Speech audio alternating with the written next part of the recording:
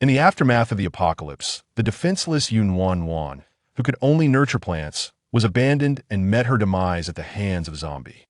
Upon reopening her eyes, she found herself transformed into the sole granddaughter of the elderly Yu family in the 1980s. Her family was genuinely kind, yet their circumstances were undeniably dire, characterized by earthen walls, thatched roofs, and a rickety wooden bed that creaked with every movement. Clad in worn garments and subsisting on coarse grains, their wallets were as empty as their faces were pale. Nuannuan clenched her fists, harboring extraordinary abilities, and resolved to thrive amidst the affection of her newfound family. As the Yu family gathered, one exclaimed, "Oh dear, is our little Nuan feeling hungry?" Meanwhile, the neighboring family's one-year-old Dabao observed the infant Nuannuan, who was flailing her tiny fists, and contemplated whether this was indeed how a baby should behave, that he wondered if he should emulate her. Just as Dabao raised his own fist, Nuannuan playfully placed him on her belly, causing him to flip over. Dabao gazed blankly at the ceiling, his little curls bobbing as he pondered whether he should be returned to his original position. Chapter 1. A baby girl is born on New Year's Eve. While other households in San Liquios celebrated with joy, the Yu family at the village's end was engulfed in chaos.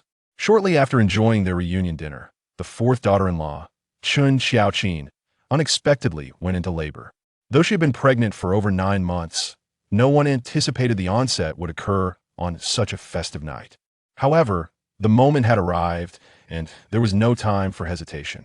Yu Shuhua, the matriarch, having given birth to 4 sons and assisted in the deliveries of 6 grandsons, took charge of the situation with remarkable composure. With the Yu family being numerous but lacking adequate space, Chun Xiaoqin was to give birth in her own bed. Yu Shuhua examined her and reassured, "Xiaoqin, there is no need for fear. Your cervix is already dilated. The baby will arrive shortly." The pain was unbearable. When Nuannuan regained consciousness, she felt an immense pressure surrounding her, accompanied by distant voices encouraging her to push harder, assuring her that it would soon be over. She found this perplexing and wished to open her eyes, but no matter how hard she tried, it was in vain. It felt as though her eyelids were shrouded in something impenetrable. Just as she resigned herself to the darkness, an even greater force propelled her outward. "It's a girl. We've had the baby!" someone exclaimed nearby. Yet Nuannuan was unbothered by the excitement. She felt an overwhelming chill. Why was it so cold? Could it be that the zombies had stripped her of her clothing? As she pondered this, she sensed someone lifting her legs, followed by a voice brimming with joy proclaiming, "It's a girl." Nuannuan, bewildered, felt compelled to express her frustration, but was instead greeted with a loud wail. Startled by her own cry, she swiftly closed her mouth, a peculiar sensation swelling within her. Realizing the implications of her situation, Nuannuan grappled with disbelief. Had she truly transformed into a newborn infant? Once Chun Xiaoqin had regained her strength, she lifted her head with great effort to inquire of Yu Shuhua, "Mom, what's wrong with the baby? Why isn't she crying?" Yu Shuhua, equally puzzled, wondered why the infant had only cried a couple of times and then fell silent. After a thorough examination, she exhaled in relief, "Xiaoqin, the baby is perfectly fine." Still concerned, Chun Xiaoqin asked, "But why isn't she crying?" Yu Shuhua chuckled, "This little girl is different from the rascals. She is gentle and considerate, perhaps wishing to let you rest after the ordeal of childbirth. You heard her cry earlier. She has merely chosen to be quiet for now. Do not fret, she is healthy." As Chun Xiaoqin was about to speak again, Yu Shuhua interrupted, "Let your sister-in-law tidy up a bit while you take a moment to rest. I will wash and wrap the baby. She mustn't catch a chill." Chapter 2. Quite considerate in the ensuing minutes, Nuannuan felt akin to a rag doll, being gently handled by others. Though there was a hint of embarrassment, the discomfort that had plagued her moments before had significantly diminished. Successfully managing to open her eyes, she found the world before her shrouded in a haze, rendering everything indistinct. Although not a medical professional, Nuannuan was a child of the digital age and possessed a fair understanding of various matters. For instance, she knew that newborns could not see well due to their underdeveloped vision, and clarity would come with time. Thus, she remained patient. Despite harboring the consciousness of an adult, her physical form was that of a tiny infant. Even as she longed to listen to the conversations around her to grasp her current predicament, drowsiness overwhelmed her, and after a yawn, she succumbed to sleep. Yu Shuhua placed the bundled infant beside Chun Xiaoqin. Xiaoqin, are you hungry? Chun Xiaoqin shook her head. No, Mom, I'm not hungry. Having just feasted on the reunion dinner, it was far too soon for her to feel hunger. With that, Yu Shuhua dashed out with remarkable speed, leaving Chun Xiaoqin momentarily stunned. Zhang Yugu, having just cleaned up Chun Xiaoqin, chuckled, Sister-in-law, do not be astonished. Since the day I entered this family, our mother has longed for a granddaughter. Who could have imagined that after waiting 8 or 9 years, with 6 grandsons born, she would finally have a granddaughter? She is overjoyed. Wang Meihua, the second daughter-in-law, joined in the laughter. This little girl is indeed different. Look how well-behaved she is, already fast asleep. I remember when I gave birth to my 2 rascals. They cried with such vigor that it was unbearable. I could hardly find a moment's rest. Zhao Chunlan, the third daughter-in-law, expressed her envy. I wonder if I will ever have a daughter. If I could have such a sweet little girl, it would be wonderful. Chun Xiaoqin had been married into the Yu family for 2 years and knew well that her in-laws and siblings were all eager for a daughter. However, knowing this was different from experiencing it firsthand. Turning her head, she gazed at her peacefully sleeping daughter, feeling an overwhelming softness in her heart. Her affection for this child stemmed not only from the fact that she was a girl, pleasing to her in-laws and siblings, but also because she was the child she had carried for 10 months, a piece of her own flesh and blood. As the room remained quiet, a gentle knock at the door interrupted the silence, followed by the voice of Yu Hai, the 4th son of the Yu family. Sisters-in-law, how are Xiaoqin and the baby faring? Although Yu Hai's voice was soft, it could not conceal the tension within. Earlier, when Yu Shuhua had stepped out, he had inquired about the same matter, only to be shooed away by her for being in the kitchen. With no other choice, he had come to ask. Zhang Yugu exchanged a knowing glance with Chun Xiaoqin, who would have thought that our clumsy 4th brother would show such attentiveness. Chun Xiaoqin felt a flush of embarrassment, at a loss for words. Observing this, Zhang Yugu refrained from teasing her further and moved to open the door. Everything is ready, come in and take a look. Chapter 3. My granddaughter is hungry. Upon seeing Zhang Yugu opening the door, Yu Hai stammered, Sister-in-law, how is Xiaoqin? She is well. You will see for yourself once you come in. Zhang Yugu stepped aside to allow Yu Hai to enter the room. The room was illuminated, though the light was dim and not particularly bright. Yu Hai walked to the bedside, finally able to discern Chun Xiaoqin's complexion clearly. He noticed that although she appeared fatigued, her face was adorned with smiles, which reassured him that she was indeed doing well, allowing him to exhale in relief. That's good. That's good. Before he could finish his sentence, Yu Hai spotted the swaddled infant beside Chun Xiaoqin. The swaddling was tightly wrapped with a blanket covering it, allowing him only to glimpse the baby's face. The tiny visage appeared no larger than the palm of his hand. Xiaoqin, is this her child? Is it a boy or a girl?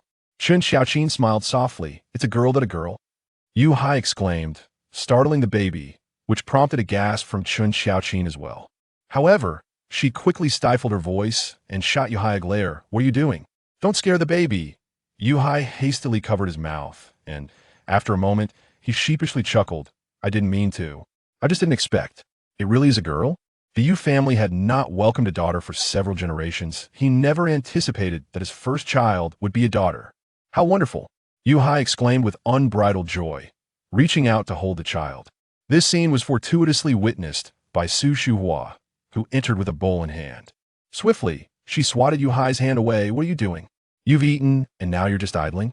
The baby has just fallen asleep. If you wake her, you won't be the one to suffer. I will. Go outside quickly. Unfazed by the reprimand, Yu Hai grinned at Su Shuhua. Mom, this is my room. If you make me go outside, where'll I sleep? It's already late. Upon hearing Yu Hai mention the late hour, Chun Xiaoqin suddenly remembered something. Was the baby born in the first half of the night or the second half? She had been too preoccupied with her pain to consider the time. Not only she, but even Zhang Yuguai and the other sisters-in-law had failed to notice this detail. Seeing everyone in the room exchanging glances, Su Shuhua smiled triumphantly. Don't worry, I was keeping track of the time. She was born at 1 o'clock, on the first day of the new year. When Nuannuan awoke, the first words she heard were, born on the first day of the new year. She was born on the first day of the year. Yet, That was of little consequence. What mattered most was that she was hungry. The instinct of her body was irresistible. Unable to speak, Nuannuan squirmed slightly and let out a few soft sounds. Upon hearing her murmurs, Su Shuhua, who had been conversing moments before, instantly silenced herself and looked down at Nuannuan. "What's wrong, little darling? Did your father's voice wake you? Grandma will take care of him." Yuhai leaned in anxiously. "What's wrong? Did I wake you?" As they drew closer, they noticed the tiny mouth moving. Su Shuhua suddenly realized, she's hungry. Yuhai sighed in relief. "So she's hungry. Thank goodness it's not because I woke her." Seeing that Yuhai still hadn't left, Su Shuhua shot him another glare. "Didn't you hear what I said? My granddaughter is hungry. You need to leave. Let Xiaoqin feed her." Chapter 4. The End Times in the 80s. I ventured out once more, accompanied by Zh Ingwai Gu and her two sisters-in-law. It was Chun Chi Oqin's first experience of motherhood, and naturally, she felt a tad bashful about nursing in front of so many people. Had she not been concerned about Chun Chi Oqin's inexperience, XSH would have opted to join them outside. With XSH's assistance, the nursing process proceeded relatively smoothly. Initially, Nuannuan felt somewhat awkward, yet the discomfort of hunger soon overshadowed her reservations, and she eagerly indulged in her meal. The warmth of a loving embrace and the satisfaction of a full belly made her feel as if she were living a divine existence, especially in comparison to the apocalyptic world she had encountered. However, even now, Nuannuan remained bewildered as to how she had arrived here. Transformed into a newborn infant, she distinctly remembered that after the apocalypse, she had awakened her botanical abilities, enabling her to nurture plants. Given a single seed, she could yield a bowl of grain. In a world ravaged by scarcity, this ability was initially quite valuable. Yet as time passed, seeds dwindled while the threat of zombies intensified. Not only was she incapable of combating the undead, but her ability to protect herself was also mediocre. Eventually, during another zombie assault, she was abandoned by her team and perished at the hands of the very creatures she feared. The agony of being bitten by a zombie lingered in her memory, a pain so profound that it felt worse than death itself. Just when Nuannuan believed her fate was sealed, she unexpectedly found herself granted a second chance at life, seemingly embraced by a loving family. After satisfying her hunger and thirst, she soon drifted into slumber once more. The life of an infant was indeed simple: eat, sleep, and repeat. In the blink of an eye, several days passed, and Nuannuan's vision sharpened. However, upon discerning her surroundings, she gasped in disbelief, suspecting her eyes might be deceiving her. The ceiling, supported by a few wooden beams, was thatched with straw. The dwelling was modest in height, and the windows were small, resulting in a dim atmosphere even during daylight. Such a dilapidated abode was unfamiliar to Nuannuan, despite her experiences in the post-apocalyptic world. After all, even amidst devastation, technology and abilities had ensured that structures remained increasingly robust. This rundown house resembled those she had only seen in television dramas, typical of impoverished rural areas from the 80s and 90s. Was she truly transported back to that era? Was it the 80s or the 90s? This question lingered in her mind for only a short while. Within days, she discerned that it was indeed the year 1980. There were no large-screen smartphones, no wireless internet, not to mention computers. Even televisions were luxuries beyond the reach of ordinary folk. In a village, there might be only one old-fashioned landline phone. The sole comfort for Nuannuan was the presence of electricity. Though she felt a bit disheartened, the despair did not linger long. Compared to a world teeming with zombies and mutated flora and fauna, this place was undeniably a paradise. The sky was azure, the waters clear, and the air fresh. To wish for more would be sheer greed. Realizing this, Nuannuan joyfully resumed her cycle of eating and sleeping, and in no time, she reached her first month. Chapter 5. Were you looking at Nuanbo? On the day of Nuannuan's full moon celebration, the Y family organized a feast, inviting friends and relatives to partake in the festivities. Now that she was a month old, Nuannuan's waking hours had increased significantly, and when guests arrived, she happened to be awake. Initially, she felt delighted at the prospect of meeting more people, as it would provide her with greater insight into her surroundings. However, after being passed around and pinched on the cheeks, her joy quickly faded. As an infant with an adult consciousness, she found such displays of affection rather unwelcome. Yet, what could a baby do in protest but cry? Having been exceptionally well-behaved since birth, only expressing discomfort when hungry or needing a change, Nuannuan's sudden outburst of wails startled her family. Although she was merely pretending to cry, her eyes sparkled with tears. The sight of her glistening eyes melted Nuannuan's heart. Is Nuannuan missing her mother? Don't worry, Mama is here. Upon hearing this, Nuannuan beamed a toothless smile at Nuannuan. Those around her erupted in laughter, remarking how daughters are indeed their mother's little treasures. After Nuannuan's display, no one dared to hold her any longer. They merely gathered to admire her and offer compliments. The atmosphere was lively for a while, but once the meal was served outside, the guests dispersed to eat, allowing Nuannuan to breathe a sigh of relief.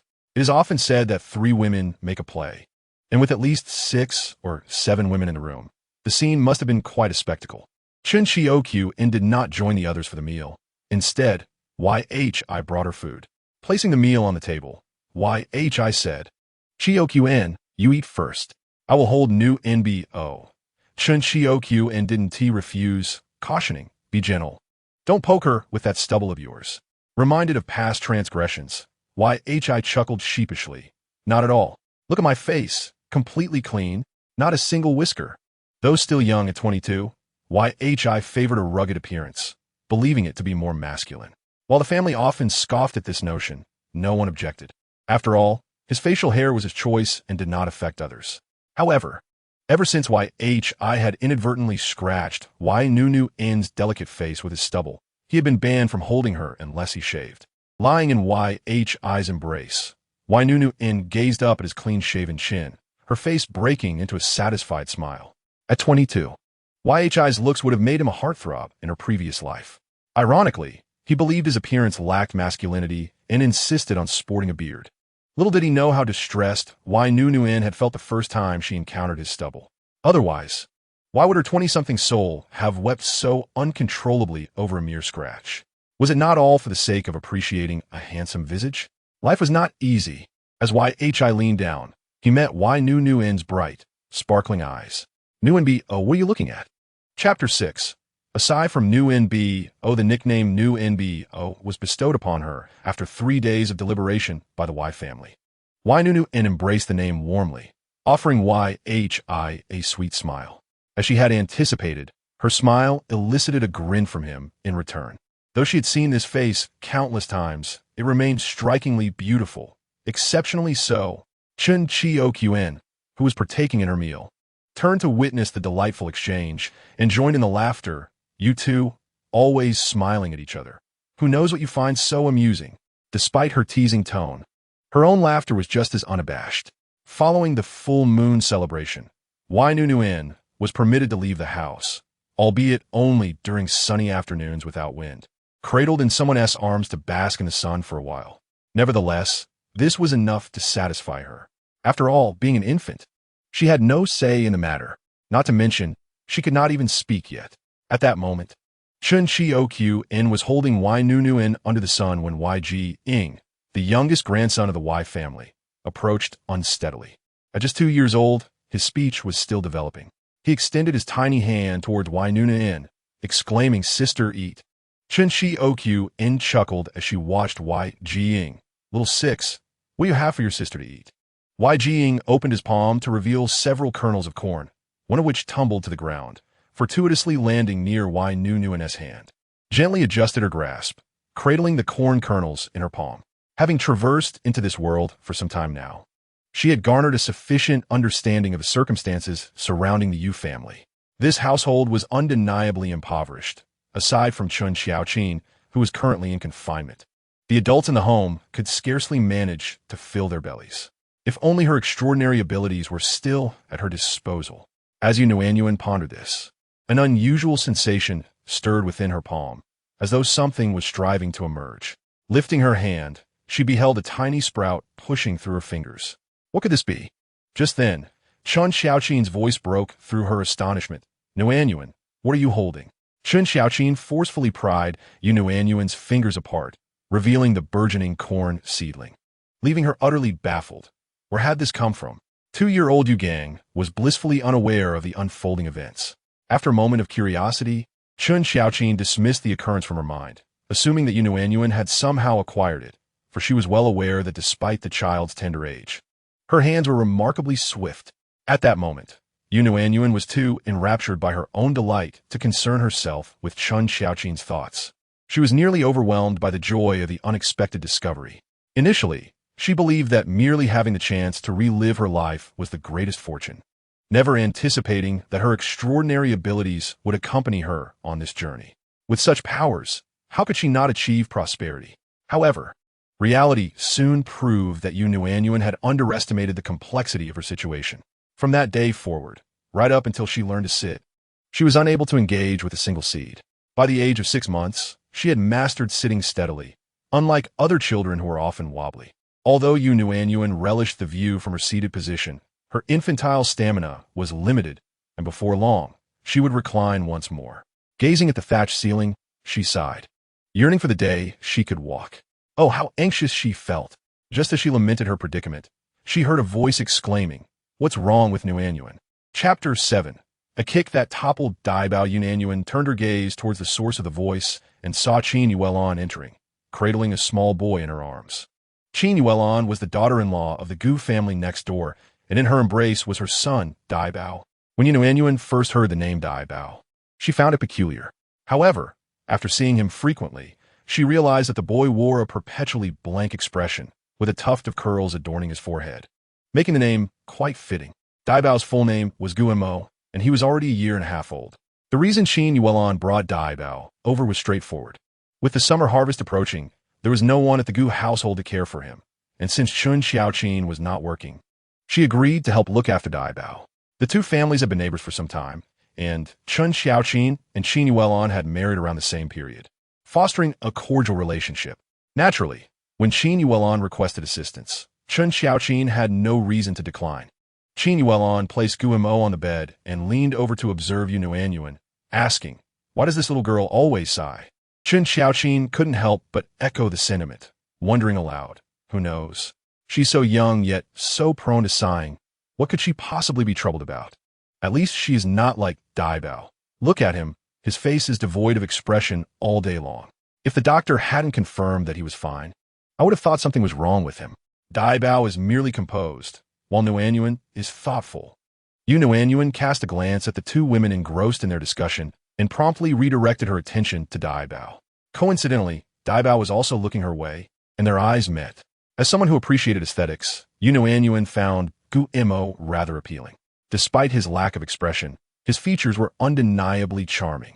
As the only son of Nuannuan, he was well cared for, chubby and fair, with large, glistening eyes that seemed to melt hearts whenever he gazed at someone. Nuannuan broke into a sweet smile directed at Guimo, who glanced back before nonchalantly averting his gaze. Oh, this little rascal. Time was of the essence. Nuannuan did not linger long before departing. Typically, a child of just over a year would wail upon seeing their mother leave. Yet Guimo simply watched her go, his expression unchanged, continuing to survey the room with a placid demeanor. Chun Xiaoqin observed the contrast between the two children and couldn't help but chuckle. Their personalities were indeed worlds apart. After surveying the surroundings, Gumo's gaze returned to Nuannuan.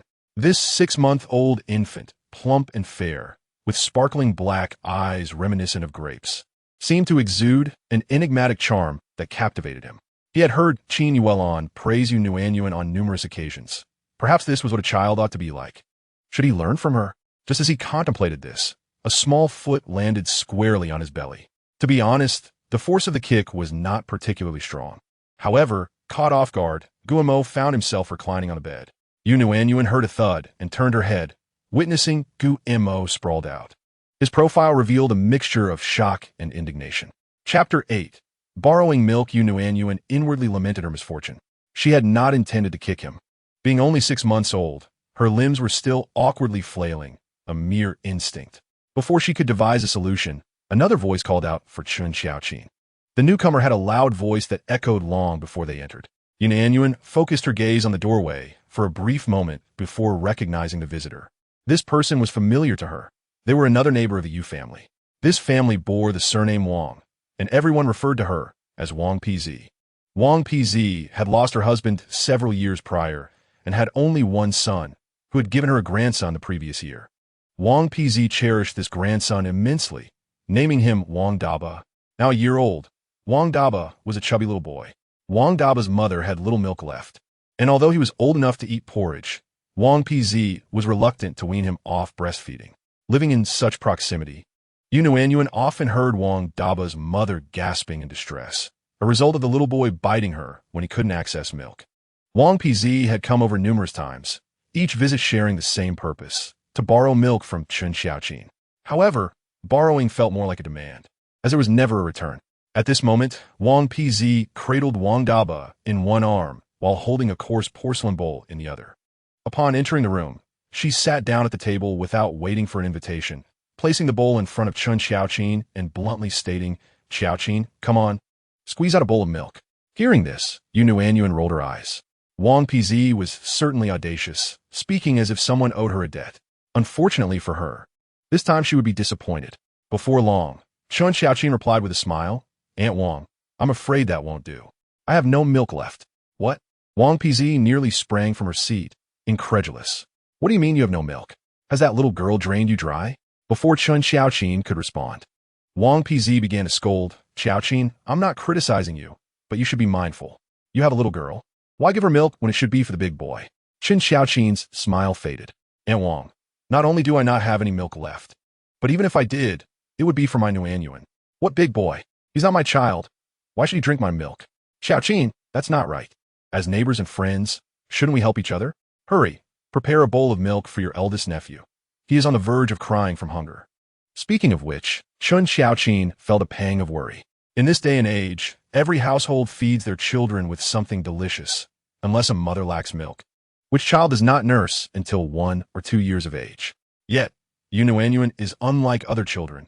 At just half a year old, she has already refused to nurse. Even when she cries from hunger, she will not eat. After discussing with Su Shuhua, Chen Xiaoqin realized that Nuannuan was resolutely resisting, so she could only prepare some porridge for her, which surprisingly, she devoured with delight. Old Wang was initially astonished, then became furious, pointing at Chen Xiaoqin and berating her.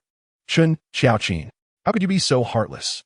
Nuannuan stared at Old Wang, feeling her worldview being reshaped. This Old Wang was truly the most bizarre person she had encountered since arriving here. Wang Daba looked at Old Wang and then at Chen Xiaoqin, suddenly bursting into tears. Seeing Wang Daba cry, Old Wang felt even more distressed. "Oh, my dear Daba, why are you so unfortunate to be saddled with such a heartless aunt? What will happen to you in the future?" Old Wang wailed, resembling a performer in a grand play. Although Chen Xiaoqin was not of a timid temperament, her age rendered her less shameless than Old Wang. Hearing Old Wang's cries, she was momentarily at a loss. At that moment, Su Shuhua rushed in. Ever since Nuannuan was born, Su Shuhua felt uneasy whenever she could not see her for a moment. After only a short while of working in the fields, she felt anxious and hastily ran home. Just as she reached the door, she heard Old Wang's wailing, prompting her to quicken her pace. Su Shuhua muttered complaints as she hurried to the bedside, picking up Nuannuan and gently patting her back while softly coaxing, "Don't be afraid, Nuannuan. Grandma is here." Although Nuannuan was not afraid, she thoroughly enjoyed the feeling of being cared for, bursting into giggles. Perhaps due to Su Shuhua's commanding presence, Old Wang instinctively took a step back. "I don't have any milk to give you." "Then pay for it. Human milk is worth more than formula." "What money?" "I have no money. If you want to lend it, then don't. I've never seen anyone like you who would ask for money." Old Wang grumbled as she grabbed a large bowl from the table and dashed out like the wind. Witnessing all this, Nuannuan felt like applauding Su Shuhua. Her grandmother was usually gentle with her, but she turned out to be so fierce when confronting others. She adored it. Su Shuhua watched Old Wang flee before turning to Chen Xiaoqin. "Xiaoqin, it's not that I'm criticizing you, but you are too soft-hearted. Even if it's not for any other reason, you cannot let anyone bully our Nuannuan, understand?" Chen Xiaoqin nodded earnestly. "Mom, I understand. Rest assured, I will not be like this in the future." The urgency of harvesting could not be delayed, and Su Shuhua did not linger at home for long before hurrying out again. Taking advantage of Su Shuhua's presence, Chen Xiaoqin went to the backyard to cut a large bundle of chives. At that moment, she placed 2 basins on the bed. Picking chives while amusing Nuannuan and Gu Imo showed no interest in the chives, but Nuannuan was quite the opposite. The chives were somewhat aged, with some already blossoming into white chive flowers. While Qin Xiaoqin was distracted, Nuannuan seized a flower in her hand. The white petals were slightly curled, and she could already see the chive seeds inside. Nuannuan poked at the seeds with her chubby little fingers for quite a while, but could not extract them. Her fingers seemed to have a mind of their own, and she felt frustrated. Guemo observed Nuannuan's actions for a while before he could no longer bear it. This was too clumsy. He leaned down to peer into the basin, picked up a wilting chive flower, and, with his equally short and stout little fingers, managed to extract the seeds within after a brief struggle. Here, Nuannuan looked at the little hand extended toward her, still somewhat puzzled. But upon seeing the small seeds in the tender palm, she beamed and hurriedly reached out to take them. At that moment, Qin Xiaoqin happened to look up, first laughing, then wanting to intervene. In her eyes, children understood nothing. It would be troublesome if Nuannuan accidentally ingested the chive seeds. However, before Qin Xiaoqin could act, a green sprout emerged from the gap between Nuannuan and Gu Mo's clasped hands. The sprout grew exceptionally fast, transforming almost instantaneously into slender chive leaves. Their tiny hands were too small, and the burgeoning chive leaves effectively separated them, causing the chives to fall onto the bed. All three were momentarily dumbfounded. Qin Xiaoqin suspected she was hallucinating and blinked forcefully. Yet, when she reopened her eyes, the chives remained there, crisp and verdant, exuding their distinct aroma. After hesitating for a moment, she reached out to pick up the chives, examining them closely.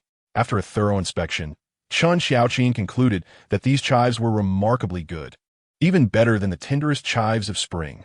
Just the scent made one crave them. But that was not the crux of the matter. The real question was how these chives had come to be. Qin Xiaoqin held the chives, glancing between Nuannuan and Guemo, uncertain of who was responsible for this occurrence. Nuannuan felt a twinge of unease but continued to gaze at Qin Xiaoqin with her innocent big eyes, seemingly unaware of the situation. She had not anticipated that merely touching the seeds would trigger her special ability. Judging by the results, her power had indeed enhanced. When she had first touched a seed at 1 month old, she could only stimulate a small sprout. Now, she could cause chives to grow instantaneously. Could it be that her abilities would increase with her age? If those in the apocalypse were to learn of this, they would be filled with envy and jealousy. After all, in those times, who did not have to break through their abilities through repeated battles with zombies? Guemo glanced at Nuannuan, then at Qin Xiaoqin, his gaze finally resting on the chives. He had managed to control himself for a while, but the incessant drooling told him he had not succeeded. He wanted to eat so badly. However, it was merely a few chives. The Gu family was also quite poor, but they had chives growing in the backyard. Although he had never tasted them, he had seen them often and never felt an urgent desire to eat them. Before Guemo could ponder further, Qin Xiaoqin placed the chives in a nearby basin filled with clean chives. Qin Xiaoqin then plucked another chive flower from a different basin and extracted the seeds within. While this was indeed astonishing, she was more eager to discover the source of the phenomenon. With a vague suspicion in her heart, Qin Xiaoqin sought to verify whether her hypothesis was correct. She first took Guemo's little hand and placed it atop the chive seeds. 1 second, 2 seconds, 3 seconds. Time passed, but the chive seeds remained unchanged. Qin Xiaoqin released Guemo's hand, smiling as she turned to Nuannuan. Nuannuan felt a tightening in her chest and hesitated, but ultimately did not withdraw. Qin Xiaoqin took Nuannuan's hand and placed it on top of the chive seeds. Almost instantaneously, tender green chive leaves sprouted from the spaces between their clasped hands. Upon witnessing this scene, Qin Xiaoqin felt both a sense of inevitability and profound astonishment. Once the leeks reached a normal length, they ceased to grow autonomously, exuding an enticing aroma akin to the freshly harvested ones. Guemo, with his petite mouth, twitched slightly as he struggled to swallow his saliva. What should he do? He found himself unable to restrain his desires. The room was enveloped in silence. Although Gumo's swallowing was barely audible, Nuannuan and Qin Xiaoqin still caught the sound. They turned their heads in unison, only to find Guemo with a glistening smile at the corners of his mouth. Nuannuan paused for a moment before breaking into a grin, exclaiming, "Dabao is simply adorable. Look at him drooling." Qin Xiaoqin placed the leeks into a bowl and gently ruffled Gumo's hair, asking, "Are you hungry? I'll go prepare something for you." Dabao, be a good boy and watch over Nuannuan, all right? Although merely a year and a half old, Guillermo often appeared somewhat dazed. Yet everyone at Samlikio knew he was an exceptionally clever child, capable of comprehending adult conversations and executing instructions with remarkable finesse. Nuannuan was particularly easygoing. She entrusted Guillermo to observe her for a while, leaving Chun Xiaoqin utterly unconcerned. As soon as Chun Xiaoqin stepped out of the room, Guillermo stood up, his little bottom sticking out. Nuannuan, noticing this, looked at him with a puzzled expression. Guillermo took 2 or 3 steps to the bowl of clean leeks, extending his chubby little hand to firmly grasp a few stalks. Nuannuan instantly recognized them as the leeks she had just cultivated with her extraordinary abilities. Guillermo stared at the leeks, tugged one off with his other hand, and stuffed it into his mouth. Witnessing this, Nuannuan's eyes widened in astonishment, her mouth agape. In her previous life, she often encountered news about Pika online, yet she had never witnessed it firsthand. Now, having traversed into this world, was she truly seeing it unfold before her eyes? Perhaps Guillermo felt her intense gaze, as he turned to look at her while chewing his dark, bright eyes, reminiscent of grapes filled with confusion. Nuannuan felt as though she could see the myriad of question marks floating above his little head. At this moment, Guillermo indeed had a head full of questions. The flavor of the leeks was so exquisite that he found it hard to stop eating. Was this truly leek? No, that was not the crux of the matter. Shouldn't the focus be on Nuannuan instead? Nuannuan propped herself up with her hands, yet her tiny body swayed left and right. There was no helping it. She was simply too small, and sitting still for too long became challenging.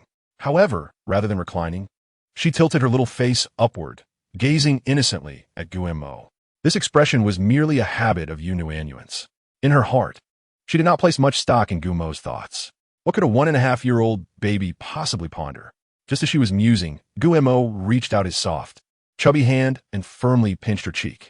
Nuannuan, having enjoyed ample nourishment and restful sleep, boasted plump cheeks, and Guillermo's gentle grip did not cause her pain.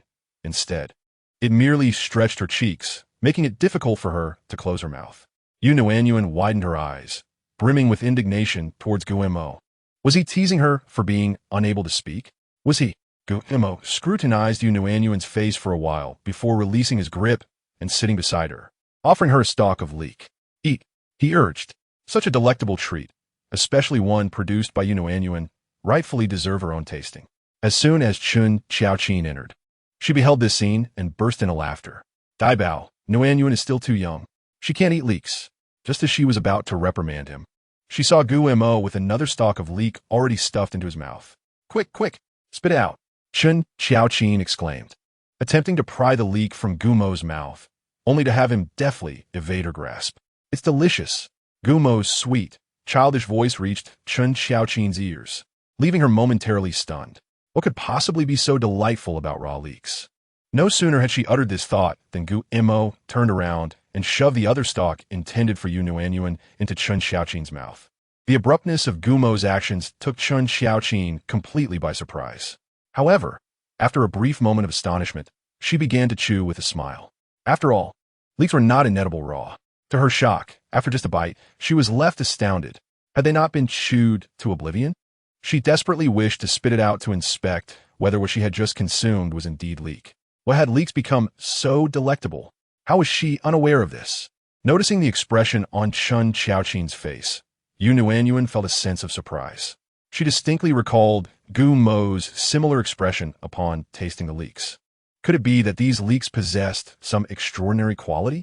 Nuannuan was puzzled yet unable to voice her inquiries, merely gazing expectantly at Chun Xiaoqin, hoping she might say something. Chun Xiaoqin reluctantly swallowed the leek in her mouth and looked at Nuannuan with wide eyes. Nuannuan, could it be that you were a celestial fairy in your past life? Nuannuan, perplexed, thought to herself. My memories from my past life are still intact in my mind. How could I possibly be a fairy? Hearing this, Guillermo turned to her with a serious expression on his round, chubby face. You are a fairy, despite being merely a year and a half old. Guillermo articulated his words with remarkable clarity. His sweet, childish voice, combined with his earnest demeanor, melted the hearts of those who listened.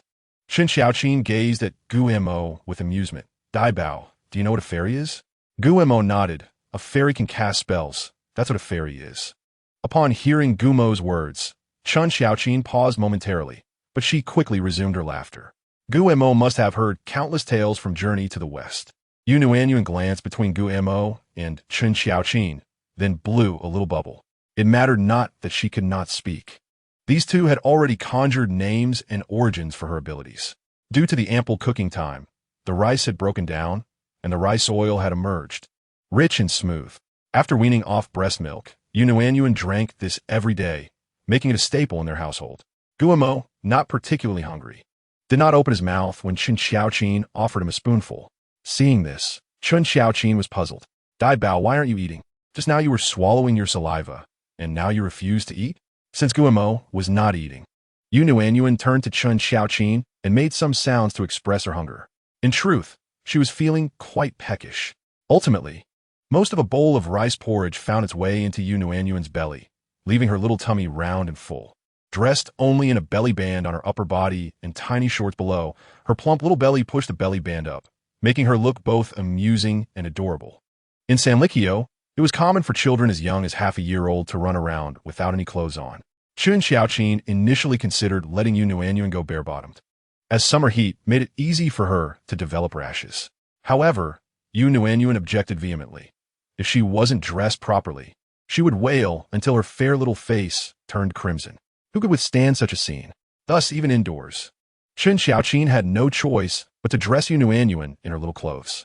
Observing Nuannuan, then glancing at Gu Mo, who was also clad in a tiny top and shorts, Chun Xiaoqin chuckled. You two truly resemble each other. Though small in stature, you are equally clever and discerning. Is it not crucial to gather the harvest while also ensuring you eat? Su Shuhua gazed at Nuanbao, while Chun Xiaoqin stood up. Mom, you play with Nuanbao. I will go help with cooking. This arrangement was agreed upon by the entire family, with Su Shuhua making the final decision.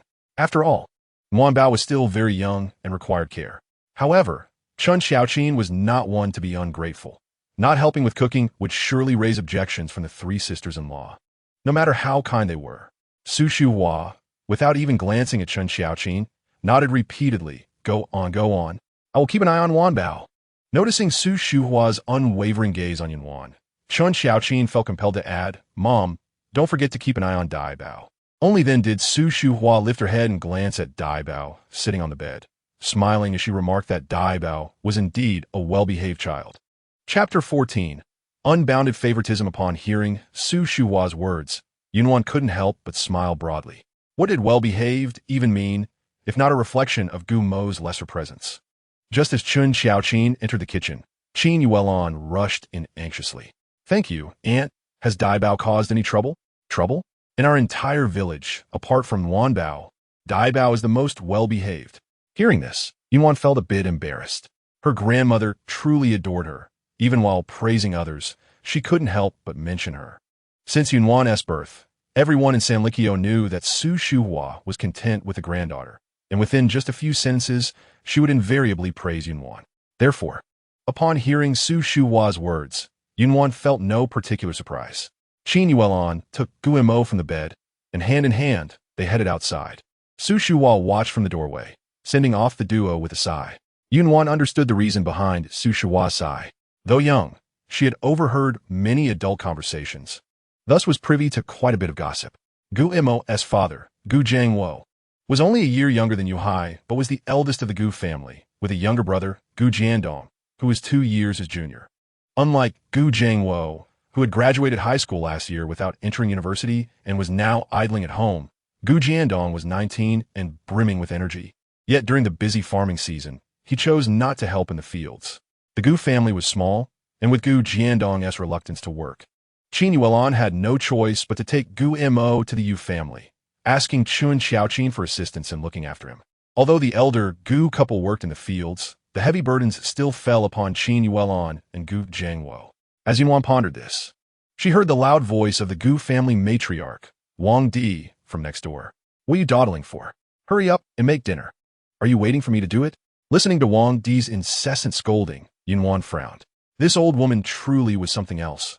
She had worked all morning, just as Qin Yuelon had. Why did she not scold Gu Jiandong for shirking his responsibilities, for not even boiling water? Such blatant favoritism was intolerable. Chapter 15. related in Nuannuan Sanlikyo, is situated in a plain where wheat-based foods are prevalent. The Yu family's lunch consisted of pulled noodles, which are not made from pure white flour. Very few households in Sanlikyo could afford such luxury. The flour was a mix of sweet potato flour, bean flour, and a touch of white flour, giving the noodles a darker color and a lesser chewiness. Yet no one complained. Living in the countryside, every household had a vegetable garden, and one could simply pick whatever vegetables they desired. The Yu family used eggplant for their noodle topping, which tasted delightful when paired with minced garlic. As Nuannuan watched the others slurping their noodles, she felt compelled to join in. Having been in this world for half a year, she had not tasted anything flavorful. Moreover, watching others eat was truly torturous. She turned her head away, deciding that what she did not see would not trouble her.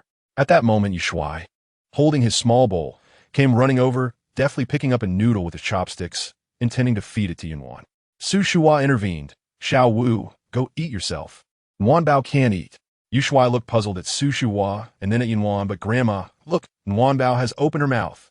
Su Shuai glanced down, and indeed, saw Nuannuan with her mouth agape, her tender tongue peeking out and moving slightly.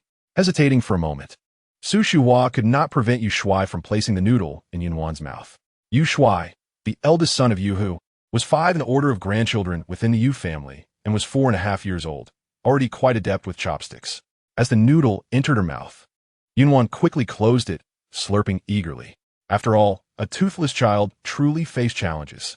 Seeing Nuannuan's animated response, Yushuai was overjoyed, raising his voice, Grandma, look, Nuanbao is eating. She loves the noodles I fed her. It must be because she likes me. Su Shuhua glanced at Yushuai, unable to shatter his delightful illusion. She knew her granddaughter well enough to realize that it was merely a fondness for noodles. Nuannuan savored the noodle, sucking on it until her cheeks began to ache, at which point she had no choice but to spit it out. This scene elicited hearty laughter from Su Shuhua, who simultaneously felt a pang of sympathy. Secretly planning to prepare something flavorful and digestible for you, Nuannuan once the summer harvest was complete. The midday sun was at its peak, with the fields completely exposed. Working outside now would likely result in someone fainting from the heat. Su Shuhua looked curiously at Qin Xiaoqin. What is going on? Can't you just say it? Mom, let us go inside first. It's about Nuanbao. Su Shuhua ignored Yuhai, her gaze fixated anxiously on Qin Xiaoqin. What is wrong with Nuanbao? Hurry up and tell me. Chapter 16. Stuck in the stomach upon hearing that it concerned Nuanbao, Yuhai, who had just felt drowsy, sat up straight. What is wrong with Nuanbao?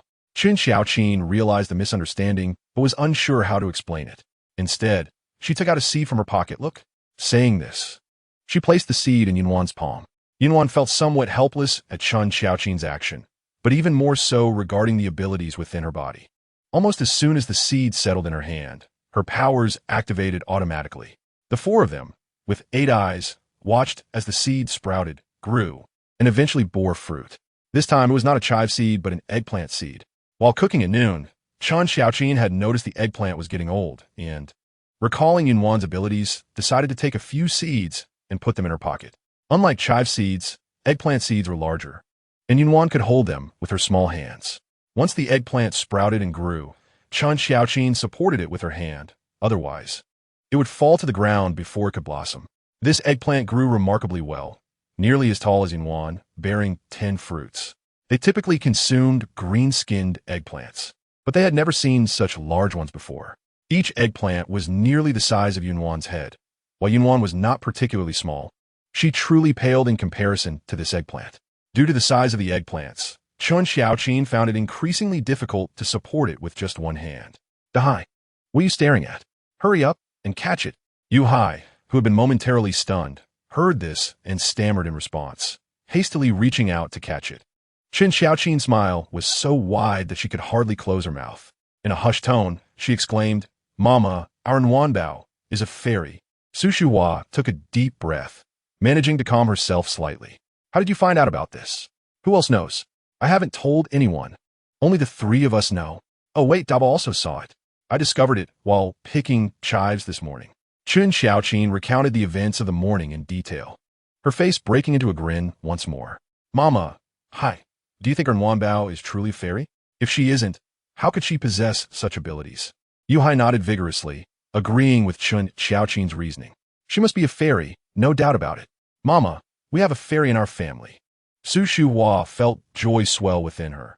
After so many years of longing, she finally had a sweet, soft granddaughter, and to her surprise, a little fairy at that. However, amidst her happiness, Su Hua did not forget the gravity of the situation. Lao Si, Qiaoqin, I must tell you both that this matter must remain a secret. No one is allowed to speak of it, do you understand? If outsiders learn that we have a little fairy, what if they come to take her away? Human hearts are inscrutable. What if someone harbors malicious intent and harms Nuanbao? The mere thought sent Su Hua into a frenzy. Wishing she could see Yu Hai and Chun Xiaoqin's mouths shut. Both Chun Xiaoqin and Yu Hai nodded earnestly. Mama, rest assured, we will absolutely keep this to ourselves. Not even a word will slip out, even in our dreams. Chapter 17. It cannot end like this. Nuannuan, after all, was the daughter of Yu Hai and Chun Xiaoqin, and their affection for her was genuine and abundant. Su Hua felt quite reassured with the two of them. All right, you both need to be cautious. In the future, regarding seeds and flowers, do your utmost to prevent Nuanbao from coming into contact with them. Otherwise, it may lead to discovery. Chun Xiaoqin and Yu Hai exchanged glances and simultaneously praised Su Hua. Mama, you truly think of everything. Su Hua lovingly caressed Nuannuan's little face, urging her to take an afternoon nap. Time had passed, and Nuanbao looked so tired that her eyes could barely stay open. We'll leave this eggplant in your room for now, Qiaoqin. After we depart, wash and cut it up. We shall have it for dinner. Such a large eggplant would surely attract attention. To prevent any mishaps, it was best to eat it as soon as possible. Nuannuan was initially anxious, fearing that Su Hua and Yu Hai might perceive her as a monster. However, without much coaxing from Chun Xiaoqin, she drifted into a sweet slumber. When Nuannuan awoke, it was already late afternoon. Upon opening her eyes, she was greeted by a round, chubby, rosy face. Without needing to look closely, Nuannuan recognized it was Guimo. Guimo was quite delightful in many respects. But misfortunes seemed to follow him. He had an overbearing father, a feeble mother, biased grandparents, and a troublesome uncle. Reflecting on this made Nuannuan realize that Guimo's situation resembled that of a protagonist in a novel. Moreover, Guimo was indeed handsome. Aside from a gender discrepancy, he bore a striking resemblance to a leading lady. When Guimo opened his eyes, he saw Nuannuan smiling joyfully. His brows furrowed slightly. What are you laughing about? He sat up, fixing his gaze on Nuannuan. You kicked me this morning. Nuannuan's smile froze on her face. This little child, so young, not only had a good memory but also held grudges. How utterly unappealing. Unaware of Nuannuan's inner thoughts, Guimo continued. Since you were just an ignorant little baby, I won't hold it against you. Nuannuan blinked. Was there a hidden meaning in his words? You mean you two arrived here inexplicably, becoming a newborn? Do you possess fairy powers? Are you truly a reincarnated fairy? Yet, he did not seem to display any prior memories.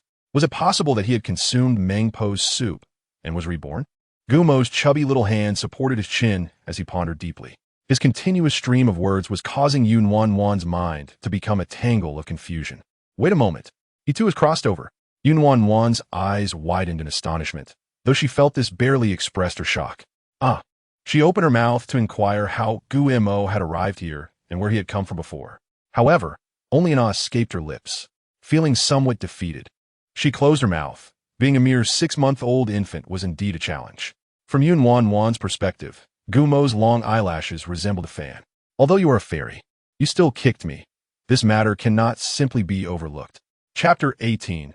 Manifested by Nuanbao. Nuannuan watched as Guimo reached out his small, plump, and delicate hand towards her, which seemed to convey 4 words. Claw of the demon. She felt an overwhelming urge to wail, hoping to summon Chun Xiaoqin, who seemed to have vanished. Just then, she felt her hand being gently pried open. Turning her head, she saw Guimo had opened her little hand and placed a seed in her palm. Why do both adults and children enjoy doing this? Did they truly perceive her as a petri dish? No water, no soil, no need for photosynthesis, nor any nutrient solution. She was indeed the most effortless and worry-free petri dish imaginable. Yet, Nuannuan was undeniably curious about the seed Guimo had produced. Once the seed nestled in her palm, it began to sprout.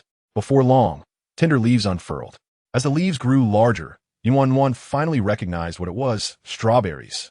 She watched in awe as delicate vines emerged among the green leaves, each topped with clusters of tiny white flowers.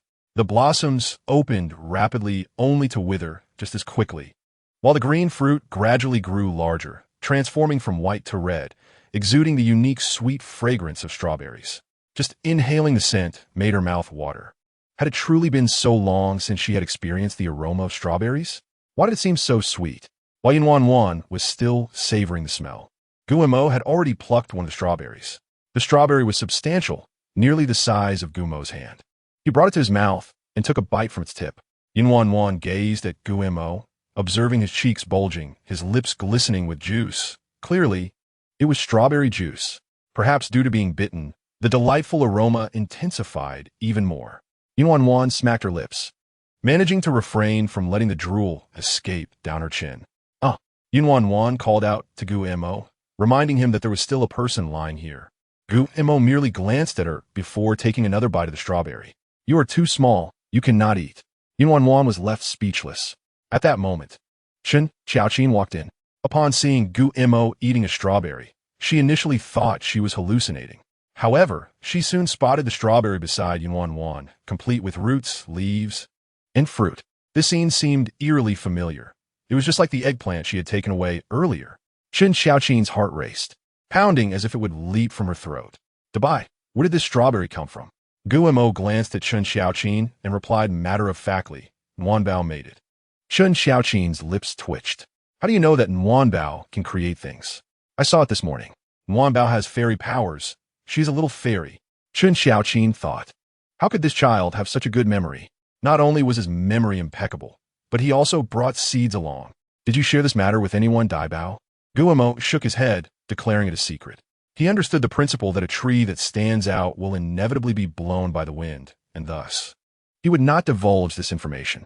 Even if there were no other reasons, the prospect of enjoying these delectable vegetables and fruits was sufficient motivation. Chapter 19. Seeds remained. Chen Xiaoqin opened her mouth as if to speak, but found herself at a loss for words. After a moment's contemplation, she managed to sternly remind Dabao, you must not tell anyone about Nuanbao being a little fairy, otherwise you may never see her again. Guillemot nodded unstel ypsilon. Acknowledging her words, observing Chen Xiaoqin's lingering concern, Guillemot promptly plucked another strawberry and offered it to her, insisting eat. Nuannuan, witnessing this, pounded the bed with her tiny fists and made a few sounds of protest. Just because I can't speak doesn't mean I lack rights. Would there be strawberries without me? Guillemot was eating and sharing with Chen Xiaoqin, yet neglecting her. Chen Xiaoqin turned to see Nuannuan, gazing longingly at the strawberry, her rosy lips moving eagerly, a clear indication of her desire to partake. You want to eat too, Nuanbao? Chen Xiaoqin said, as she took the strawberry from Guillemot and approached Nuannuan. The strawberry was somewhat large for her, and she struggled to hold it with one hand. Undeterred, Nuannuan raised her other tiny hand, cradling the strawberry with both hands and bringing it to her mouth. However, she faced a new dilemma. She had no teeth. After grinding away for some time, she only managed to break the outer skin slightly. The sweet aroma lingered tantalizingly close to her lips, yet she was unable to taste it. How infuriating! Chen Xiaoqin quickly discerned the problem. Glancing at the strawberry and then at Nuannuan, she chuckled, Nuanbao, let me have the strawberry for a moment. I'll turn it into juice for you. Initially reluctant when the strawberry was taken from her, Nuannuan smiled obediently upon hearing Chen Xiaoqin's words. Using a small spoon, Chen Xiaoqin fed Nuannuan strawberry juice, and the little one beamed with delight. It must be said that this strawberry was indeed the finest she had ever tasted, exquisitely sweet, with not a hint of sourness. This particular strawberry plant had borne 8 fruits.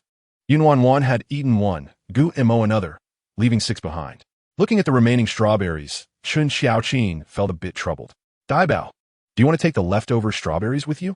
Strawberries were such a rarity, something she had only seen in the county town. No one in their village had ever tasted them. As she pondered this, Chen Xiaoqin became even more curious about another matter.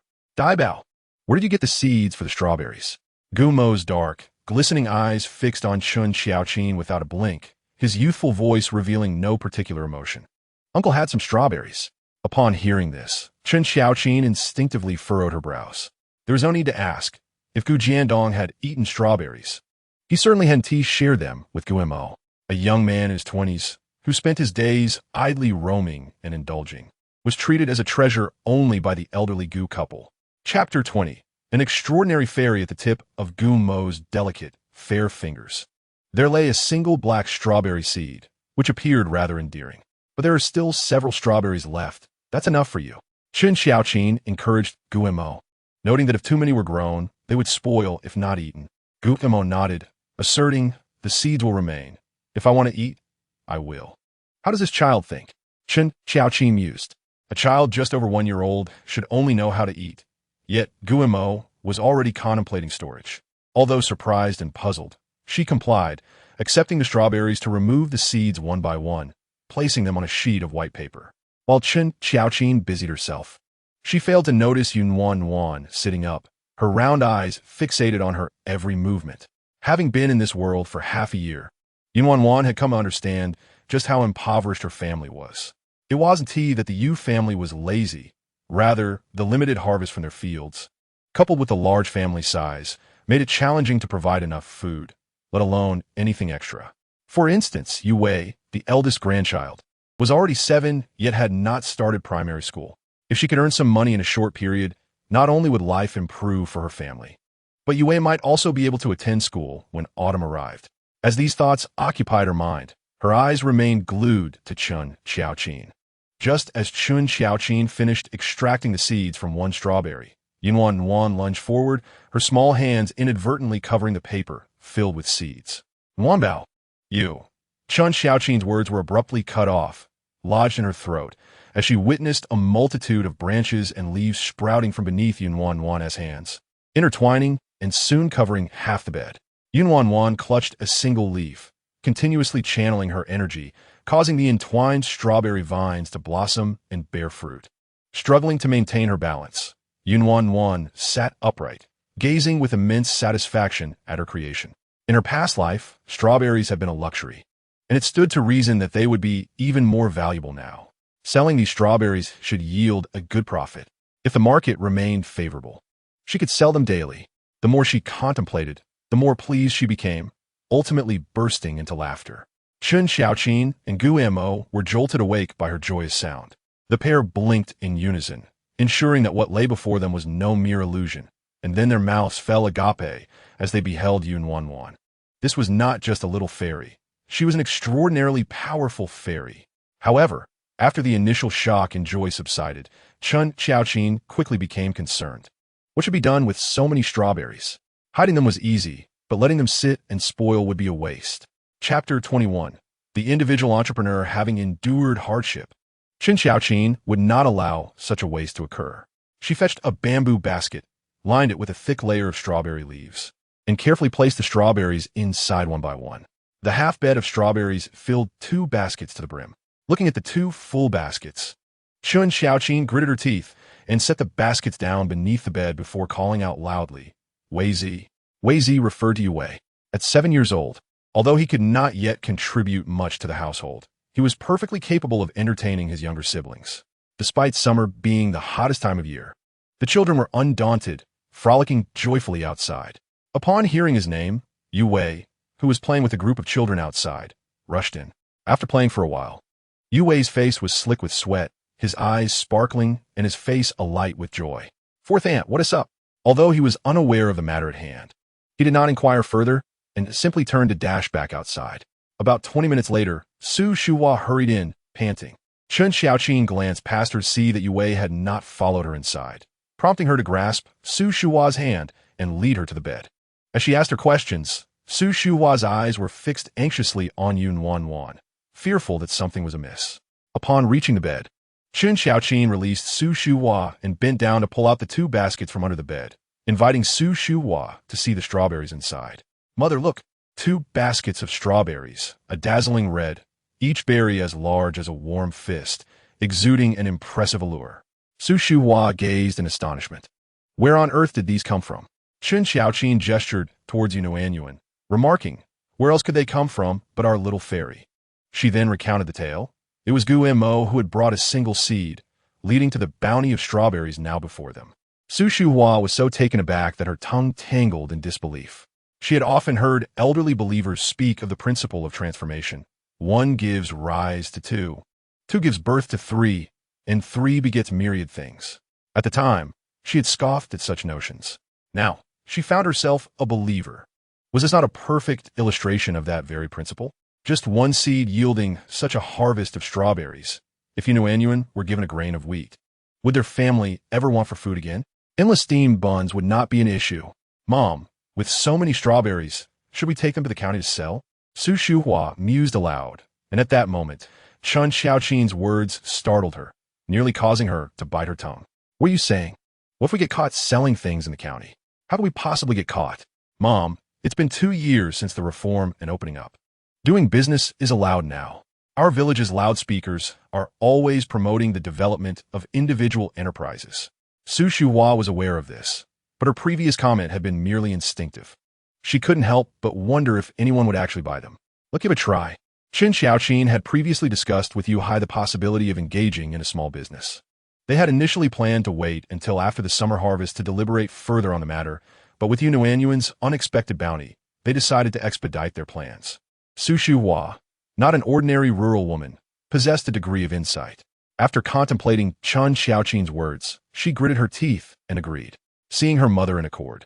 Qin Xiaoqin hurriedly insisted, Mom, these strawberries will lose their freshness overnight. Since it's still early, let us head to the county now. Su Shuhua, spirited and decisive, readily concurred but added, I will go alone. You stay home with Nuannuan. The scorching sun outside was relentless. Although the distance from Sanli Bridge to the county was only 3 miles, walking would take over half an hour. Leaving Nuannuan exposed to the sun for that long could lead to heat stroke. Qin Xiaoqin quickly acknowledged this concern and refrained from further argument, merely advising Mom, take care on your way. Su Shuhua raised her brows. Do you doubt my ability? Stay at home and watch over Nuannuan. By the way, did you save a few strawberries for her?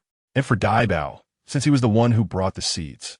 Qin Xiaoqin pointed to a large bowl on the table, indicating that she had indeed saved several for them, asserting that they wouldn't be able to consume many themselves. Moreover, with seeds in hand, producing more strawberries was merely a matter of time. By the way, Mom, should we give few to Weizi and the others? Qin Xiaoqin had been contemplating this matter. Her 6 nephews were well-behaved and considerate at home, especially towards their youngest sister, Nuannuan. They always remembered to share delicious treats with her. Now, with such a delightful bounty, she wished to let her nephews enjoy a taste. However, strawberries were rare, and children could not keep secrets. If they indulged and word got out, it could provoke suspicion from others. Thus, Qin Xiaoqin sought Su Shuhua's opinion. All right, let us follow your lead, Mom. Su Shuhua found 2 pieces of floral fabric to securely cover the strawberries before setting off with the basket. Nuannuan understood Qin Xiaoqin's excitement. After all, it was her first foray into business, and a sense of trepidation was only natural. Given that the seeds had come from Gumo, Nuannuan felt a newfound appreciation for him, offering him a sweet, toothless smile. Gumo observed Nuannuan with a stoic expression, yet his mind wandered to another thought. Having lived in Sanli Bridge his entire life, he was woefully unaware that business was now permissible. If a little fairy like Nuannuan could help her family profit, perhaps it was time for him to take action as well. Su Shuhua hurriedly made her way to the county, arriving after more than half an hour. She stopped at a bustling intersection, observing vendors selling their wares, and approached them, lifting the blue floral cloth from her basket. The moment the strawberries were exposed to the air, curiosity sparked among the neighboring stall owners. Wow, how did you grow these strawberries so large? Su Shuhua proudly lifted her chin, stating, these strawberries are one of a kind. You won't find them anywhere else. Are they expensive then? I've seen strawberries in a fruit store that are barely half this size, and they cost $1 a pound. How much are yours? The question came from a woman in her 30s, a mother of 2 children who also enjoyed a bit of fruit. Seeing the excellent quality of Su Shuhua strawberries, she was tempted to buy some, provided the price was reasonable. Having inquired about the price of strawberries at the fruit store during her journey, Su Shuhua had already set a price in her mind. Hearing the woman's inquiry, she replied with a smile, as you said, these strawberries are worth 2 of those. Produce. They're sweet and not at all sour. I won't charge much, just 1. 2 per pound. Since you're the first customer, I'll give them to you for 1. 1 per pound. What do you say? The woman considered her options and ultimately approached. At 1 per pound, It was only a dime more than the store, yet the quality was far superior. As she drew closer, the delightful aroma of the strawberries wafted through the air, further enticing her. "All right, I'll take a pound." Upon hearing the woman's acceptance, Su Shua's smile grew even brighter. "Excellent. I'll weigh them for you right away." She had brought a small scale from home, perfectly suited for weighing strawberries. The berries were indeed large. A pound contained only 8 of them. After weighing the strawberries, Su Shua suddenly realized she had forgotten to bring anything to hold them. In her haste, she had neglected to grab some newspaper, which would have sufficed for wrapping. Upon receiving the woman's payment of one, Su Shua felt a sense of relief wash over her, even if the rest did not sell. This trip had not been in vain. This fleeting thought was quickly buried in her mind. How could she fail to sell the rest? Hadn't she already made a successful sale? Buoyed by her newfound confidence, Su Shua boldly called out, "Fresh strawberries for sale. Come and see, come and buy." Her loud voice attracted considerable attention. Once the first person approached, a second would surely follow. People were naturally curious, and the more crowded the area, the more likely they were to be drawn in. In no time, Su Shua found herself surrounded by a throng of onlookers. "Wow, I've never seen strawberries this big before. How much are they? Are these strawberries really delicious? They look so red. They couldn't possibly be dyed, could they?" As the crowd grew, so did the chatter, both positive and negative, echoing through the air. "I assure you, these are genuine strawberries. Sweet as can be. Dyed? What color could possibly achieve this hue? Show me how you would do it. If you wish to buy, then do so. If not, kindly step aside. Why are you making a fuss here?" The person being confronted was no pushover either. "Hey, old lady, how do you speak?" With a dismissive glance, Su Shua retorted, "Speak your mind. Regardless of what you say, my strawberries are undoubtedly the finest in the entire county. Madam, mere words won't suffice. Why not let us taste them? If they are delicious, we will all buy some. Right?" Upon hearing this, Su Shua paused for a moment, but quickly responded, "If you wish to taste, then taste. Am I afraid you will try them? Who has a small knife? Lend it to me. I have one." The speaker was none other than the woman from the neighboring stall, who had just purchased a pound of strawberries. Su Shua took the knife from her hand, picked up a strawberry, and sliced a piece. "In my modest business, it's impossible for everyone to have a taste. Let each person have a slice, all right? A good piece will reveal its quality. It would be a disgrace not to seize a bargain." The crowd surrounding her, whether genuinely interested in purchasing or merely seeking excitement, eagerly reached out for strawberries. Even if a single strawberry were large and Su Shua sliced it thin, it could not possibly satisfy everyone, and ultimately, only about 10 people received a piece. Yet, Su Shua deemed that sufficient. As anticipated, once the strawberries were distributed, someone rushed to Su Shua, asking, "Madam, how much are these strawberries? What is the price per pound?" "1 yuan and 20 cents a pound. Don't think it's expensive. Just look at the size of my strawberries. You just tasted them. They are indeed tastier than those sold by others. Give me 2 pounds. Su Shua's unfinished words became lodged in her throat, nearly causing her to roll her eyes. But she quickly regained her composure, her tongue twisting as she readily agreed. "All right." As she weighed the strawberries, she observed the customer, a young woman in her 20s, stylishly dressed, clearly from a well-off family, for she would not have requested 2 pounds otherwise. The strawberries were weighed, but how to package them? While Su Shua pondered this, someone handed her a paper bag. "Madam, use this to pack." Su Shua looked up to see it was the same woman from the neighboring stall. "Great." Without hesitation, Su Shua accepted the bag and filled it with 2 pounds of strawberries. The young woman counted out 2 yuan and 40 cents, handed it to Su Shua, and walked away with the bag of strawberries. Not long after she departed, the crowd surged forward, clamoring to purchase strawberries. Some wanted 2 pounds, others 1, and some even half a pound. Su Shua did not mind whether they bought more or less, expertly weighing each order and packaging them in the bags provided by the neighboring stall's woman. Although 2 baskets of strawberries appeared plentiful, they could not withstand such demand, and soon enough they were sold out. Chapter 25. "Let me hold the warm treasure, madam. Your strawberries are too few. I've been waiting forever and still couldn't buy any." "Exactly. I've been waiting too, and I have my money ready." "Madam, will you come again tomorrow? When will you be back?" "I'll be sure to come early to buy." Su Shua had not previously considered selling strawberries long-term, but now, surrounded by eager customers, their voices ringing in her ears, she envisioned countless coins beckoning to her. In her excitement, she waved her hand and declared, "All right, I will come first thing tomorrow." Those who wish to buy, please arrive early. Once the crowd dispersed, Su Shuhua reached in her pocket, pulled out 50 cents, and handed it along with a small knife to the woman from the neighboring stall. Madam, what are you doing? The woman accepted the knife but refused to take the money. Oh, these can be found in any general store or small shop. They're not expensive. Fine. I'll go take a look, but you stay busy. Chun Xiaoqin could not tell them the truth, so she merely responded vaguely. Just then, Qin Yuan arrived, ready to take Gu Mo away. Chun Xiaoqin stood up to see them off and called for Yu Hai to come carry Nuannuan. After sending off Qin Yuan and Gu Mo, Chun Xiaoqin turned and headed to the kitchen. The sun was nearing the horizon, but it had not yet dipped below it. The light outside was still acceptable, although the absence of sunlight brought a cool evening breeze. Yu Hai carried Nuannuan into the yard for a stroll. As soon as they appeared, 6 children rushed over. Fourth uncle, let me hold the warm treasure. The speaker was Yu Wei. Yu Hai glanced at Yu Wei and, without hesitation, refused. No, you are too small. You can hold her when you grow as tall as me. What a joke. Yu Wei was still quite young. What if he accidentally dropped the warm treasure? Yu Wei pouted in displeasure, but quickly settled for a compromise. Then, fourth uncle, you sit while we play with the warm treasure for a bit. Before Yu Wei could finish speaking, Yu Kai had already brought over a stool and placed it at Yu Hai's feet.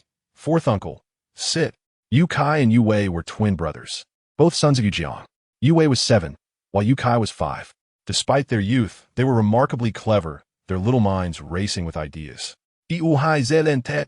Sitting down while holding Nuannuan. Have you all washed your hands? You cannot touch the warm treasure without clean hands. Hearing this, the 6 children simultaneously raised their hands. Fourth uncle, look, our hands are all clean. Yu Hai inspected each child's hands, confirming they were indeed clean, and thus said no more. Nuannuan moved her little mouth, wanting to say something, but unfortunately, she could not speak and simply allowed the 6 children to crowd around her. Chapter 26. Lantern fruit. The 6 children pulled at Nuannuan's little hand, pinched her chubby cheeks, and patted her plump little arms. Nuannuan could only comfort herself. It's all right. These are 6 brothers expressing their affection. Warm treasure. Grow up quickly. When you do, the eldest brother will take you fishing. The second brother will take you to pick flowers. The third brother will take you to catch crickets. The fourth brother will play hide and seek with you. The fifth brother will take you to pick lantern fruit. The sixth brother, Yu Gang, looked at the 5 brothers and then at Nuannuan. Finally, he pulled a lantern fruit from his pocket and placed it in Nuannuan's little hand. Lantern fruit. For you to eat. In the end, Yu Gang cast a proud glance at the 5 brothers. Look, you all can only talk, but I can act. The 5 brothers glared at Yu Gang, realizing that the youngest brother was the most cunning. Nuannuan's focus had already shifted away from the 6 children.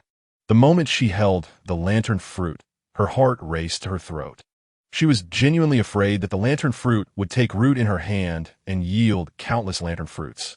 Fortunately, seconds passed, and the lantern fruit remained unchanged. As Nuannuan relaxed, she formed a hypothesis. Perhaps only by personally touching the seeds would one trigger the extraordinary abilities.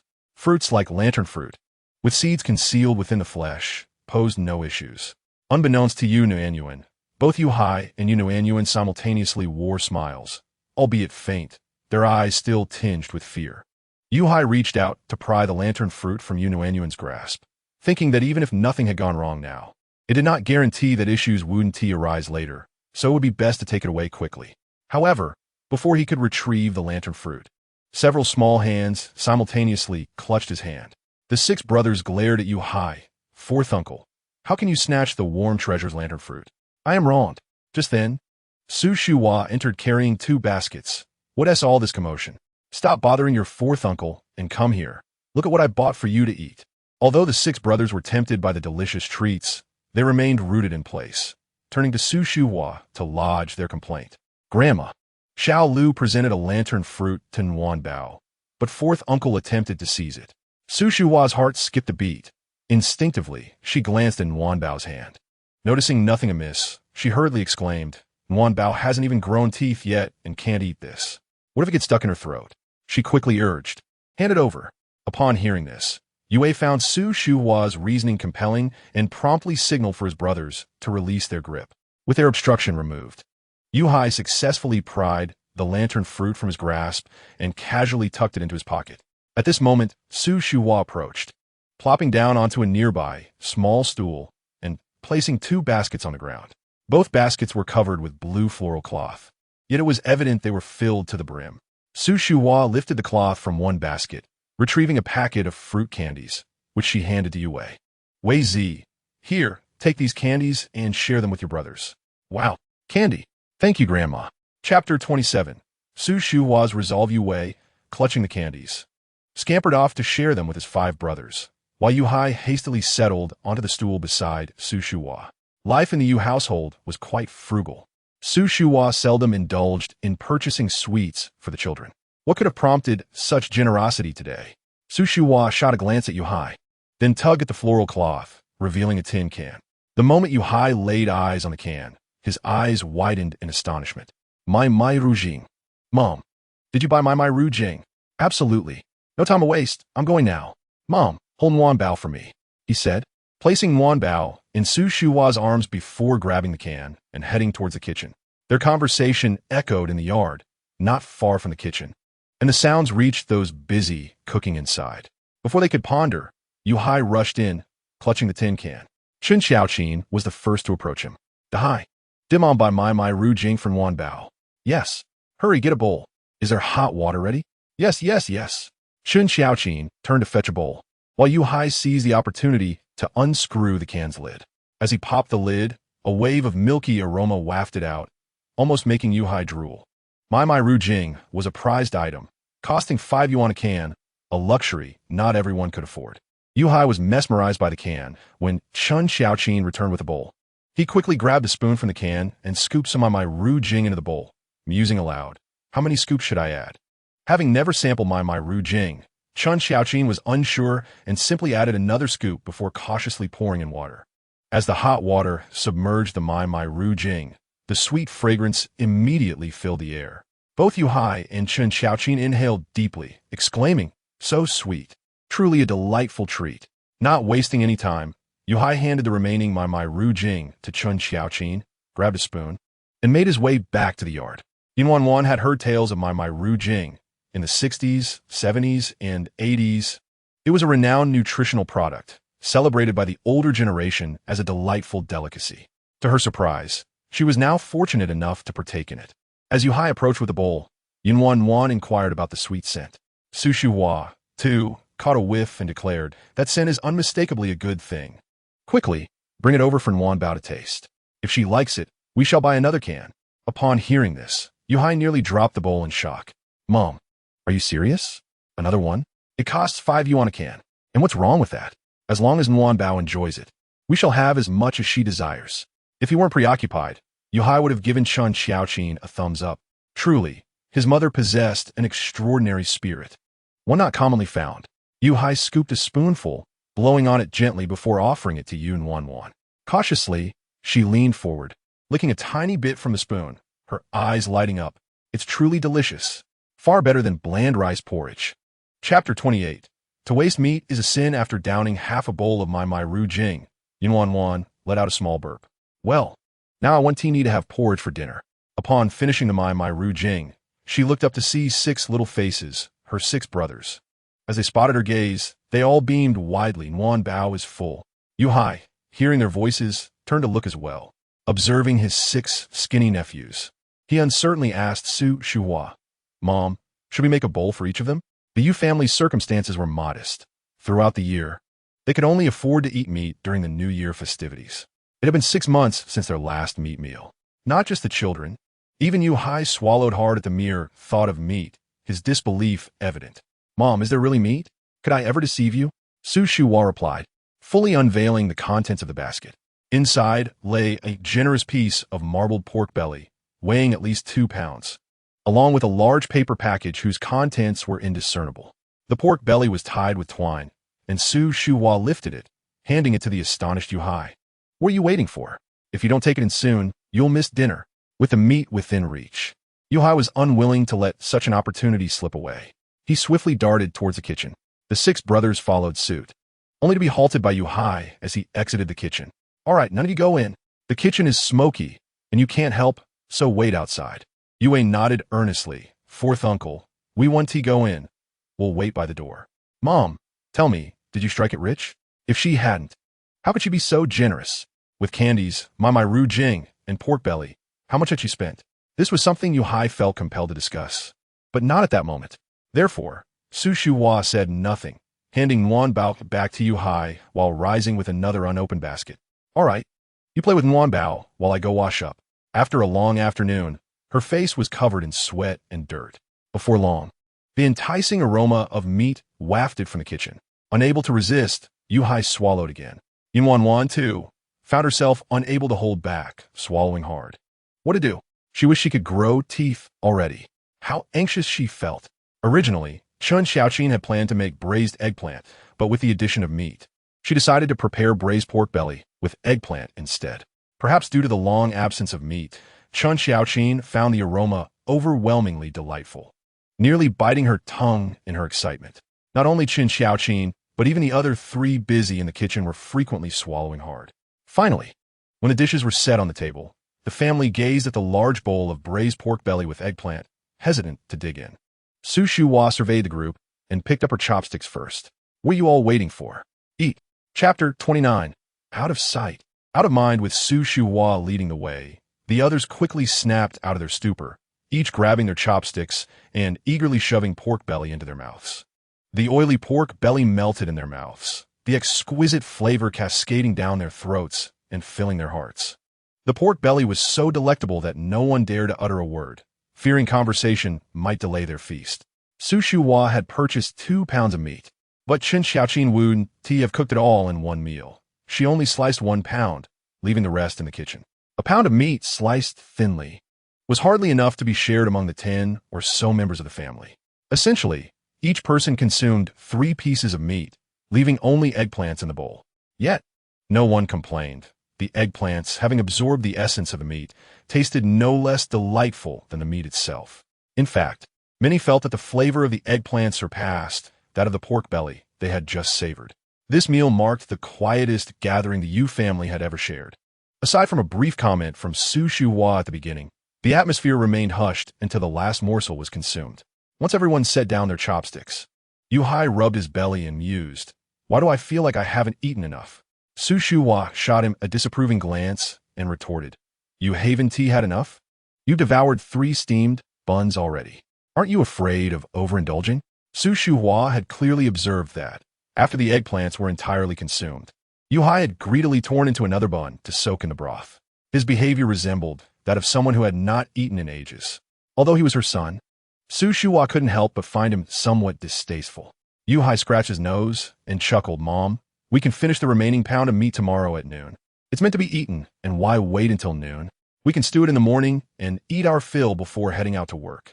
All right, rest assured, with these 2 meals to sustain us, we'll be ready to harvest the fields in a couple of days."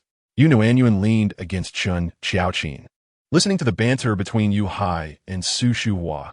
Her little face clouded with discontent. It wasn't that she was greedy. It was simply that the aroma was too tantalizing. Moreover, before her transmigration, she had been living through an apocalypse and hadn't tasted meat in ages. Now, witnessing everyone around her indulge in meat, with the savory scent wafting through the air, it was hard for anyone to resist. Nuannuan stifled a small yawn, secretly resolving to sleep in tomorrow, waiting until they had finished eating before rising. Out of sight, out of mind. Just as Su Shuhua was about to speak again, she caught sight of Nuannuan yawning out of the corner of her eye and hurriedly stood up. "Is Nuannuan sleepy? Come, Grandma will carry you to bed." Saying this, Su Shuhua reached out to lift Nuannuan. Chen Xiaoqin was somewhat perplexed. Usually, when Nuannuan was sleepy, her mother would take her to bed. Although she was bewildered, she said nothing and handed Nuannuan over to Su Shuhua, while she and her 3 sisters-in-law began to clean the dishes. Seeing this, Chen Xiaoqin's heart skipped a beat. "Mom, hi, what is going on?" Chen Xiaoqin promptly closed the door and quickly sat down, eager to know what was happening. Chapter 30. Our Nuannuan has made a fortune. Our Nuannuan has made a fortune, Yu Hai exclaimed, deliberately lowering his voice. However, his excitement rendered it somewhat peculiar. She should have thought of it long ago. Speaking of selling strawberries, Su Shuhua could no longer contain her joy. They all sold out. You wouldn't believe how well the business is doing at 1 yuan and 20 cents per pound. Everyone was clamoring for them. The 2 baskets I took today weighed over 20 pounds and sold for nearly 30 yuan. 30 yuan? Chen Xiaoqin and Yu Hai nearly shrieked, but managed to restrain themselves at the last moment, letting out only a small gasp. Nowadays, a typical formal worker earned barely 30 yuan a month.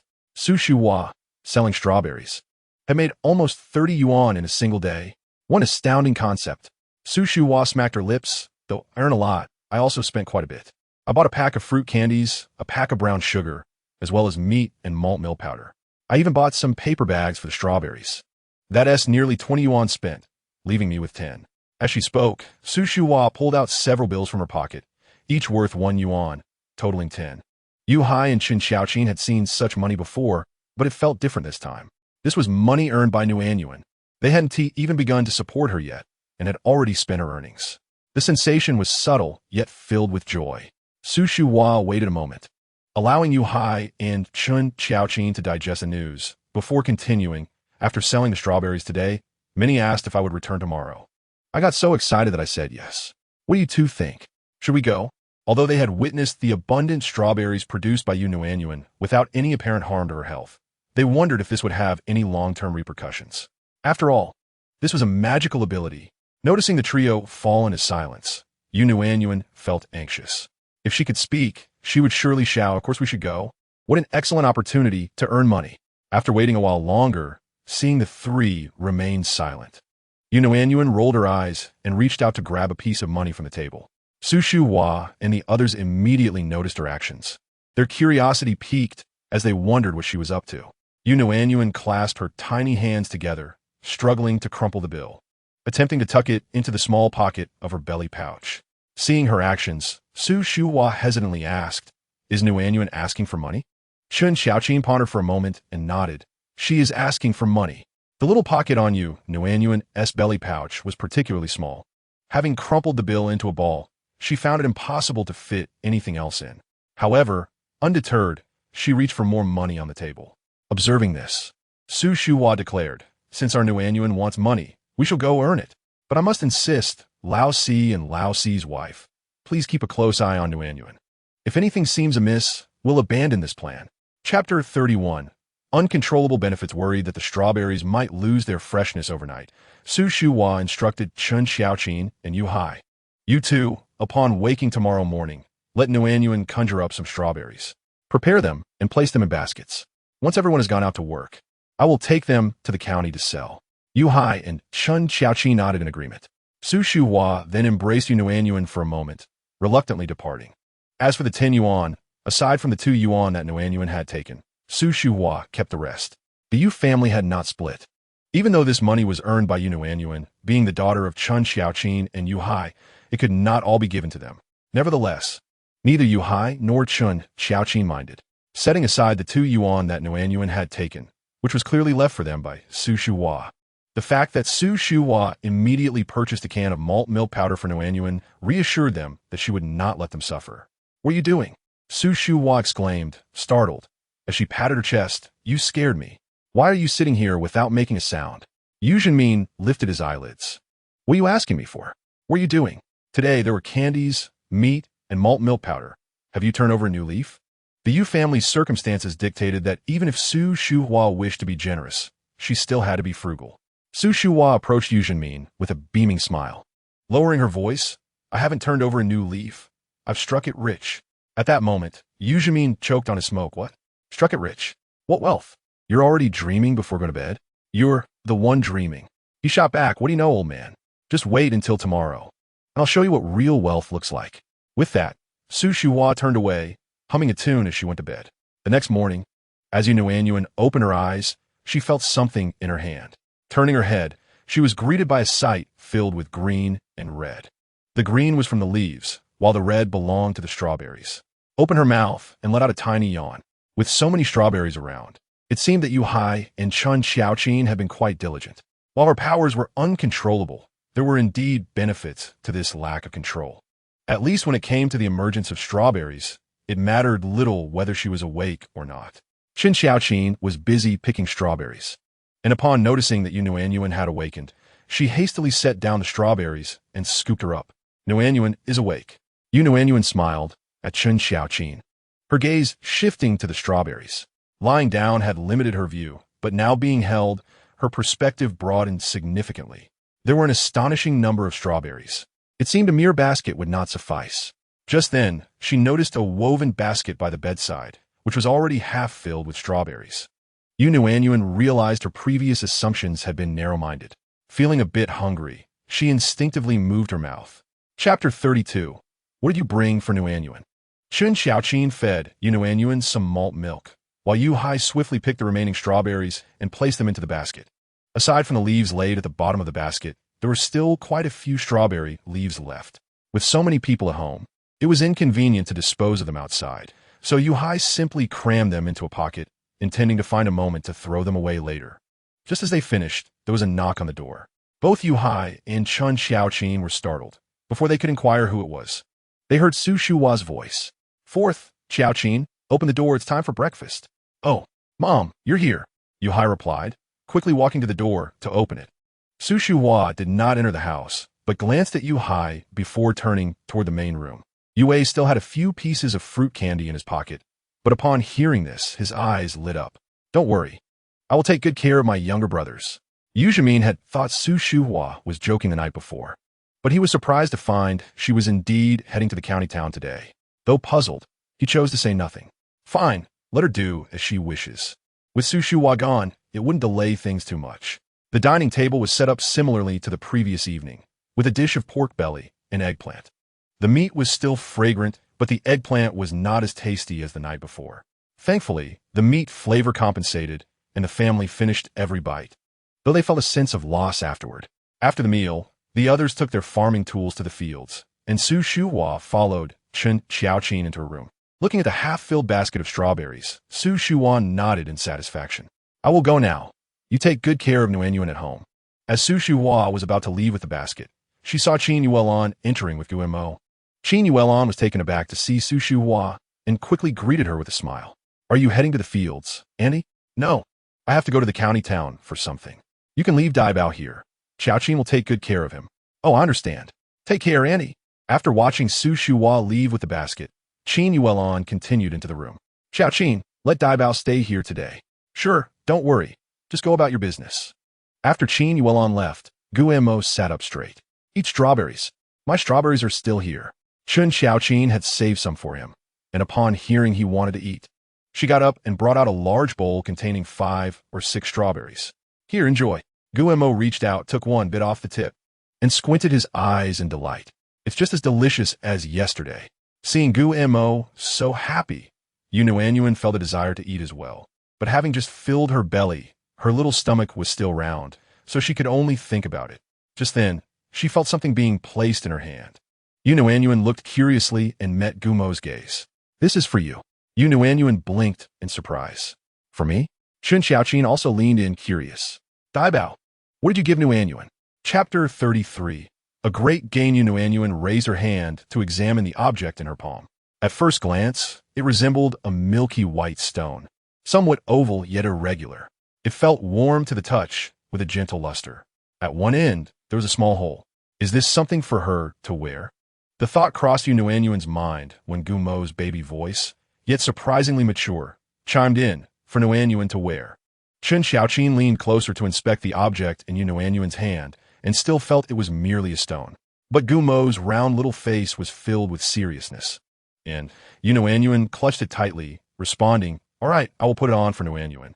"Thank you. I will find a string to wear it." Chun Xiaoqin then stood up to find a string. At that moment, Gumo added, "No need to thank me. Just put it on for Nuannuan. I want to eat fruit." Upon hearing this, Nuannuan understood. It was a form of payment. Reflecting on Gumo's earlier words, she felt certain he harbored secret. To be able to present such a stone without being discovered by Qin Yuelan, what could that secret be? A system? A space? Or some other ability? The more she pondered, the more curious she became, wishing she could interrogate Guemo. Unfortunately, lacking the ability to speak, she could only let it be. Chun Xiaoqin found a red cotton thread, fearing it wouldn't be sturdy enough, so she twisted it double before threading the stone and placing it around Nuannuan's neck. The stone felt warm against her skin, further confirming it was something special.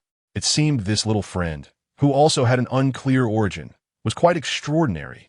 However, this was just the beginning of the hottest part of the day.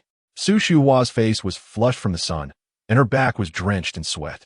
Yet, the smile on her face revealed the fruitful outcome of her efforts. Chen Xiaoqin did not rush to ask. After Su Shuhua washed her hands and face and changed her clothes, she quickly handed her a jar of cool water. "Mom, drink some water." Su Shuhua was parched, and upon receiving the jar, she gulped it down eagerly. After finishing the water in the jar, she sighed in relief and exclaimed, "Xiaoqin, let me tell you, today, we made a fortune." Chen Xiaoqin's eyes sparkled with excitement as she looked at Su Shuhua. "Mom, how much did we earn?"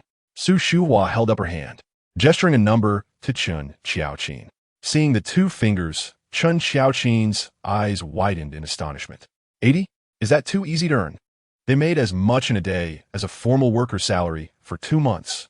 So tomorrow, the more she thought about it, the more delighted she became, her mouth curling into a grin that nearly reached her ears.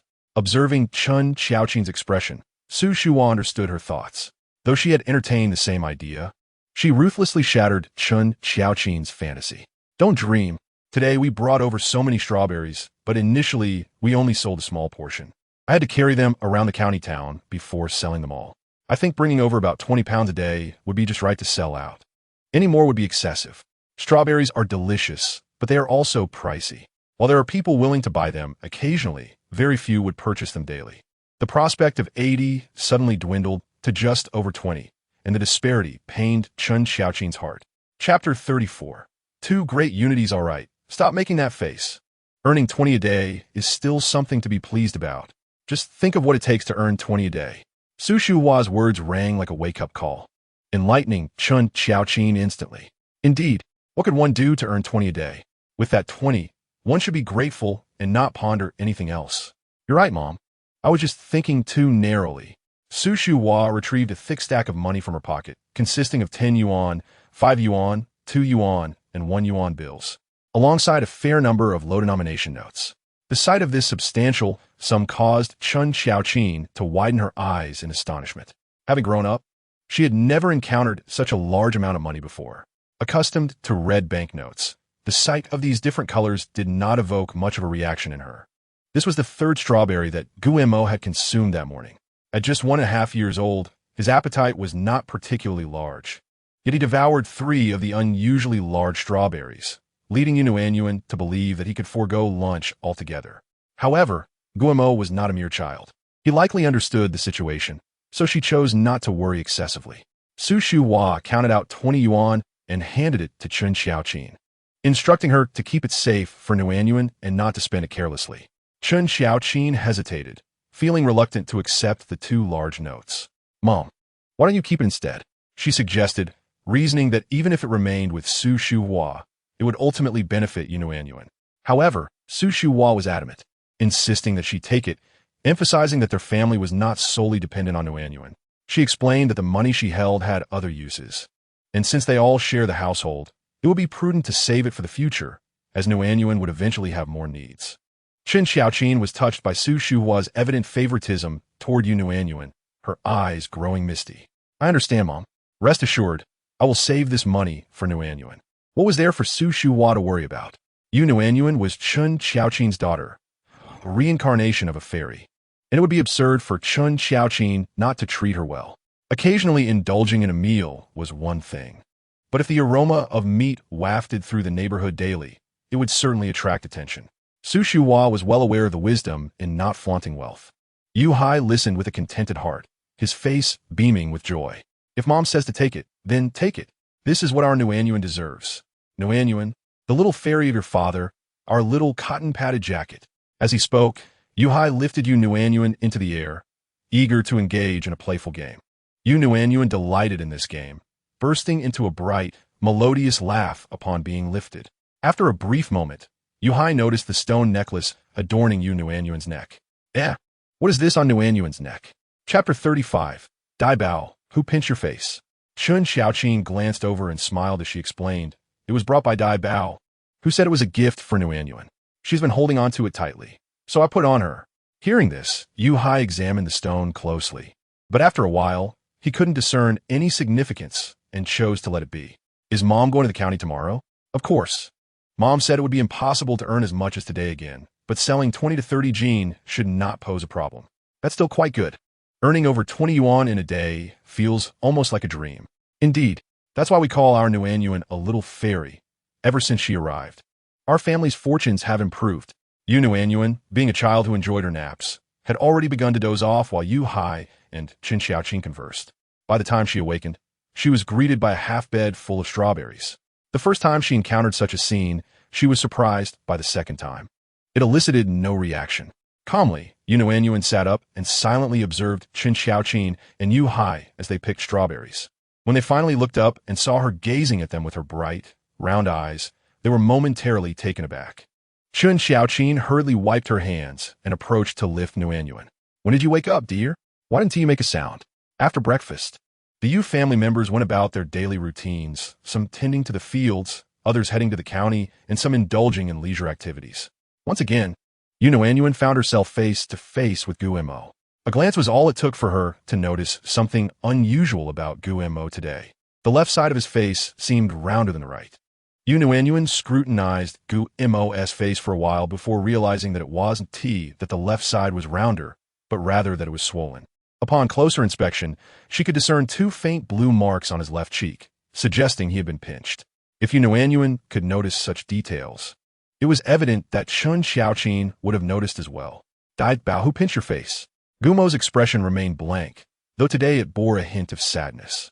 Even the small curl of hair on his forehead drooped lifelessly. My uncle pinched me. At 1.5 years old, Gumo spoke clearly and logically. Most importantly, he never told lies. He lowered his head again. No, I didn't hit my uncle. Grandma and Grandpa wouldn't allow it. Upon hearing this, Qin Xiaoqing nearly gasped, feeling as if she might faint from frustration. They say that a family's youngest son is their lifeblood. Yet how could the Gu family be so peculiar, treating their youngest son as precious while disregarding their eldest grandson? In all her years, Qin Xiaoqing had never encountered grandparents who would allow their youngest son to bully their grandson. Yet, no matter how angry she felt, there was little she could do. Chapter 36. She just wanted one. The Yu family and the Gu family were neighbors, and the relationship between Qin Xiaoqing and Qin Yuan was not particularly close. In human interactions, it is most unwise to overstep boundaries, and meddling in the affairs of others can often breed resentment rather than gratitude. Qin Xiaoqing leaned closer to Gumo's face, examining it closely. Dabao, does it still hurt? Should I apply some ointment? Gumo shook his head. No ointment. Qin Xiaoqing did not insist. The ointment had an unpleasant odor, and since Gumo was unwilling, she let it go. Yu Nuannuan had always perceived Gumo as a pitiful child, and seeing him in this state only heightened her sympathy for him. What a fate! She wondered when he would finally stand up for himself. However, considering Gumo's small stature, Yu Nuannuan believed it would still be a few years before he could retaliate. Before the apocalypse, whenever Yu Nuannuan felt discontented, she would reward herself with something delicious to lift her spirits. Remembering Gumo's eating habits from the previous day, she thought this might also be a suitable remedy for him. Wanting to prompt Qin Xiaoqing to bring out the strawberries, Yu Nuannuan opened her mouth but could not articulate her thoughts. In her frustration, she lost her balance and fell sideways onto the bed. While it didn't hurt, something was pressing against her face. Moving her face aside, she looked up to find a somewhat shriveled lantern fruit. Wasn't this the lantern fruit that Yu Gang had given her? She had thought it had been eaten by Yu Hai. How could it be here? Although puzzled, Yu Nuannuan reached out to grasp the lantern fruit, using her tiny fingernail to peel back its skin, allowing the sweet pulp and seeds to trickle down her hand. At that moment, countless seeds began to sprout, rapidly growing branches and leaves, ensnaring Yu Nuannuan and Gumo before Qin Xiaoqing could react. Qin Xiaoqing! Nuannuan! Dabao! Qin Xiaoqing gasped, quickly attempting to clear away the entangling foliage. First, she spotted Yu Nuannuan's beaming face, followed by Gumo, who was about to peel and eat a lantern fruit. It turned out her worries were unfounded. These two little ones were blissfully unaware of fear, one joyfully playing while the other happily munching. The plant of the lantern fruit was not as delicate as strawberries. It could grow taller than Gumo. Moreover, due to the numerous intertwining plants, it spread from the bed down to the floor. Qin Xiaoqing observed the scene with a hint of panic. She was uncertain whether to first rescue Yu Nuannuan and Gumo or to close the door to prevent Yu Wei and others from barging in unexpectedly. After a moment's hesitation, she chose to shut the door. Nuannuan and Gu Mo appeared unafraid, but if Yue and his companions were to enter at this moment, who could say whether they would remain so?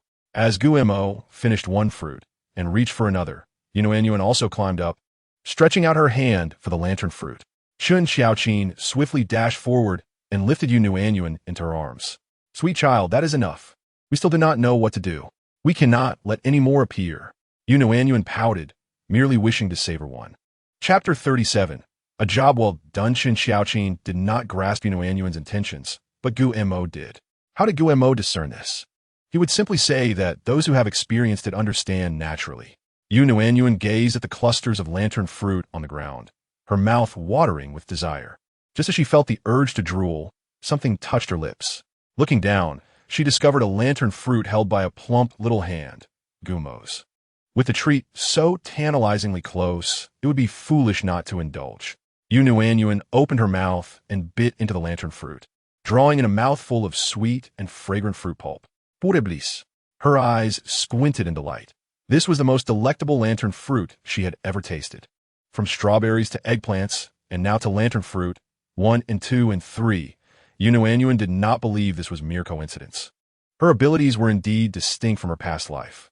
They were no longer under her control and could produce even more delicious fruits and vegetables. Chun Xiaoqin fetched a basket, picking the lantern fruit one by one and placing them inside.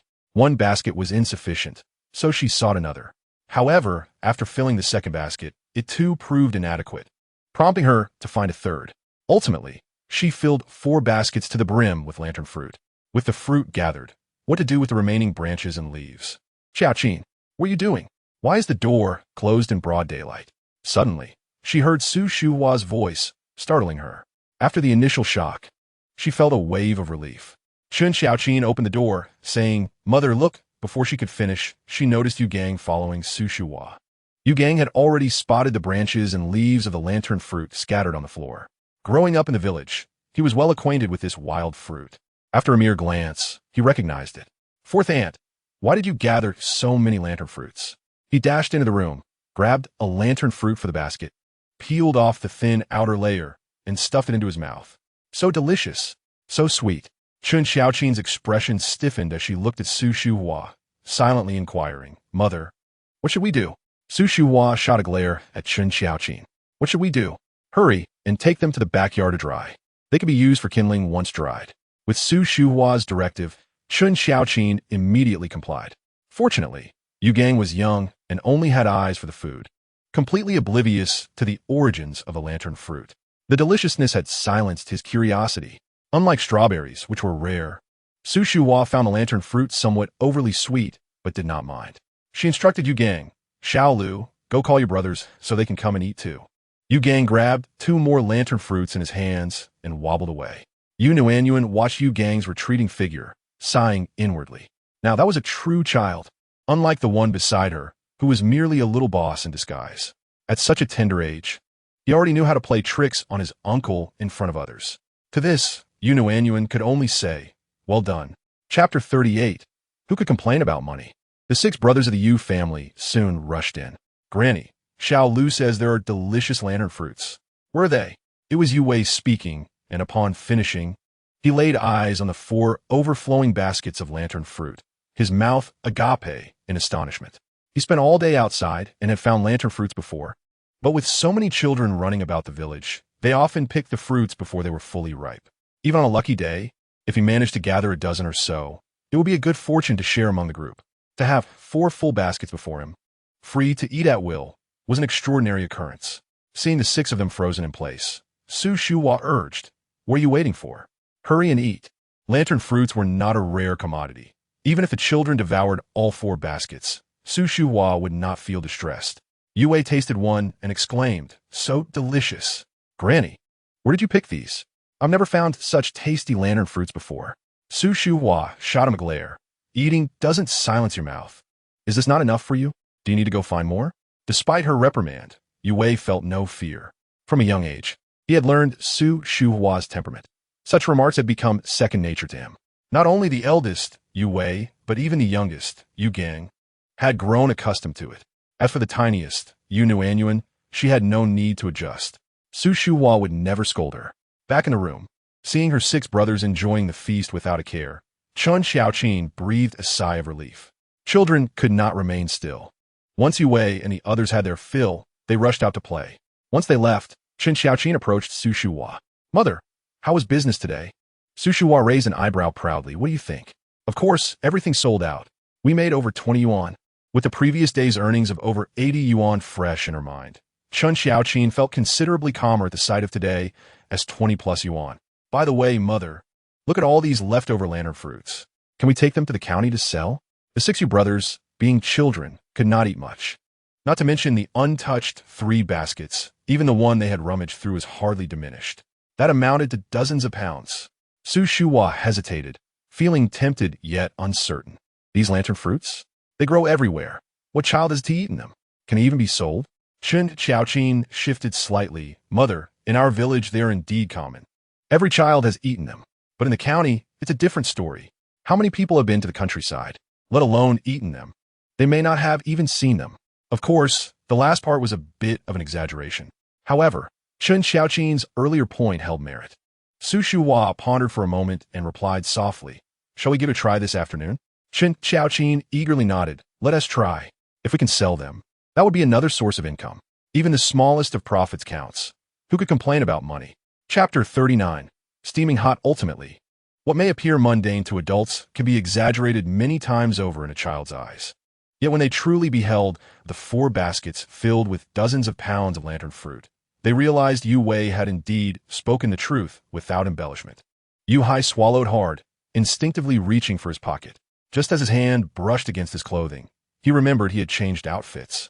It was likely that the lantern fruit had fallen from his attire onto the bed during the change, only to be picked up by Nuannuan, resulting in such a bounty of lantern fruit. Clearly, he would need to be exceedingly careful in the future.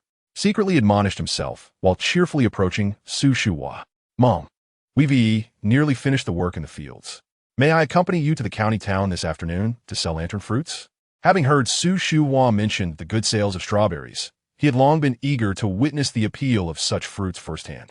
Previously, he had refrained from such pursuits due to unfinished chores, but now that the crops were harvested, he yearned to accompany Su Shuhua. Su Shuhua cast a glance at him and replied, "All right, if you wish to go, then go ahead. It will be perfect for you to help me carry the baskets." There were 4 baskets, and she could hardly manage them alone. Upon receiving Su Shuhua's consent, Yu Hai's face blossomed into a radiant smile. "Since I'm going along, how could I let you carry the baskets? I'll fetch a backpack and load them in. I'll carry it myself." "That sounds splendid." After enjoying lunch and resting a bit, they set out around 2 in the afternoon. The sun blazed fiercely overhead, causing them to squint against its brightness. Under such oppressive heat, it was not long before both Yu Hai and Su Shuhua were flushed and dripping with sweat. Yu Hai glanced down and was astonished to see smoke rising from their shadows. Half an hour later, they arrived at the county town, where the hustle and bustle of people heading to work filled the air. Although it was hot, a considerable number of pedestrians thronged the streets. Su Shuhua led Yu Hai to her usual market spot, pausing beneath the shade of a tree. As they settled, a woman from the neighboring stall greeted Su Shuhua with a smile. "Auntie, back again?" Su Shuhua responded with a grin. "My family has harvested quite a few lantern fruits, and we can't consume them all. Rather than let them spoil, I decided to sell them." The woman, named Zhang Cuifan, sold jelly. This intersection attracted many customers, and she had been selling here daily from morning till night with decent business. Upon hearing about the lantern fruits, Zhang Cuifan became intrigued and approached. "Lantern fruits? I think I had them in my childhood. It's been ages since I tasted them. They're only found in the countryside, aren't they?" Despite her curiosity, she doubted Su Shuhua could sell them, thinking lantern fruits aren't as rare as strawberries. They're wild fruits found everywhere. Can I even fetch a price? Yu Hai placed the backpack on the ground, and seeing Zhang Cuifan approach, Su Shuhua promptly handed her 2 fruits, saying, "Try these." Upon receiving them, Zhang Cuifan noticed that these lantern fruits were quite different from her memories. "Auntie, your strawberries are larger than average, but how come these lantern fruits are also so big?" Even after many years, she recalled that the lantern fruits were significantly smaller. What kind of lantern fruits can grow this large? To her surprise, they were indeed sweet. Their size made them even more satisfying. "Auntie, these are truly remarkable.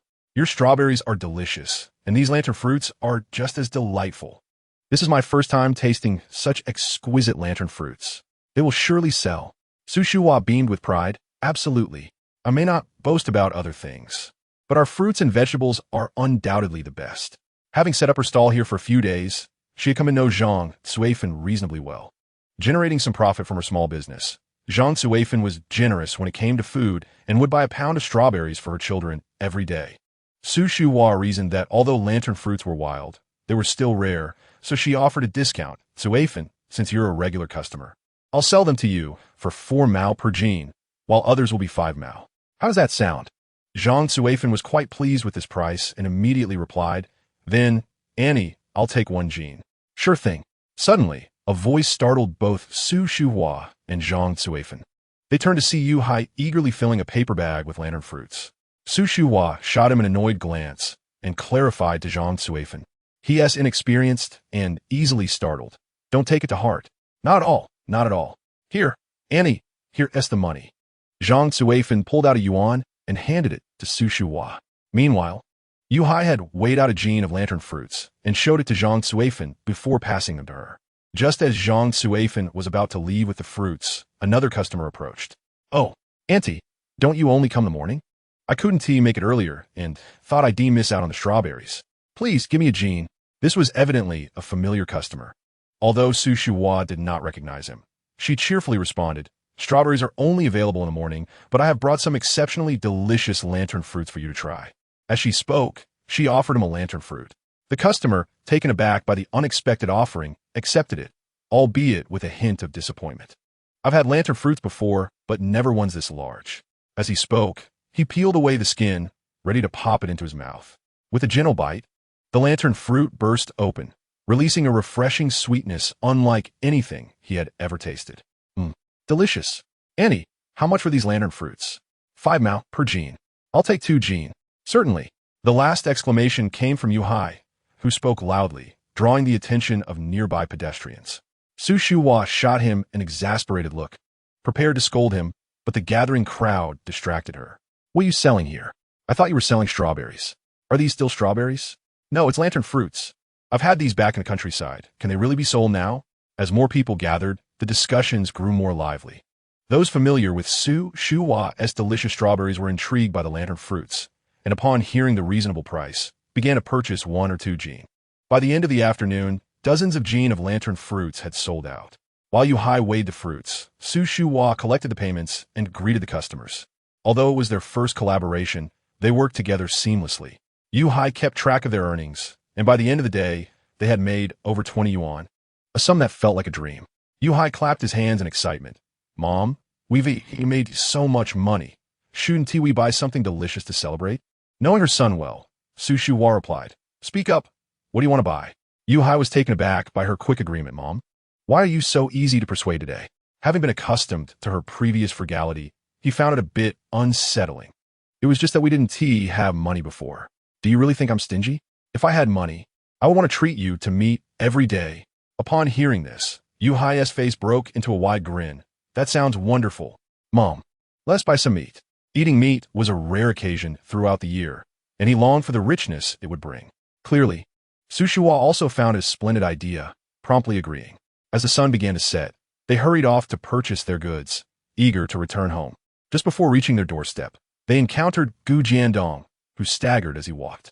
Noticing Su Shuhua and Yu Hai, he did not spare them a glance. Humming a tune as he sauntered away. Who do you think he is looking for, Mom? Who? Li Shunxian. Who? Li Shunxian. At this moment, the 2 individuals had arrived at the entrance of a Yu residence.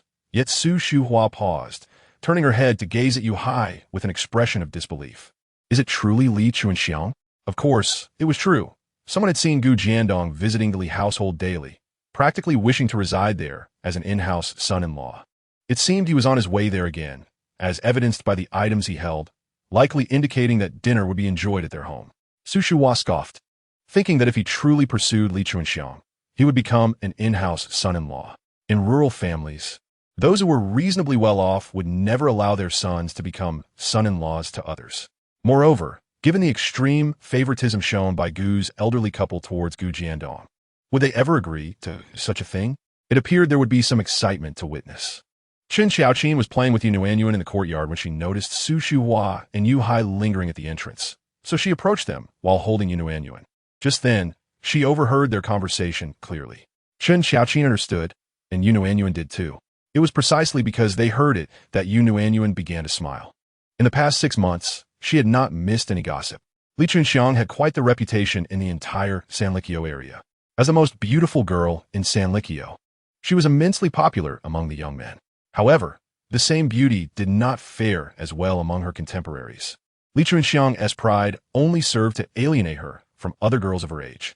Ironically, this very situation led the young men of Sanlikyo to feel that Li Chunxiang had been wronged, further rallying around her in support, creating a vicious cycle. Nuannuan had seen Li Chunxiang once, and, to be fair, she was indeed a striking young lady. The Li family had only one daughter, Li Chunxiang, who was cherished and doted upon. While other girls in Sanlikyo wore rough cloth garments, often fortunate to have a single new outfit each year, Li Chunxiang constantly donned fresh, fine clothing, with summer upon them. She sported a new floral dress each day. It was no wonder that all the young men in the village were enamored with her. Gu Jiandong had quite the discerning eye. However, the Li family had long declared that Li Chunxiang would not marry out, but instead seek a handsome, educated son-in-law. In this regard, Gu Jiandong fit the bill quite well. In Nuannuan's eyes, Gu Jiandong had the appearance of a dandy. Having just graduated from high school a year prior, he exuded youthful vigor coupled with a lingering scholarly air, which could easily charm young girls. If Gu Jiandong truly ended up with Li Chunxiang, wouldn't he, that mean nobody would bully Guillermo anymore? Despite having only interacted with Guillermo for a few days, Nuannuan had already come to regard him as a companion. With the young lad potentially escaping the clutches of misfortune, Nuannuan felt genuinely pleased. However, just as she was reveling in joy, thoughts of meat suddenly dashed her happiness. Meat she would be unable to partake. Nuannuan was no longer cheerful. She ceased to smile. Yu Hai, oblivious to Nuannuan's discontent, noticed her fixed gaze on the meat he held and playfully presented it closer to her. Nuannuan, look, this is meat. Tell Daddy meat. Nuannuan shot him a glare, turning her head away. Yet, Yu Hai, mistaking her reaction for playful banter, repositioned the meat once more in front of her. Nuannuan, tell Daddy meat. Meat. Meat. Nuannuan abruptly turned her head towards Yu Hai and shouted. Yu Hai, somewhat incredulous, turned to Chen Xiaoqin and then back to Su Shuhua. Mom, wife, did Nuannuan just say meat? Su Shuhua shot Yu Hai a disapproving look. Meat? What do you mean meat? Do you think Nuannuan is as greedy as you? Hurry inside. What are you doing blocking the entrance? Scolded by Su Shuhua. Yu Hai took seat be seen. Yet, he couldn't shake the feeling that what Nuannuan had just exclaimed sounded like meat. Nuannuan glared at Yu Hai's retreating figure, her eyes wide open. What she had meant was not meat, but rather a reprimand. How had she never realized how infuriating Yu Hai could be? But upon considering his age, she felt a sense of understanding. After all, he was only 22, still quite young. His mischievousness was somewhat normal. Unlike the previous incident with selling strawberries, this time the Yu family was well aware that Su Shuhua and Yu Hai had gone to the county to sell lantern fruits. Initially, they held little hope. After all, lantern fruits were something every household in the village had tasted. Who would spend money to buy them? Yu Zhenmin blinked in disbelief. Fourth, you and your mother really sold the lantern fruits? Did you buy meat with all the money? Yu Hai, in the midst of washing his face, lifted his head upon hearing Yu Zhenmin's words, wiping his face with his hand before responding. Dad, how could that be? We sold over 20 yuan. Buying all meat would be too extravagant. What? Yu Zhenmin, who had been squatting and smoking, sprang to his feet so suddenly that he felt dizzy and stumbled a bit before steadying himself. Fourth, what did you just say? How much did you sell? Yu Hai blinked, puzzled, as he looked at Yu Zhenmin. Over 20 yuan. Over 20 yuan. Over 20 yuan. Two astonished exclamations rang out simultaneously, leaving Yu Hai briefly taken aback. One was undoubtedly from Yu Zhenmin, but who had uttered the other? It didn't sound like a family member. Curious. Yu Hai turned to the source of the voice and spotted a woman standing at the gate, holding a chubby, dark child. It was none other than Wang Posey and Wang Dabao from next door. Yu Hai frowned, about to inquire what Wang Posey was doing, but she preempted him. Yu Hai, did you just say that you sold lantern fruits for over 20 yuan? Is that true? Where did you sell them? As she spoke, Wang Pozi felt that Yu Hai had stumbled upon a fool with deep pockets. Yet, she had no doubt that Yu Hai was boasting. After all, she had clearly seen him holding a substantial piece of pork. That pork, with a good balance of fat and lean meat, could potentially yield a couple of bowls of lard. How long could that last? The remaining fat and lean meat could be used for dumplings, stir-frying, or making buns. The possibilities were mouth-watering. As Wang Pozi daydreamed, saliva nearly dripped down her chin. Yu Hai, why are you not speaking? Who did you sell the lantern fruits to? We are neighbors and from the same village. Such good fortune should not be kept to yourself. We should all profit together, right? Isn't that how it should be? Hearing Wang Pozi's remarks, Yu Hai couldn't help but laugh in disbelief. You think we should all profit together? Who do you think you are? Wang Pozi was taken aback. Yu Hai, how can you speak like that? Yu Hai smirked. How should I speak? If you want to make money, figure it out yourself. Don't expect to take advantage of me without knowing who I am. With that, Wang Pozi turned to flee, clutching Wang Dabao tightly. Nuannuan, nestled in Chun Xiaoqin's embrace, observed the scene unfold, silently giving Yu Hai a thumbs up. Truly, he was her father. Not only handsome, but also quite formidable. Though he might be a bit mischievous at times. Is anyone perfect? Compared to his merits, his minor flaws were negligible. The entire Yu family had no objections to Yu Hai decisively sending Wang Pozi away. In the village, there are quite a few individuals who enjoy taking advantage of others. However, someone like Wang Pozi, who not only benefits from others, but also pretends to bestow favors upon them, is truly one of a kind. As Su Shuhua would say, we should not indulge her foul habits. With Wang Pozi's interruption, Yu Zhenmin found himself less shocked than before. He waved to Yu Hai and, once Yu Hai approached, quietly inquired, did you really sell over 20 pieces? Yu Hai notet emphati sali. Of course it's true. Could I jest about such a matter? Apart from purchasing 2 jin of meat, all the remaining money is with my mother. Yu Zhenmin still found it hard to believe. How much did you sell it for per jin? How did you manage to make so much money? Not only was Yu Zhenmin curious, but the rest of the Yu family was as well. Hearing Yu Zhenmin's question, they all looked eagerly at Yu Hai. With a proud smile, Yu Hai replied, 5 mao per jin. That half basket contained about 40 jin.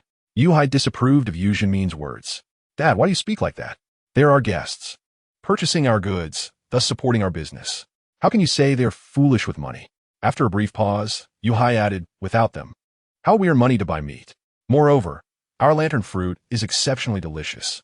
Selling it for 5 mao per jin is not at all exorbitant. They all enjoy it. Regardless of Yu Hai's arguments, Yu Zhenmin remained in a daze. He felt there was something mysterious about the situation that made it seem unreal. After a considerable time, Yu Zhenmin finally spoke again. Where did you pick the lantern fruit? How did they grow so large? Are there more? Yu Hai, noticing Yu Zhenmin's demeanor, recognized that he was unaware of Yu Nuannuan's abilities. I picked them, and only I know where they are. No one else does. After saying this, Su Shuhua proudly raised her chin. You need not concern yourselves with this matter.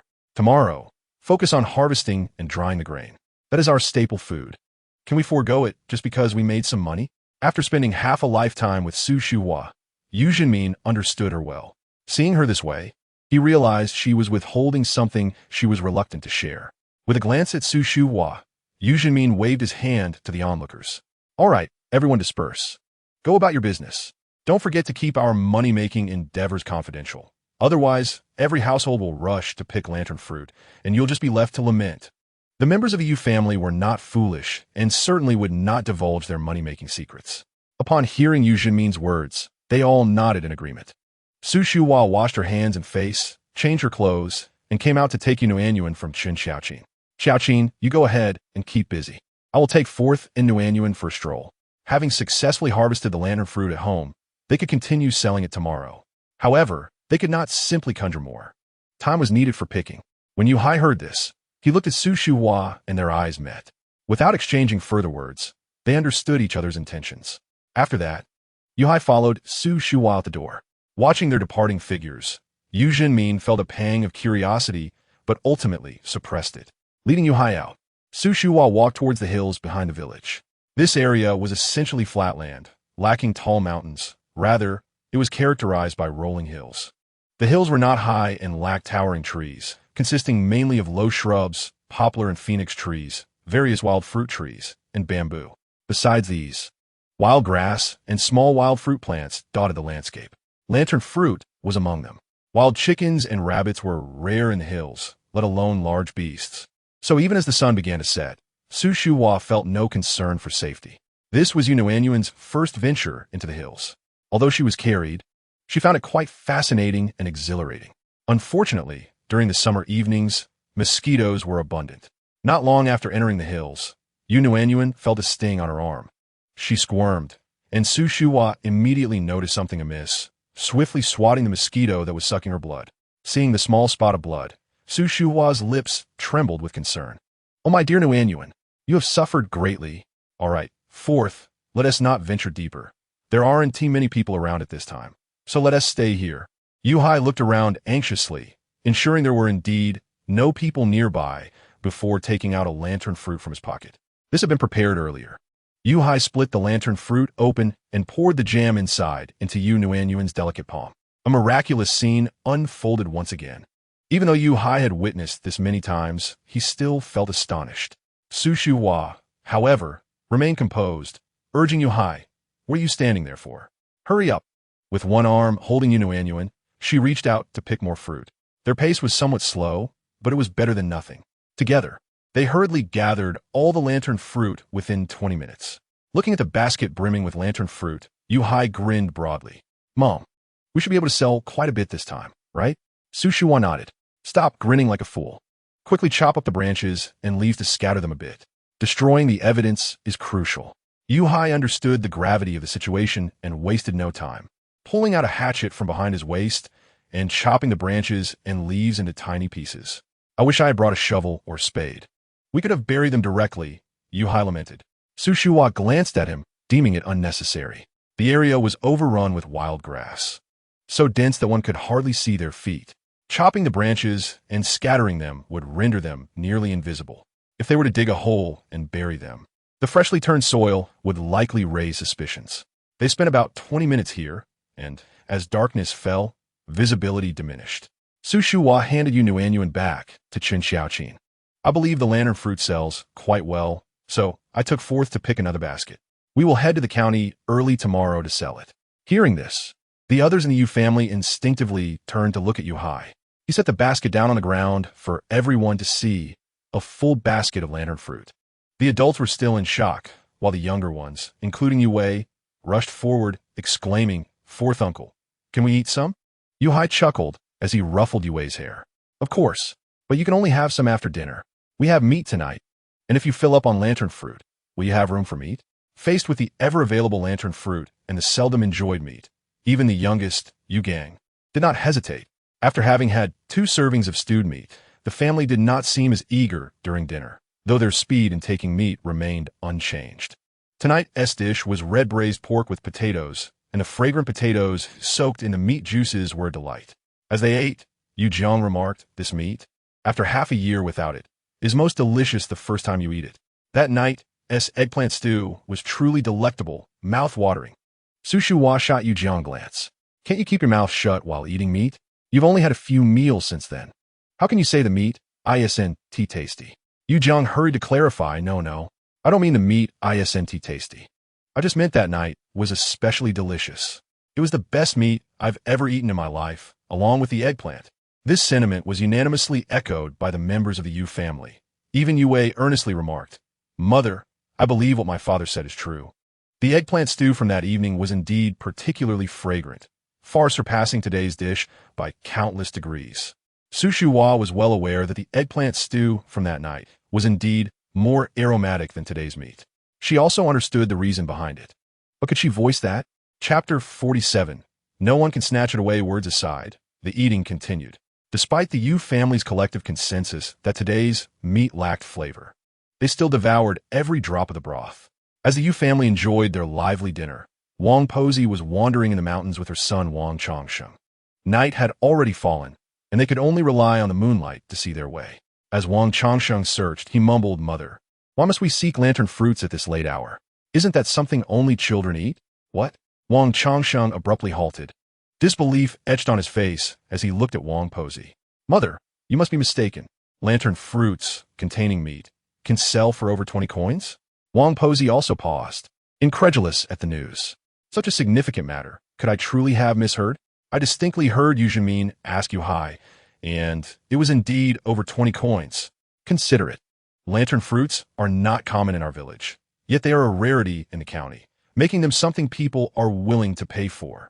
Taking a breath, she continued, if Su Shuhua can sell them, why can't we? Let us gather a good amount and sell them in the county first thing tomorrow. Just imagine, earning over 20 coins in a day. It's like finding money on the ground. Mother, you are right. It is like finding money. Search well then. This is the spirit. Indeed, son, I believe our family is on the brink of prosperity. In the countryside, where dawn breaks early, every household was already awake. And the Yu family was no exception. After breakfast, they all resumed their respective chores. Su Shuhua and Yu Hai prepared to head to the county once more. As they stepped outside, they encountered Wang Pozi and Wang Chongsheng, both carrying baskets filled with half a basket of lantern fruits. With just a glance, Su Shuhua understood their intention. But would Su Shuhua feel intimidated? Would she care? Certainly not. It was merely 7 in the morning, although the sun had risen. The temperature had yet to climb, making it the perfect time to travel. Wang Pozi, unwilling to lag behind, urged, son, let's be off. With that, they hurried ahead. Observing their frantic pace, Yu Hai felt a twinge of anxiety. Mother, should we not hasten as well? Hasten for what? Su Shuhua shot him a glare. Let them go. If they arrive early, will it guarantee better sales? The success of a business still depends on the quality of goods. Upon hearing this, Yu Hai instantly calmed down. Indeed, he had clearly seen that the lantern fruits that Wang Pozi and Wang Chongsheng had gathered were smaller than those Nuannuan had produced, and their flavor was also inferior. Even if they reached the county first, what difference would it make? After all, their customers belonged to them alone, and no one could take that away. Chapter 48. A reckless youth Nuannuan awoke later than usual today, and by the time she opened her eyes, only Chun Xiaoqin remained by her side. After being nurtured by Chun Xiaoqin, washing her face and hands, and enjoying breakfast, she still had not seen Guemo. Nuannuan found it peculiar that Guemo had yet to arrive. Noticing her frequent glances toward the door, Chun Xiaoqin was initially puzzled, but soon understood what Nuannuan was seeking. Wanbao, are you looking for Dabao? At this, Nuannuan turned to Chun Xiaoqin, eagerly awaiting her next words.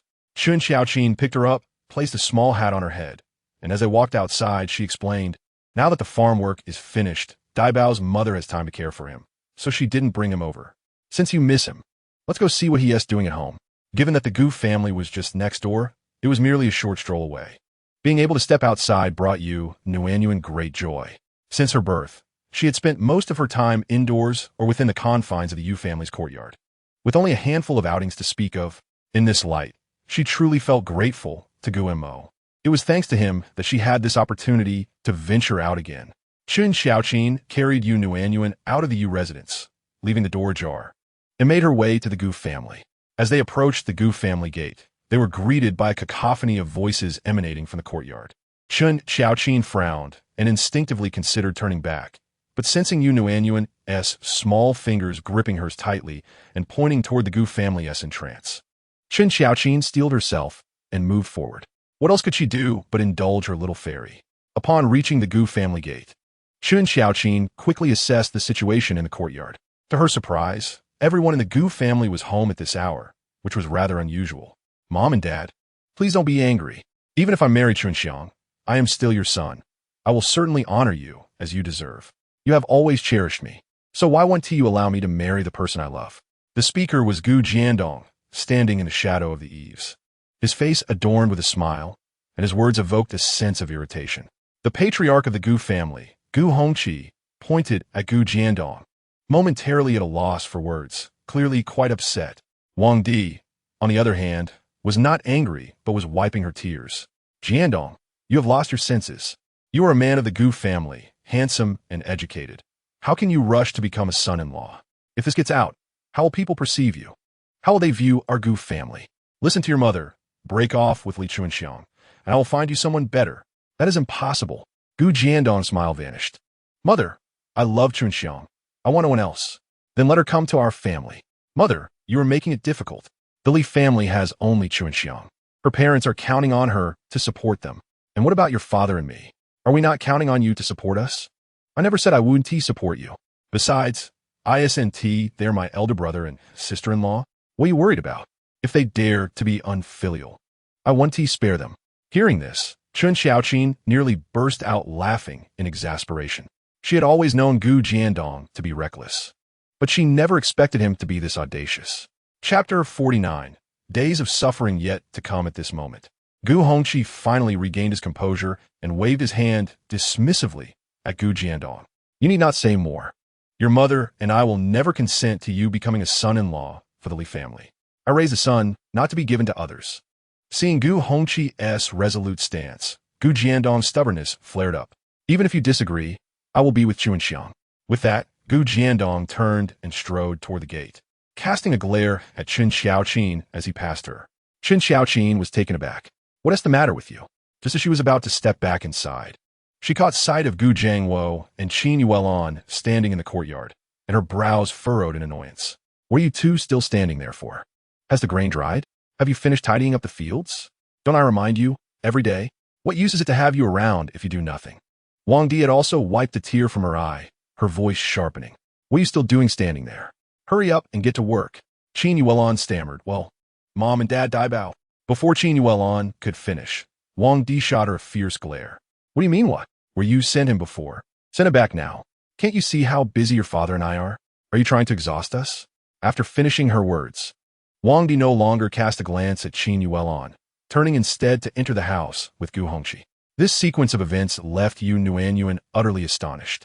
The unabashed favoritism displayed by one individual was nothing short of a revelation, shattering her previous perceptions. Qin Yuelon wiped the corner of her eye, took a deep breath, and addressed Gu Jiangwo. Jiangwo, you go ahead first. I will take Dabao over to Xiaoqin. Gu Jiangwo nodded silently, and the two turned to head towards the courtyard gate. Just as they did, they spotted Chun Xiaoqin standing outside. In that moment of eye contact with Qin Yuelon, Chun Xiaoqin felt a twinge of awkwardness. Before she could formulate her response, Qin Yuelon had already spoken. Xiaoqin, just in time, I need to attend to something for a while. Would you mind letting Dabao play with you for a bit? Chun Xiaoqin quickly smiled and replied, of course. Nuannuan woke up today without seeing Dabao and has been looking longingly at the door. I brought her over to see you. Come on, Dabao. Shall we go play with Nuannuan? Gu Mo, with his short legs, walked up to Chun Xiaoqin and nodded. Okay. Chun Xiaoqin's gaze towards Gu Mo was imbued with more affection and tenderness than usual. This child, not only handsome but also clever and well-behaved, was truly a pity. Chun Xiaoqin sighed inwardly, ultimately choosing not to voice her thoughts. Gu Mo was still young, and she hoped that in a few years, Gu Jiangwo and Qin Yuelon would stand firm. Otherwise, the days of Gu Mo facing grievances were yet to come. The constant commotion at home was detrimental to a child's growth. Nuannuan, unaware of Chun Xiaoqin's thoughts, was also focused on Gu Mo. Although Gu Mo's expression remained adorably dazed, Nuannuan observed for quite a while and confirmed that he bore no trace of melancholy. Chapter 50. Fixated on wealth, Gu Mo seemed to have noticed Nuannuan's unwavering gaze and slowly turned his head, locking eyes with her. Both being young, their round, dark eyes resembled mirrors reflecting one another. After a moment, Gu Mo brought the strawberry in his hand closer to Nuannuan's mouth, saying, Eat. Nuannuan, thus, realized that Gu Mo assumed her gaze was a silent request for food. Gazing at the strawberry, which had already been bitten into by Gu Mo, she hesitated for a while, but ultimately did not open her mouth. Chun Xiaoqin, noticing this, chuckled and told Gu Mo, Dabao, you eat it yourself. Nuannuan has no teeth. She can't bite it. I will prepare some strawberry juice for her to drink later. Watching Gu Mo eat, Nuannuan suddenly felt an odd sensation, perceiving an air of elegance in the way he consumed his food. However, this notion dissipated upon seeing the strawberry juice at the corner of Gu Mo's mouth. As Chun Xiaoqin stepped out to prepare the strawberry juice, Gu Mo paused his eating and said to Nuannuan, you will soon grow teeth, and then you can eat. Nuannuan blinked in surprise. She would grow teeth? How was she unaware of this? Although she had also grown from an infant to an adult in her previous life, she had been a genuine child without any memories. Thus, she had no knowledge of when infants sprouted their first teeth. How did Gu Mo know? Oh, right. Gu Mo had just gone through it. It was only natural for him to remember when he began teething. Knowing that she would soon have teeth made Nuannuan very happy, and she flashed a toothless grin at Gu Mo, her round eyes transforming into crescent moons. Observing Nuannuan smile, Gumo's expression remained unchanged. He truly was just a child. Nuannuan, witnessing this, prompted Chun Xiaoqin's eyes to gleam with excitement. The lantern fruit is so popular? They sold out in just one morning? Yu Hai, flushed from the sun and drenched in sweat, waved his hand and went to wash his face. After entering the house, he gulped down a jug of cold water, finally feeling a sense of relief. Today, it seems, we are simply fortunate. Yu Hai grinned at Su Shuhua, who was leisurely sipping water and showed no inclination to speak. He continued animatedly. When my mother and I went out, we ran into Wang, Changsheng, and his mother from next door. They were also carrying lantern fruit, heading to the county to sell, and arrived earlier than us. When we got there, we heard someone asking them for prices, and that old woman immediately demanded 2 yuan per jean. Upon hearing this, Qin Xiaoqin's face fell in disbelief. 2 yuan per jean. Are they out of their minds? Yu Hai laughed heartily. Exactly. They're crazy for money. Their lantern fruit isn't as large or sweet as ours, yet they dare to ask for 2 yuan per jean. Chapter 51. Can they afford it? Did anyone buy it? Qin Xiaoqin inquired. Initially, there were buyers, but once they heard the price, they all backed out. With them as a comparison, our lantern fruit is undoubtedly easier to sell. At this, Yu Hai couldn't help but burst into laughter. Qin Xiaoqin joined in, finally understanding why they managed to sell so much lantern fruit that morning. It turned out they had a divine assist. Just as they were laughing, a loud banging on the door suddenly interrupted them. Nuannuan, who had been intently listening to Qin Xiaoqin and Yu Hai, jumped at the sound, her body trembling. Su Shuhua was startled as well, but upon seeing Nuannuan's fright, her concern for her overshadowed her own fear. Enraged, she stood up, saying, Xiaoqin, watch Nuannuan. Laosi, let us go out and see who dares to come and bang on our door. All right. Su Shuhua and Yu Hai stepped out one after the other, while Qin Xiaoqin held Nuannuan close, gently patting her on the back. Don't be afraid, Nuannuan. Just touch your hair. It will be okay. Touch your hair. It will be okay. In truth, Nuannuan had already calmed down, but her heart raced like a drum. Although it was merely a physiological reaction, Qin Xiaoqin's words gradually soothed her. When she glanced at Gumo, she noticed his expression remained unchanged, seemingly unperturbed by the commotion. Nuannuan marveled inwardly, intrigued by Gumo's previous identity. What kind of powerful soul could suppress such physiological reactions? Outside, Su Shuhua angrily opened the door and immediately recognized the person responsible for the banging. You old hag, what madness possesses you to bang on my door in broad daylight? Have you lost your mind? The once timid Wang Panao appeared emboldened, as if she had truly consumed a bear's heart. Facing Su Shuhua's fierce demeanor, she not only did not retreat, but stepped forward defiantly. Su Shuhua, what do you mean? I sell my lantern fruit for 2 yuan per jean, and you sell yours for 50 cents. Are you trying to sabotage me? Su Shuhua scoffed, as if you think so highly of yourself. I can sell my lantern fruit for whatever price I choose. What business is it of yours?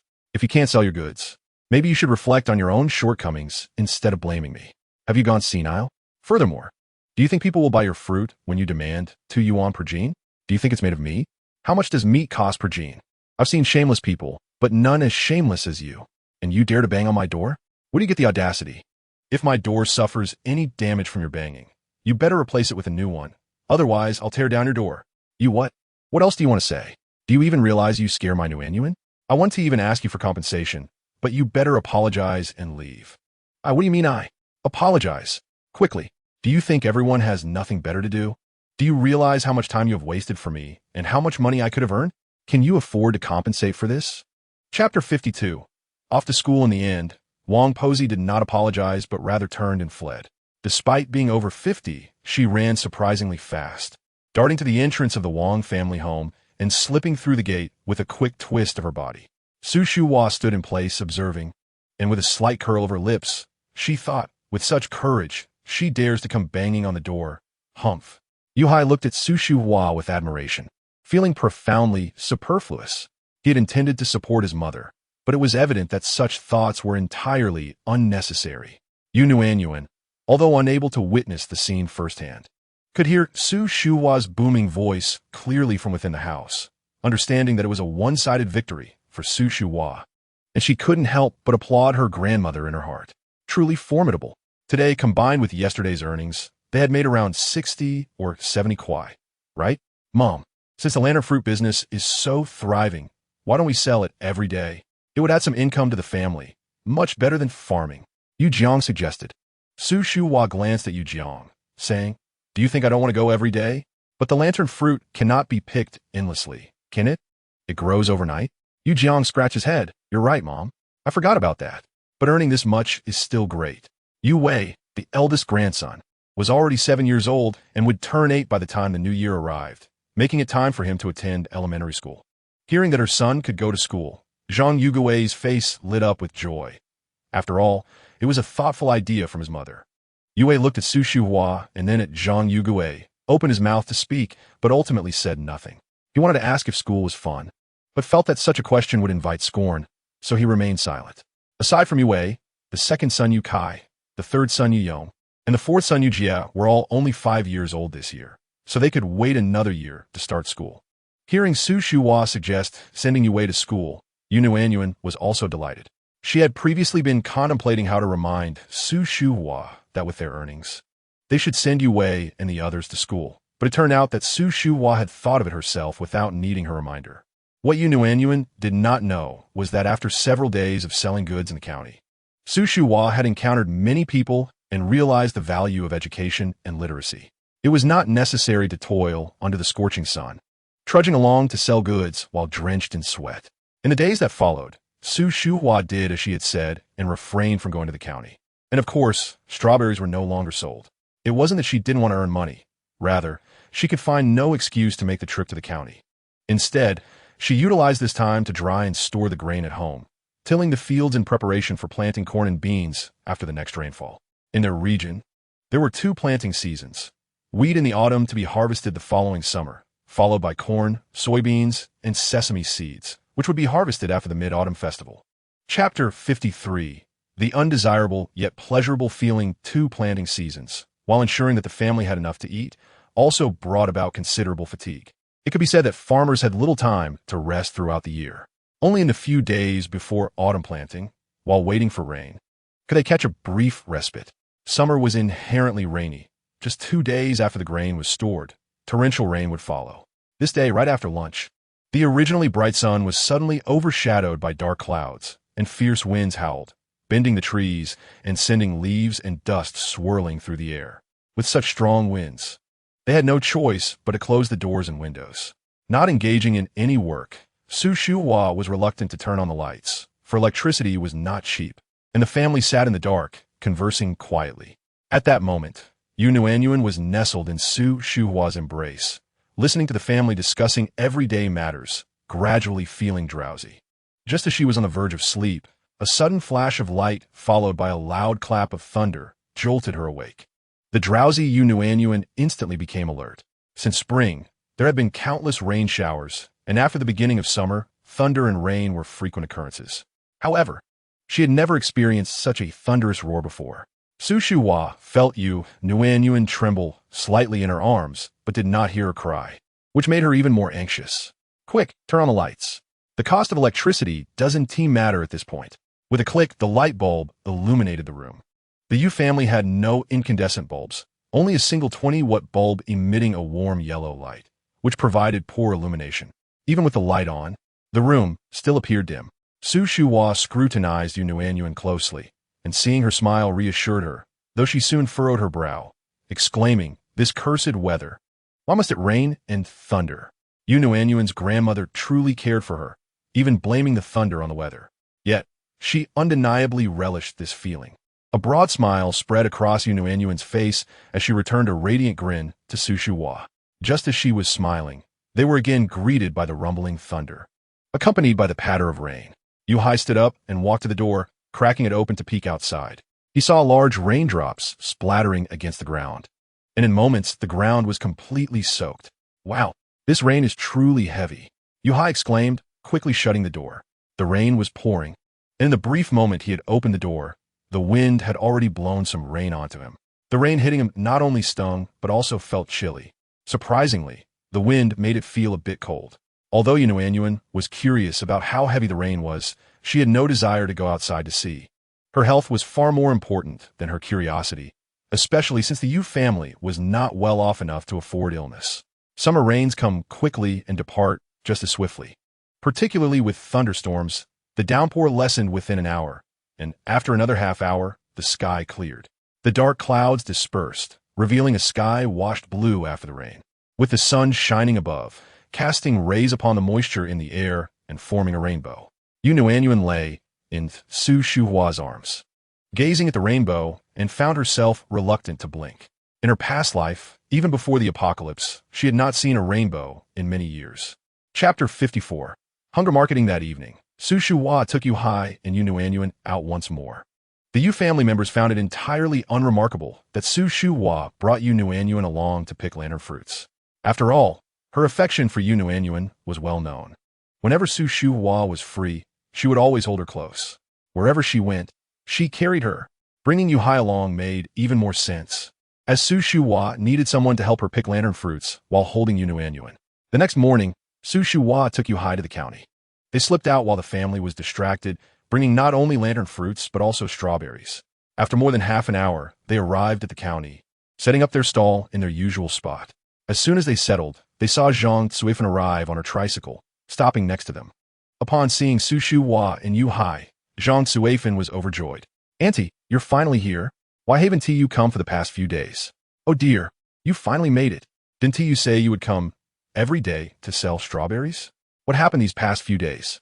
"Indeed, my little grandson has been throwing a fit every day, saying he wants to eat strawberries.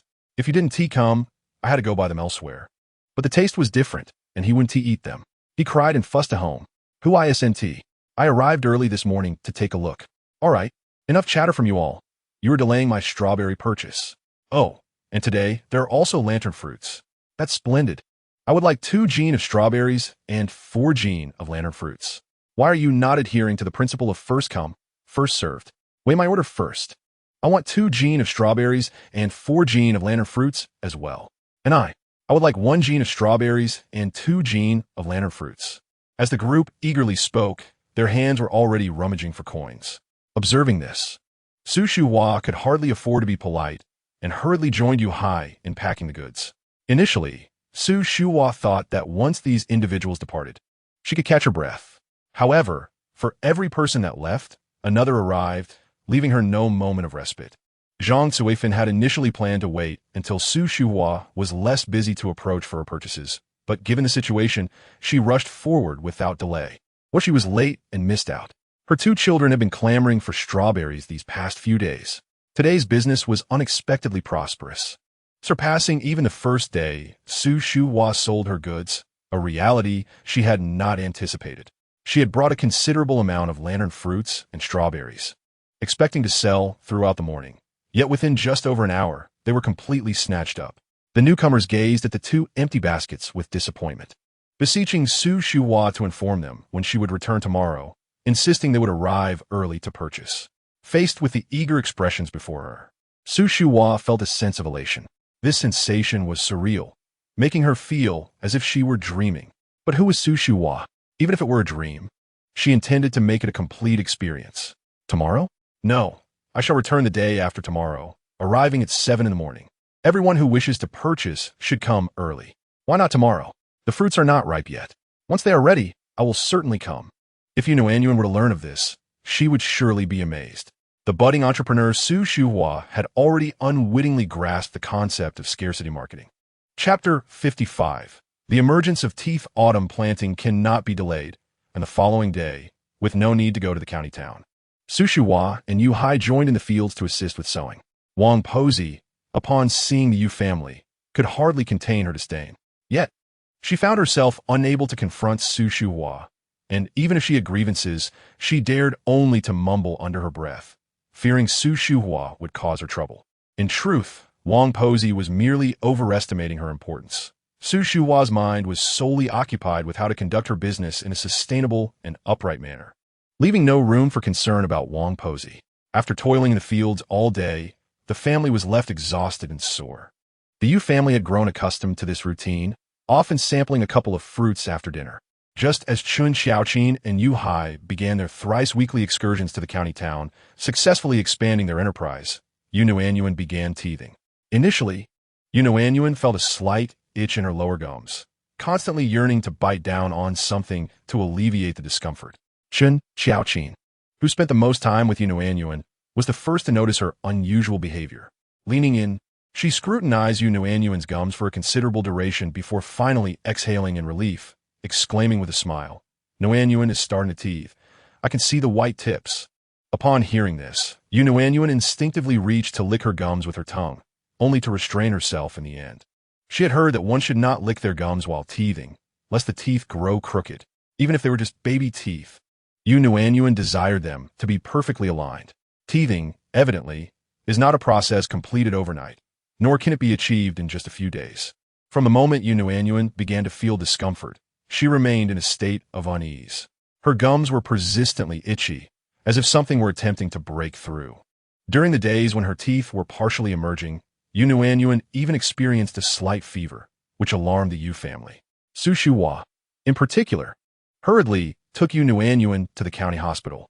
Upon arrival, Su Shuhua rushed into the pediatric ward with Nuannuan in her arms, with Chen Xiaoqin and Yu Hai closely following, both wearing anxious expressions. The doctor in the office was startled by their urgency, especially upon seeing the infant. What was the matter with the child? Su Shuhua stood before the doctor's desk, scarcely taking a moment to breathe, and urgently implored, "Doctor, please examine my Nuannuan. She has a slight fever." Given the age of the child, a fever could indeed signify serious concerns. Moreover, Su Shuhua's evident anxiety led the doctor to instinctively assume the issue was grave. However, once he placed his hand on Nuannuan's forehead, his expression shifted. After observing her complexion, feeling her hands and feet, and finally focusing on her mouth, he realized, she's beginning to teeth. Yes. Doctor, please take a look. She's teething, but what about the fever? If it weren't for Su Shuhua's genuine anxiety, the doctor might have thought she was deliberately causing a scene. Chapter 56. Do you think I am broke? The temperature was taken swiftly, and after 8 minutes, it was completed. Su Shuhua held Nuannuan in one arm, while retrieving a thick stack of money from her pocket with the other hand, forcefully slapping it onto the desk. "Doctor, do you think we country folk lack money and cannot afford medical care, which is why you are hesitating to treat my Nuannuan? I have money. Treat my Nuannuan. Use the best medicine." The doctor was taken aback by Su Shuhua's boldness, staring at the pile of money on the table, momentarily at a loss for words. He recognized that Su Shuhua and her companions were from the countryside, but that did not imply he looked down upon them for seeking treatment. Taking a deep breath, the doctor endeavored to maintain a calm demeanor, saying, "Madam, I am not concerned about your ability to pay. It's just that Nuannuan is experiencing a fever due to teething. Once the teeth fully emerge, the fever will subside. Infants naturally have slightly higher body temperatures. 37.6 degrees is actually quite normal. As long as she stays hydrated and her temperature does not rise, all will be well. Moreover, medicine can have adverse effects. And considering how well Nuannuan is growing, it would be unwise to introduce any unnecessary substances into her system." At this moment, Nuannuan was aware of her surroundings. Her temperature was indeed slightly elevated, but she did not feel particularly unwell. The only discomfort she experienced stemmed from her gums. As Su Shuhua hurriedly carried her to the county town, Nuannuan had wished to protest, but lacking the ability to communicate. She could only allow Su Shuhua to carry her. Upon hearing the doctor's words, Nuannuan smiled widely. This doctor is wonderful. Not only is he pleasant in appearance, but his demeanor is also kind, and his explanations are clear. Such a good doctor was rare before the end of the world. Seeing Nuannuan smile, the doctor couldn't help but smile back, remarking, "What a beautiful child. She is truly the most lovely baby I have ever seen. What do you think, madam?" After asking, he contemplated that if Su Shuhua persisted, he would prescribe some antipyretics. However, to his surprise, Su Shuhua's attitude shifted. "All right, since you say so, we will forego the medicine. By the way, doctor, what is this you use to measure the temperature?" "Oh, this is a thermometer. If you have children at home, it's advisable to purchase one for your household. If you notice anything amiss with the child, you can easily check her temperature, as early detection leads to prompt treatment. Buy it. How much is it?" As Su Shuhua reached for her stack of money once more, the doctor hastily replied, "It's just 10 cents. It won't cost that much." Su Shuhua handed over a 10-cent bill, and the doctor retrieved a new thermometer from his drawer. kindly instructing Su Shuhua and her companions on its usage before bidding them farewell as they departed with Nuannuan. Reflecting on Su Shuhua's earlier display of wealth, the doctor remained somewhat bewildered. Are rural folk truly so affluent now? Indeed, one cannot judge a book by its cover. The wisdom of the ancients rings true. Chapter 57, I Want 5 Packs. As Su Shuhua emerged from the hospital, cradling Nuannuan in her arms, the clock had already struck past 5. In the summer, the sun still hung high in the sky at this hour, its scorching rays baking the earth, leaving only the cool shade of the trees as a respite. 2 years into the era of reform and opening up, various street vendors and small shops had sprung up like mushrooms after the rain. However, in their county, the most comprehensive selection could still be found at the department store. Nuannuan had long desired to visit the county town, but had yet to find an opportunity. She had thought that she would have to wait until she could walk and talk, but unexpectedly, she had come earlier than she anticipated. She had heard of the department store's reputation and was eager to experience it for herself. Upon hearing Su Shuhua's words, she couldn't help but burst into laughter, wanting Su Shuhua to know how delighted she was. Hearing Nuannuan's laughter, Su Shuhua joined in, exclaiming that even Nuannuan wanted to go, which was quite joyful. After walking for a little over 10 minutes, they arrived at the department store. Although it was called a department store, it was only 3 stories high, nowhere near the towering skyscrapers and grand malls Nuannuan had seen in her past life. Yet, it possessed a unique charm that captivated her attention. Upon entering the department store, Su Shuhua made a beeline for the biscuit counter, stating, "Comrade, I heard you have special biscuits for teething children. Are you looking for teething biscuits?" Yes, teething biscuits. Do you have any?" "Yes, they are 20 cents a pack. How many would you like?" The sales clerk scanned Su Shuhua and her companions with doubtful eyes, questioning whether they could afford such a purchase. Ignoring the clerk's skeptical gaze, Su Shuhua temporarily handed Nuannuan to Chun Xiaoqin, freeing her hands to produce a stack of cash. This stack included large denominations, 5 yuan notes, 2 yuan notes, 1 yuan notes, and coins of 50, 20, and 10 cents, leaving the sales clerk wide-eyed. Su Shuhua unfolded the money, counted out 10 10-cent notes meticulously, and placed them on the counter, declaring, "I want 5 packs." Just as the sales clerk reached for the money, Nuannuan, who had been quietly nestled in Chun Xiaoqin's embrace, suddenly lunged towards the counter, pressing the 10 10-cent notes beneath her small body. This unexpected action startled Chun Xiaoqin, her heart racing with fright. Once she confirmed that Nuannuan was unharmed, she quickly scooped her up, exclaiming, "Nuannuan, are you all right? Did you fall?" Chun Xiaoqin worried that Nuannuan might cry, but upon seeing her expression, she was taken aback. Nuannuan's delicate hands clutched the 10 10-cent notes tightly, her face brimming with joy. In that moment, Chun Xiaoqin remembered how Nuannuan had previously stuffed money into her own pocket.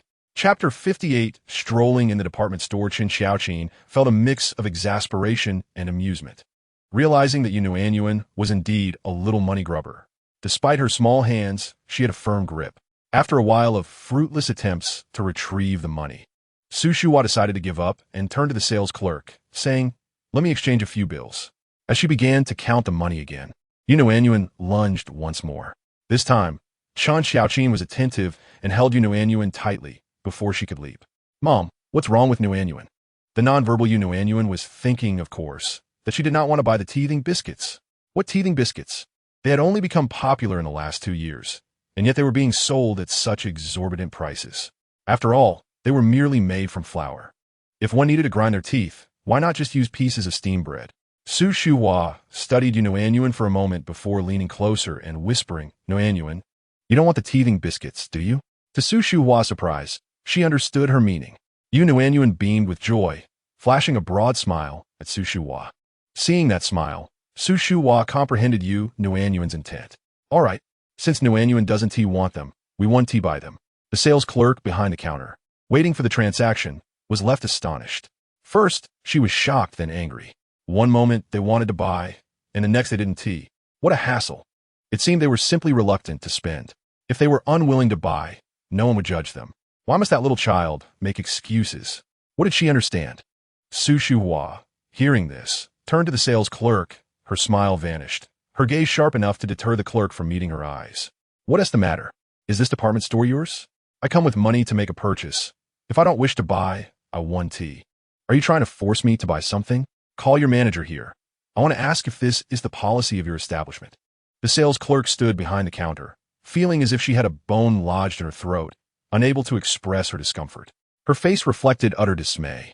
Su, carrying Nuannuan, had already forgotten about the sales clerk as she cheerfully guided Nuannuan from counter to counter.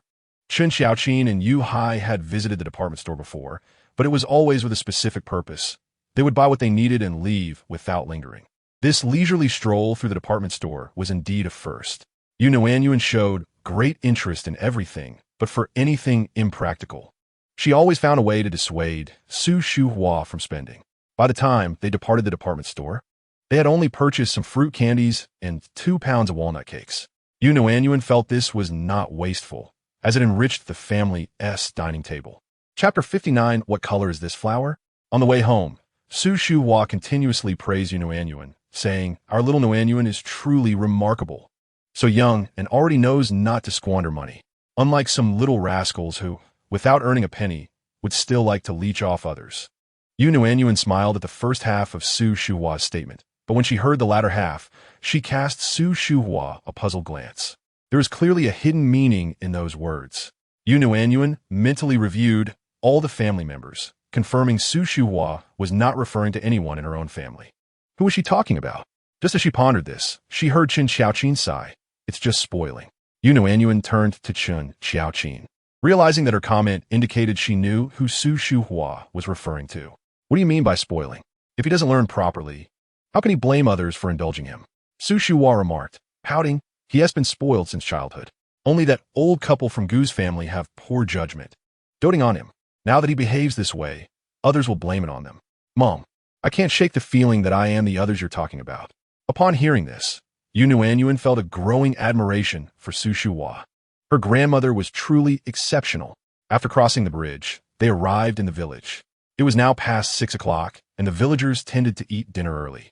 This was the time for evening meals. Nuannuan had lived in the city in her past life, where, not to mention dinner, all 3 meals were consumed behind closed doors at home. However, after coming here, she gradually noticed that villagers not only enjoyed eating outside their homes, but also preferred gathering in groups for meals. They would glance at what each other was eating, sample dishes from one another's bowls, and exchange compliments about each other's cooking. Sometimes they would even tease one another, and a meal would often stretch on for half an hour to 40 minutes, leaving little time for anything else. The Yu family, however, did not partake in such practices, as Su Shuhua preferred that the family eat their meals indoors. According to Su Shuhua, if one wanted to gather and chat, they could do so after finishing their meals. Upon entering the village, I soon encountered a gathering of individuals engaged in lively conversation and dining together. Old lady Yu, have you brought your son, daughter-in-law, and granddaughter into the city? What delightful purchases have you made? Is it for Nuanbao again?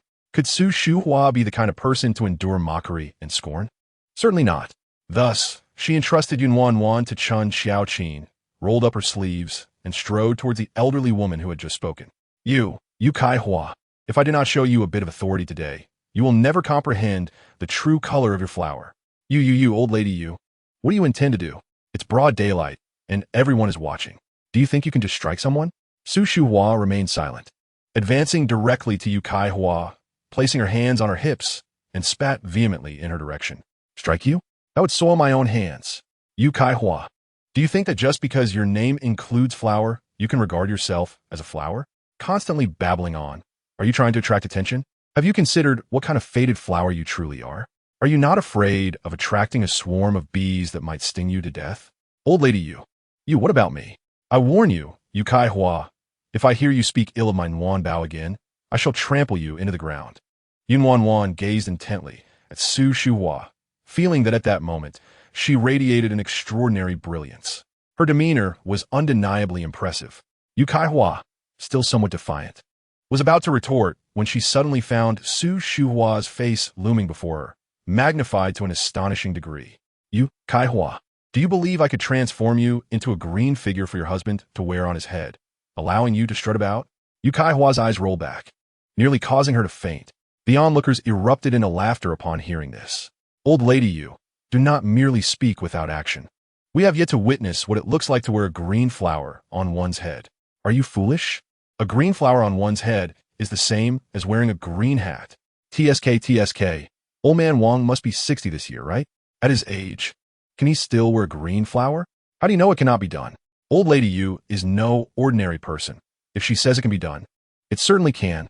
Unfazed by the banter, Su Shuhua stood confidently with her hands on her hips, her gaze sweeping across the crowd. What is it? Do you all wish to assist me in transforming her into a green figure? Who will be the first? I shall arrange it for you. When it comes to enjoying the spectacle and jesting at others, everyone is eager to take the forefront, fearing their capabilities go unnoticed. However, when the spotlight turns upon them, not a soul remains unafraid. The once boisterous crowd, now silenced by Su Shuhua's words, lowered their heads and resumed their meals. Let's eat. Today's meal is exceptionally delightful. Nuannuan observed Su Shuhua's silhouette, feeling a profound warmth in her heart, realizing that Su Shuhua had truly embraced the essence of severing ties with kinship. As Su Shuhua led them through the door, they were met by a throng of family members emerging from the house, each clamoring with concern. How is Nuanbao? Is she doing well? Has she received her shots? Has she taken her medicine? What did the doctor say? Listening to their caring inquiries and witnessing their worried expressions warmed Nuannuan's heart. What extraordinary fortune she had, to be surrounded by such loving kin. Su Shuhua raised her hand to signal for quiet, assuring everyone, Nuanbao is just fine, no need for concern. Is dinner ready? Zhang Yuge nodded eagerly, yes. It's ready. You all should wash your hands and faces first, and then come inside to wait. Just as the doctor had said. Once Nuannuan's two tiny teeth fully emerged, her temperature normalized. Nevertheless, Su Shuhua continued to check her temperature daily. One morning, as usual, Su Shuhua first measured Nuannuan's temperature before carrying her out of the house. With the arrival of summer, the weather grew increasingly warm, and only in the early morning could they enjoy a slight coolness. Su Shuhua, although reluctant, recognized that Nuannuan preferred to explore the outside world rather than remain indoors all day, eager to discover fresh and unseen sights. This realization came to light during their visit to the department store. Having acknowledged this, Su Shuhua could not feign ignorance. She adorned Nuannuan with a charming little sun hat and ventured into the mountains. The village offered little in terms of sights, but the mountains were adorned with blooming flora. The absence of mosquitoes in the early morning made it an ideal time for exploration. While the mountains lacked towering trees, there were still plenty of trees taller than a person. Standing beneath the shade of the trees, accompanied by the occasional breeze, it was even cooler than in the village. Nuannuan had recently developed a particular fondness for Su Shuhua's excursions to the mountains. After the fields had been sown, the Yu family had settled into a more leisurely routine, no longer requiring everyone to toil in the fields all day. With more hands at home, Chun Xiaoqin and Yu Hai were increasingly cautious, forbidding her from touching anything related to plants. Now, with Su Shuhua taking her to wander in the mountains, she could explore freely, as no one else would be watching. As Su Shuhua paused, Nuannuan seized the opportunity to grasp a slender branch. Recognizing it as a jujube tree, she could identify it easily due to the small, unripe jujubes already forming. Su Shuhua, observing Nuannuan's actions, did not intervene but instead smiled and said, Do you wish to taste the fruit, Nuanbao? You cannot eat these, they're quite sour. Wait until autumn when the jujubes ripen, and I will buy some sweet ones for you in the county. By that time, you will have several teeth and can enjoy them. As those words left her lips, they dissipated in the breeze. Su Shuhua's eyes widened as she gazed at the jujube tree, which was only slightly taller than her, its trunk not much thicker than Nuannuan's wrist. And in an instant, it underwent a remarkable transformation. The small jujubes, initially the size of peanuts, swelled like sponges soaked in water, changing from green to red, and began to drop from the branches. Before all the jujubes could fall, new blossoms emerged, producing fruit that ripened and fell. With this continuous cycle, the jujube tree grew taller and its trunk thickened. She wondered if her abilities would temporarily diminish with overuse, but it appeared that was not the case. Transforming a 2- or 3-year-old jujube tree into one resembling a 7- or 8-year-old tree without experiencing any discomfort made Nuannuan acutely aware of the magnitude of her powers. While strength is commendable, possessing self-control would be even more desirable. The prolonged duration of exertion left her jaws weary. Goodness! Su Shuhua could only utter these 2 words, at a loss for further expression. It seemed that no words could encapsulate her current feelings. Nuannuan looked at Su Shuhua, wishing to convey that there were indeed 2 additional words that could articulate her sentiments. Those words were woebetide. Yet, Nuannuan felt that even if she eventually learned to speak, she could not divulge these words to Su Shuhua, lest she assume she had picked up bad language from someone else. While Nuannuan's thoughts wandered, Su Shuhua was already contemplating practical matters. The jujube tree bore numerous enticing red fruits, and as she approached, the sweet aroma teased her senses. After a moment's hesitation, she decided to pluck one. This jujube tree had grown independently for several years, yet no one had ever tasted its fruit, for it was overwhelmingly sour. Even a most cheerful child, who delights in whatever they eat, would not resort to picking fruit unless absolutely necessary, as it would only lead to self-inflicted misery. Thus, Su Shuhua hesitated for quite some time, clutching the jujube, before cautiously parting her lips to take a bite. Her trust in Nuannuan allowed her to attempt this. After all, the vegetables and fruits produced by Nuannuan's hands, be it chives, eggplants, or strawberry lantern fruits, were all exquisite in flavor. Surely, this jujube will be no different. As soon as Su Shuhua's upper and lower teeth broke through the skin of the jujube, a tangy juice flowed into her mouth, causing her teeth to soften immediately from the sourness. With a grimace, she extracted the jujube and stared at it for a long moment, unable to look directly at it. While chives, eggplants, and strawberry lantern fruits had only improved with time, why had this sour jujube only become more disappointing? As these thoughts slipped from her lips, Su Shuhua had not pondered deeply, speaking instinctively. However, after uttering those words, she suddenly paused. It seemed she had stumbled upon a revelation. Chives and eggplants aside, the strawberry and lantern fruits were inherently sweet and had become even sweeter with Nuannuan's magic. In contrast, the sour jujube tree was already sour, and with Nuannuan's magic, it had only grown more sour. Thus, the issue was not with Nuannuan, but rather with the jujube tree itself. It was, after all, a sour jujube tree, not a sweet one. The problem lay at its roots. Even with Nuannuan's magic, it could not be salvaged. Su Shuhua shook her head while gazing at the sour jujube tree, muttering, "You are beyond saving.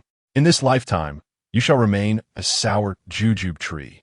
Nuannuan, resting on Su Shuhua's shoulder, watched the sour jujube tree recede into the distance, contemplating how wonderful it would be if her abilities could be controlled. If her powers were manageable, perhaps the root of the problem could truly be resolved. That evening, after dinner, Su Shuhua took Nuannuan out for a stroll. Upon stepping outside, she noticed a gathering of people not far off, engaged in conversation. As she approached, she overheard someone lamenting, "Oh, my teeth. I can barely chew tofu." Serve you right. Who told you to be greedy and stuff 7 or 8 sour jujubes in your mouth at once? I never imagined they would look so appealing, yet taste even more sour than before. At that moment, Su Shuhua drew closer and recognized the speaker. It was none other than Old Wang. Su Shuhua scoffed, silently thinking, "Serves you right. What does it mean to suffer a great loss for a small gain?" This is it. Old Wang remained oblivious to Su Shuhua's presence, continuing to complain while clutching her cheeks. It was indeed peculiar that the jujubes had ripened so suddenly, with many having fallen to the ground. No wonder the old saying goes, "Unusual occurrences are signs of the supernatural." It truly seemed to hold water. Those jujubes were so sour. Perhaps it would be better to cut the tree down. However, upon hearing Old Wang's remarks about unusual occurrences being signs of the supernatural, Su Shuhua felt displeased. The jujubes on that sour jujube tree ripened early because of Nuannuan's influence. Old Wang's words implied that Nuannuan was supernatural. You are quite the character. The sour jujube tree is thriving in the mountains, not in your yard. Why should you seek to cut it down? You have eaten its fruit, yet complain about its sourness. How unreasonable can you be? Did it beg you to eat it? As Old Wang continued her tirade, she was suddenly met with a torrent of verbal retorts, leaving her momentarily stunned. Upon looking up and seeing Su Shuhua, her expression shifted dramatically. "You Lautai, I was speaking about you. Why are you so anxious? Is that sour jujube tree truly your doing?" Su Shuhua nodded. "You are quite correct in that regard." The words she uttered were met with disbelief from not only Old Wang, but also the onlookers. If Su Shuhua truly possessed such abilities, it was implausible that she could. Observing their reactions, Su Shuhua sighed. In this day and age, speaking the truth is met with skepticism. But I tell you, Old Wang, from this moment on, That jujube tree belongs to me. If you wish to eat a few jujubes, I one tea hold it against you. But if you dare speak ill again, do not blame me for being rude. Old Wang stared at Su Shuhua as if she were mad. Are you out of your mind, you Lao Tai? You're claiming ownership of a sour jujube tree? I'm claiming it, so what? Do you have a problem with that? Would you care to settle this physically? Su Shuhua raised an eyebrow at Old Wang, her demeanor brimming with challenge. Su Shuhua surveyed the crowd. Are any of you inclined to contest me? The crowd shook their heads in unison. It was tea that they feared Su Shuhua. Rather, they had all tasted the jujubes that day, their teeth nearly overwhelmed by the acidity. Who would be foolish enough to challenge her? Noticing it would still be a while before nightfall, Su Shuhua turned to head home. Upon reaching the entrance, she halted and called inside, eldest, second, third, and fourth, grab shovels and come with me.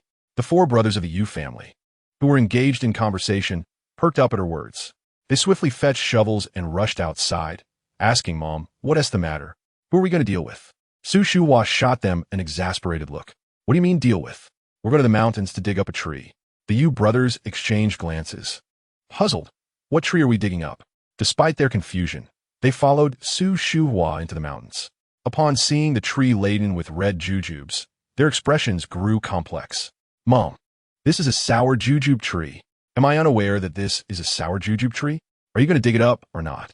If not, step aside while I do it, Su Shuhua declared.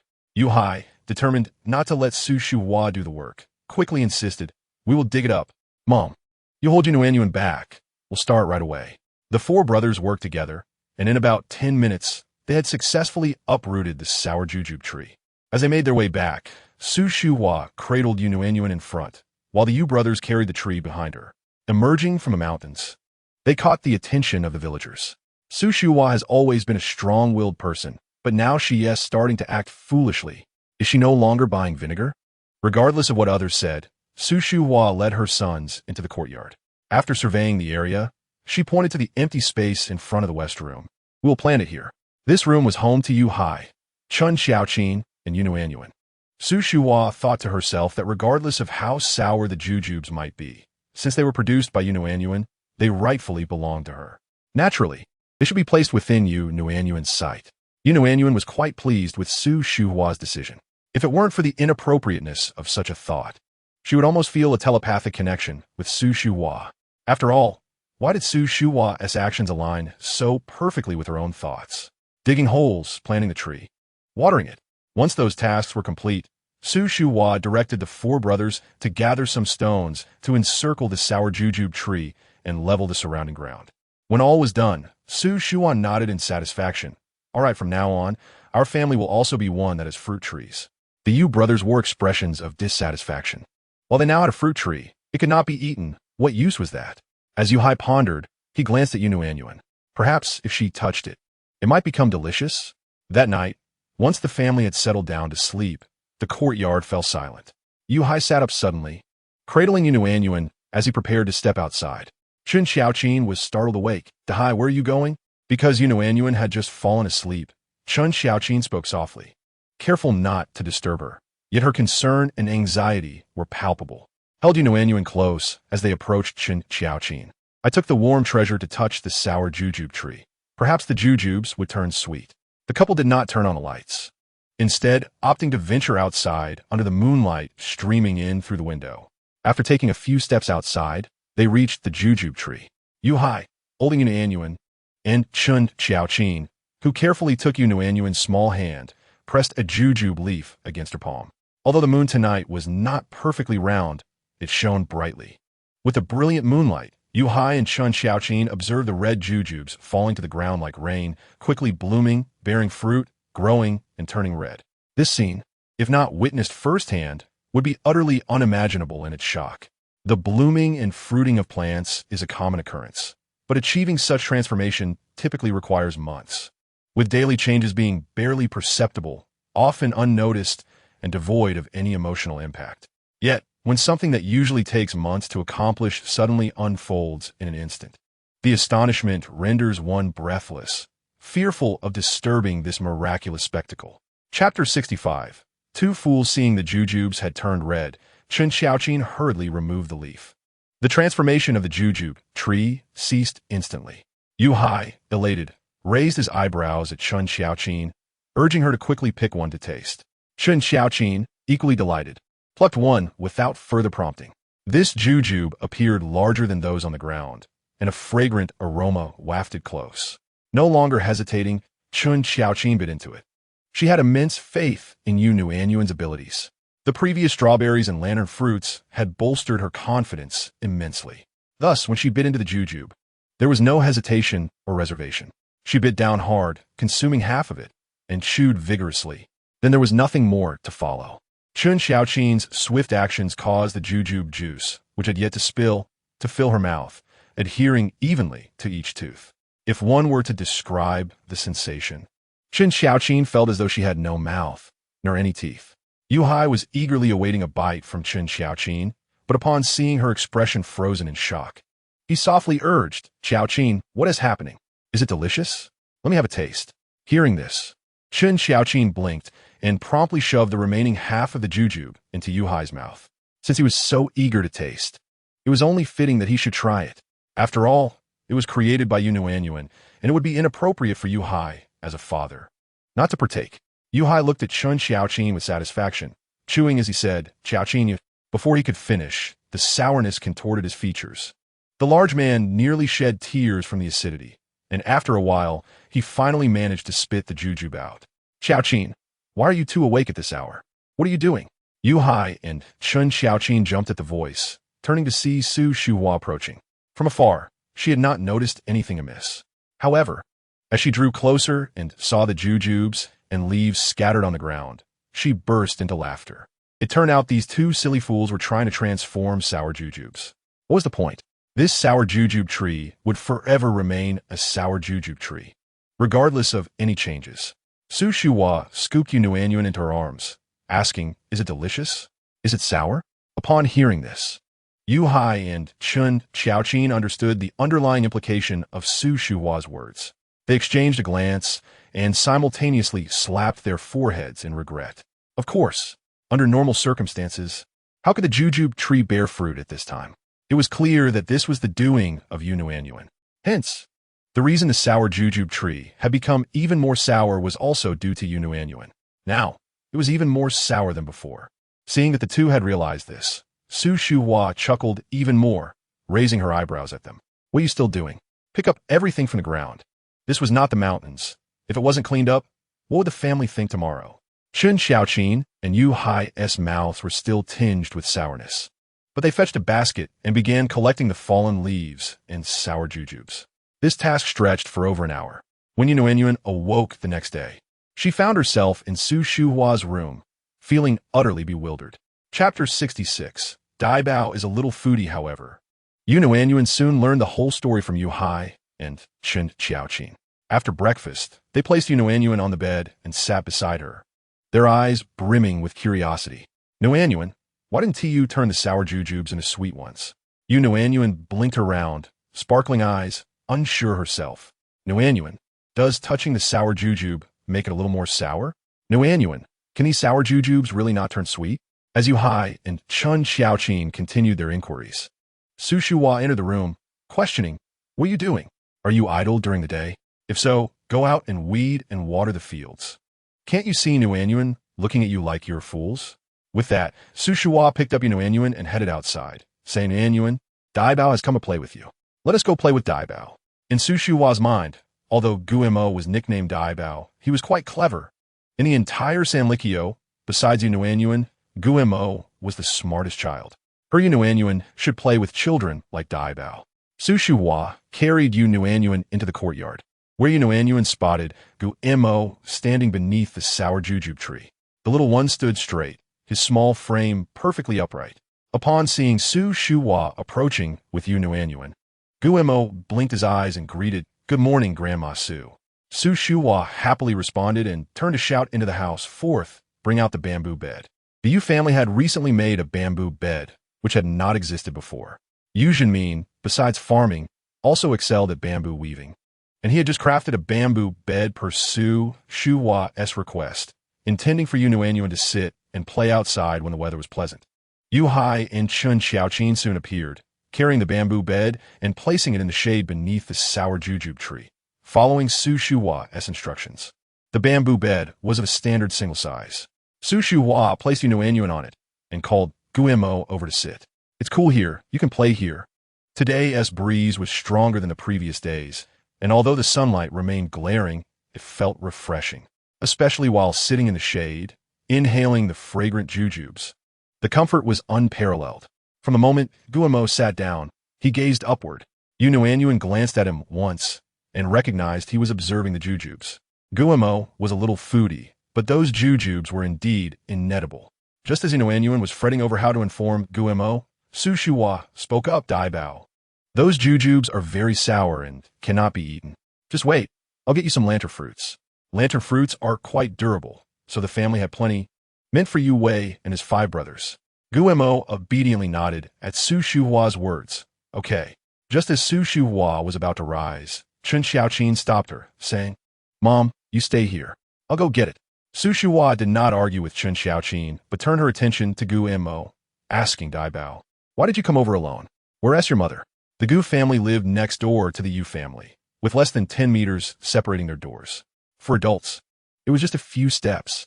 However, for Guimo, merely a year and a half old, it was still quite a distance. Chapter 67. She is no longer the toothless Nuannuan. Guimo looked at Su Shuhua with his innocent round eyes, replying, I'm washing clothes. After a brief pause, Guimo spoke again, stating that he had come to play with Nuanbao. Upon hearing this, Nuannuan glanced at Guimo, suspecting that he was not being entirely truthful. If she were capable of speech, Guimo would certainly have someone to play with. However, apart from eating, she was at a loss for any other activities. Would they simply sit across from each other, munching away? Come, Nuanbao, eat the lantern fruit. It is quite sweet. Guimo said. He was not one to smile often, and thus, with utmost seriousness, he addressed Chen Xiaoqin, expressing his gratitude. Thank you, Aunt. His earnest demeanor, combined with the soft emphasis in his voice, brought a smile to Chen Xiaoqin's face, who remarked how well-behaved Nuanbao was. Go ahead and eat. Nuannuan reached out to grab the fruit. She was no longer the toothless Nuannuan of the past. Now she had 2 small baby teeth. Although those tiny incisors were only a third the size of a grain of rice, they were sufficient for gnawing at the skin of the lantern fruit. Her sudden and swift action caught both Chen Xiaoqin and Su Shuhua off guard. By the time they noticed, Nuannuan had already stuffed the lantern fruit into her mouth. Chen Xiaoqin turned pale, exclaiming, What on earth is Nuanbao doing? Su Shuhua shot a warning glare at Chen Xiaoqin, admonishing her not to frighten Nuanbao. Despite her words, Su Shuhua's face mirrored her concern. Nuanbao, be a good girl, and give the lantern fruit to Grandma, all right? Nuanbao's hands were still small, and the lantern fruit was larger than usual. Her tiny fingers could not fully encircle it, revealing the fruit skin through the gaps. Su Shuhua's gaze flitted between Nuannuan's face and her hands, anxious that Nuannuan might exert too much force and break the skin of the fruit with her tiny fingernails. Su Shuhua closed her eyes momentarily, trying to banish any troubling thoughts. What then? There was no then. Nuanbao, be a good girl and get to Grandma, okay? Oh, you have so many lantern fruits at home, and you won't even let the child have one? Aren't you the one who loves this granddaughter the most? Now, you can't even part with a single lantern fruit? I see that your affection is merely words, Su Shuhua remarked. Hearing this, she turned to the doorway and noticed Wang Posey standing there with an excited expression, as if she had stumbled upon a new continent. However, that was not the priority. The most important matter right now was the lantern fruit in Nuannuan's hands. What Su Shuhua did not expect was that in the brief moment she turned her head, when she looked back at Nuannuan, the child was already gnawing on the fruit. Nuannuan's delicate little hands held the lower half of the lantern fruit. Her rosy, moist little mouth was diligently sucking on it. With each motion, the lantern fruit visibly shrank. Throughout the process, not a drop of juice escaped from the corners of her mouth. Mein Nuanbao, how impressive. You can eat by yourself at such a young age. Look how cleanly you eat. Unlike some children who are over a year old and still manage to make a mess with every meal. Wang Posey raised her brows. Who are you talking about? I'm not a child. I'm over a year old. Don't flatter yourself. Chapter 68. This grandmother and granddaughter exchange compliments you. What about me? Su Shuhua retorted impatiently, waving her hand at Wang Posey, as if shooing away an annoying fly. Ultimately, Wang Posey left. What else could she do? She could neither strike nor argue successfully. Wang Posey bit her teeth in frustration, wondering how Su Shu Hua could be so loquacious. Bah! No matter how much you can talk, you won't sell that sour jujube. Just as Wang Posey departed, Qin Xiaoqin hurriedly asked Su Shu Hua, Mom, can we really sell these sour jujubes? Will anyone buy them? Indeed, throughout their conversation, Su Shu Hua had never mentioned what they would do if they couldn't sell them. It was Wang Posey who mentioned kneeling and calling her grandma. TSK, TSK. No wonder they said Su Shu Hua was formidable. Qin Xiaoqin expressed her admiration, Mom. You truly are impressive. Nuannuan echoed her thoughts inwardly. She really is remarkable. This capable grandmother was indeed her, in an eye. Nuannuan beamed at Su Shu Hua, displaying her two tiny teeth, which sparkled like stars. Su Shu Hua was overjoyed, exclaiming, Our Nuanbao's teeth are growing beautifully. So white. Guimo observed Nuannuan, and then Su Shu Hua. Although Nuannuan had remained silent throughout, he felt that this grandmother and granddaughter were exchanging compliments. Chapter 69. The feeling of being trusted is wonderful, noticing that it was still early. Su Shu Hua called out to Yuhai, Lao Si, come here, and pick some jujubes from the tree. Let us see if we can sell them in the county. Yuhai emerged, his face a mask of hesitation. Mom, can these really sell? I chewed on a few last night, and my teeth still hurt. I could barely manage porridge this morning. I can't even chew a steam bun. Who has good enough teeth to eat these? Seeing Yuhai's reluctance, Su Shu Hua glared at him. What's wrong? Don't want to go? If you don't want to go, what do you want to do? I see that the weeds in the field are starting to grow. Go pull them. Mom, I'll go. I'll go get the basket right now. Yuhai quickly replied, dashing off to fetch a basket. What a joke. It had only been a few days since they planted. Even if the crops and weeds had sprouted, they were hardly taller than a finger. Go to pull weeds now would only strain his eyes. Though the sour jujube tree had grown tall, the lower branches still bore fruit that could be easily picked. Thus, Yuhai did not bother with a stool or ladder and gathered half a basket of sour jujubes, setting aside the matter of their taste. The yield of this sour jujube tree had multiplied several times since Nuannuan's intervention. Each branch was laden with tightly packed fruits, heavy enough to worry that the branches might snap under the weight. Yuhai looked at the jujubes in his basket and said to Su Shu Hua, Mom, is this enough? It probably won't sell anyway, so I might as well take fewer to avoid carrying too much weight. Su Shu Hua could read his thoughts without asking, but she paid no mind. All right, you go ahead. Yuhai nodded. Wait, Mom, aren't you coming? Su Shu Hua shook her large fan. Why should I go? It's blazing hot, and you want me to go to the county town under the sun? You're old enough. Can't you go alone? Yuhai's expression instantly turned sour. He had accompanied XSH to the county several times, selling lantern fruits and strawberries. Yet, each time his sole responsibility was to weigh and bag the items. How could he sell them? How could he engage with customers? Nuannuan watched YHI depart with sympathy. After all, her handsome father had his own struggles, being subject to the whims of a domineering grandmother. XSH, who handed a lantern fruit to Nuannuan with a beaming smile, saying, Here, have another one, my dear. Elated, Nuannuan eagerly accepted the lantern fruit, instantly dismissing any lingering sympathy for YHI. Previously, XSH, who had refrained from offering her any fruits or vegetables, but now she personally presented one. Was this not a sign of trust? The sensation of being trusted, especially by a family member, was undeniably delightful. CHNCOQ observed the scene with a tightening heart, but ultimately chose silence. Her gaze fixed intently on Nuannuan until the lantern fruit was consumed. Only then did she release a soft sigh.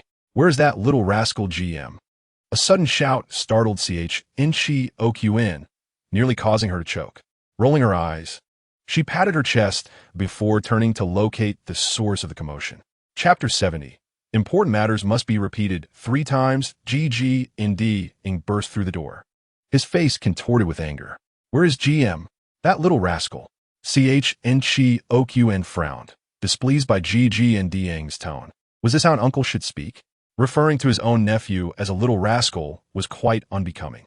GG was oblivious to CHNCOQ's disapproving glare, his mind solely occupied with finding GM, spotting him seated on a bamboo bed.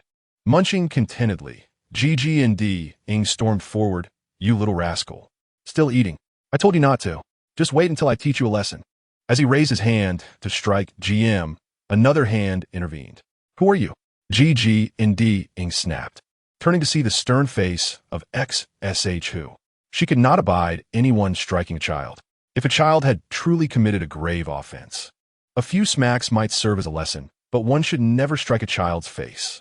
Besides, how old was GM? What mischief could he have possibly done? GG&D Ing, with his towering stature, wielded considerable strength. A slap from him could easily injure GM. Before XSH who could speak, GG&D Ing began to wriggle free, exclaiming, "Why are you holding me back? I'm disciplining my little rascal. It's none of your business." XSH who spat at him. Am I not allowed to help when I see injustice? I cannot stand by while you bully someone in your own home, yet act subservient before the elf family. Her words left GG&D Ing feeling both embarrassed and furious, his face flushed. "Let me go." Just as he struggled, Nuannuan rushed into the scene, her hands still damp from washing clothes. Clearly, she had heard GG&D Ing shouting and hurried over. Upon entering the courtyard, she dashed to GM's side, relieved to find him unharmed. Turning to GG&D Ing, she inquired, "What are you doing?" "Dabao is just a child." "What has he done to you?" GG&D Ing sneered. "What has he done?" "This morning when I left, he touched my basket. If he hadn't meddled, how could everything inside have turned to stone?" XSH who regarded GG&D Ing as if he were a fool. "I thought you were merely inept, but I see you are also quite foolish." "How am I foolish?" GG&D Ing roared, his eyes blazing as he glared at GM. "I checked the basket before I left. It contained 3 pounds of pork, 20 eggs, and a bag of brown sugar. After he touched it, everything turned to stone. Where else could it have gone if not his doing?" XSH who shrugged. "Perhaps you ate it, or sold it. Regardless, I refuse to believe this is the work of GM. He is far too young to have stealthily swapped out all those items. If he had, where'd he hide them?" Nuannuan shared this sentiment, saying, "GG&D Ing, something is missing. Let us search for it properly. But you cannot blame Dabao for this. He is a good child and would never do such a thing." Hearing their words, GG&D Ing felt as though he might lose his mind. "I've said it. Everything turned to stone. Turned to stone. Turned to stone." Nuannuan blinked in surprise, realizing that GG&D Ing was quite ahead of his time, repeating important matters 3 times. Chapter 71. He is a monster turned to stone? How did that happen? Show me. XSH who looked at GG&D Ing with disdain, convinced he was lying. This was not due to any bias against him. GG&D Ing had a long-standing penchant for deception. The phrase habitual liar hardly sufficed to describe him. Though QNULN and CHNCHOQ and remained silent, their expression suggested they shared this view. GG&D Ing felt wronged and struggled once more, this time successfully breaking free but stumbling backward. "If you don't believe me, just wait. I'll bring the proof." With that, he dashed outside. Once he was gone, QNULN exhaled in relief and hurried to check on GM. "Dabao, are you all right? Were you scared?" GM shook his head, his expression unchanged. How could he possibly be frightened? "See, if you don't believe me, just watch closely." As he spoke, GG&D Ing returned, placing the basket heavily on the bamboo bed. Everyone turned to see a collection of stones within. Those stones were common. The peculiar assortment in the basket caught their attention. A heap of oval stones, each roughly the same size, bore a striking resemblance to eggs. Among them lay a long, narrow stone, its colors alternating in shades. It almost resembled pork belly. The most curious was a square stone adorned with fine, thread-like markings. Even XSH who prided herself on her worldly knowledge, had never encountered such a collection of stones. GG&D Ing, seeing the silence from the onlookers, raised an eyebrow triumphantly. "What do you think? I'm not lying. This is what happened to my eggs, brown sugar, and pork. This little brat GM is responsible." XSH who scoffed. "You've only heard of turning stone to gold. Have you ever heard of turning food to stone? If you're going to lie, at least make it somewhat believable. Even if you've gathered stones that look similar, it's still absurd. Are you suggesting Dabao is some sort of deity capable of magic? Nonsense." GG&D Ing, infuriated, leaped into the air. "Deity? Magic? Yes, a monster. What child acts like he does, always with a solemn face, appearing so mature? Isn't that monstrous?" XSH who could not tolerate such slander. "A monster? Nonsense. If Dabao were truly a monster with an uncle like you, he would have dealt with you long ago. Do you think no one knows about your attempts to bully him? If he were a monster, would you still be standing here? Nuannuan, typically submissive, could no longer hold her tongue. G&D'ing, how can you say such things? Dabao is her nephew, and he's been well since birth. How can you claim he is a monster? Chapter 72. Gumo's masterpiece. You say he is not a monster, fine. Then explain why the contents of this basket turned to stone. When have I ever been afraid of the strong and bullied the weak? I have not harmed him. The items were perfectly fine until he touched the basket, and then they transformed into stone. Pray tell, how heavy is this basket of stones? What was the original weight? If it were truly Dabao's mere touch that caused them to turn to stone, would you not have noticed such a significant change? If you did notice, why did you not speak up then? If you did not notice, it implies that the items transformed only after you took them, which has nothing to do with Dabao. Do not claim that Dabao followed you to the Li family. He has been sitting here all morning. Gu Jiandong opened his mouth, but found himself at a loss for words. When he left, Gu Mo had indeed touched the basket, but he had worried that Gu Mo might break the eggs, and had even checked to ensure everything was intact. He carried the basket to the Li family without any change in weight. Once at the Li family, he sat inside talking with Li Chunxiang, while the basket remained on the table. It was only when they decided to make sweet tea that Li Chunxiang lifted the floral cloth covering the basket and discovered a basket full of stones. Seeing the perplexed look on Gu Jiandong's face, Su Shuhua waved her hand impatiently. Enough. Gu Jiandong, this is your own possession. Give it to whomever you please. If you do not wish to give it to Li Chunxiang, do not place the blame on Dabao. You are an adult. At least have some dignity. In the end, Gu Jiandong could only glare fiercely at Gu Mo and Qin Yuelon before turning on his heel with the basket. Is this all you amount to? Although Su Shuhua herself was a mother-in-law, she truly disdained a daughter-in-law like Qin Yuelon.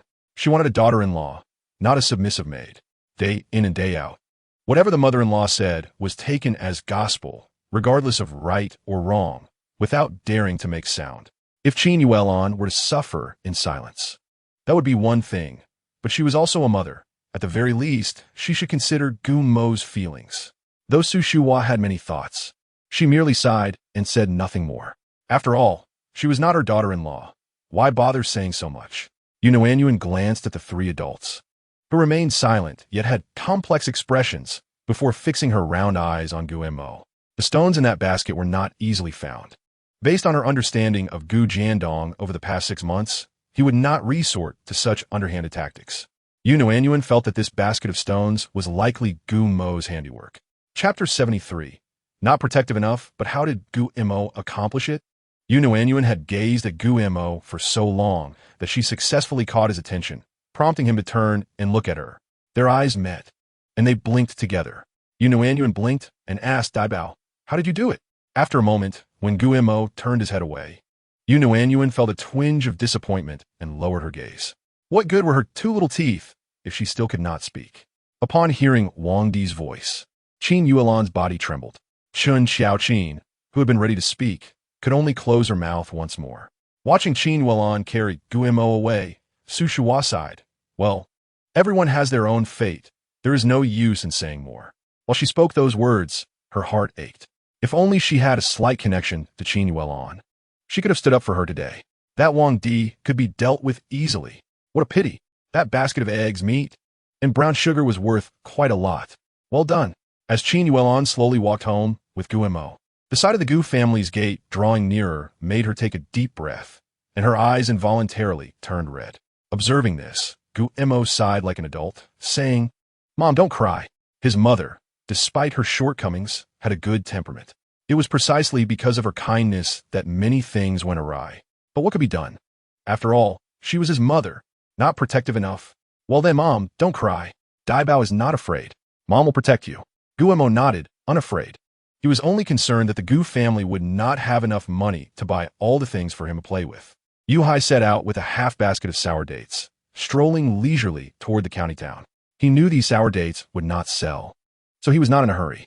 However, despite his slow pace, he took 40 minutes to complete a half-hour journey. Unsure where to sell them, he wandered back to the spot where he had previously set up his stall, unless the weather was particularly bad or he had other matters to attend to. Zhang Zuifan was usually there. Upon spotting Yuhai approaching with his basket, Zhang Zuifan greeted him with a smile, asking, "Why are you here alone today? Where's your aunt? Did you bring strawberries or lantern fruits?" Yu Hai, having visited numerous times, was somewhat familiar to her. It would not be long before people came to buy. Zhang Zuifan genuinely feared missing out. Yu Hai awkwardly smiled, saying, "Neither of those." "Neither?" Zhang Zuifan's interest was piqued. "What new item do you have?" Although it was difficult to voice, Yu Hai honestly replied, "Sour dates." Chapter 74. Are these sour dates sour? Oh, sour dates. I've had those. Yu Hai, observing Zhang Zuifan's understanding expression, shook his head internally. "No, you haven't." Zhang Zuifan stood up and took a few steps toward Yu Hai, asking, "Are these sour dates sour? I quite enjoy something tart. It whets the appetite." Yu Hai looked at her and earnestly replied, "They're extremely sour. Enough to make your teeth ache." "Ha ha ha." Zhang Zuifan laughed heartily at Yu Hai. "You were just trying to make me doubt you. How could I not trust you? The sourer the better. Give me a pound. By the way, how much is it per pound?" Yu Hai had no idea how much they cost since he had not thought about selling them. However, given that Zhang Zuifan was a regular customer and they had worked together before, he felt it inappropriate to overcharge her. Instead, he handed her one sour date, saying, "Why not try it first and then decide whether to buy? I assure you, it's incredibly sour." Without hesitation, Zhang Zuifan accepted the date, saying, "I know sour." With that, she bit into it, producing a loud crunch. Just watching her eat made Yu Hai's teeth ache, and his mouth filled with sour juice. He watched as Zhang Zuifan's smile faded, and his heart was filled with complex emotions. He began to understand how Chun Xiaoqin felt that night. It was better to share joy than to find pleasure alone. No explanation could compare to personal experience. Zhang Zuifan chewed a few times before spitting out the sour date. Her features contorting, "Yu Hai, why is this so sour? I told you it's very sour. Are you still buying?" "Not anymore. Not buying." Although she was taken aback by the sourness, Chun Xiaoqin was not angry. Yu Hai could have sold it to her and let her discover for herself that the sour dates were inedible. However, he chose not to, wanting her to believe in the sourness. Without a doubt, Yu Hai's character was commendable. While they were conversing, someone recognized Yu Hai and approached him to inquire about what he was selling that day. Yu Hai had no choice but to repeat his earlier words while pulling Zhang Zuifan in as a witness. Some believed and turned away, while others tasted it for themselves.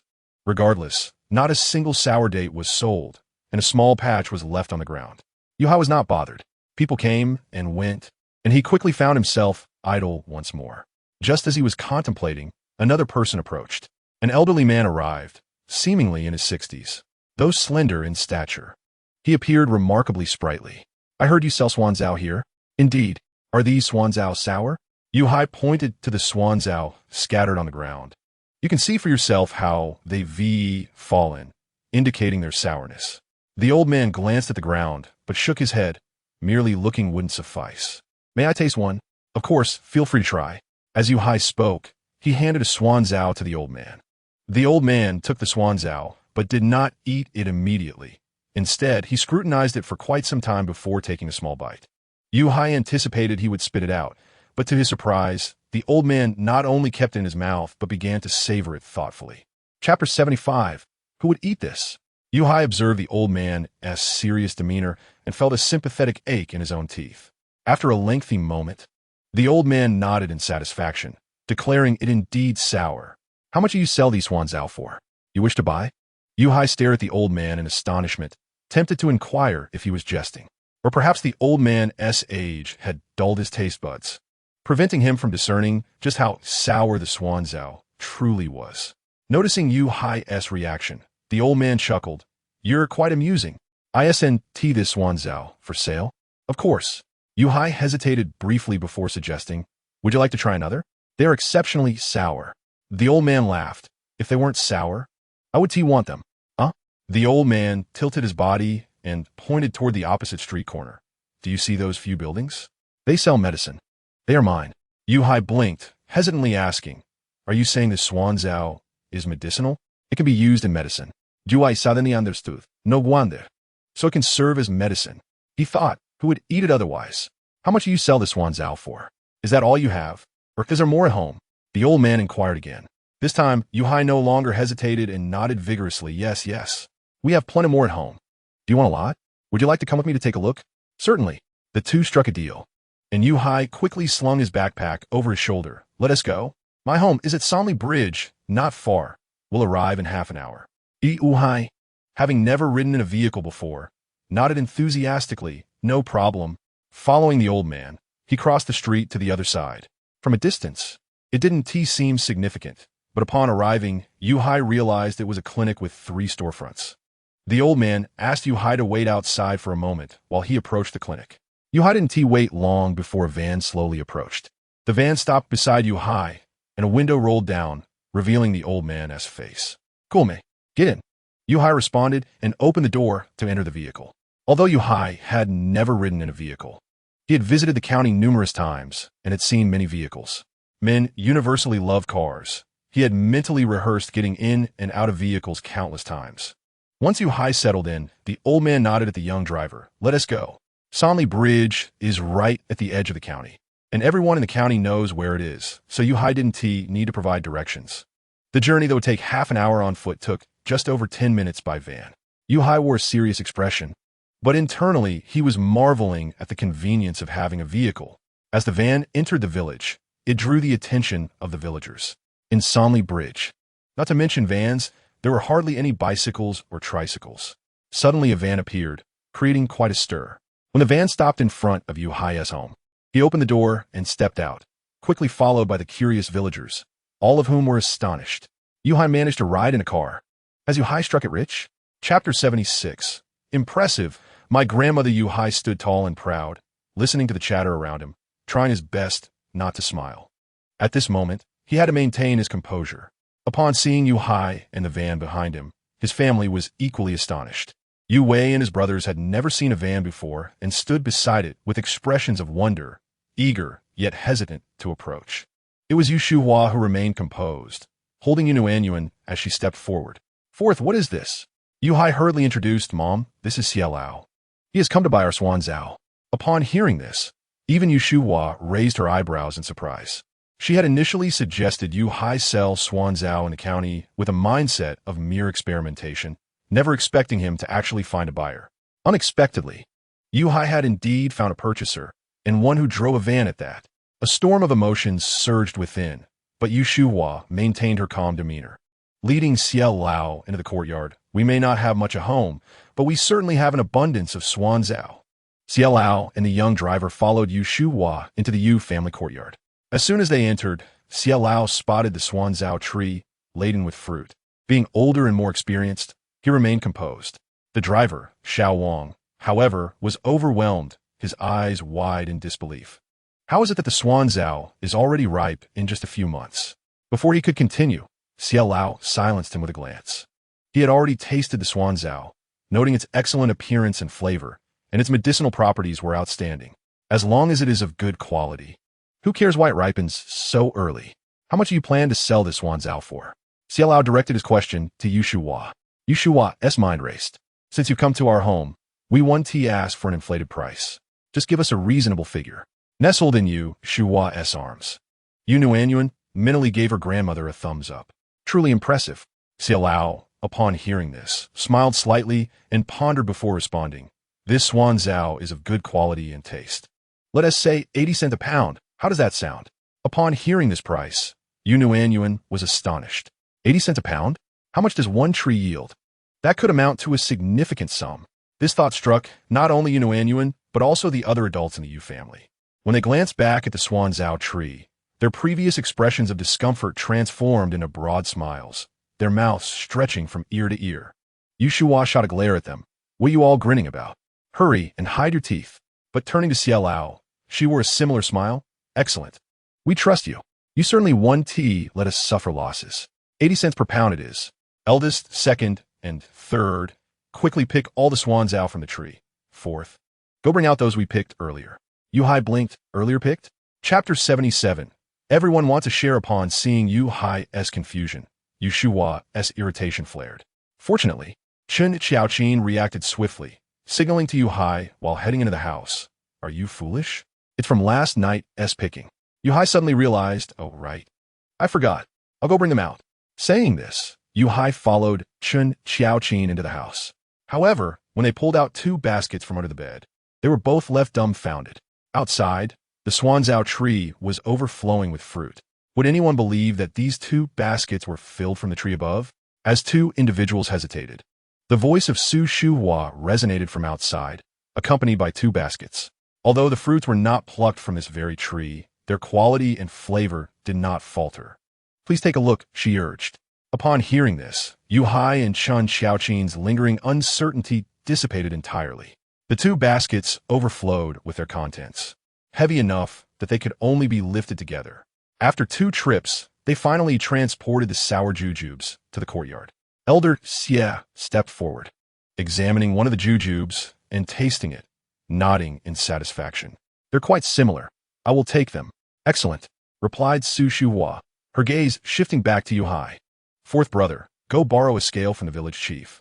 Although the Yu family possessed a scale, it was a small one, adequate for everyday sales but cumbersome for the current task. Before Yu Hai could respond, Elder Xie interjected, no need, I have one in my vehicle. Just help Xiao Wang bring it down. Hearing this, Su Shuhua did not insist further. With Elder Xie present and offering a generous price, it was unlikely he would tamper with the scales. The subsequent process of harvesting, packing, and weighing the jujubes proceeded swiftly.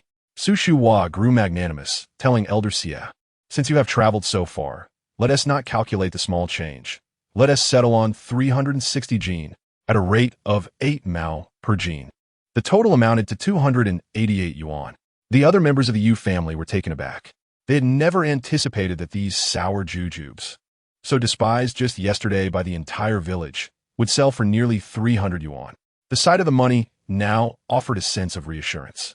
Although Su Shuhua maintained a calm demeanor throughout, only Nuannuan, cradled in her arms, could sense her mother's excitement, which was no less than anyone else's. Her body trembling slightly with anticipation. It was merely Su Shuhua's pride that compelled her to maintain composure. Once they helped load the jujubes and the scale into the vehicle, exchanging pleasantries with Elder Xie, they watched as he drove away, gradually fading from view, and finally sighed in relief. Their fears had been palpable, apprehensive that Elder Xie might suddenly change his mind. Now that he had taken the goods, there was nothing left to fear. Su Shuhua cast a sharp glance at Wang Posey. What? Do you have something to say? Wang Posey gulped. Shouldn't you distribute some of that money among us? Su Shuhua cleared her ears. I did not quite catch that. Could you repeat it? Her voice was not loud, yet it resonated with intimidation, causing Wang Posey to step back. What I said was not wrong. The sour jujube tree is from the mountains, not planted by you. Old lady you. It belongs to our village, and the money from its sale should be shared among us all. Just because you planted it in your yard does not grant you the right to hoard it. Upon hearing Wang Posey's words, Su Shuhua not only remained unfazed, but burst into laughter. Indeed, money emboldens the timid. Wang Posey, you have quite the audacity to speak so much. Xiaoqin, come here and hold Nuannuan. Su Shuhua entrusted Nuannuan to Chun Xiaoqin, placed her hands on her hips, and approached Wang Posey, spitting at her face. Want to share the money? Dream on. Wang Posey, let me remind you not to provoke me into slapping you. Su Shuhua continued. What did you say in front of everyone yesterday? Did I consult with you before I went to dig up the tree? I asked if anyone wanted the sour jujube tree, and you all said no. With her presence overpowering, Su Shuhua intimidated Wang Posey into retreating, and others followed suit, avoiding her gaze as if wishing to vanish. Everyone present knew Su Shuhua's temperament. Their reluctance to leave stemmed from the allure of money and the desire to support Wang Posey, thinking strength in numbers might intimidate Su Shuhua. However, it was evident that she was not intimidated at all, but rather more audacious than before. Soon enough, Wang Posey found herself cornered, leaning against the wall, desperately glancing at others for support. You all speak up. Before Wang Posey could finish, Su Shuhua's fierce gaze swept across the crowd, compelling them to retreat even further. Who was Su Shuhua? She was someone who, when provoked, could chase an entire village with a sickle. Although years had passed since that incident, none present could forget that scene. Money was enticing, but one's life was invaluable. With so many people involved, how much could each individual truly gain? It was not worth risking their lives for a few coins. No one dared to respond, and Wang Posey, sensing the shift, shrank down, her voice trembling. All right, let us not split it. Is that satisfactory? Observing this exchange from her doorstep, Wang Delay scoffed at Wang Posey's cowardice, muttering, useless.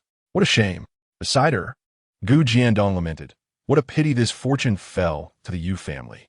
Indeed, Wang Delay agreed, her expression filled with regret. Who knows what luck the Yu family has had to stumble upon nearly 300 yuan. If it were ours, we wouldn't worry about finding you a good wife. Gu Jiandong nodded in agreement before hastily shaking his head. Mom, I'm not marrying anyone but Chunxiang. Upon hearing this, Wang Delay abruptly lost interest in the spectacle. Turning to walk into the courtyard, perhaps distracted, she felt her foot slip on a smooth stone, causing her to stumble backward. Gu Jiandong, standing behind her, saw Wang Delay fall and instinctively took 2 steps back, narrowly avoiding her. Wang Delay crashed to the ground, emitting a cry that drew everyone's attention. Su Su Impatin glanced over, momentarily startled before bursting into laughter. In front of your own son, you fall like that. What mischief have you conjured, Wang Delay? Su Su not that now win li. You didn't do it on purpose. It was instinct, right? Gu Jiandong instinctively agreed, soon realizing the absurdity of his response. That's not it. Gu Jiandong stumbled over his words, failing to articulate a coherent thought. Enough, we all understand, Su Shuhua declared, prompting an uproar of laughter from the crowd, making Gu Jiandong wish to sink into the ground. He contemplated fleeing into the house, but Wang Delay was still on the ground, so he had no choice but to bend down to assist her. Wang Delay was of average build, not particularly heavy, but at that moment, she lacked the strength, making her feel significantly heavier. Gu Jiandong, flustered, struggled to lift her, and this scene only incited more laughter from the onlookers. Some teased, Gu Jiandong, are you capable? A young man of your stature can't even lift his own mother. Hearing this, Gu Jiandong's face flushed with embarrassment, whether from shame or anger was unclear. The cacophony of voices surrounding Nuannuan, however, failed to pique her interest in the slightest. A pair of glistening eyes has been fixated on the stone at Wang Di's feet since the moment they arrived. While a stone may ordinarily lack allure, this particular stone was different. When Nuannuan glanced over in response to Wang Di's exclamation, the stone appeared indistinguishable from any other.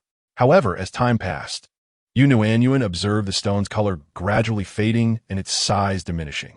She remained transfixed, witnessing the stone vanish into thin air. If not for the round indentation left in the soil, Nuannuan might have doubted the reality of what she had seen. Just as she pondered the desire to examine it more closely, she saw Wang Di's foot kick at the stone a few times, finally managing to rise with Gu Jiandong's assistance. Yet, the indentation had vanished with Wang Di's kicks. She felt an overwhelming sense of near discovery of Gu Mo's secret, only to miss it by a hair's breadth. Nonetheless, Nuannuan quickly regained her spirits. There would be plenty of time to uncover the truth.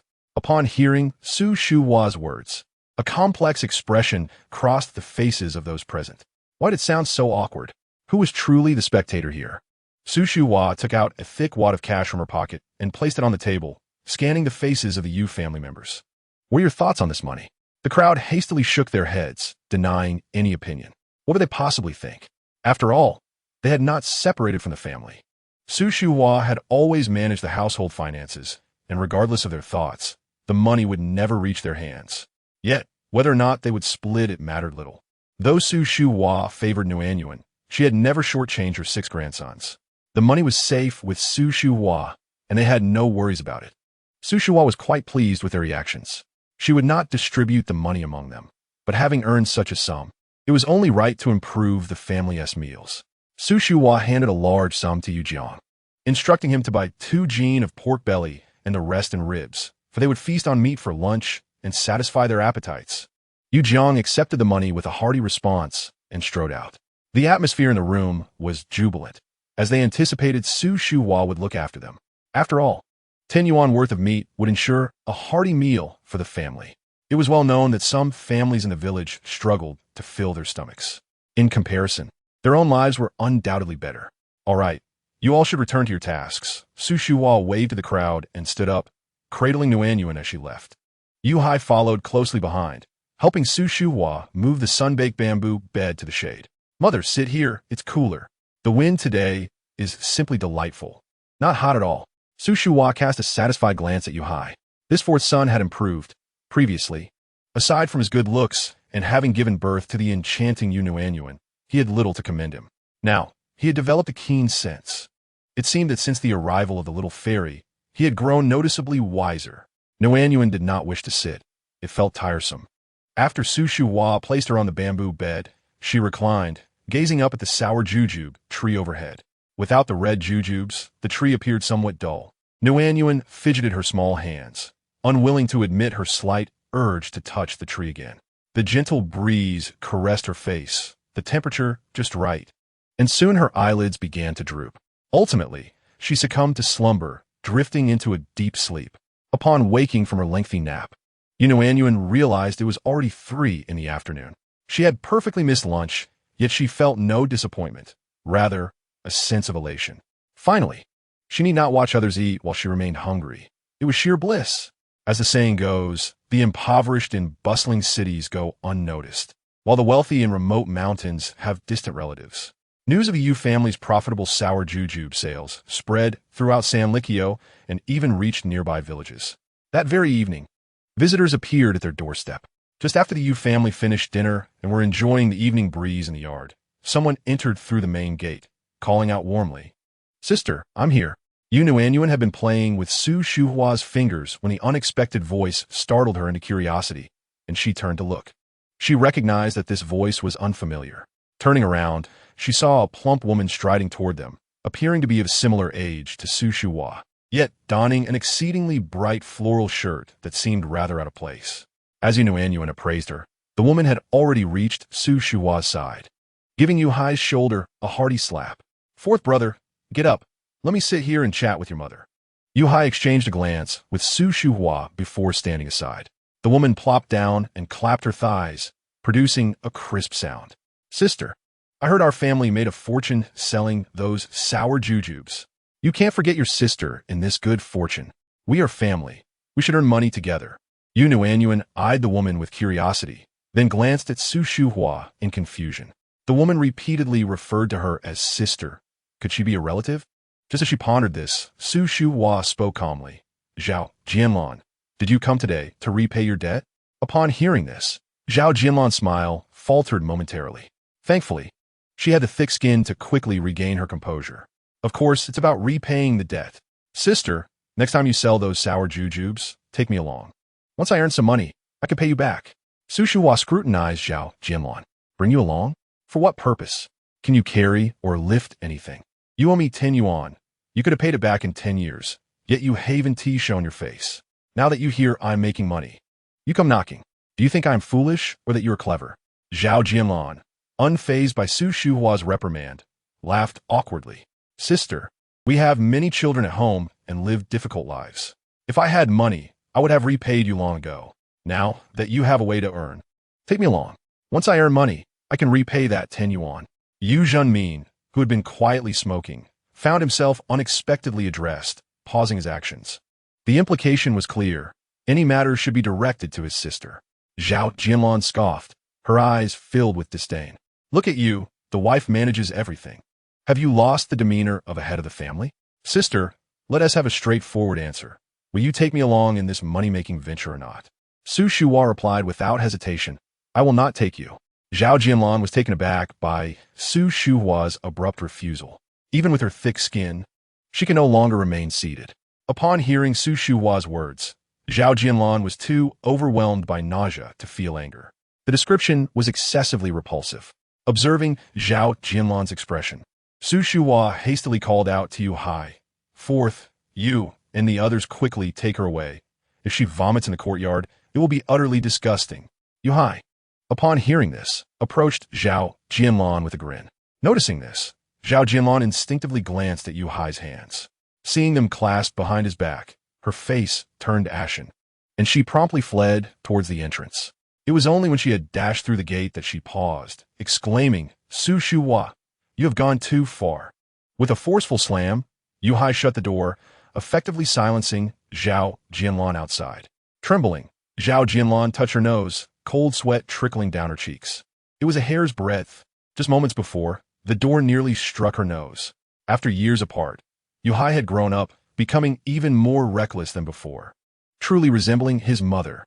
In the courtyard, Yu Nuannuan was utterly bewildered by the unfolding drama. At that moment, she lamented her inability to speak. Fortunately, She was not alone in her curiosity. Yue sprinted over to Su Shuhua, asking Grandma, "Who was that just now?" Su Shuhua pondered for a moment before responding. "That is my cousin. 10 years ago, she borrowed 10 yuan from our family to marry off her son. At the time, she promised to repay it after the end of the year when the brigade distributed funds.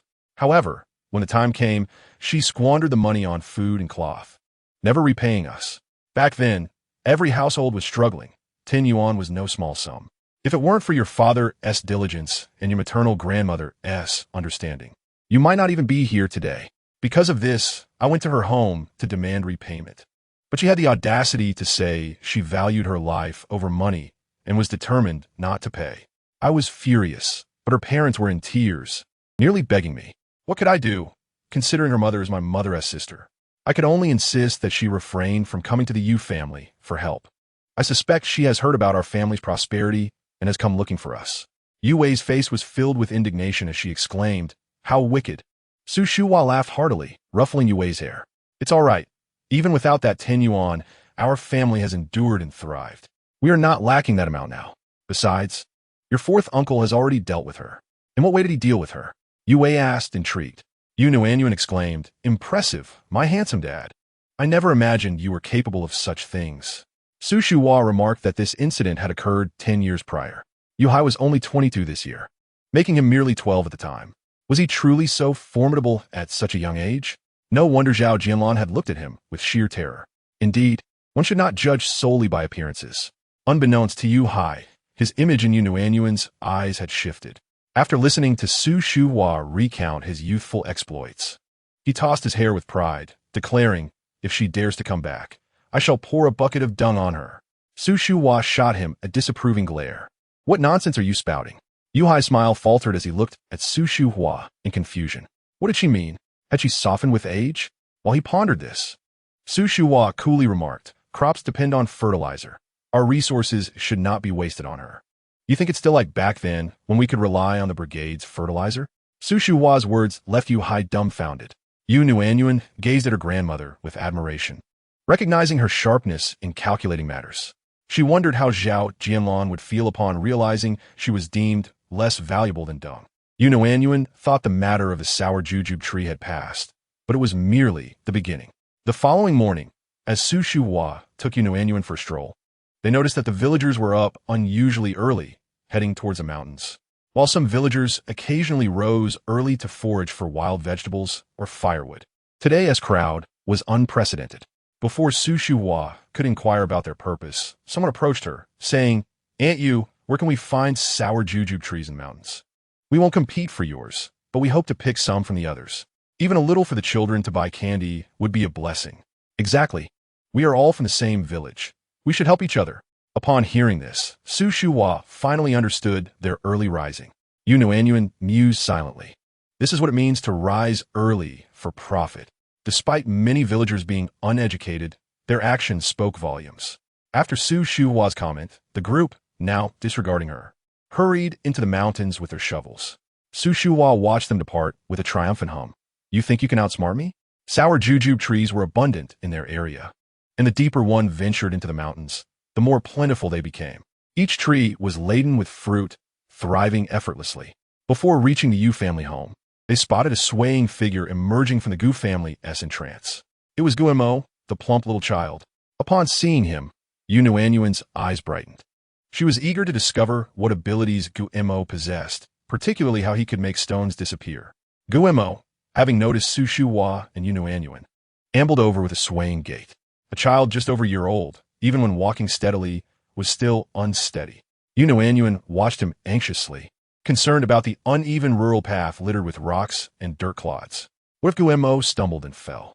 As she observed, Yu Nuannuan noticed something peculiar. The stones and dirt clods seemed to possess a life of their own, silently rolling aside just before Guemo's feet could touch them. Their movements were subtle and blended with the ground, making them nearly undetectable unless one was watching closely. Yet, Yu Nuannuan felt that even if someone did see it, they would likely dismiss it as an optical illusion.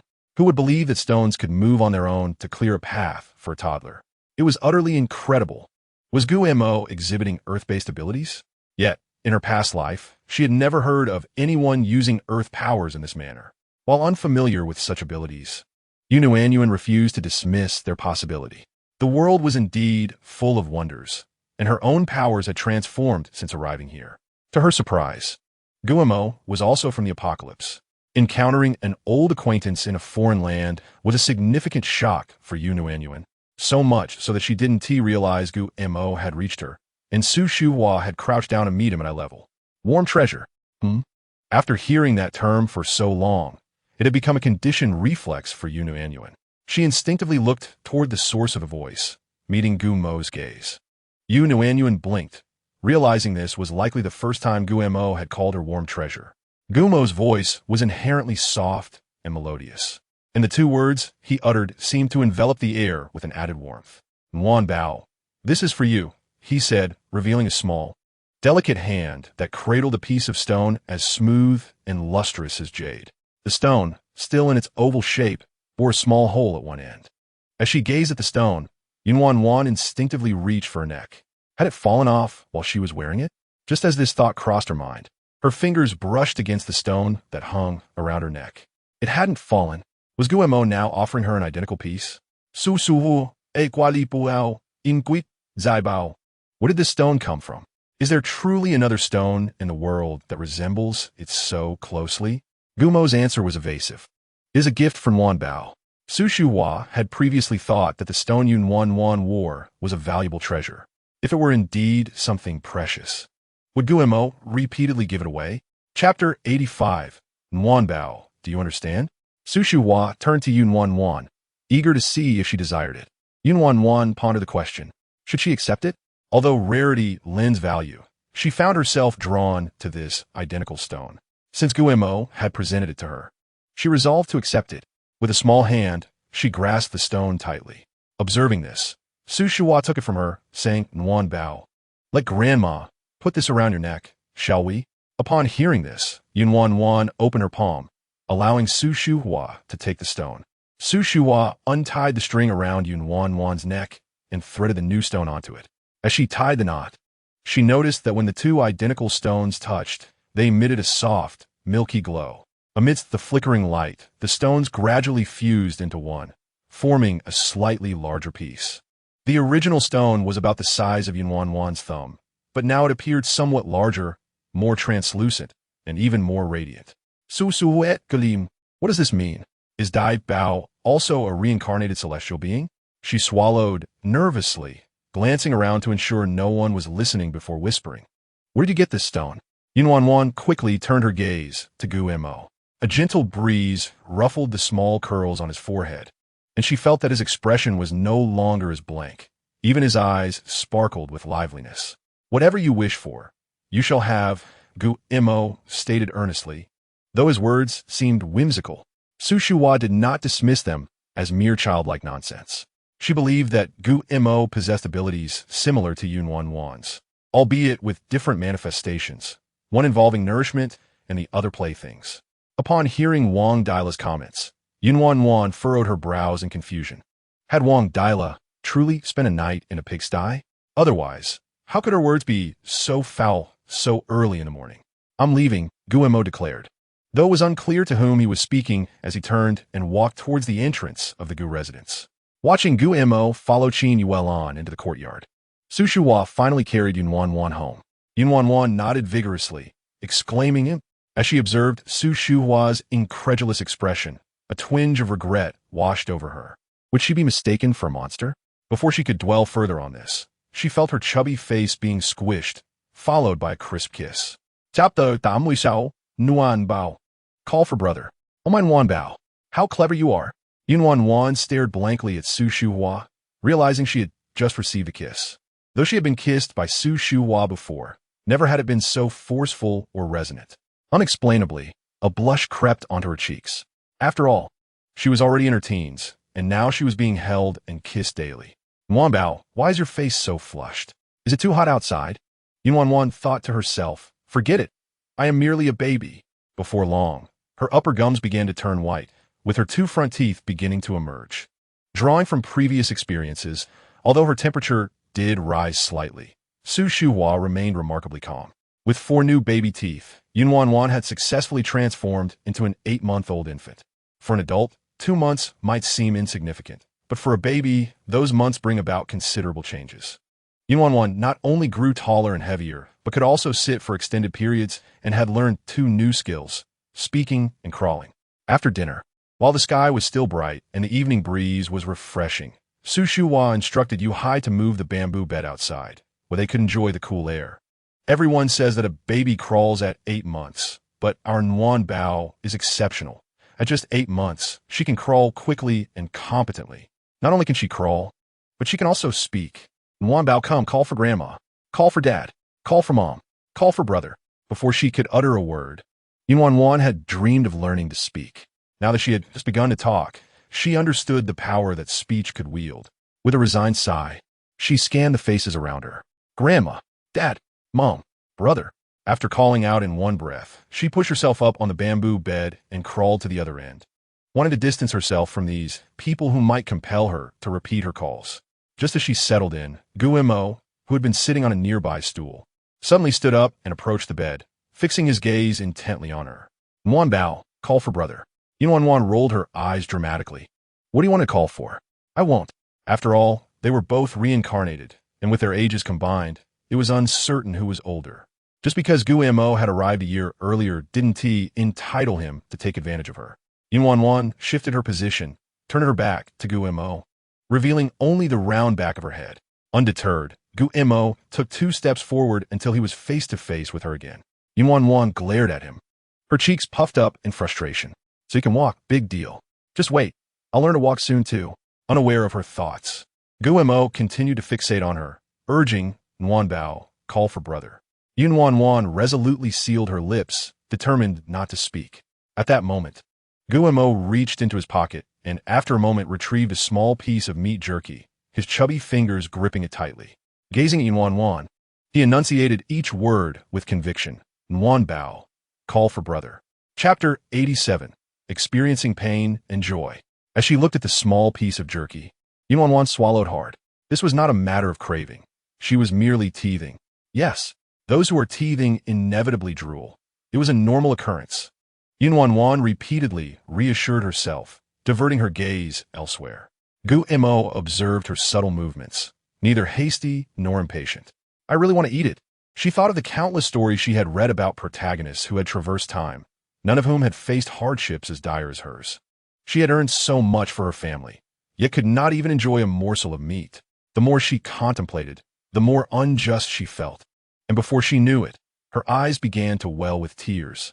Standing before her, Guimo watched as her eyes gradually reddened and glistened with unshed tears. She was so beautiful.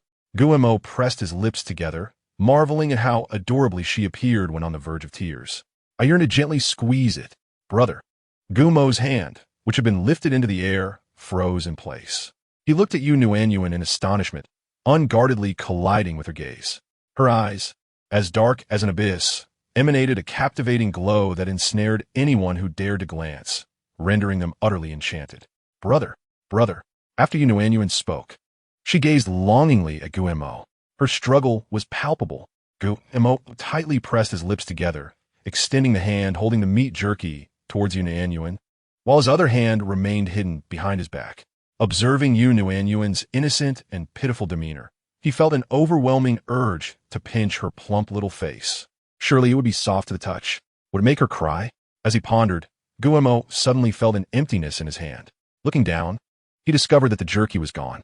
When he glanced back at Nuannuan, she was delicately pinching the jerky with her slender fingers, slowly gnawing at it with her tiny teeth. The delicious aroma of meat wafted close by, yet she could not indulge freely, and the torment in her heart was indescribable. This must be the essence of bittersweetness. Su Shuhua and the others also witnessed the interaction between Nuannuan and Guimo, yet they could not discern what Guimo had given her. Upon seeing Nuannuan's actions resembling that of eating, Su Shuhua hurried over to investigate. Upon realizing that Nuannuan was laboriously nibbling on the jerky, Su Shuhua could not help but laugh. Oh dear, it seems our little Nuannuan is craving meat. As she spoke, Su Shuhua picked Nuannuan up and placed her on her lap. Concerned that the jerky might be too tough for Nuannuan's delicate teeth, she was about to reach for it, but Yu Nuannuan seemed to sense her intentions and looked over. Meeting Yu Nuannuan's eyes, Su Shuhua found herself unable to lift her hand. Go ahead and eat. If our Nuannuan wishes to eat, let her eat. With that, Su Shuhua turned to Yu Hai, saying, Old Fourth, tomorrow morning, please slaughter a chicken from the yard and prepare some chicken congee for Nuannuan. All right, Yu Hai readily agreed, wishing he could go out and kill the chicken right then and there, had he not already eaten dinner. Over the past 2 months, Yu Hai and Su Shuhua had been making trips to the county town every few days, ostensibly to sell lantern fruit, while actually selling strawberries. In just 2 months, they had earned a considerable sum. Although Yu Hai did not know the exact total, he estimated it to be no less than 800. Having earned such a significant amount, all thanks to Yu Nuannuan, he felt it was only right to prepare congee for her, even if it meant slaughtering a chicken every day. While Yu Hai felt this way, others did not share the same sentiment. Nearby, Wang Di, who was sitting at the Gu family's entrance, overheard Su Shuhua's words and scoffed disapprovingly. A mere little girl, consuming milk powder daily was not enough. Now she wanted to eat chicken, whose chickens are not raised for laying eggs. Forget about the chicken meat. They wouldn't even spare the eggs, saving them all for sale in the county to buy essentials for the household. Su Shuhua, however, was now willing to kill a chicken for a girl just a few months old. With that chicken meat, it would be better to nourish her son instead. Thinking of Gu Jiandong, Wang Di's brow furrowed tightly. As summer approached, people's appetites diminished. Over the past 2 months, Gu Jiandong had been in turmoil over marrying Li Chunxiang, causing him to neglect his meals and sleep, leading to a haggard appearance. If only he could have a proper meal of chicken to nourish him. Imagining the fragrant chicken, Wang Di wiped her mouth with her hand. I say, Elder Yu, your little Nuannuan is hardly big enough. A piece of meat the size of an egg is sufficient for her congee. Wouldn't the rest go to waste? Let me handle it for you. When Yu Nuannuan heard Wang Di's words, her chewing motion halted, and she looked at Wang Di with astonishment. How could she say such a thing? The Yu family wasn't small. It was quite populous. Altogether, there were at least 20 mouths to feed. How could a few chickens suffice? Hearing Su Shuhua's plan to slaughter a chicken from her backyard, Wang Di's lips quivered with distress. Elder Yu, I'm only trying to help you. And not only do you not express gratitude, but you want to kill my chicken? Bah! Su Shuhua spat towards Wang Di's direction. Do I need your help? Instead of meddling in my affairs, why not manage your precious son better? He is always dreaming of becoming a son-in-law, causing such a ruckus that he neglects food and drink. Have you considered why that is? Wang Di, slightly bewildered, instinctively asked why. What else could it be? People say a son does not disdain an ugly mother, nor a dog a poor home. Your son dreams of being a son to the Li family, which means he either despises your poverty or your appearance. Ha ha ha. Yu Nuannuan looked at Su Shuhua with immense admiration. At this moment, she truly felt that Su Shuhua was the person she respected most. Whenever she thought she had grasped Su Shuhua's capabilities, Su Shuhua would surprise her anew. Just listen to how she managed to scold both parties with a single remark. Yet, Yu Nuannuan could discern that Wang Di had not caught on. Wang Di glared at Su Shuhua, her voice seething through clenched teeth. You speak nonsense. Jiandong would never disdain my appearance. I endured 10 months of hardship to give birth to him, and I have raised him with utmost care. How could he ever disdain me? Susus my non talent, ohat? A son does not disdain an ugly mother. Certainly. Wang Di nodded emphatically. Then he must disdain your poverty? Su Shuhua quickly added, not allowing Wang Di to respond. I see. So you are saying your son is akin to a dog. Wang Di's mind momentarily faltered. Her eyes widened at Su Shuhua, wanting to retort. Yet no words came forth. Yu Nuannuan gazed at Wang Di, feeling a strange sense of sympathy for her. One must possess the awareness of their own shortcomings. As the sky gradually darkened and the mosquitoes began to swarm, Su Shuhua quietly said to Gu Mo, Dear, come for congee tomorrow morning. Having savored the jerky, Yu Nuannuan anticipated enjoying chicken congee the next day, sleeping particularly soundly that night, without a single dream until dawn. The following day, when Yu Nuannuan awoke, she found herself alone on the bed. As an 8-month-old child, she deftly turned over and sat up, calling toward the door, Mom. Yu Nuannuan used her utmost strength to shout, but her voice, still soft and slightly hoarse from sleep, sounded even more endearing. Chun Xiaoqin, who was sweeping the yard, dropped her broom and hurried inside upon hearing Yu Nuannuan's voice. Nuannuan, Chun Xiaoqin exclaimed with a smile, Are you awake?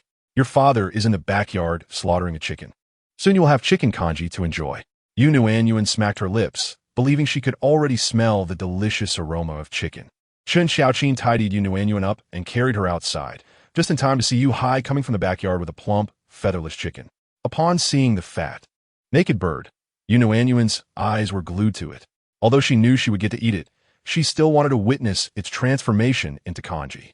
Su Shuhua typically did not permit Nuannuan in the kitchen, a place filled with smoke and fire, yet Nuannuan pointed towards it, refusing to divert her gaze. Su Shuhua, surrendering to her determination, instructed Xiaoqin, "Please hold Nuannuan a bit further back." "Mom, I understand, don't worry. This old hen weighs over 4 to 5 pounds.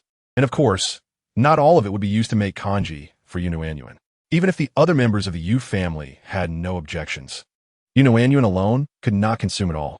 Su Shuhua sliced a generous piece of chicken breast, handing the remainder to Zhang Yugu, assuring her to keep it for the family, as it would be stewed with potatoes for lunch to be shared amongst everyone. After instructing Zhang Yugu, Su Shuhua began preparing porridge for Nuannuan. Chapter 90. The best eater is Gu Mo. Once the chicken breast was cooked, she chopped it into small pieces, cleaned the pot, filled it with water, and added several shiitake mushrooms, a handful of green beans, and a carrot.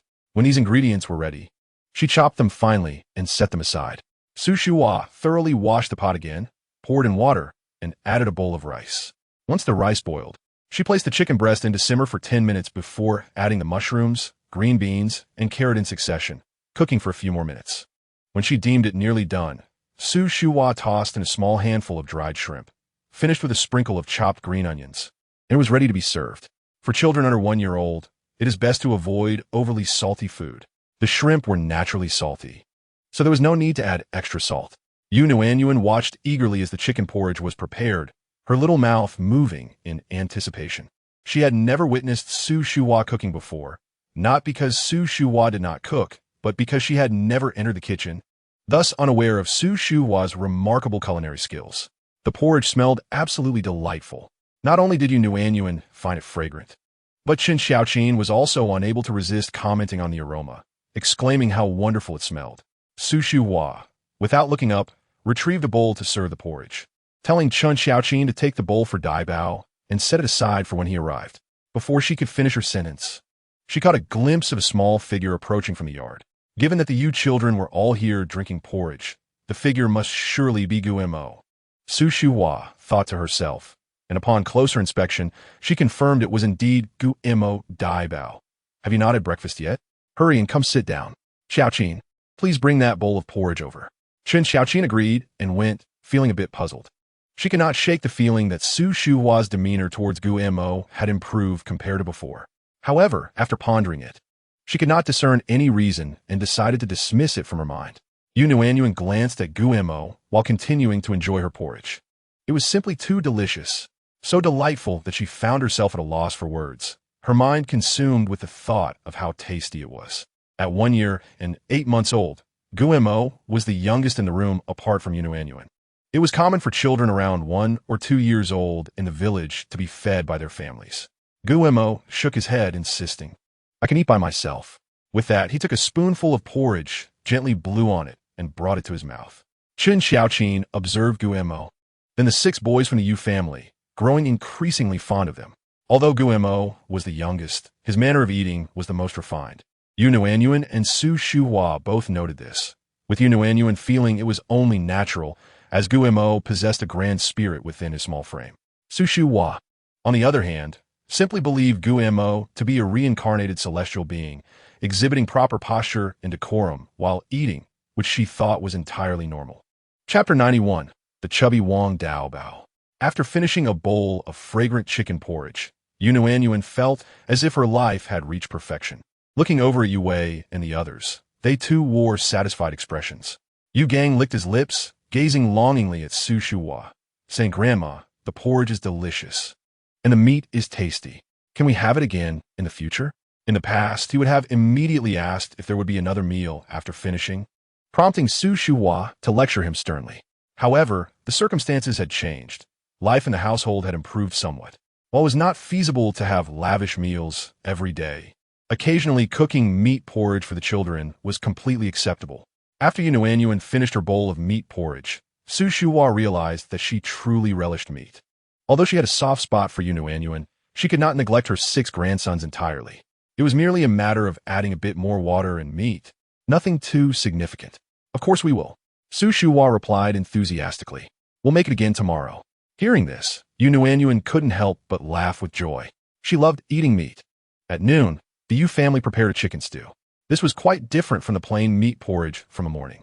Hot oil was poured into a heated pot, where scallions, ginger, garlic, Sichuan pepper, chili, and star anise were sautéed until their fragrance wafted throughout the house. Then, the cleaned and chopped chicken pieces were added and stir-fried until they changed color. Following that, salt, soy sauce, and bean paste were added in succession. The mingling of salty, fragrant, fresh, and spicy flavors filled the air, tantalizing the appetite. The aroma was not only enticing, but also traveled far. Though rural houses were spaced apart, the Wang and Gu families, neighboring the Yu household, could clearly smell the delightful scent. As it was lunchtime, both the Wang and Gu families were also preparing their meals. Normally, they would not think much of their daily fare. However, in the face of such a rich aroma, they suddenly lost their appetite when comparing it to what was simmering in their own pots. Granny Wang wielded her spatula with force, her fierce demeanor suggesting she wanted to create a hole in the pot, clearly indicating Su Shuhua was doing this intentionally. Cooking a chicken stew was one thing, but it seemed as though she wanted the entire village to know about the Yu family's chicken stew, flaunting their modest success from selling wild fruits. Granny Wang's mutterings were laced with jealousy and resentment. Wow, so fragrant. Grandma, I want to eat meat. Wang Dabao burst into the kitchen, clinging to Granny Wang's leg and shaking it. Seeing Wang Dabao in tears, Granny Wang's heart ached, and she bent down to scoop him into her arms, saying, "Don't cry. Dabao, Grandma will make you some eggplant noodles." "I don't want eggplant noodles. I want to eat meat." "Meat. I want meat." Wang Dabao, not yet 2 years old, was somewhat chubby. He had always been dark-skinned, and after spending his summer days outdoors, he had become even darker. Overall, he appeared plump and robust. In Granny Wang's embrace, the chubby Wang Dabao squirmed like a twist of dough, kicking and waving his arms, shaking his head like a rattledrum. His eyes were tightly shut, mouth wide open, crying without tears, while continuously demanding meat. This was the very behavior Su Shuhua detested in children. From the eldest Yu Wei to the youngest Yu Nuannuan, none of them had ever acted in such a manner. Each time Su Shuhua witnessed Wang Daobao's antics, she silently felt grateful that he was not her grandson. Otherwise, she might truly become a mean grandmother. Chapter 92. I want to eat meat. Granny Wang found Wang Daobao's behavior endearing rather than annoying, her heart aching for him. Don't cry, Dabao. If you keep crying, Grandma will cry too." As she spoke, her voice cracked with emotion. Wang Dabao remained unfazed, still with his mouth agape, demanding meat. Seeing this, Granny Wang abandoned her cooking, tossing the spatula onto the stove, and carried Wang Dabao outside. Upon seeing Granny Wang leaving with Wang Dabao, Li Tsuehua, who had been tending the fire, stood up, picked up the spatula, and resumed cooking. Li Tsuehua held little faith in Granny Wang. Having married into the Wang family for several years, she had watched Granny Wang repeatedly seek trouble with the Yu family, only to return empty-handed each time. After many such instances, Li Tsuehua had little hope left for Granny Wang's endeavors, but she wouldn't hinder her. After all, what if this time Granny Wang struck lucky and succeeded? Regardless of the outcome, Wang Posey would ensure that Wang Dabao's remained unscathed. Thus she chose to disregard the situation. Embracing Wang Dabao's, she hurriedly exited the Wang residence. Upon stepping through the threshold, she noticed someone striding purposefully towards the Yu family. Upon closer inspection, it was none other than Wang Dilly. Seeing Wang Dilly, Wang Posey's eyes sparkled with excitement. Sister-in-law! Sister-in-law! Wang Posey exclaimed, quickening her pace by threefold until she reached Wang Dilly. Wang Dilly frowned and scrutinized Wang Posey, inquiring, "What do you want?" Wang Posey chuckled, "Sister-in-law, you are off to find Su Shuhua, aren't you? Let us go together. There's strength in numbers." Upon hearing this, Wang Dilly's interest was piqued. "What do you need her for? Are you also going to demand chicken like me? If so, that'll be disastrous. I can scarcely acquire any for myself. And with you in tow, it would diminish even further." While contemplating this, Wang Posey gritted her teeth, declaring, "Of course, I'm going to settle the score." She braised chicken, yet the aroma wafts so far. Does she not consider the appetites of others? My Dabaos was left crying from desire. If she does not compensate me with 2 bowls of chicken today, this matter will not conclude. With that, Wang Posey turned to Wang Dilly and chuckled, sister-in-law. We share the same objective, do we not? For years we have suffered under Su Shuhua's tyranny. We should unite. With our numbers, we need not fear her. Suddenly, a voice interrupted. Not to say, even if the 2 of you joined forces, you would not be my match, even if you brought 10 more like you. Both Wang Dilly and Wang Posey were startled and turned to see Su Shuhua, who, with a bowl in one hand and chopsticks in the other, was thoroughly enjoying her meal. The distance of just a few meters allowed them to clearly see that she was savoring the fragrant chicken, freshly served from the pot. Still emitting steam, Wang Dilly and Wang Posey simultaneously swallowed hard. So fragrant, I crave it. Although they thought it, being of a certain age, they would never voice it aloud. However, the 2-year-old Wang Dabaos had no such reservations. Spotting the steaming, tantalizing chicken, he squirmed once more in Wang Posey's embrace. This time, his strength was greater than before, nearly causing her to drop him. Realizing his struggles were in vain, Wang Dabaos reached out towards Su Shuhua, exclaiming, I want to eat meat. I want to eat meat. Wang Posey smiled wryly. Well, look at the child, so tempted. If he is tempted, then let him eat. Upon hearing Su Shuhua's words, Wang Posey beamed. That is splendid. Dabaos, quickly thank your grandma you. She has invited you over for meat. At this, Wang Posey realized her earlier misinterpretation, yet she held Su Shuhua entirely accountable. Su Shuhua, at your age, why stoop to quarreling with a child? My Dabaos is merely 2 years old. What does he know? He simply desires to eat meat. Can't you spare just a morsel for him? That would suffice. Leading the charge, Yue lifted his chin defiantly at Wang Posey, asserting, that is my grandmother. Even if she saves meat, it is for us siblings. Wang Dabaos has a grandmother. Why must he come to my mother for food? Why? Why indeed? It is because she reluctantly slaughtered her own chicken. Once the chicken is killed, the meat lasts only for a couple of meals. However, while the chicken lives, it lays eggs daily. Though Wang Posey had not received formal education and could not read, she could certainly comprehend this simple arithmetic. With a stern expression, Wang Posey turned to Yue. I am speaking with your grandmother. Adults are conversing. Children should not interrupt.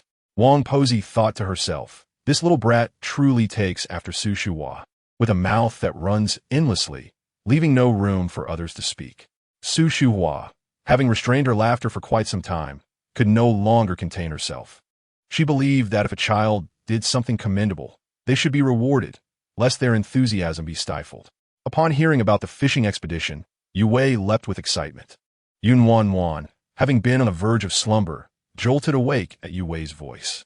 Once she comprehended his words, her drowsiness vanished instantly. Fishing. I love it. She turned to Yue and flashed him a sweet smile. Brother, let's go. Yue dashed to Qin Xiaoqin, looking up at her with eager eyes. Nuannuan, Big brother is going fishing this afternoon. Let's ask Grandma to cook it for us tonight. Su Shuhua chuckled at Yue. You haven't even caught any yet. And you're already planning how to eat it. Yue confidently replied, Grandma, do not worry. We will surely catch some. Nuannuan, sensing Yue's misunderstanding, grew anxious. The more anxious she became, the more difficult it was to articulate her thoughts. Her little face turned crimson as she finally managed to utter one word, go. Su Shuhua scrutinized Nuannuan, uncertainly asking, does Nuannuan want to go? Nuannuan's eyes brightened, go. Go. Go. Indeed, no one understands her better than Su Shuhua. Seeing Nuannuan so delighted, Su Shuhua beamed, very well, let's all go. Let Nuannuan see how her father catches fish. After lunch and a brief rest, waiting until around 3 or 4 in the afternoon when the heat had subsided, the Yu family finally ventured outdoors. Su Shuhua initially intended for Yu Hai to take Yue while she carried Nuannuan, accompanied by just a wooden bucket. However, with Yue eager to join, Nuannuan insisted on going as well, and soon the remaining 5 children expressed their desire to participate. With Su Shuhua holding Nuannuan, she could not attend to the others. Ultimately, she called for Yu Hu, Yu He, and Yu Jiang too. Naturally, their sons required their fathers to take them along. The group of 4 multiplied into 12, creating quite a spectacle as they traversed the village, drawing numerous glances. Initially, the villagers assumed Su Shuhua had discovered something valuable in the mountains. Upon learning they were headed to catch fish, their interest waned. The village boasted a river, serving as a protective moat. Fish inhabited its deeper waters, but the shallow banks held only small fry, which were difficult to catch and hardly worth the effort. It was primarily the village children who relished the game of fishing, while adults seldom brought buckets to the river. In Sonley Bridge, there were dedicated fishermen who rowed boats to the river's center to cast nets, a completely different affair. Once the Yu family arrived at the riverbank, they removed their shoes and rolled up their trousers in preparation to enter the water. In August, during the late afternoon, although the water was slightly cool, it was far from frigid. Rather, it felt quite pleasant. The four Yu brothers observed the children, deeming the catch of fish inconsequential, yet ensuring the kids remained safe. Su Shuhua, cradling Nuannuan, settled on a stone several meters from the water, shielding her from the splashes caused by the adults and children at play. Nuannuan gazed longingly at the adults and children enjoying the water, yearning to join them, even if it were merely to dip her fingers. As these thoughts raced through her mind, she raised her arm and pointed towards the water, exclaiming, "Go!" Su Shuhua was taken aback. "Nuannuan, you cannot go. It is dangerous." Nuannuan insisted, "Go." She looked into Su Shuhua's eyes, clearly conveying that if she were not permitted to go, she would cry. Su Shuhua and Nuannuan exchanged resolute gazes, ultimately conceding. "All right, let us go." Su Shuhua acquiesced, carrying Nuannuan while steering clear of Yuhai and the others, finding a quieter spot to avoid any splashes from their frolicking. As they reached the water's edge, Su Shuhua crouched down and took Nuannuan's hand to touch the water. "Let us feel the water too, Nuannuan." Nuannuan dipped her hand into the water, discovering it was pleasantly cool, providing a delightful respite from the oppressive heat of the afternoon. She swirled her small hand through the water and suddenly noticed a tuft of green grass. "Is this aquatic grass?" she pondered as her hand brushed against the leaves. At that very moment, the small clump of water grass instantaneously expanded into a lush expanse, floating atop the water surface. Chapter 95. An abundance of fish gazing at the vibrant, swaying watergrass. Su Shuhua's face turned pale with fright as she tightened her grip around Nuannuan. "What should we do?" she exclaimed, aware that Yu Jiang and the others were nearby. If they turned around, they would surely notice something amiss. Nuannuan was startled as well. She had not intended to grab the watergrass, but rather, it had brushed against her hand as it swayed. Feeling quite innocent in the situation, she realized she could not simply uproot the grass in frustration. In fact, she had already withdrawn her hand from the water, fearful of accidentally touching the grass again. Su Shuhua, consumed by anxiety, was oblivious to Nuannuan's actions as she racked her brain for a solution. Suddenly, a school of fish swam towards them from all directions. The first to arrive were small fry, a dense mass that sent shivers down their spines. However, it wasn't long before larger fish followed suit. These fish were evidently drawn to the watergrass, and upon arrival, they began to feast upon it. Both Nuannuan and Su Shuhua watched in astonishment. At that moment, Yue noticed something was off. "Where have all the little fish gone? Where could they possibly be headed?" he remarked. Turning to see Su Shuhua, crouched by the water's edge, holding Nuannuan, her expression one of bewilderment. "What are you looking at? Aren't there many fish over there?" From a few meters away, Yue, not particularly tall, could only see some dark shadows moving in the water, unable to discern the full situation. Yuhai and the others overheard Yue's words and turned their attention to Su Shuhua. The four brothers, standing high and seeing far, quickly grasped the situation. So many fish. So many fish. Yue, who had come specifically to catch fish, felt a surge of excitement. "Dad, I want to catch fish too." Yu Jiang raised an eyebrow, asking, "Do you want to eat them or catch them?" "To eat," Yue replied without hesitation, then called his brothers to the shore, where they ran barefoot across the stones towards Su Shuhua. Yu Jiang and Yu Hai moved even faster, reaching the location of the fish in no time. The fish, seemingly unaware of their approach, continued to gather in the same spot. With no time to ponder why the fish were unperturbed, Yu Jiang scooped up water with a bucket and, upon lifting it, discovered it filled with both water and fish. He took a few steps along the rocky shore and poured the fish onto the stones, where they flopped about helplessly. The six brothers, witnessing such a multitude of fish for the first time, were filled with exhilaration as they encircled the fish, chasing after any that leaped away. Chapter 96. Come and catch if you can. The fish were slippery and elusive, their small hands and limited strength rendering them ineffective at catching any. Yet they remained undeterred in their playful pursuit. Yu Jiang utilized his bucket, while Yu Hai relied solely on his hands. Ignoring the smaller fish, he targeted the larger ones, successfully capturing them with precision. Nuannuan watched Yu Hai's deft movements, her eyes sparkling with admiration. So Su Shuhua's claim that Yu Hai is skilled at catching fish is indeed true. She thought. Her charming father had many hidden talents. Not far behind them, Chun Xiaoqin and her sisters-in-law followed, not empty-handed, but equipped with various containers. Upon witnessing this spectacle, Nuannuan was at a loss for words. Were they truly planning to catch all the fish? Su Shuhua understood their intentions and felt her worries dissipate. She stood up, holding Nuannuan, and began to issue instructions. Eldest, second, third, and fourth, take your buckets and get in the water. Eldest, place your basin at the water's edge so the others can pour the fish in. Once the basin is full, move it away, and don't forget to add some water to ensure the fish survive. Initially flustered, the group gradually settled down as they followed Su Shuhua's lead, their roles clearly defined and their cooperation seamless.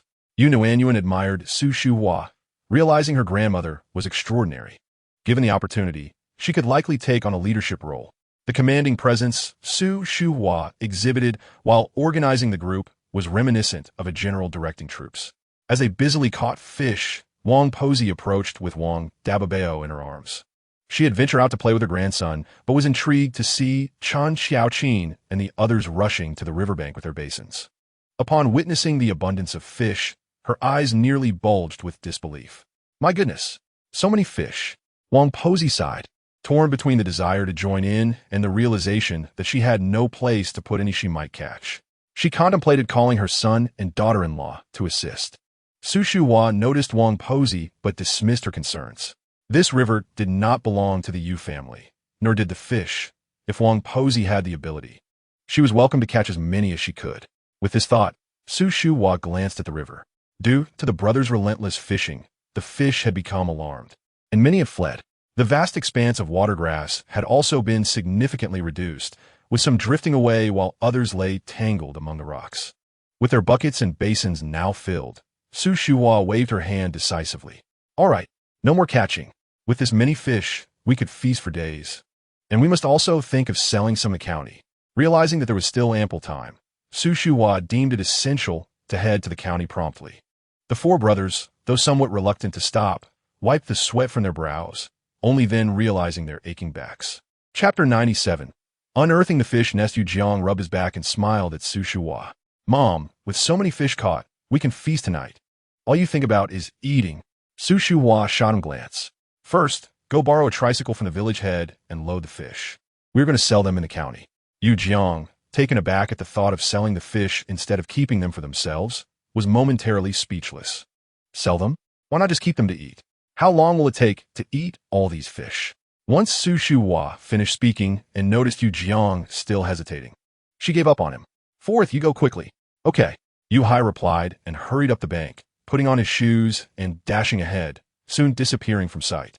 Satisfied, Su Shuhua not that all four sons were obedient and filial, but when it came to cleverness, the youngest surpassed the other three combined. As Yu Jiang and the others emerged from the water, they too donned their shoes. Su Shuhua cast a glance at the water plants still swaying gently in the stream and called out to Yu Jiang, eldest brother, pull up those water plants. I noticed the fish seem quite fond of them. Tear them up and place a bit into a bucket. Yu Jiang, upon hearing this, looked at Su Shuhua with a hint of confusion. Were they not supposed to sell these fish in the county? Why feed them? Although such thoughts crossed his mind, he nonetheless proceeded to uproot the water plants without hesitation. He may not be particularly clever, but he was not foolish either. He could certainly sense that Su Shuhua had just dismissed him. Now that he had been assigned a task, he was eager to prove himself. Just as Yu Jiang finished pulling up the water plants, Wang Posey arrived with her son and daughter-in-law. Besides Wang Posey's family, many villagers had gathered. Upon seeing the fish in the basin and bucket, they erupted in astonishment. Good heavens! How many fish have you caught? The old Yu family must have struck gold. How long will it take to eat all this? Are there still fish left in the river? Old lady Yu, how did you manage to catch so many? Teach us. Su Shuhua shook her head. The river is right here. You can catch as you please. I have no special techniques.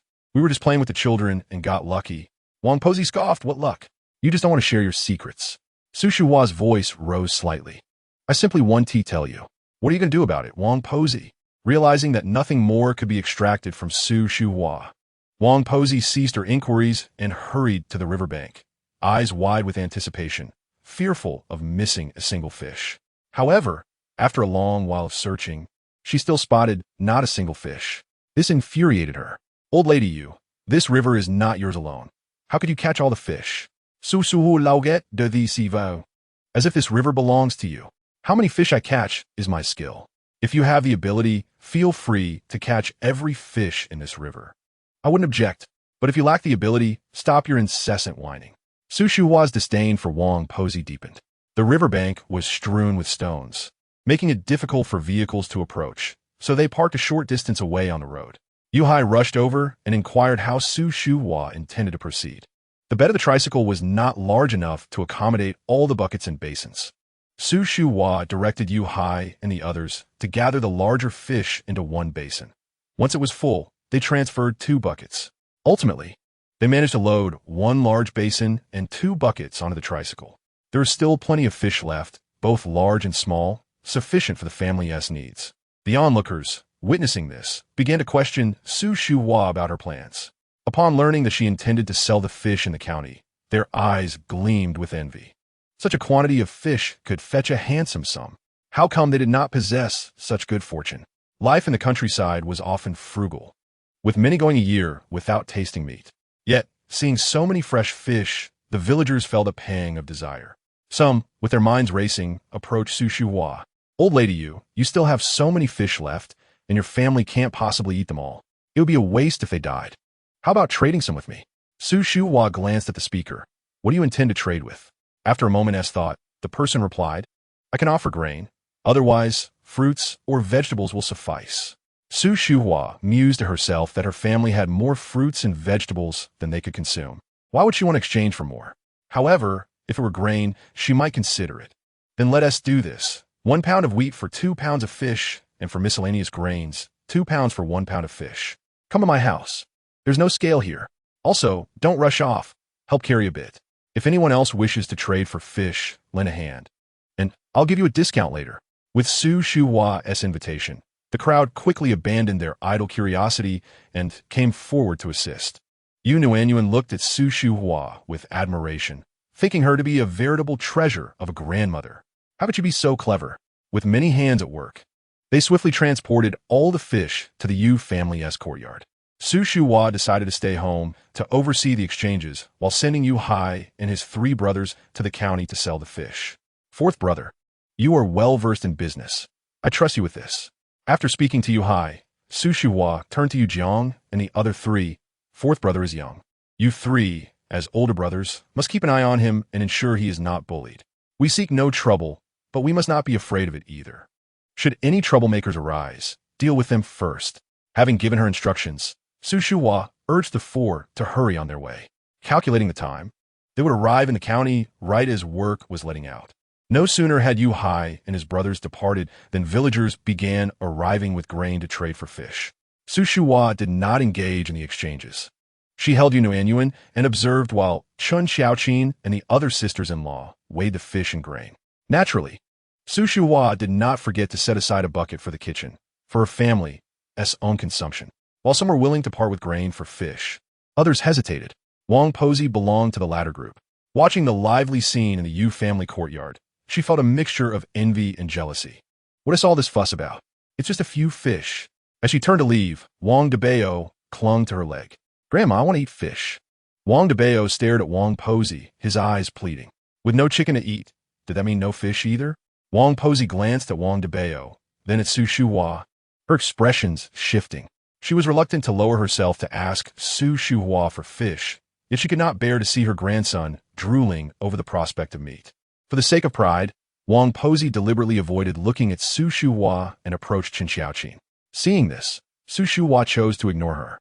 Wang Posey remained stingy, selecting a fish just over 2 pounds and offering Chun Xiaoqin a pound of wheat, insisting that since they were all from the same village, the change was unnecessary. As she spoke, Wang Posey picked up the fish and prepared to leave. Chun Xiaoqin hesitated, casting a glance at Su Shuhua. who impatiently nodded, allowing the transaction to proceed without further comment. Su Shuhua was genuinely disinterested in quarreling with Wang Posey, provided Wang Posey kept her distance in the future. Not long after Wang Posey departed, Wang Delay arrived, carrying a bag. Approaching Chun Xiaoqin, she raised her chin. Weigh me 2 fat fish. If they aren't fat, I want to take them.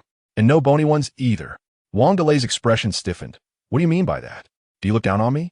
Why do you trade with others, but not with me? Su Shuan nodded. You've hit the nail on the head. I indeed look down on you. You have little skill, but create much trouble. Hurry and take your meager grain elsewhere. Today, I want to trade with you. Upon hearing Su Shua's words, Wang Delay initially felt anger, but quickly broke into laughter, placing her hands on her hips and twirling around. Everyone listen to this. What is she saying? We brought grain to trade for her fish, doing her a favor, and she refuses to accept it, yet speaks to me like this. I say we should all stop trading with her and let her fish rot. Let us see how she feels then. Wang Delay thought her words would unite the crowd against Su Shuhua. However, the villagers merely glanced at her and continued with their business, as if they had not heard her at all. Realizing this, Wang Delay was left dumbfounded, while Su Shuhua found amusement in the situation. Was she truly so foolish?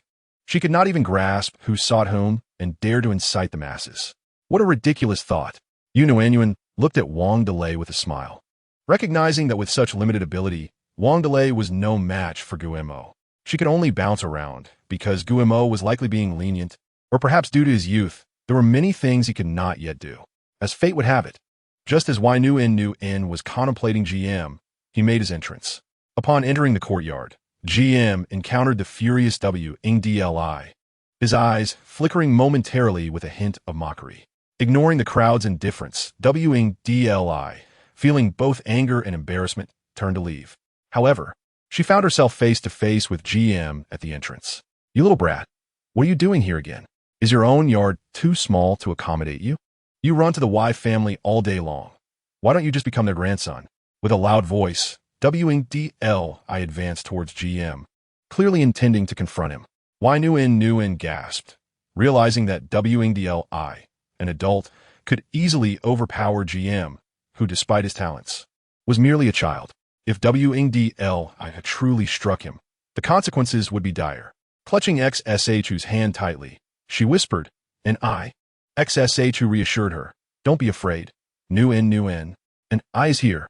After comforting her, XSHU hastened towards Wangdli, exclaiming, what on earth are you doing?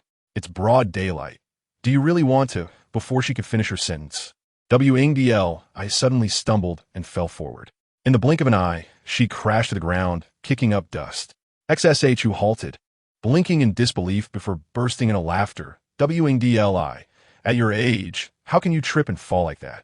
Nuannuan glanced at GM, who met her gaze, and in that fleeting moment, an unspoken connection sparked between them. It was evident that GM was the mastermind behind Wangdli's misfortune. The fleeting smile in his eyes did not escape her notice, prompting her to grin widely. Well done.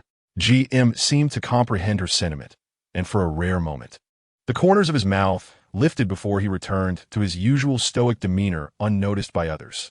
All of this transpired within the briefest of moments. At that point, Wangdli had risen to her feet, wailing, My teeth. My teeth. Oh, what am I to do?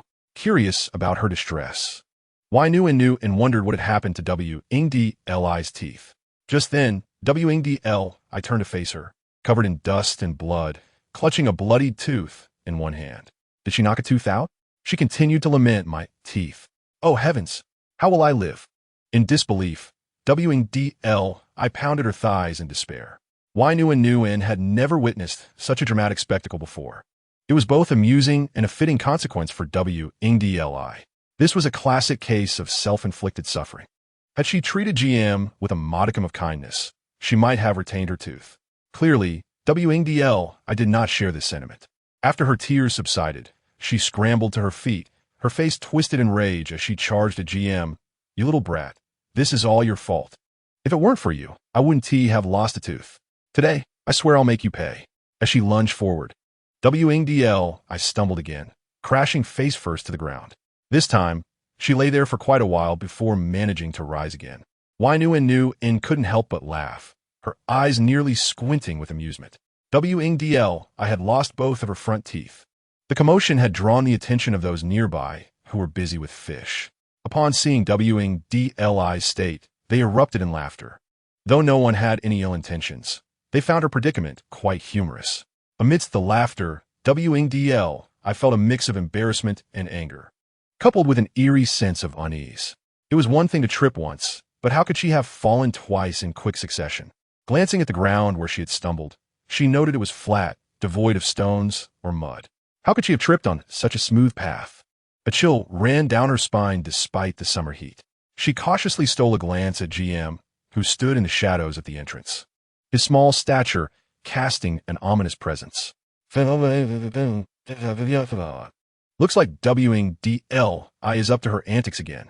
With that thought, she turned her attention to GM. Come here, darling. GM approached steadily, looking up at Nuannuan. His soft, melodic voice was soothing like a gentle breeze. Nuannuan smiled, ruffling his hair. I'll be making fish porridge soon. Don't forget to come and have some. GM nodded.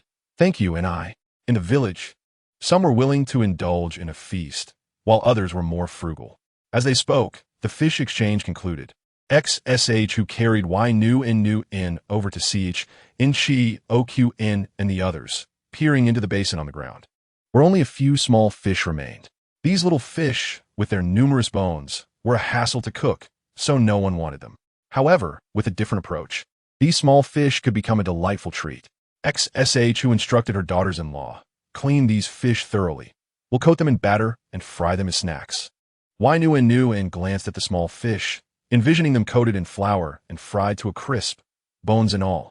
The thought of the fried fish made her mouth water, though she tried to suppress her excitement.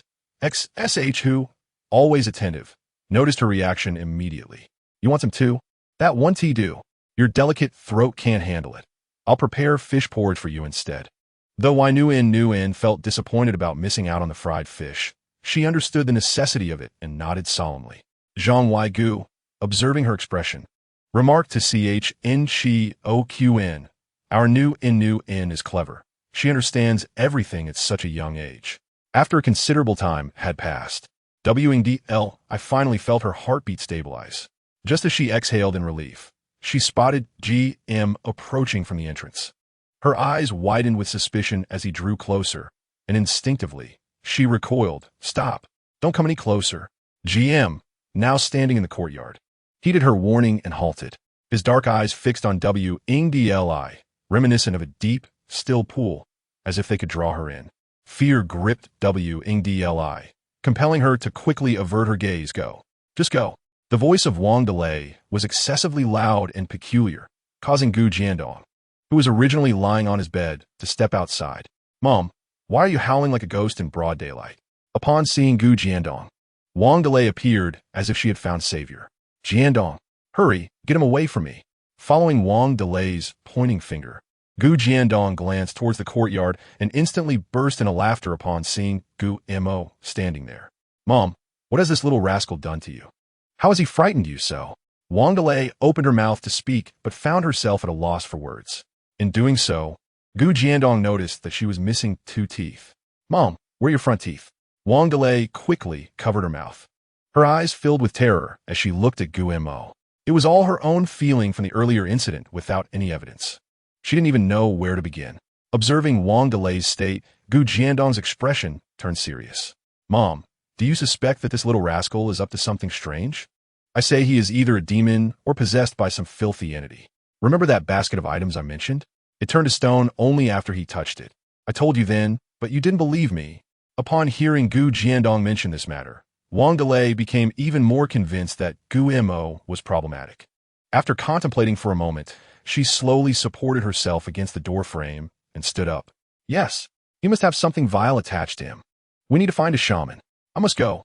As she spoke, Wangdli hurriedly walked towards the eastern side of the courtyard, nearly sticking herself to the wall as she passed by Gu Mo, fearing that being too close would result in being consumed by the dirty entity. Gu Mo watched as Wangdli dashed out of the house, a smirk of derision in his eyes. He was neither a demon nor some filthy thing. If possible, he too wished to understand why he had appeared here. He wondered if the shaman that Wang Delay summoned would possess the ability to reveal the truth behind it all. Gu Jiandong stood at the doorway, gazing at Gu Mo for a while before suddenly lowering his voice to ask, Gu Mo, if you're truly as capable as you claim, could you do me a favor?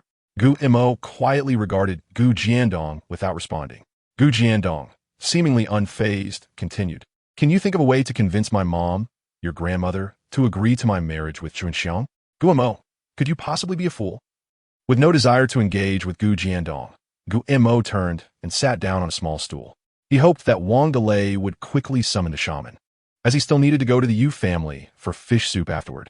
Not to mention, Su Shua truly had a talent for cooking. Seeing that Gu Mo ignored him, Gu Jiandong felt a surge of anger, wanting to confront Gu Mo, but the image of Wang Delay's missing teeth flashed before his mind. Forget it, I won't argue with you. When the shaman arrives, you will have to deal with it. After saying this, Gu Jiandong turned and entered the main room, shortly returning with a stool to sit at the doorway, looking down at Gu Mo from above. Wang Delay did not keep Gu Mo waiting for long. After a little over 10 minutes, she returned with an elderly woman in her 60s or 70s. Gu Mo looked at the old woman and realized she was an acquaintance. Her name was Zhao Xianling. She claimed to have a lineage of mastery, and in her generation, she was part of the Xian lineage, with her master giving her the name Ling. Since her youth, Zhao Xianling had been known for divination and fortune-telling, helping people seek auspiciousness and avoid misfortune. Many years ago, if someone had a headache or fever, rather than seeking a doctor, they would first consult Zhao Xianling. This continued until over a decade ago, when societal trends shifted, and Zhao Xianling became a figure that everyone avoided. Although Zhao Xianling faced hardships during those years, she remained robust and not only survived but resumed her old profession after the policies relaxed in the past 2 years. However, after years of change, people had grown accustomed to visiting doctors when ill, causing Zhao Xuanling's business to decline. Otherwise, how could they have met so many times in the village without her noticing anything unusual about him? Zhao Xianling walked alongside Wang Delay into the courtyard. Feeling as though she had found support, Wang Delay was less fearful of Gu Mo now. Shaman, please take a look. Is this child possessed by something vile? Or is he inherently a demon? Zhao Xianling squinted her small eyes and scrutinized Gu Mo from head to toe. She recognized Gu Mo as one of the most intelligent children in Sanlikyo and had seen him several times, believing he was different from the village children, but certainly not a demon. Nevertheless, what did it matter? Now it was Wang Delay as his grandmother, who claimed Gu Mo was a demon, seeking her help to exorcise him. Zhao Xianling thought rapidly, her expression turning noticeably more serious. You are correct. This child is indeed possessed by something vile. The negative energy surrounding him will cause misfortune to those nearby, which is why you fell and lost 2 teeth. Upon hearing this, Wang Delay looked at Zhao Xianling with even more admiration. Shaman, what should we do? Zhao Xianling narrowed her eyes, considering the situation. There's a way, but you must know that performing the ritual will require energy. I understand, Wang Delay exclaimed, hurriedly pulling out a cloth pouch from her pocket. She cautiously unfolded it to reveal a small roll of money, with the largest denomination being 5 yuan, several 1 yuan notes, and the rest being small change. Wang Delay took the 5 yuan note and stuffed it into Zhao Xuanling's pocket. Shaman, I am counting on you. Zhao Xianling glanced at the remaining money in Wang Delay's hand, her brows slightly furrowing. Without needing Zhao Xianling to say anything, Wang Delay understood her meaning and took out the 1 yuan notes, rolling them up and stuffing them into Zhao Xuanling's pocket. Shaman, I beg you. Only then did Zhao Xianling nod. All right, let us see what I can do. Gu Mo lifted his gaze to watch Zhao Xianling, curious about her approach. Zhao Xianling happened to meet Gu Mo's gaze, flinching slightly before stepping back. She had never realized how intimidating Gu Mo's eyes could be. Could it be that he was truly possessed by something vile? As Zhao Xianling contemplated this, her expression grew more solemn. Madam Gu, your grandson is extraordinary. To completely expel the vile entity from him, Wang Delay, understanding her implication, repeatedly patted her chest in assurance. Shaman, rest assured, once everything is resolved, I will provide you with a generous reward. Hearing this, Zhao Xianling felt satisfied and no longer perceived anything unusual about Gu Mo. Taking a few steps forward, she began to circle Gu Mo, muttering incantations. Gu Mo listened intently, his hearing sharp. Although Zhao Xianling spoke softly and quickly, he could discern her words. Taishan Lao Jun, I command you swiftly. After a lengthy repetition of this phrase, Zhao Xianling suddenly halted and retrieved a yellow talisman from seemingly nowhere. Go fetch a bowl and fill it halfway with water. I'll go now. Right away. Wang Delay responded, dashing into the kitchen and soon returning with a porcelain bowl filled halfway with water. Zhao Xianling merely glanced at the bowl of water, her hand gently waving.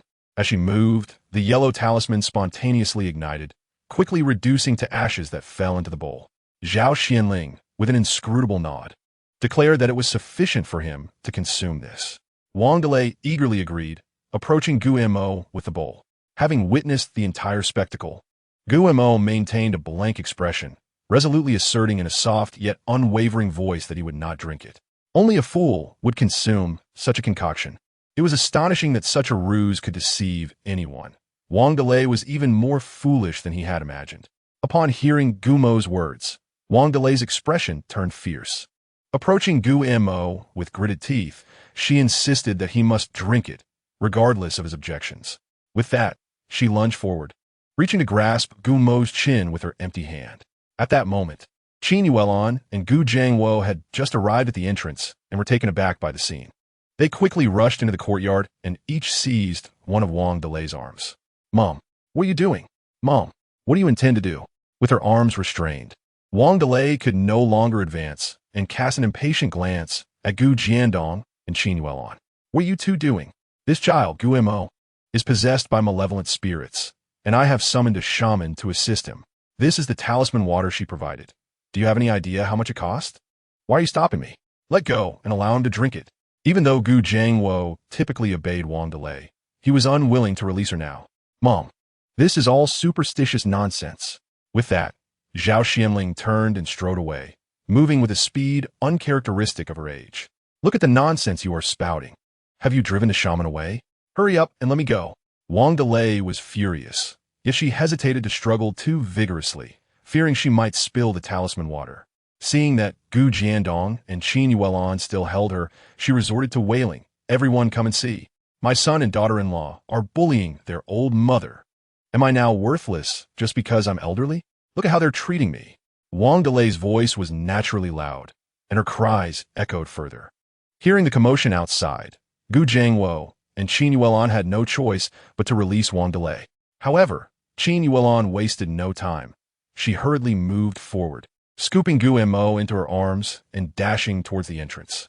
Wang Delay, infuriated, pointed at her own mouth, missing 2 front teeth. Look, I lost these teeth because of him. Don't joke around.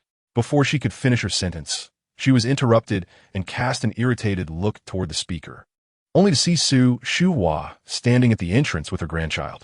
Su Shuhua regarded Wang Delay with a mocking expression. Those teeth of yours were clearly lost because you weren't watching where you were walking and tripped over yourself. Now you dare to blame it on Dabao? You really are getting bolder with age. What do you mean? Wang Delay retorted. Everyone saw how you fell. Dabao was nowhere near you. ISNT that, right? The onlookers, who had just exchanged fish at the Yu family, had witnessed Wang Delay's tumble. Upon hearing Su Shuhua's remarks, they all voiced their agreement. Didn't I just hear Zhao Xianling say that you needed to deliver a talisman of unity? Someone chimed in. Old Lady Gu, I didn't realize you were so wealthy. At that moment, in the eyes of the crowd, Wang Delay appeared to be a foolish woman with ample wealth. However, Wang Delay did not share this sentiment. You all speak without understanding. It's easy for you to criticize when it's not your teeth that are missing. Qin Yuelon, you must bring Gu Mo here to drink the talisman water, or you can take him and leave our Gu family. We cannot afford such a calamity. Being publicly branded as a calamity was both distressing and humiliating for Qin Yuelon, who held her son dearly. Yet, being soft-hearted, she could not muster any strong words to counter Wang Delay's accusations and merely looked at Gu Jiangwo with teary eyes. Gu Jiangwo, typically a man of few words, had spent years quietly working at home. However, upon meeting Qin Yuelon's tearful gaze, his heart ached. Mom, we should promote science and not indulge in superstitions. That shaman is deceiving you. Wang Delay shook her finger at Gu Jiangwo. You've grown wings now. Have you forgotten your mother after marrying your wife? You don't even listen to me anymore. Su Su Sculp. Your younger son hasn't even married yet. and he is already trying to escape from you. As soon as Su Shuhua finished speaking, Guimo nodded and slowly stated, "Just now my uncle asked me to help him think of a way to marry Chunxiang." Wang Delay's anger intensified upon hearing Gumo's words. Listen, listen, he has learned to lie. He has been possessed by malevolent spirits. It's not the spirits that possess him. You're just venting your frustrations on Dabao because you can't handle your younger son. As she spoke, Su Shuhua looked at the crowd, and they all nodded in agreement. I think so too. Shut your mouth. Old lady you. What does our family's business have to do with you? Why are you meddling? Su Shuhua smiled. I'm just a warm-hearted person who can't stand the elderly bullying children. What's wrong with that? If you don't want me to interfere, then stop doing these disgraceful things. Just then, Gu Jiandong, who had been watching with apparent indifference, suddenly became interested. Ain't you, are you serious? Can you really persuade my mom to agree? As Gu Jiandong spoke, laughter erupted among the crowd, their gazes on Wang Delay becoming increasingly meaningful. Wang Delay had anticipated Gu Jiandong's interference, nearly fainting from anger. Jiandong, what are you saying? Gu Jiandong glanced at Gu Mo, adding, if you're not careful, you might end up like Gu Mo, possessed by malevolent spirits, and then you'll have a grandson to hold. Wang Delay trembled, pointing at Gu Jiandong. Jiandong, you. Before she could finish her sentence, she collapsed to the ground, spilling the entire bowl of talisman water. Seeing the talisman water gone, Qin Yuelon finally sighed in relief. Regardless of the circumstances, Gu Mo would not have to drink the talisman water. Although Gu Jiangwo disapproved of Wang Delay's earlier actions, he could not leave her lying on the ground and called out to Gu Jiandong, Jiandong, come help me get mom inside. Reluctantly, Gu Jiandong approached, muttering, why is she so stubborn? Su Shuhua did not hurry to depart. Instead, she carried Nuannuan over to Qin Yuelon. Dabao, Gulme, let us go have some fish porridge together. Gu Mo nodded eagerly, glancing expectantly at Qin Yuelon. Though she felt somewhat embarrassed about letting Gu Mo eat at the Yu family's home, before she could voice her thoughts, Su Shuhua added, I'm inviting Dabao for porridge, not you. You can't refuse for him. Taken aback, Qin Yuelon pondered the statement. It sounded reasonable, yet upon closer reflection, something seemed amiss. Before she could fully grasp it, she felt Gu Mo gently struggling in her arms. Fearing she might drop him, she set him down. Su Shuhua held Nuannuan in one arm, while taking Gu Mo's hand with the other, leisurely making their way to the Yu family.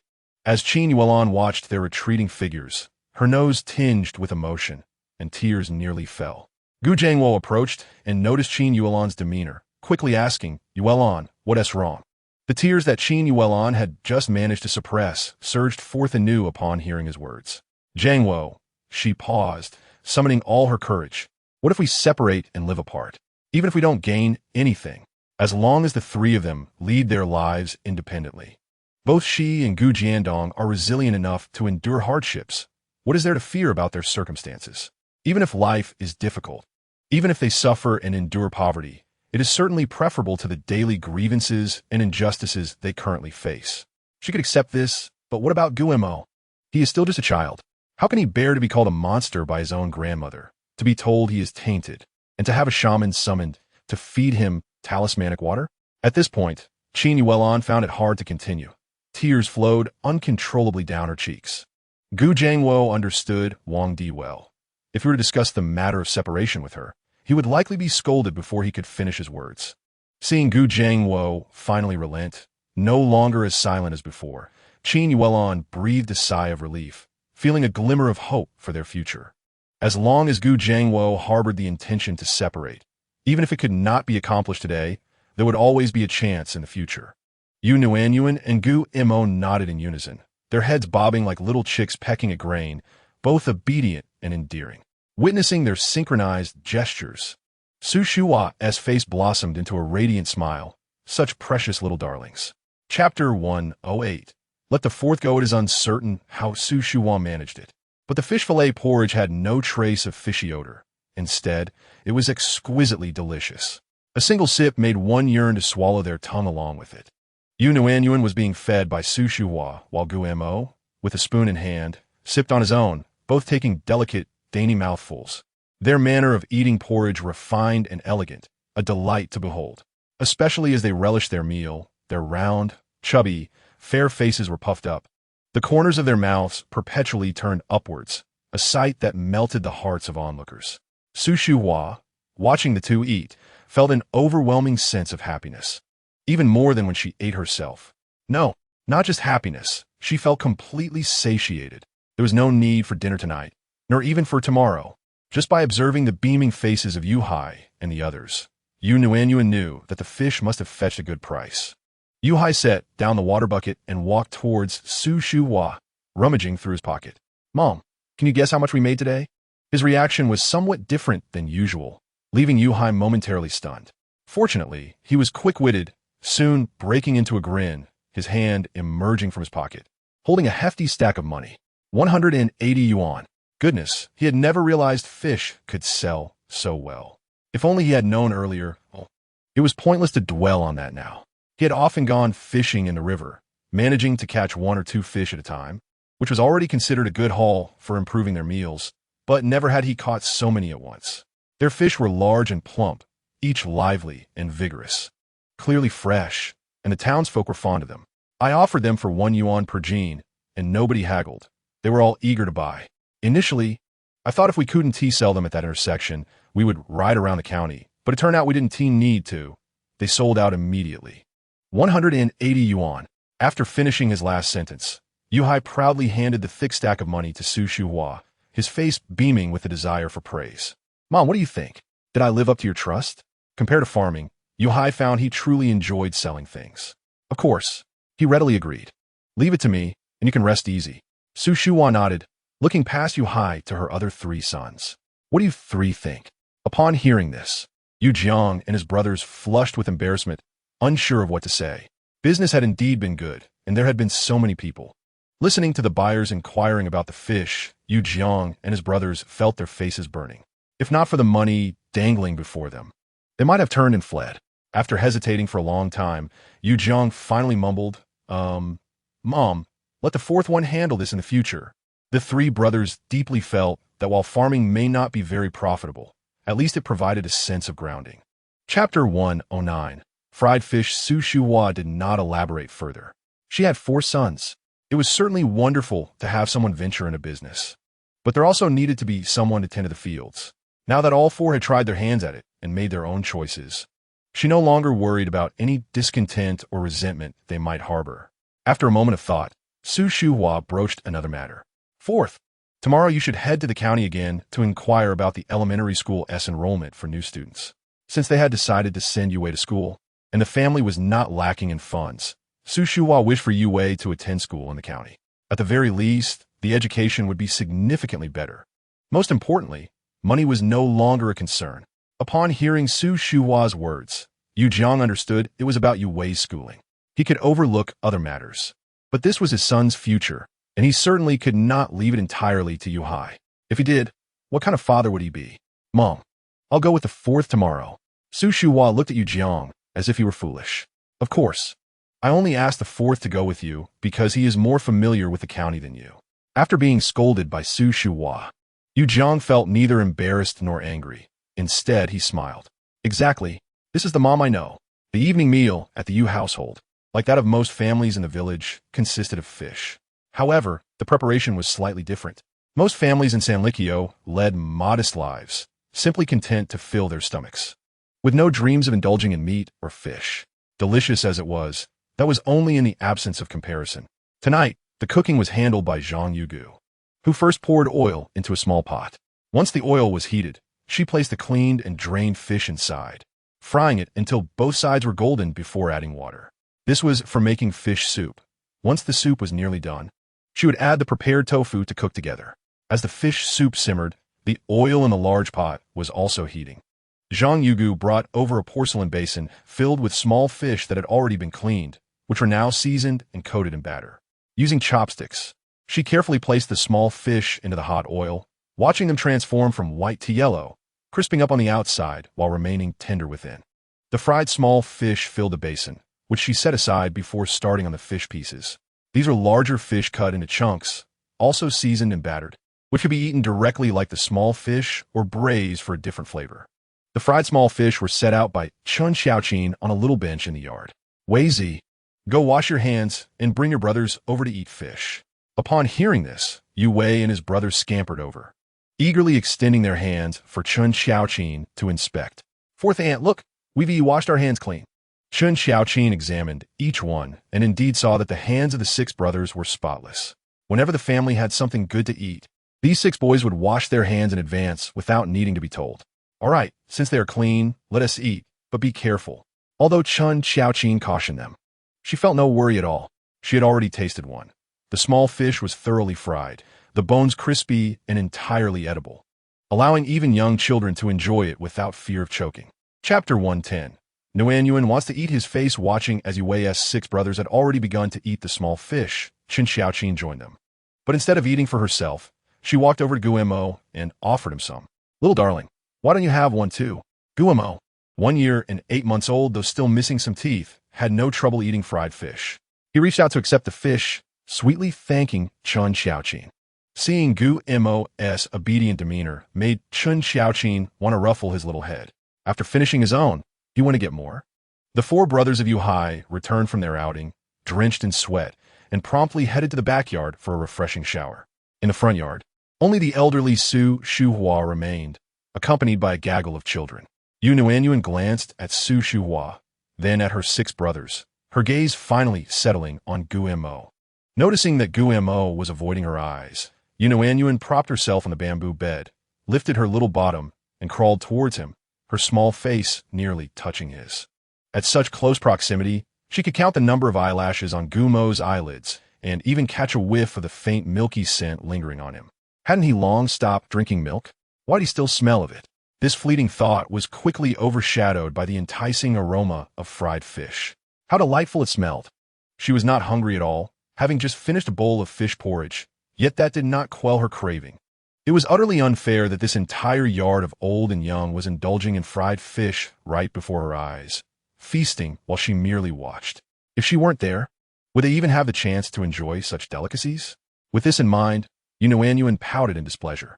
She had forgotten how close she was to Guemo, and her protruding lips accidentally brushed against his soft and tender cheek. What a delightful sensation! Yu Nuannuan pressed her lips together and puffed them out again. Now she understood why Su Shuhua had kissed her face so fervently. The skin of children was simply exquisite, soft, tender, smooth, and pleasantly fragrant. Yu Nuannuan mused that no jelly or pudding she had tasted in her past life could compare to the sensation of Gumo's cheek. Lost in thought, she opened her mouth and playfully nipped at Gumo's cheek. Though Yu Nuannuan's 4 tiny teeth were small, their hardness was not to be underestimated. That gentle bite elicited a sharp sting for Guemo. He had sensed Yu Nuannuan's approach and thought she was merely envious of the fried fish in his hand. To his surprise, she was attempting to take a bite out of his face. The moment he felt the pain, Guemo instinctively pushed her away, his chubby, fair hand effortlessly toppling her onto her back. The entire sequence of events unfolded in an instant, and when Su Shuhua turned to investigate the commotion, she found Yu Nuannuan sprawled on the ground, while Guemo maintained his position, hands still extended. Alarmed, Su Shuhua rushed over, concern etching her features. Nuannuan, does it hurt? Why aren't you crying? You didn't hit your head too hard, did you? Just as she was contemplating this, Yu Nuannuan suddenly began smacking her lips and then broke into a smile. Under the peony, one dies, but remains a romantic spirit. Chapter 111. The soft and fragrant little darling Nuannuan. What are you laughing at? Su Shuhua inquired, pressing the back of her hand against Yu Nuannuan's forehead. It felt cool, without any trace of heat. Yu Nuannuan, sensing her grandmother's gesture, turned her eyes towards Su Shuhua and exclaimed, "Nigh, fragrant." In her heart, she wished to convey grandmother. The little darling's face is so fragrant. Yet, her words came out as just 2 syllables. Su Shuhua was momentarily taken aback by Yu Nuannuan's statement before bursting into laughter. How could fried fish not be fragrant? But you can't eat it yet. When you're a bit older, I'll fry a whole bowl for you to enjoy at your leisure. Yu Nuannuan felt a pang of disappointment. What happened to the telepathic bond we shared, Grandma? You've changed. Though Guemo could not see it, he was certain his face had flushed crimson. This little girl was taking advantage of her lack of memories from her past life, acting with reckless abandon. She thought that since he possessed memories of a former existence, he was not a true child and therefore should not be held to her standards. Guemo puffed out his cheeks. suddenly finding the fried fish in his hand less appealing. His gaze unwittingly drifted back towards Nuannuan. Observing her round, chubby cheeks, he pursed his lips. Before he could make a decision, Su Shuhua had already wiped her hands clean and lifted Nuannuan into her arms. Seeing this, Gu Mo let out a light sigh of relief. The decision had been made for him. He raised his hand, bringing the fried fish to his mouth, and took a hearty bite, chewing vigorously. To an outsider, he appeared to be a child thoroughly relishing his meal. But in truth, the fried fish, while delectable, was not ideal for a child's delicate stomach. Yu Wei and his 5 brothers watched longingly as the fried fish drifted further from them, their faces etched with disappointment. Unable to contain her amusement at their expressions, Su Shuhua chuckled. Look at you all, acting as if you've never seen food before. There will be braised fish pieces and fish soup later. Are you not going to eat those?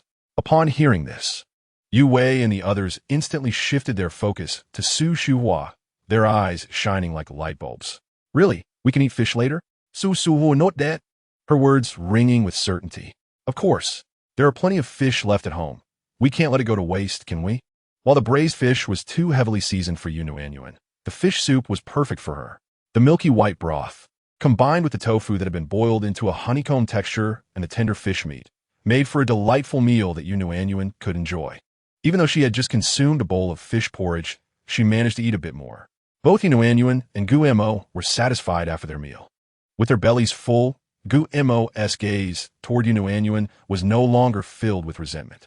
After all, who could blame Nuannuan for having such a talented grandmother in the kitchen? For the sake of delicious food, he forgave her. Goodbye, my fragrant, soft little darling. I hope to taste Gu Mo's little cheeks again tomorrow. With this thought, Nuannuan licked her lips. Chapter 112. A subtle reference to dowry. Since Gu Mo was already full, it was best not to let him go into the main room to see Wang Di, to avoid any unpleasant words from her. If it were another child from the village, Qin Yuelon would not be so cautious. However, Gu Mo was unlike the other village children. Although he was merely 1 year and 8 months old, he was exceptionally bright, understanding everything the adults said and remembering it well. Qin Yuelon genuinely feared that Gu Mo might overhear any harsh comments from Wang Di that could adversely affect his development. In the main room, Wang Di peered outside, pursing her lips. Jiangua, where's your wife? Is she refusing to join us for a meal? Is she trying to give me a hard time? Upon hearing this, Gu Jiangua's face twisted in discomfort. Mom, Yuelon isn't hungry. She's watching over the little darling. If Qin Yuelon truly wished to confront Wang Di, she would not have bothered preparing dinner. Wang Di scoffed again. Jiangua, I'm not criticizing you, but a man should show some authority. If your wife is being disobedient, you should scold or discipline her. Don't coddle her, or she might walk all over you. Gu Jiangua lowered his eyes, choosing not to respond. Seeing him like this, Wang Di's frustration escalated. The villagers all praised Gu Jiangua for his filial piety, but in her eyes, he was merely hiding his true intentions. Why else would he always act dutifully in front of outsiders? Whenever she suggested that he discipline Qin Yuelon, he would fall silent. What did his silence imply? Wasn't it a sign of dissatisfaction with her as a mother? Jiangua, I'm speaking to you. Are you listening? Wang Di slammed her chopsticks down, her temper flaring. Do you have any idea how much I spent to invite Zhao the shaman today? And that bowl of talisman water cost a fortune. That was all for your son. You can at least thank me for being a mother, but instead, you're preventing me from feeding him. Now the talisman water has been spilled, and I still have to pay for it. What do you propose we do about that? Gu Jianguo was still grappling with how to broach the topic of separating households when Wang Di brought up the talisman water, further aggravating his irritation. Lifted his head, not deigning to look at Wang Di, but rather gazing at Gu Hongqi. Father was engaged in his meal, his eyelids barely fluttering as he continued to lift food to his mouth. After chewing for a few moments, Gu Hongqi finally spoke. Jianguo, your mother is correct. That child, Gu Mo, possesses a certain wickedness. Your mother does not despise him. If she truly held disdain, she would have cast him aside long ago. Why then would she spend money on a shaman to acquire talismans? This matter is a fault of you and your wife. Call your wife over to apologize to your mother, and then you both should also apologize to the shaman tomorrow. The talisman water must be consumed. Today's large gathering, and tomorrow's talisman expenses will be covered by you and your wife. Gu Mo is your child. This expense rightfully falls upon you. Listening to Gu Hongqi's words, Gu Jian was suddenly felt a chilling sensation in his heart. having begun working in the fields after graduating from middle school. For many years, whether it was the labor points exchanged for money and grain or the money earned from selling the harvest in recent years, all had been managed by Wang Di. His pockets were emptier than his face. Gu Hongqi could not possibly be unaware of this. Now, suggesting that he and Qin Yuelon pay, was it not an insinuation towards the meager dowry Qin Yuelon had brought? He understood that Wang Di's discontent with Qin Yuelon stemmed from her refusal to relinquish her dowry. Gu Jiangwa swallowed hard, feeling a twinge of pain in his throat and a fullness in his stomach. "Father," he said, his voice tinged with a hint of hoarseness, his eyes bloodshot. Though merely in his early 20s, at that moment, he appeared somewhat worn. "Father, perhaps it would be best if Yuelon, Dabao, and I were to live separately." Before Gu Hongqi could react, Wang Di erupted. "What did you say? Gu Jiangwa, do you have no conscience? Your father and I raised you with such toil, helped you marry, and assisted you in caring for your child. Now that you have grown, spread your wings, you wish to separate and live apart? Do you despise your father and me for our age, considering us a burden? People say that a man forgets his mother after marrying. I never believed it. But look now, they were right. Not only have you forgotten your mother, but you have also become an ungrateful wretch. Let me tell you, if you wish to separate, it's out of the question. Unless your father and I are dead, you will not have that chance." Wang Di spoke fervently, her face flushed. "Why would you even think of separating? I know, it must be that vile woman Qin Yuelon inciting you. The moment I laid eyes on her, I knew she was no good, yet you insisted on marrying her. Now your heart is ensnared by her little temptress, and you no longer see your parents." As Wang Di continued her tirade, Gu Jiangguo rose, his tone now resolute. "Mother, there is no need to berate Yuelon. This notion originated with me. I have contemplated separation for a long time. Since childhood, you and father have never seen me. In your hearts and eyes, it has always been about Jiandong. You harbor no affection for me, my wife, or my son. So let us three live elsewhere. Should you wish to label me unfilial, go ahead and tell the village. If I ever show remorse, I shall no longer be Gu Jiangguo. Sons grow up, marry, and establish their own households. This is common. If you insist on deeming this unfilial, then I shall embrace the role of the unfilial son. Regardless, even if we separate, you will always be my parents. Should you ever find yourselves in need of assistance, I shall not shirk my responsibilities. My desire to separate is solely to ensure that my wife and child can live with dignity and peace." In Wing Diese Memory, Gu Jiangguo had never spoken so many words in one breath. He had always been taciturn, dutiful, obedient, and never cunning or deceitful. Nor did he possess the charm of his younger brother Jiandong. Wang Di had always believed Gu Jiangguo to be honest and docile, never considering his feelings. Regardless of his thoughts, he was her son. Was it not a mother's duty to discipline her child? Until now, Wang Di had thought Gu Jiangguo would never resist or rebut her. He would always comply, working diligently. She could maintain her lofty position, dictating how things should be. But what was happening now? Was this truly Gu Jiangguo? Was he genuinely her eldest son? Wang Di murmured, "Gu Jiangguo, have you lost your mind?" Gu Jiandong stared in disbelief at Gu Jiangguo. "Brother, have you gone mad? How could you speak to mother like that?" As soon as Gu Jiandong's words left his mouth, Gu Jiangguo shot him a fierce glare. "Silence. In this room, anyone may speak, but you have no right." Under Gu Jiangguo's fierce gaze, Gu Jiandong recoiled slightly, turning to Wang Di. "Mother, look at my elder brother." Wang Di shifted her stance, shielding Gu Jiandong behind her. "Gu Jiangguo, what are you doing? This has nothing to do with your brother. Why frighten him? I tell you, if you wish to separate, it's out of the question. Everything in this house has been earned by your father and me. If you can manage, then stay. If not, leave empty-handed." After issuing her final declaration, Wang Di looked triumphantly at Gu Jiangguo. There was no way he would leave empty-handed. "Fine." Upon hearing Gu Jiangguo's response, Wang Di's triumphant expression immediately froze. "What did you say?" Gu Jiangguo chuckled lightly. "Did you not tell me to leave empty-handed? I shall take my leave. The house, the land, the grain, the money, none will I claim. But let it be clear, the portion that is rightfully mine, I shall relinquish for your and father's old age. Henceforth, regardless of my circumstances, they shall have no bearing on you." With that, Gu Jiangguo did not wait for Wang Di to respond, turning to stride out. As he reached the threshold, he paused momentarily, then heard Wang Di's furious cursing. Taking a deep breath, he stepped out resolutely. Seeing Gu Jian would truly depart, Wang Di's voice fell silent. Gu Jiandong peeked from behind Wang Di to the doorway, incredulously exclaiming, "He really left." Wang Di's expression tightened, her indignation palpable. "Let him go." Gu Hongqi remained silent throughout, seemingly indifferent. How could Gu Jiangua survive without food, money, or land to support Qin Yuelon and Gu Mo? Qin Yuelon's complexion appeared somewhat pale, yet she managed to smile towards Gu Jiangua. "Let us gather our things and depart." Sitting on the bed, Gu Mo smiled for the first time at Gu Jiangua. "Let us go." His soft voice, though gentle, was like a reassuring balm for Gu Jiangua and Qin Yuelon.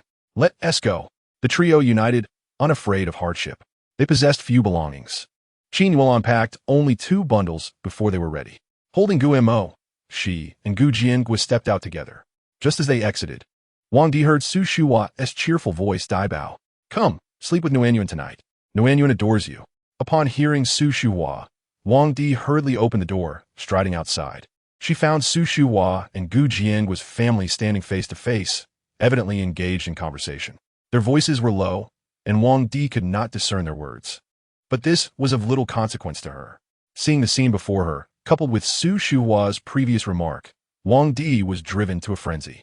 She stood with her hands on her hips, each step heavy upon the ground, as if she intended to bore a hole into it. "Gu Jiangwo!" Wang Delay's voice rang out, startling the people engaged in conversation, causing them to turn simultaneously towards her. "Gu Jiangwo, what do you think you are doing? Why abandon your own family? Are you planning to become a son for the Yu family?" Wang Delay would rather see Gu Jiangwo's family sleeping in a graveyard tonight than witness them taking residence in a Yu household. That would be a slap in her face. Gu Jiangwo furrowed his brow at Wang Delay, asserting, "Mom, what do you mean just? I tell you, Gu Jiangwo, if you dare step through the gates of the Yu family today, you will no longer be my son." "What is this? Are you slapping my face? How could I have birthed someone like you?" Wang Delay had always scolded Gu Jiangwo, whether it was for his own mistakes, Gu Jiandong's errors, or even when Gu Jiandong faced grievances. Whenever her mood soured, she would invariably direct her ire towards him. This had been the pattern throughout his life, and Gu Jiangwo had once believed he had grown accustomed to such treatment. However, now, with Qin Yuelon, Gu Mo, and Su Shua present, Wang Delay berated him once more, seemingly intent on trampling him into the mud, as if he were not born of her womb. Taking a deep breath, Gu Jiangwo averted his gaze from Wang Delay and turned to Su Shua, saying, "Aunt, we will be intruding on you 3 tonight." Upon hearing Gu Jiangwo's words, Wang Delay rolled her eyes in exasperation, while Su Shua beamed with joy. "What are you talking about?" Come in. With Su Shua's warm invitation, Gu Jiangwo led Qin Yuelon through the gates of a Yu family. Observing this, Wang Delay took a few steps forward to grab Gu Jiangwo, but was blocked by Su Shua. "Wang Delay, I don't care how you rule your own home, but if you dare to cause a scene in mine, don't blame me for slapping you." Su Shua, though of similar age to Wang Delay, was a half-head taller. At that moment, she towered over Wang Delay, her imposing presence causing Wang Delay to hesitate. Seeing her cower, Su Shua scoffed and slammed the door shut. "What nonsense! That old hag is so biased. Who gave her the audacity to act so arrogantly?" "All right, it was Gu Jiangwo who once granted her such privilege, but now he no longer wishes to play that part." Su Shua gazed at Gu Jiangwo's retreating figure, secretly sighing. She hoped that from this day forth, Gu Jiangwo would truly stand up for himself. Otherwise, it would be a shame for the good child Gu Mo. The Yu family, being numerous, lacked sufficient rooms for Gu Jiangwo's family of 3. Thus, Su Shua arranged for Gu Jiangwo and Yu Heidu to share a bed with Yu Zhenmin, while she, Qin Xiaoqin, and Qin Yuelon would sleep with Gu Mo and Yu Nuannuan. Fortunately, the beds were spacious enough to accommodate 3 women and 2 children without issue. Chapter 116. The onset of drowsiness. Qin Xiaoqin had already bathed Yu Nuannuan and dressed her in a clean little belly band and shorts. When she saw Su Shua enter with Qin Yuelon and Gu Mo, both mother and daughter turned to look. Su Shua's voice was loud enough. Yu Nuannuan had heard her words outside. So, tonight, she would be sleeping with Gu Mo? Qin Xiaoqin, unaware of Yu Nuannuan's thoughts, got off the bed and cheerfully said to Qin Yuelon, "There's still hot water. Let me fetch a basin to give Dabao a bath." Children sleep more soundly after a wash. Initially, Qin Yuelon felt a bit awkward, but seeing Chun Xiaoqin's considered offer to bathe, Guimo eased her discomfort. I'll go with you, Dabao. You wait in the room, okay? Guimo, however, shook his head firmly at Nuannuan, asserting, how can I bathe in front of a girl? Even if she has no memories of her past life and is merely an 8-month-old girl, it's still not permissible. He turned and strode toward the door. Chun Xiaoqin hurried to follow, while Qin Yuelon placed the bundle on the table, quickly retrieving towels and Gumo's clothing before rushing out. In the sweltering summer heat, both adults and children bathed daily, so they were not particularly dirty. At this moment, Guimo wore a white sleeveless top and knee-length black shorts, complemented by plastic sandals. Having just bathed, his short hair, though no longer dripping, clung together due to dampness. A small curl bounced with his steps, and his skin appeared especially fair, with rosy cheeks more pronounced than ever. From a moment, Guimo entered. Nuannuan's gaze was fixed upon him, and as he approached, she broke into a smile. Gumontak was totally handsome, in both past and present. She had never encountered a more charming child. If only he would smile more, he would be even cuter. Guimo, oblivious to Nuannuan's admiration, perceived her giggles as typical of a child her age. Chun Xiaoqin lifted Guimo onto the bed, gently removing his shoes, and said softly, Dabao will sleep with Nuannuan tonight, all right? Guimo nodded, okay. As long as Nuannuan refrained from nibbling on his face, sleeping with her posed no issue. As anticipated, Nuannuan did not attempt to bite his face. Children succumbed to drowsiness swiftly. Despite Nuannuan having just been giggling at Gumo's face, she was now yawning widely. The onset of sleepiness made her eyes glisten. Observing this, Chun Xiaoqin approached, gently guiding Nuannuan to lie down. Nuannuan, it's time to sleep. Nuannuan was the most obedient child Chun Xiaoqin had ever encountered. When sleepy, she never fussed. As soon as her head rested on the pillow, she would fall asleep within seconds. Watching Nuannuan drift off, Gumo's eyes sparkled with a hint of amusement. Only an innocent child could manage to fall asleep so quickly. Chapter 117. Not Forgiven. Nuannuan Guimo possessed his own internal clock. Every morning, he would rise promptly without needing to be called. Initially, Qin Yuelon worried that Guimo might wet the bed and would wake him up in the morning. However, after a few attempts, she discovered that waking him made him unhappy for the entire day. Although he seldom displayed much emotion, his displeasure was unmistakable. She then decided to let him wake up on his own, realizing he wouldn't wet the bed. From that day forward, she ceased her interventions. Guimo was quite pleased with this arrangement and had not experienced a morning grumpiness in quite some time. However, one morning, while still lost in slumber, he was abruptly jolted awake by a gentle kick to his waist. It wasn't particularly painful. He could tell it was a small, soft foot applying minimal force. Nonetheless, it was enough to rouse him from his dreams. Upon opening his eyes, Guimo's already dark pupil seemed even more inky. As he gazed at the ceiling, he recalled that this was not his old bed. He was in a new household, sleeping in the bed of Nuannuan's parents. Thus, the little foot that had kicked him belonged to Nuannuan. Guimo pursed his lips and turned to confront an enlarged smile. He felt a surge of irritation and called out in a hushed tone, Nuannuan. She had turned him upside down, like a turtle, and now had the audacity to wake him from his dreams. Guimo concluded that Nuannuan was indeed a mischievous child. Little Xiong Haizi Nuannuan, upon hearing Guimo call her name, instinctively sensed his displeasure. What could she do? She could only smile ingratiatingly at Guimo, sweetly calling out Gidge. She truly did not mean to upset him. Upon waking, she discovered that Su Shuhua and the others were not around, and Guimo was still asleep. In her eagerness to get up, she slipped and inadvertently kicked Guimo. Noticing his silence and the way his round eyes were fixed on her, Nuannuan smiled again, Gidge. As she spoke, she propped herself up on the bed and reached into her pocket. Guimo watched curiously as she rummaged through her little pouch. Just then, tender green leaves began to sprout from her pocket, quickly unfurling and bearing fruit. A cluster of plump, crimson strawberries dangled enticingly, swaying gently and capturing attention. Nuannuan grasped one strawberry in one hand and, with all her might, tugged at its green stem with the other. Having grown stronger over the past 8 months, she successfully pulled the strawberry from its vine, oblivious to the fact that her nails had accidentally punctured it, leaving her fingers smeared with its juice. Gidgeet. Gumo's brows furrowed slightly as he hesitated, unsure whether to accept the strawberry that was slightly larger than her small hand. The damage to the fruit gave him pause. With her arm tiring from holding the strawberry aloft and Guillermo still not reaching out, she leaned forward and placed herself on the bed, supporting herself with one hand. She brought the strawberry to Guillermo's lips. The sweet aroma of the strawberry wafted toward him as it neared, filling his senses with its delightful fragrance. Guillermo opened his mouth and bit into the strawberry's tip, reassuring himself that he only desired the fruit and was not forgiving Nuannuan in any way. As Chapter 118 unfolds, when Chun Xiaoqin entered the room, she spotted Guillermo nibbling on the strawberry while Nuannuan propped herself up on the bed once more. Before her, a whole strawberry plant stood, its vibrant green leaves and bright red strawberries juxtaposed with Nuannuan's lovely little face, surpassing even the festive New Year paintings. However, Chun Xiaoqin had no time to admire the scene. The moment she beheld it, she swiftly closed the door and hurried to the bed to seize the entire strawberry plant. Nuannuan, her voice trembled with anxiety and fear. Where did you get these seeds?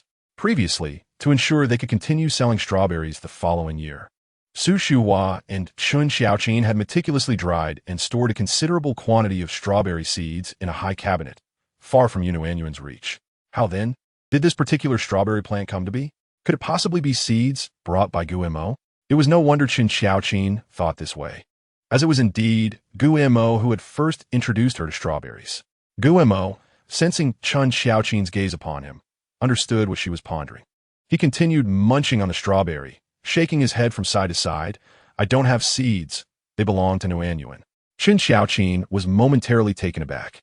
Gumontak neva lit. Did this imply that the seeds truly belonged to you, Nuannuan? Nuannuan, noticing Chun Xiaoqin's stare, beamed a broad smile. After all, Chun Xiaoqin would not inquire further, and even if she did, Nuannuan lacked the ability to provide a clear explanation. In any case, she had no desire to clarify. At that moment, all she could do was smile. A smile can dispel 1,000 worries. Seeing Nuannuan's radiant grin, Chun Xiaoqin couldn't help but smile in return. However, when she glanced down at the strawberry in her hand, her smile faltered. With a gentle sigh, Chun Xiaoqin asked, "Do you still want the strawberry?" Guillermo shook his head. "No, thank you. Su Shuhua's cooking is the best.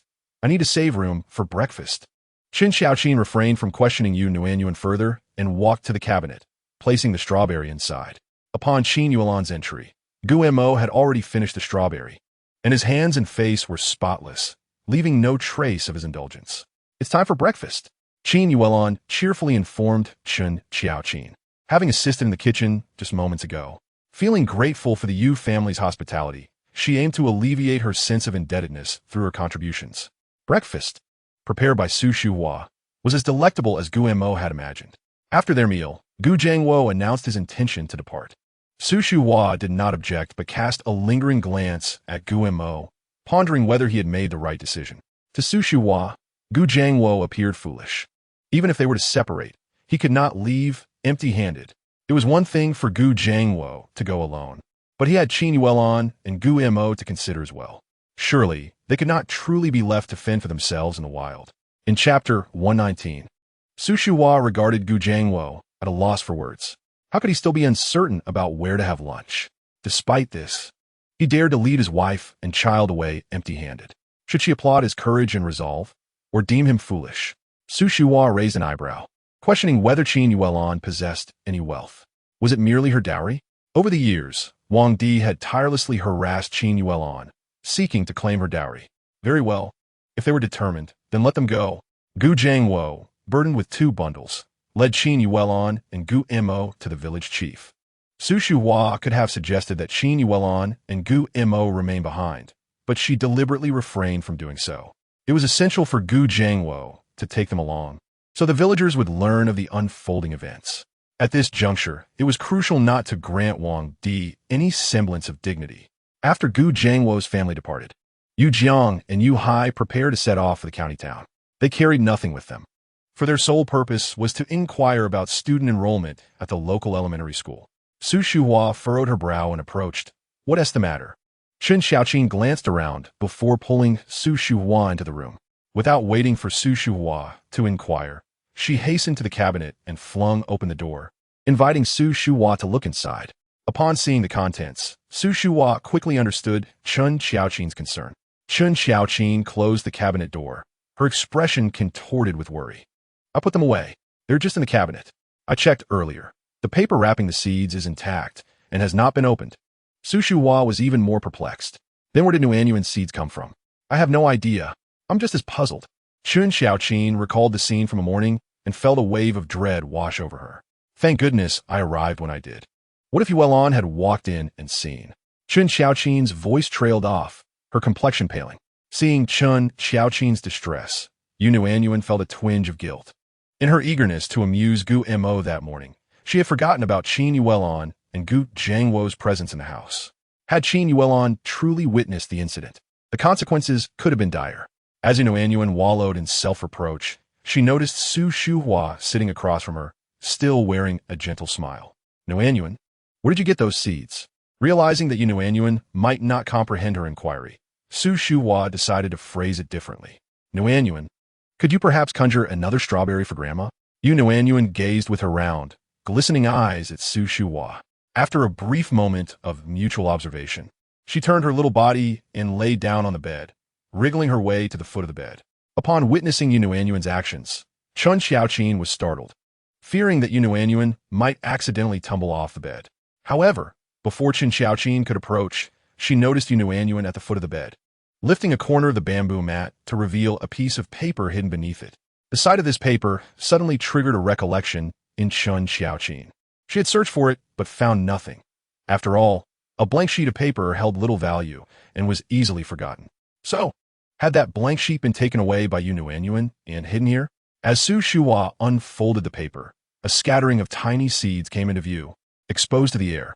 Chun Xiaoqin, Su Shuhua, and Nuannuan, along with the little seed nestled in her belly, had accidentally come across this discovery.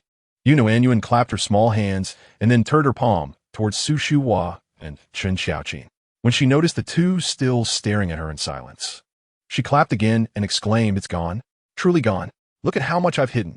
Seeing Nuannuan's series of animated actions, Su Shuhua and Chun Xiaoqin could no longer contain their laughter. Su Shuhua placed the seeds on the bed and scooped Nuannuan into her arms, exclaiming, "Oh, my clever little treasure. At just over 8 months, you already know how to hide seeds. You even took the initiative to show us, knowing it would worry us. You are simply adorable." Su Shuhua felt her heart melting for Nuannuan. Chun Xiaoqin moved closer to ruffle Nuannuan's hair and said, "Little treasure, if you want to eat something, just tell Mommy and Grandma, and we will secretly prepare it." It was one thing when there were no conditions, but now that there were, they certainly could not deprive their little treasure of fruits. Was it not unreasonable that they could not openly sell or secretly enjoy them? Chun Xiaoqin picked the remaining strawberries from the cupboard, fetched a bowl of water, washed them thoroughly, and handed one to Nuannuan. Nuannuan obediently accepted it. But instead of rushing to eat, she looked at Su Shuhua and Chun Xiaoqin, urging eat.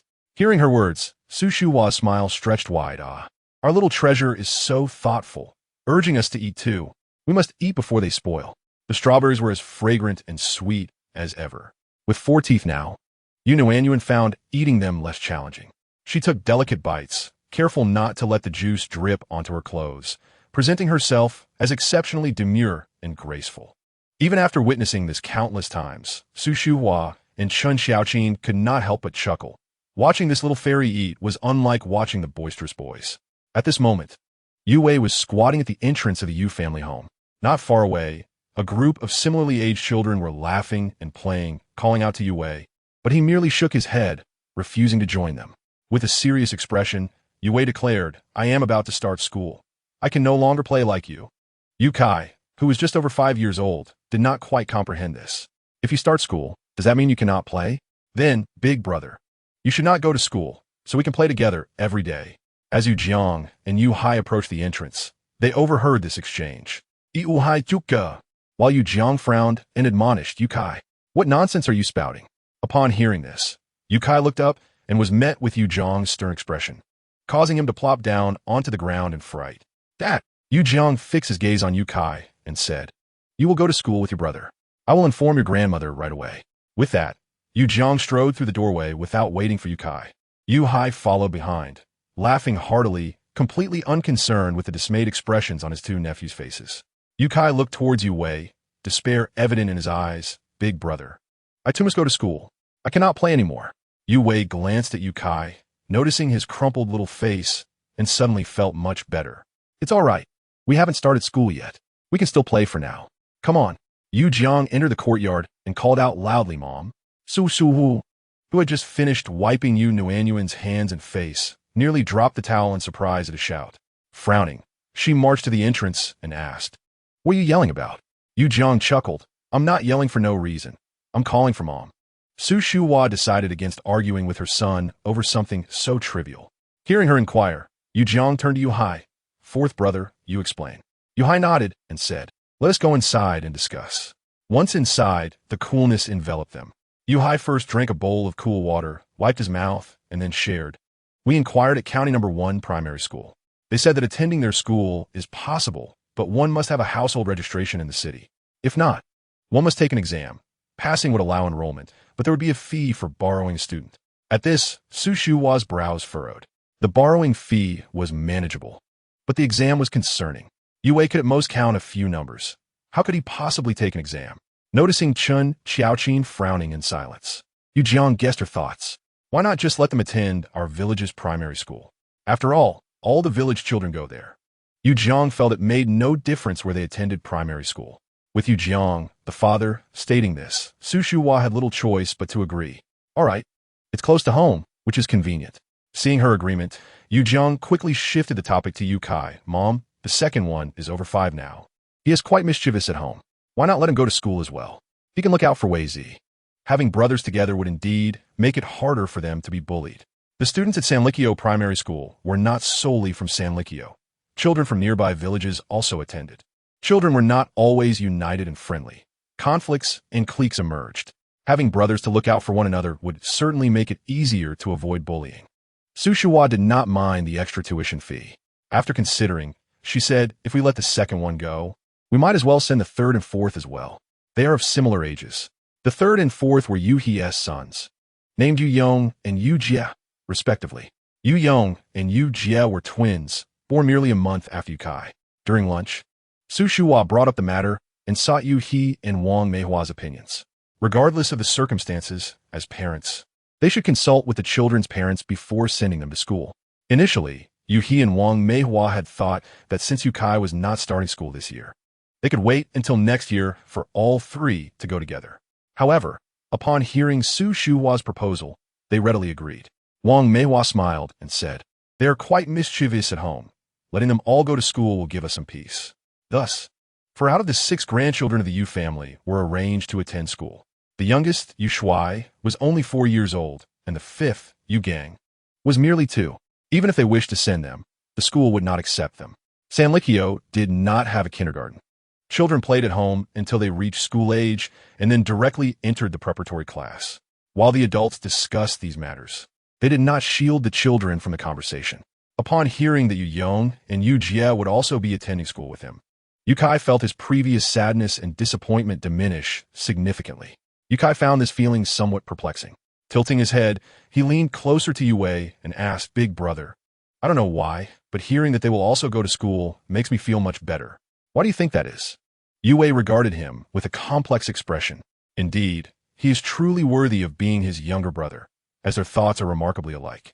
Yu Nuannuan nestled in Chun Xiaoqin's embrace, absorbing every word spoken around her. Observing her elder brothers, Yu Nuannuan felt genuine sympathy for them. Their carefree days were coming to an end, and soon they would be submerged in the ocean of knowledge, gazing at the vast expanse of the sea, unable to reach the shore. What to do? Suddenly, an overwhelming urge to laugh surged within her. Perhaps, as a baby, she could not perfectly control her facial expressions. Despite her internal desire to laugh, she soon found herself giggling aloud. It was that sweet, melodious laughter that drew the attention of everyone in the room. Su Shuhua looked upon Yu Nuannuan with affection, pondering whether her little treasure, upon hearing the mention of school, wished to attend. Do not worry, my dear. When you grow up, Grandma will promptly send you there. Nuannuan exclaimed, No, I do not wish to go. Please listen to me. Upon hearing this, Yu Wei puffed out his chest, reassuringly declaring, Do not worry, I will not allow anyone to bully my younger brothers. During lunch at the Yu household, Gu Jiangwo was leading Qin Yuelon in tidying up the house. Earlier that morning, they had approached the village head to discuss their situation, after which he kindly offered them 2 rooms at the foot of the hill at the edge of the village to reside in. These rooms had previously belonged to an elderly and solitary villager who had passed away a few years prior, leaving the house vacant. When occupied, a house seems to maintain its essence, but once abandoned, it deteriorates remarkably quickly. This house had been uninhabited for several years and had fallen into disrepair. The yard, enclosed by a fence, was overrun with weeds towering to waist height, and the roof was also engulfed by greenery. If they intended to stay, a thorough cleaning was imperative. In the yard, some weeds could be easily pulled by hand, while others required more effort. The old house was not particularly tall, yet reaching the weeds on the roof was impossible without tools. Gu Jiangwo surveyed the scene and said to Qin Yuelon, "I will head to the Yu household to borrow a ladder and a sickle." Qin Yuelon nodded in agreement. "All right, go ahead. I will pull up what I can. Let us strive to tidy up quickly, or else we will have nowhere to sleep tonight." She did not wish to impose further on the Yu family, not out of any ill intent, but simply to avoid causing them trouble. Once Gu Jiangwo departed, Qin Yuelon fetched a small stool, wiped off the dust, and placed it in the shade for Gu Mo to sit upon. "Stay here quietly, all right?" "Okay." Gu Mo, not truly a toddler, was certainly capable of sitting still. Although he could not assist in cleaning the yard, he could dutifully sit there without causing Qin Yuelon any concern. Upon arriving at the Yu household, Gu Jiangwo found that they had just finished lunch. As soon as he mentioned borrowing a sickle and a ladder, Su Shuhua readily agreed without hesitation. "Eldest, second, third, fourth, you all should not sleep. Take these tools and help Gu Jiangwo tidy up." Afterward, Su Shuhua turned to Gu Jiangwo, saying before he could refuse, "You cannot decline. I am concerned for that child, Dabao. If we do not clean up, we'll early sleep tonight." Upon hearing this, Gu Jiangwo found himself unable to voice any objections. "Thank you, Ani, and thanks to my brothers, eldest, second, third, and fourth. Once we finish tidying up, I will treat everyone to a meal." "Sure. That pondered bariki. Even if you do not invite me, I will still join for a meal." Gu Jiangwo chuckled at Su Shuhua's words, genuinely relieved that she did not refuse. The 4 brothers, Yu Hai, carried the ladder and gathered sickles, shovels, and brooms, following Gu Jiangwo as they walked. At this hour, every household in the village had just finished lunch, and it was the time for a midday rest. Thus, the streets were deserted, and they encountered no one along the way. The distance was short, and they soon arrived at their destination, situated by the foot of the mountain.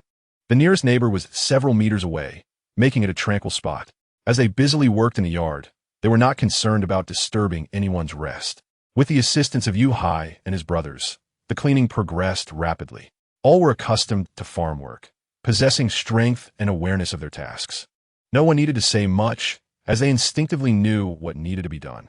After clearing the weeds from the roof, Yu Hai climbed up for a closer inspection. Due to years of neglect, many areas of the roof were damaged. Fortunately, with the current weather, they did not need to worry about drafts. But rain was a different concern. Without waiting for Gu Jiangwo to speak, Yu Hai turned and strode purposefully outside. Gu Jiangwo watched Yu Hai's departing figure, feeling a warmth in his eyes. They were of similar age, having grown up together in their childhood, clad in open-crotch pants. Compared to Gu Jiandong, Yu Hai felt more like a true brother. If it were possible, Gu Jiangwo genuinely wished that Yu Hai were his biological brother. Su Shuhua was unlike other elderly women in the village. She could not bear to see her children dirty. In her words, clothes may be worn and tattered, but they must be clean. One may be dark or unattractive, but never dirty. Yu Wei and his siblings had grown up enough to take care of themselves, so Su Shuhua typically did not interfere. However, Nuannuan was still young, and thus required her attention. Washing hands and faces several times a day and changing clothes at least twice was the bare minimum. The roof of that house has many leaks, and I fear will rain. I was thinking we could take the oilcloth and straw from our home. Is that all right, mother? Looking at Su Shuhua with eager anticipation, fearful that she might dismiss his request. Su Shuhua shot him a disapproving glance. "What kind of look is that? Do you think I would refuse? Hurry and take it. Why are you just standing there?" Nuannuan smiled at this interaction, finding Su Shuhua endearing in that moment. Upon noticing Nuannuan's smile, Su Shuhua joined in the laughter. "Is your father foolish?" "I am not. I did not say that. Please do not speak nonsense." Yu Hai quickly located the oilcloth and straw, unable to carry it all by himself. so he called for Chun Xiaoqin to assist him. Seeing this, Su Shuhua picked up Nuannuan and followed behind. Let us go and take a look as well. Nuannuan was quite curious about the place where Guo would be living. She had intended to suggest going, but Su Shuhua had already spoken up before she could.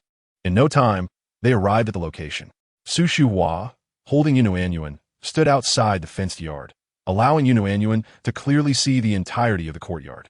There were 2 houses and a grass shed, all enclosed by a fence. The fence appeared to be neglected for a long time, with some sections leaning and others broken, giving it a forlorn appearance. The ground in the yard was strewn with a considerable amount of grass, evidently just pulled from the ground. Although it was still somewhat disordered, at least the outline of the house was now visible. After entering the courtyard, Chun Xiaoqin handed the item she had been carrying to Gu Jiangwo and went inside the house to find Qin Yuelon.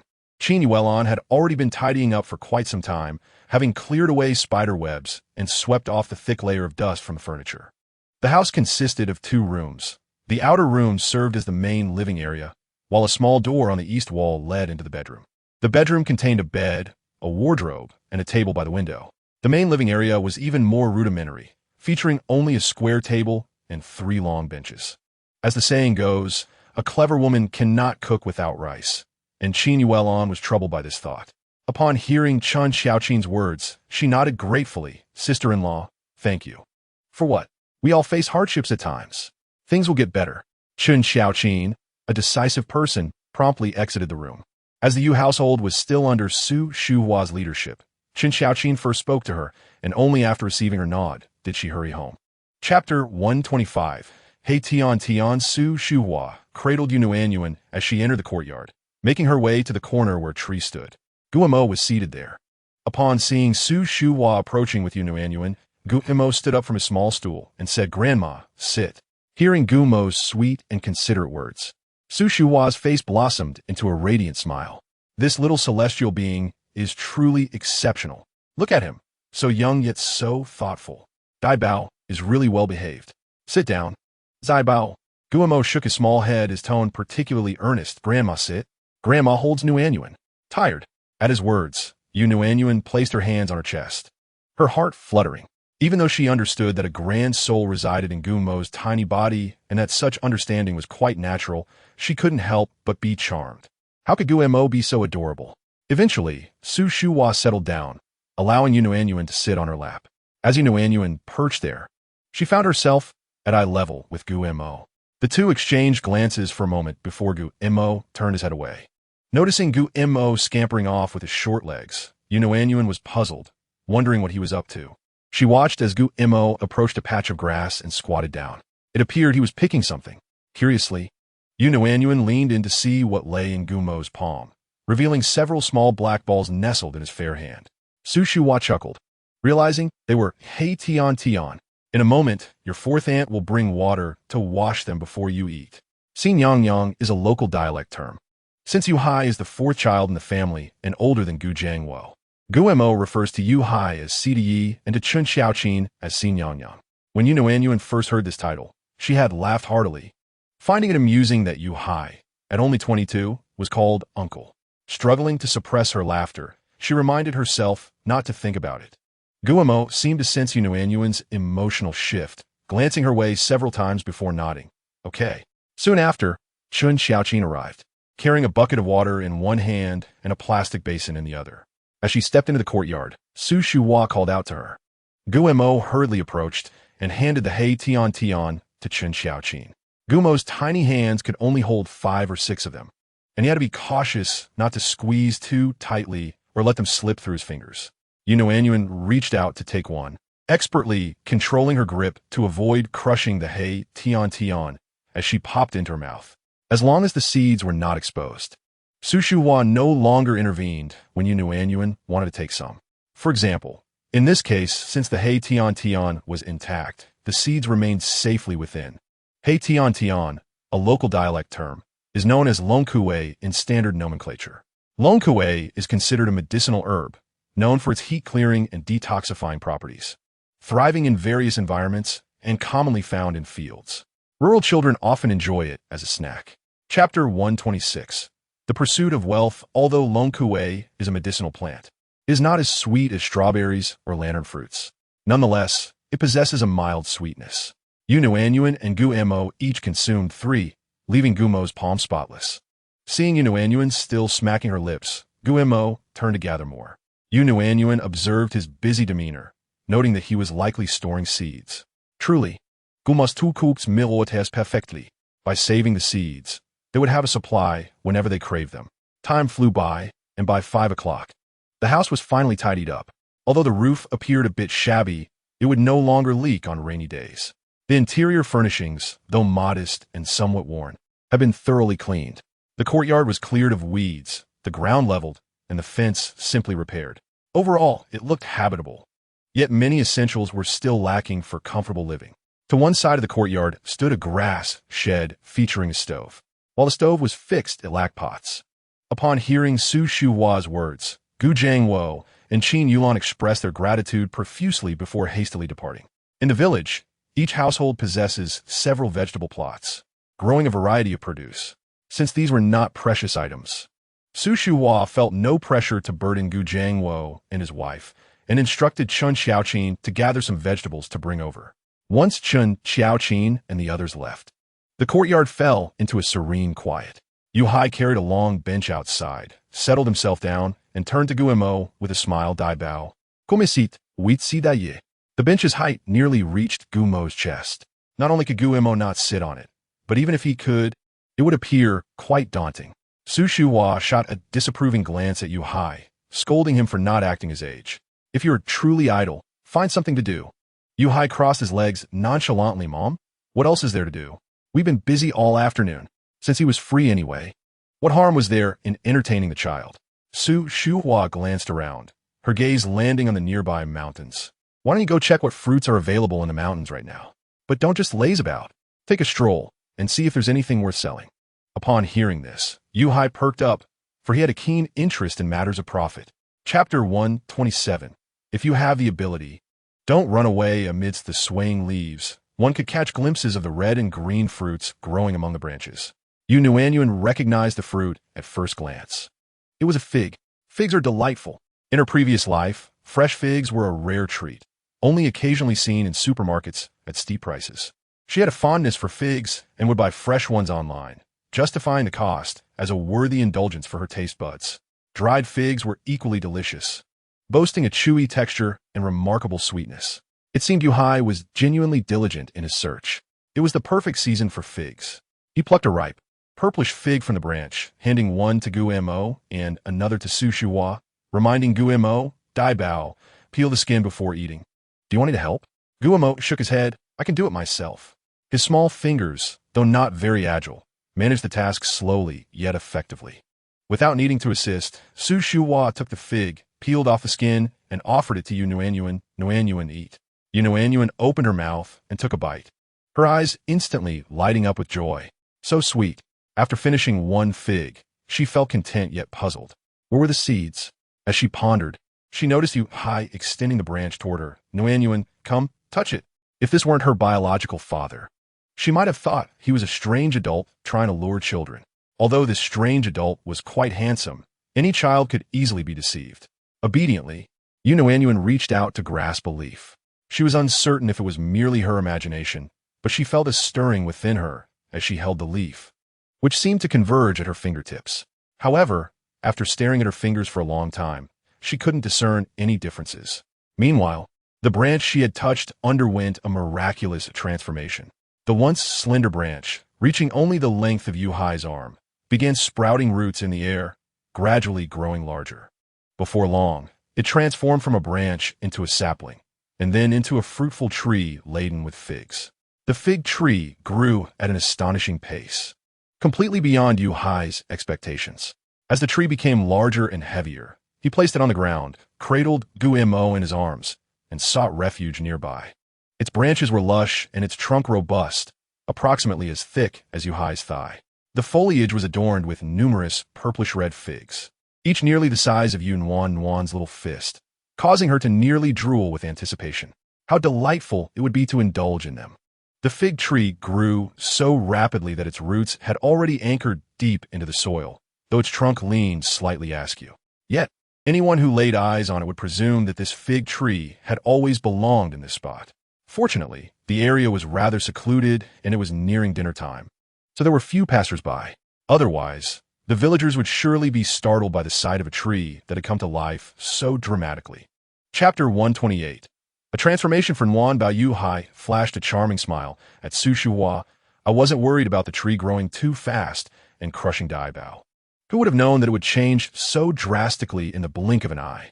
He glanced at the fig tree, his expression turning somber.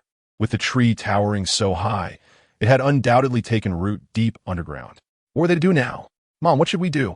Yuhai looked to Su Shuhua for guidance. Su Shuhua huffed. So now you remember me?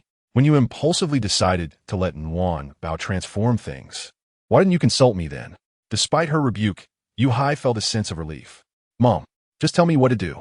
Su Shuhua rolled her eyes and replied, how should I know? If you wanted the tree to thrive even more, I could have asked Nuannuan to assist. But now that the tree is here, what can be done? Should we chop it down or dig it up? Not only is there no time, but this task is beyond what you can handle alone. As time slipped away and dusk descended, Yuhai's anxiety grew. With nightfall, he was no longer concerned about villagers wandering by and discovering the tree. They had both worked together to tidy up the courtyard. How could they not notice a tree that had not been there before? What were they going to do? Yuhai and Su Shuhua exchanged worried glances, uncertain of their next steps. At that moment, Su Shuhua felt a stir in her arms. Nuannuan was moving. She looked down and asked Nuannuan, what is it? Nuannuan raised her little hand and waved towards the fig tree, signaling to go. This time, Su Shuhua immediately understood Nuannuan's intent. Nuannuan wanted to approach.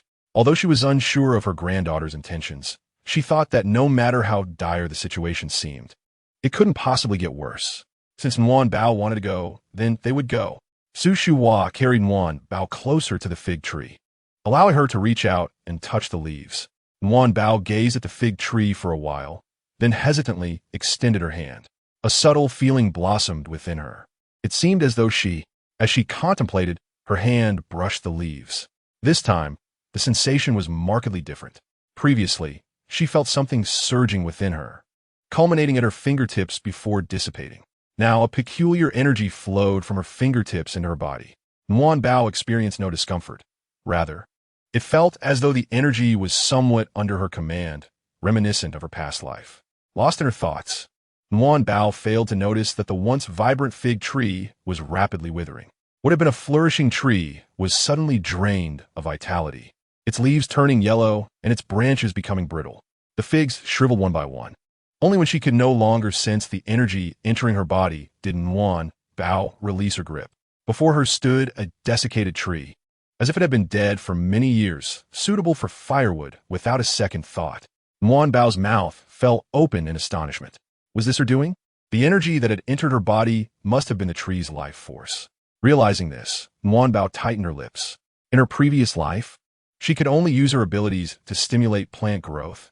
Never had she extracted energy from plant. Chapter 129. Nuannuan seems much more powerful in this life. She had first struggled to control her powers.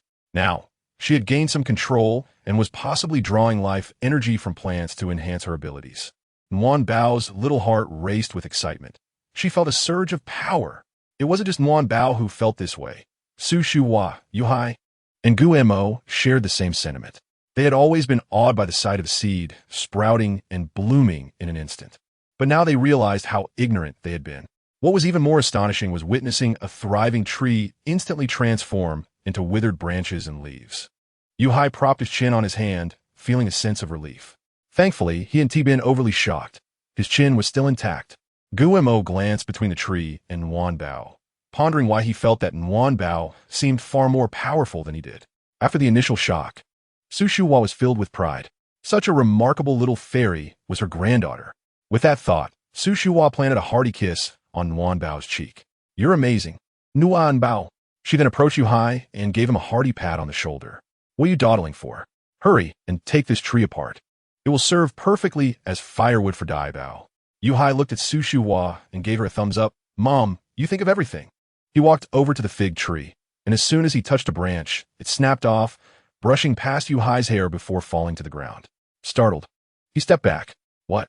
Is this a trick? How could it break so easily?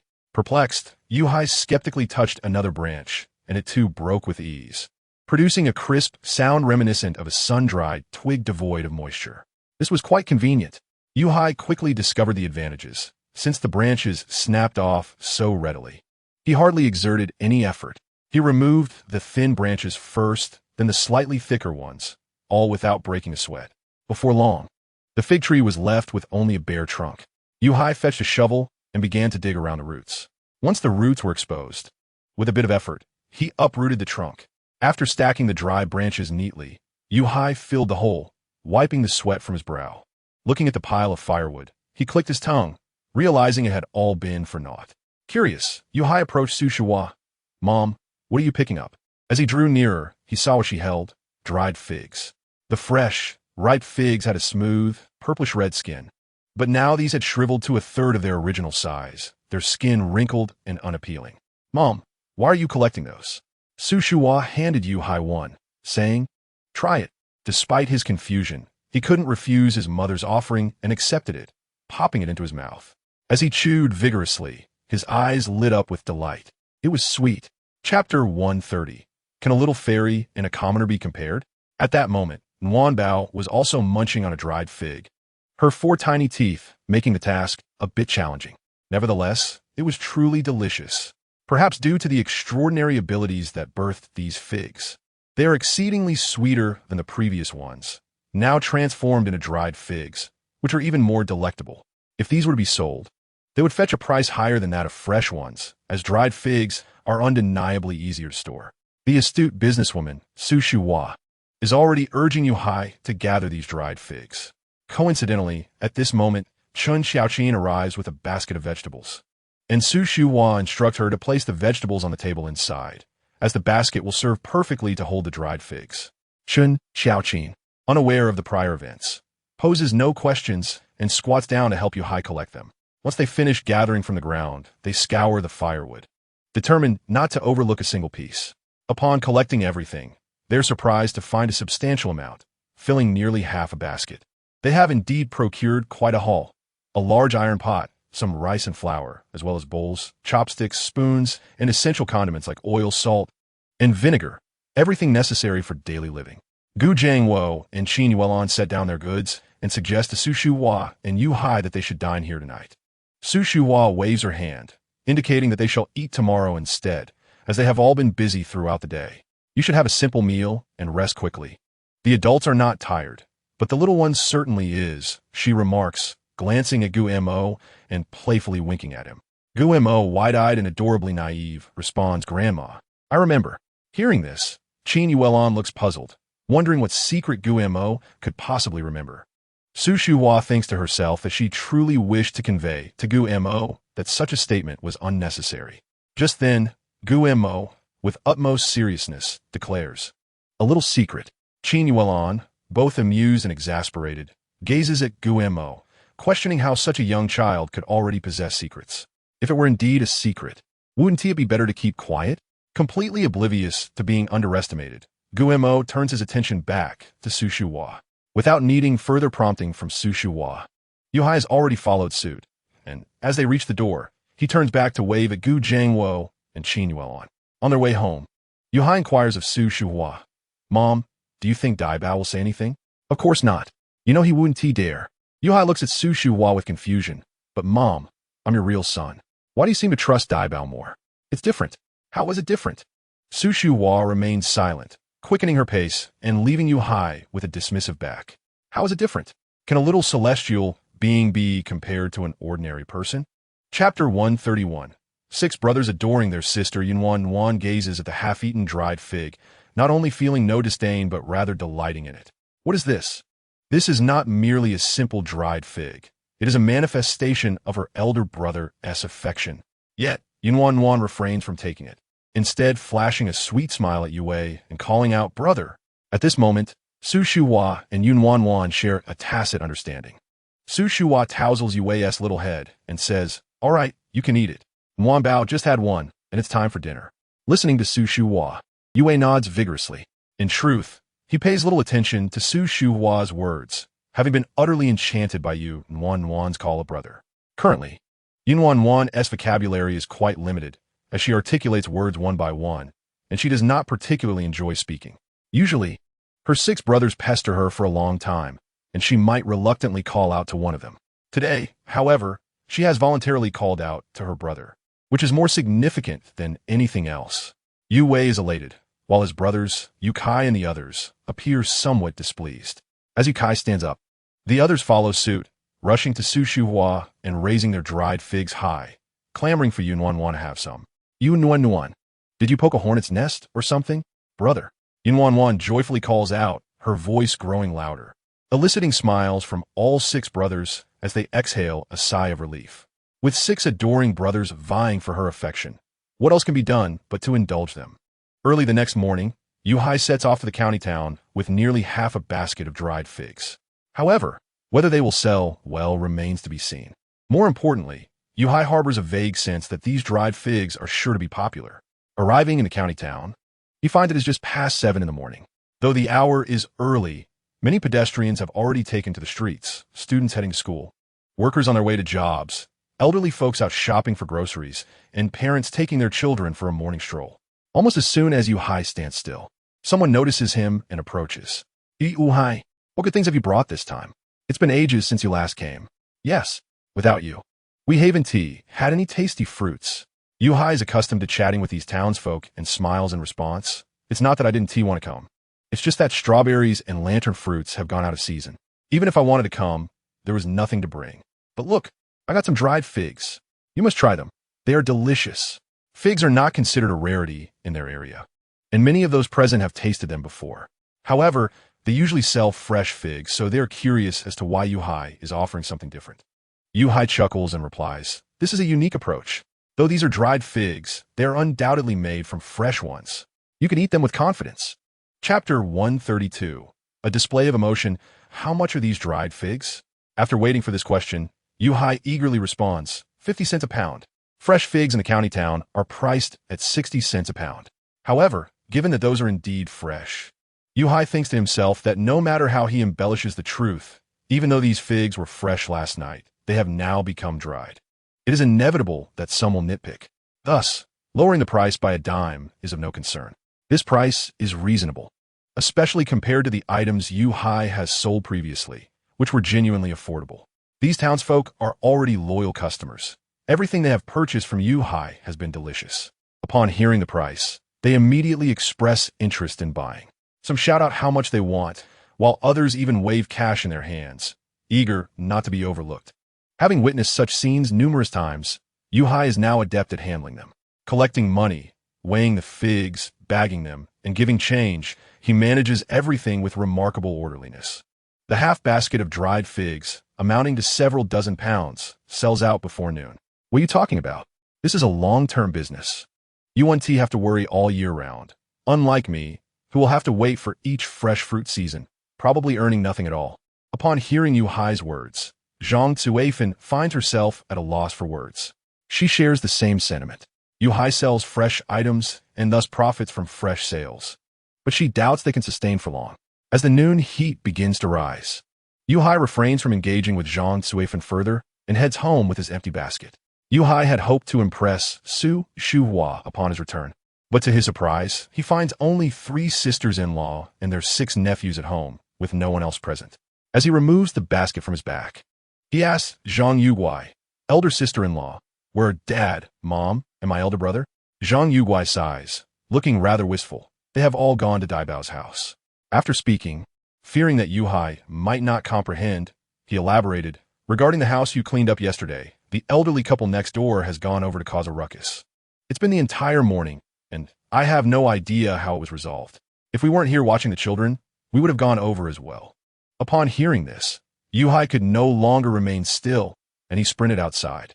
Within mere minutes, he arrived at the scene. At that moment, the 2 shabby little houses no longer appeared as desolate and quiet as they had the day before. They were surrounded by a considerable crowd, all villagers. Such rare news in the village drew nearly everyone to witness the commotion.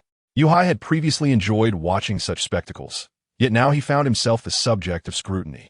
Amidst his chaotic thoughts, Yu Hai's pace did not falter as he pushed through the crowd and entered the fray. In the small fenced courtyard, a sizable assembly had gathered. However, Yuhai paid little heed to the bystanders, as his attention was entirely captivated by Wang Delay, who was rolling about on the ground. It seemed Wang Delay had been on the ground for quite some time, her face, body, and hair caked with dirt, presenting a comically disheveled appearance. Chapter 133. What a grievance, what a grudge. This is utterly unjust. Have you lost your conscience? After carrying you for 10 months, nurturing you through every hardship, now that you've grown up, married, and found success, you disdain your parents for their age and kick us aside. She shouted, her voice hoarse. Yuhai frowned at this. Was Wang Delay not in her right mind? Gu Jiangwo was even a year younger than him, only 21 years old, while Wang Delay and Gu Hongqi were both in their early 40s, clearly still in their prime. How could Gu Jiangwo possibly find them too old? As Yuhai pondered this, he noticed Su Shuhua striding over to Wang Delay and spitting at her. Wang Delay, repeating the same phrases over and over. Can you not come up with something new? Are you so senile that you can't think of anything fresh? When you threw their family out bare a few days ago, why didn't you utter these words? What are you making a fuss about now? Is it merely because no one is there to serve you, to wash your clothes and cook for you? What is it? Just because you were pampered by your daughter-in-law for a few years, do you think you become a lady of high status? Wake up. The Qing dynasty has been over for many years. You still dream of being a lady of privilege? You see that Gu Jiangwo is not home, and only Dabao and his mother are here, thinking they are easy targets? Let me tell you, as long as I, Su Shuhua, am around, you shall not bully them. Upon hearing this, Yuhai was taken aback. Looking around the courtyard at the people present, he indeed found no sign of Gu Jiangwo. Now, Yuhai's expression darkened further. He had assumed Wang Delay's words were directed at Gu Jiangwo, but with him absent, who were those words meant for? Surely, it could only be Qin Yuelon. Targeting the honest, Wang Delay had only this much capability. Yuhai approached the courtyard and stood beside Su Shuhua. Mother, why waste your breath on her? Look at that foul mouth. She must have drunk filth often. I can hear her voice is hoarse. Why not bring her a bowl to soothe her throat so she can continue shouting? After all, we might as well enjoy the show. He then addressed the crowd gathered outside the fence. In our village, everyone knows each other's business.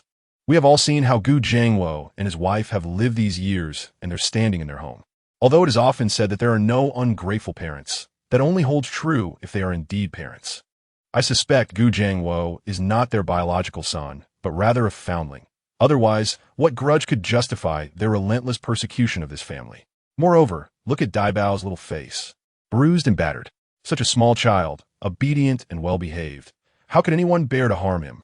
It is only because Gu Jiangwo and his wife are so easygoing that they have tolerated this for so many years. If any of us were in their shoes, we would not endure it for a day, would we? Chapter 134.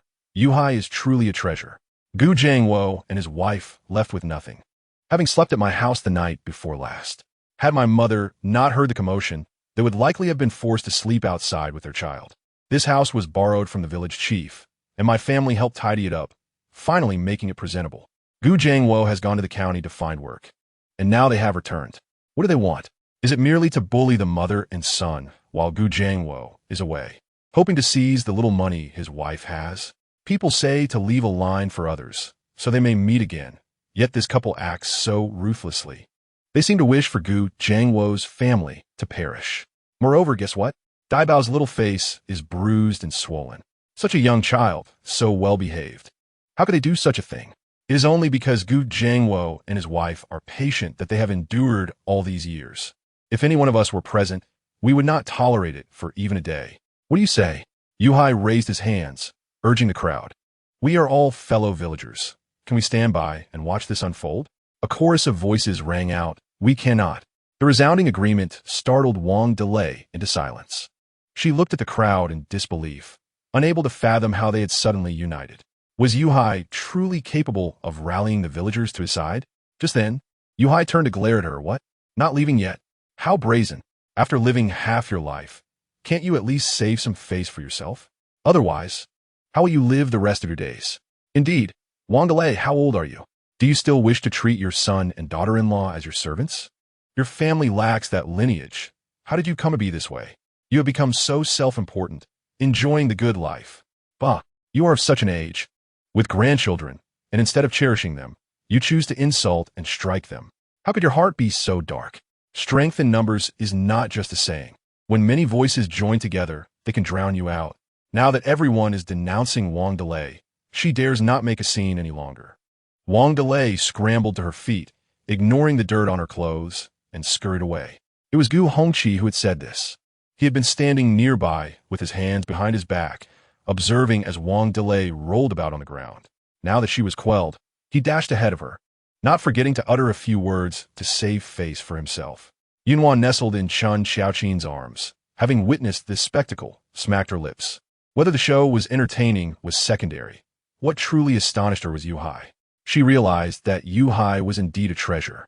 His earlier remarks, delivered with such fervor and authority, were simply captivating. Chapter 135, like your father, clumsy and tongue-tied. Once the crowd dispersed, Su Shuhua smiled at Yu Hai. Oh, fourth. How did I not notice before that your words are quite sharp? Yu Hai chuckled. It's all thanks to you, mother. Yuan chimed in. That was a splendid compliment. Su Shuhua nodded in agreement. Of course it resembles me. Unlike your three brothers, who take after your father, each one clumsy and tongue-tied. Standing aside, Yuzhenmin and Yu Jiang exchanged bewildered glances, as if they were invisible.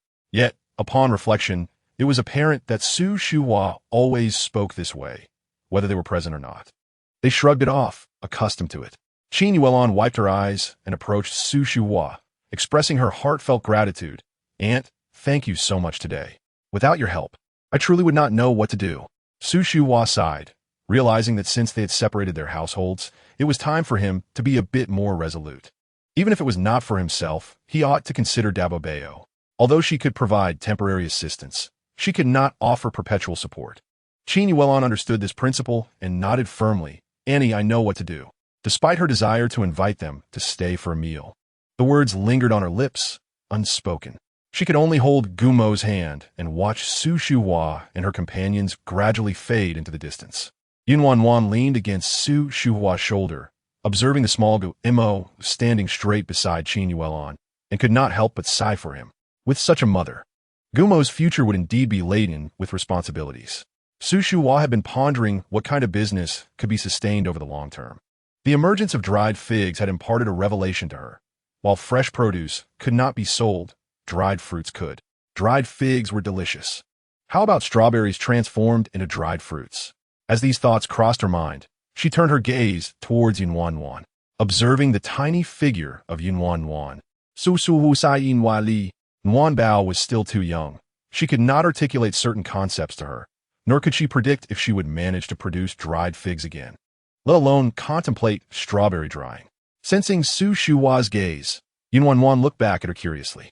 They exchanged glances for a while, without Su Shuhua speaking. Nuannuan tilted her little head and softly uttered, "Nai." Her voice was sweet and innocent, full of wonder. Su Shuhua ruffled Nuannuan's hair, asking if she was hungry. "Soon, we can have a meal. Shall I steam an egg custard for you?" As Nuannuan grew, so did her appetite. Lately, she had been asking for steamed egg custard every day. Imagining the fragrant, silky custard, she nodded vigorously. Okay. Chapter 136. Gumo stones. While Nuannuan savored her egg custard at home, Gumo was busy playing with stones beneath the tree in the courtyard. Qin Yuelon was preparing a meal in the makeshift kitchen under the thatched roof, glancing at Gumo from time to time. Seeing him engrossed in play, she returned to her cooking. Gumo sat on a small stool, bending over and rummaging through a pile of stones on the ground. The stones of various sizes shifted under his small hands, their shapes and colors slowly transforming. Since Gumo learned to walk, he had often been seen with an assortment of small stones, and Qin Yuelon had become accustomed to this habit. Although she was unsure where he found these stones, it did not concern her much. They had mountains and rivers nearby, and children from the village frequently brought stones from these places, so it was likely that Gumo was merely collecting what others discarded. Their meal was simple and quickly prepared. Once Qin Yuelon finished serving, she called out to Gumo, "Dabao, time to eat, stop playing." Gumo acknowledged her with a reply and picked up a stone from the pile as he walked inside. Turning around, Qin Yuelon smiled and asked Dabao, "Have you washed your hands? Let us wash up before we eat, shall we?" Gumo extended his hand, offering the stone to Qin Yuelon. "Mama, for you." "What is this?" Qin Yuelon asked playfully as she reached out to take the object. Upon closer inspection, she was taken aback. Where did this peculiar stone come from? As she had hastily glanced at Gumo's play earlier, she had not noticed anything unusual. Now that it was in her hand, she discerned the issue. This stone bore an uncanny resemblance to a small dog. Its milky surface felt cool and smooth, even more delightful to the touch than silken tofu. The little dog appeared so lifelike, with its nose, eyes, and mouth distinctly visible. Had the stone truly been found? Dabao, where did you get this stone? Gumo pointed outside, saying, "Found it, and there are many more." As he spoke, he turned to walk outside, prompting Nuannuan to follow closely. The two of them arrived at the spot where Gumo had been playing, and indeed, a small pile of stones lay there. Some looked like ordinary stones, but many resembled small animals, similar to the one in Nuannuan's hand. She picked up the animal-shaped stones one by one, examining them carefully, and found them to be remarkably vivid and amusing. Nuannuan was momentarily at a loss for words. These stones appeared to have considerable value. Just then, she heard Gumo say earnestly, "We can sell them. They are worth money." At these words, Nuannuan felt a pang in her heart, all previous doubts momentarily forgotten. Gumo, still a toddler of under 2 years, had no concept of money, yet he not only understood it but also knew that selling could yield profit. It was her own inadequacy that had compelled Gumo to mature so early. Chapter 137. Dabao protects Mama, and noticing that tears were welling in Nuannuan's eyes. Gumo tiptoed and reached out to wipe her cheek. His chubby little hand brushed against the corner of her eye, and in a soft, tender voice, he said, "Mama, don't cry. Dabao feels sad." Initially, Nuannuan could hold back her emotions, but upon hearing his words, she burst into laughter, tears streaming down her cheeks. How could her Dabao be so thoughtful and understanding? Gumo opened his arms and embraced Nuannuan's neck. Given his short arms, he could only gently pat the nape of her neck, declaring, "Dabao protects Mama." He believed he was speaking earnestly and meant every word. Unbeknownst to him, the sentiment in his words evoked an entirely different emotion in Nuannuan's heart. She lifted Gumo, planting a kiss on his fair face, assuring him, "Dabao, do not worry. Mama will protect you well from now on. No one will bully us again." Gumo thought. That was not his intention. Nuannuan, oblivious to the question mark on Gumo's face, took him to wash his hands and face, and then they both sat down for a meal. After they finished eating and tidied up the dishes, Nuannuan gathered the animal-shaped stones and washed them thoroughly in a basin of water, leaving them to dry in the sun. Looking at the exquisite little stones, she felt that Gumo's earlier statement held some truth.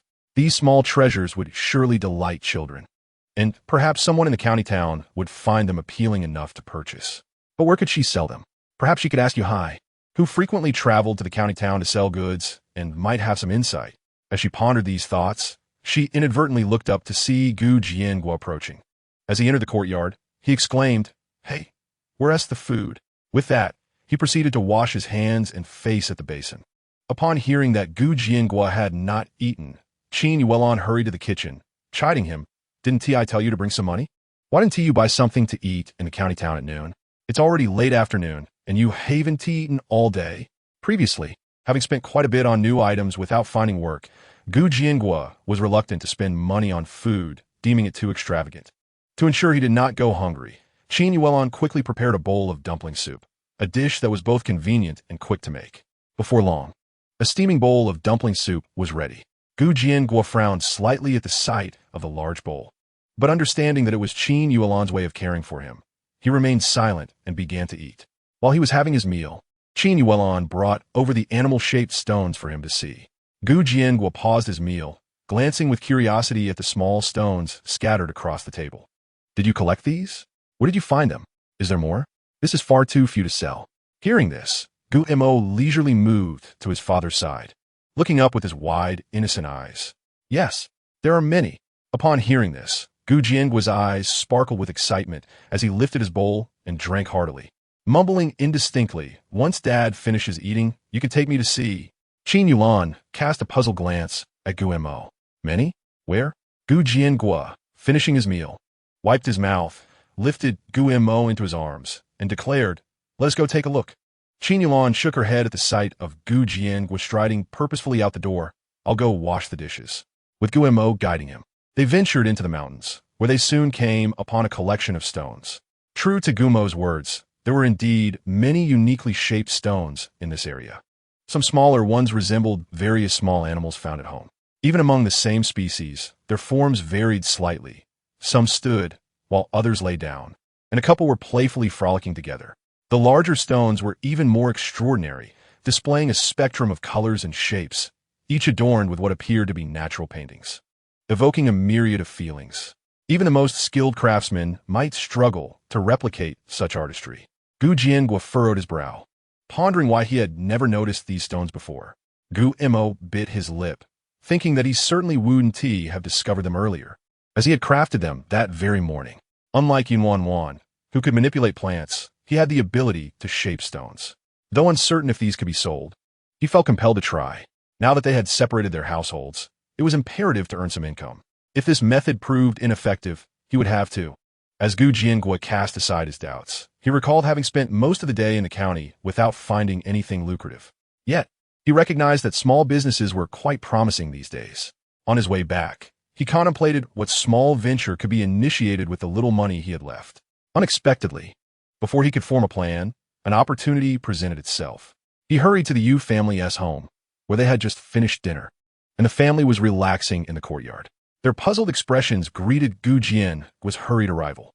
"Jiangua, what's the matter?" Yu Hai asked with concern. Realizing their misunderstanding, Gu Jiangua quickly clarified, "It's nothing serious. I've gathered a few trinkets and would like to sell them in the county." "Fourth brother, you often sell things in the county, so you know more about it than I do. I came to ask for your advice." Upon hearing this, Yu Hai's interest was piqued. "You're planning to go to the county?" Before he could finish, someone playfully smacked the top of his head. Su Shu Hua shot him an annoyed look, saying, "What are you babbling about?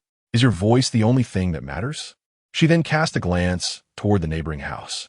Understanding her implication, Yu Hai quickly nodded. "Mother, you're quite perceptive." Su Shu Hua raised an eyebrow, her expression proud. Yet she replied, "Now then, let us get to the point. Jiangua, what do you plan to sell?" The spot where we used to set up our stall was quite good, with plenty of foot traffic. "What do you have in mind?" "We could simply set up there." Gu Jiangua smiled sheepishly. "I plan to sell stones." "What?" Su Shu Hua, despite her usual composure, was momentarily taken aback. "You want to sell stones?" She gazed at him with skepticism, questioning whether the recent events had caused him to lose his senses. Yu Hai remained silent, but his expression mirrored Su Shu Hua's disbelief. Gu Jiangua, sensing their doubt, hastily explained, "These aren't just any stones. They're quite interesting." He then produced 2 small stone dogs from his pocket. Captivated by the lively carvings, Su Shu Hua and Yu Hai leaned in closer. "Oh, these are indeed intriguing. Jiangua, where did you find them?" Before Yu Hai could finish his question, he was again met with a playful smack from Su Shu Hua. "What are you asking that for? Can't you be a little more discreet?" With a hint of guilt, Yu Hai rubbed his head, realizing he had spoken without thinking. "Jiangua," Su Shu Hua turned to him. "These look quite fascinating. How much do you intend to sell them for?" Without a clear plan, Gu Jiangua sought Su Shu Hua's guidance. "Andy, could you perhaps offer some advice?" Flattered by his request, Su Shu Hua's expression brightened. After pondering for a moment, she turned to Yu Hai. "Fourth, I recall there's South and Antique Street in the county. Isn't there? I heard it has become quite popular this year." Yu Hai nodded. "Yes, I've heard of it too. It seems they sell all sorts of old items. Some even bring their old bowls and pickling jars to sell for a good price." "Mother, are you suggesting we could sell these there too?" "I believe these stones are indeed interesting, but they must be presented to the right audience to find buyers," Su Shu Hua thoughtfully replied. "Fourth, you should accompany Jiangua to the county tomorrow to explore the antique street. If it works out, splendid. If not, we can always return to our previous stall." Su Shu Hua's suggestion was wise, blending opportunity with caution. Both Yu Hai and Gu Jiangua nodded in agreement. Though Gu Jiangua struggled with words, Yu Hai articulated, "Mother, no wonder people say that having an elder in the family is like having a treasure. You are our family's jewel." Su Shu Hua shot him a teasing glance. "Fourth, are you implying that I am old?" "Mother, no. It's just not what I expected." Ignoring him, Su Shu Hua turned to take Nuannuan from Chun Xiaoqin's arms, declaring, "This is indeed our family's treasure." In parting, Gu Jiangua left the 2 small dog figures with Nuannuan, remarking, "They aren't particularly rare, so I'll gift these to Dabao. I'll return early tomorrow." Nuannuan gazed at the 2 stone puppies in her hands, her eyes gleaming with interest. The moment she laid eyes on them, She felt certain they were made by Guimo. From what she understood, such delicate creations could not possibly originate from any factory, and even if they could, Gu Jianghua and Qin Yulan lacked the means to procure them. Thus, they must have been crafted by Guimo. Nuannuan handed one to Su Shu Hua while cradling the other in her small hands, her tender fingers exploring the surface of the stone puppy with fascination. The tactile sensation is quite pleasant, yet it is evident that it pales in comparison to the one she wears around her neck, likely due to quality differences. However, Nuannuan believes that this is certainly not an ordinary milky white stone. Even if it were inferior, it would still be the cheapest form of jade. Su Shu Hua suggested they explore the antique street, which proved to be an astute decision. Observing Nuannuan's fondness, Su Shu Hua handed another stone puppy to Chen Xiaoqin, advising her to keep it for Nuanbao. It must have been something crafted by Guimo, undoubtedly a fine item, so it should be kept safely. A night passed in silence, and with the dawn of a new day, Gu Jiangwo arrived with a backpack to find Yuhai. Typically, rural folk do not indulge in slumber, rising at the crack of dawn with the crowing of roosters. Yuhai, already awake and washing up, quickened his pace upon seeing Gu Jiangwo. Jiangwo, please wait a moment. Gu Jiangwo, realizing his early arrival, reassured him. Fourth brother, take your time. I came too early. Yuhai understood Gu Jiangwo's eagerness, recalling his own feelings when he first accompanied Su Shu Hua to the county town to sell goods. Once Yuhai finished grooming, Chen Xiaoqin emerged from the kitchen, holding 2 large white steamed buns and 2 boiled eggs, which she handed to Yuhai, saying, "Eat while you walk." In the countryside, white steamed buns are quite a rarity, especially those larger than Yuhai's fist. When Yuhai offered one to Gu Jiangwo, he waved it off, saying, "Fourth brother, you eat. I've already had my share." Without engaging in further banter, Yuhai stuffed a bun into Gu Jiangwo's mouth, urging him to take it quickly lest it fall. Gu Jiangwo, initially resisting, was caught off guard when Yuhai released his grip, and he scrambled to catch the bun just in time. His heart raced, and before he could calm himself, Yuhai offered him an egg, saying, "Let us eat as we walk." With the recent incident still fresh, Gu Jiangwo dared not refuse. As they ventured forth, Nuannuan awoke. With her growth, her routine had become more regular. Sitting up, she noticed that both Yuhai and Chen Xiaoqin were absent, and she called out, "Mom." If only she could learn to walk swiftly, she wouldn't need to call for her mother. The only difference at the dining table would be the increased presence of finer grains and a reduction in coarser ones. Su Shu Hua believed that while other matters could wait, the adults needed to work and the children required nourishment to grow strong.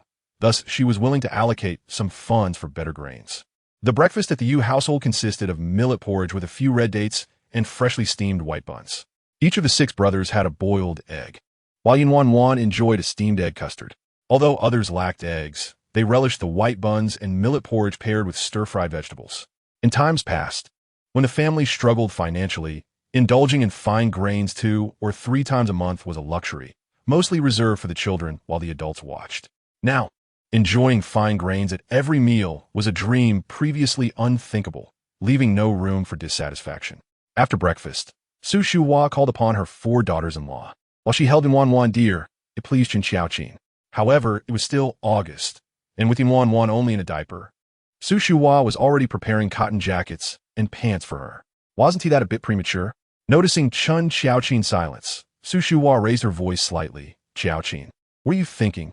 Nodding, Su Shu Hua reminded her to choose beautiful fabrics when purchasing, suggesting soft yellow or pink for their fair-skinned Nuanbao, and to avoid garish colors that seemed unsophisticated. Upon hearing this, Chen Xiaoqin felt an immense pressure.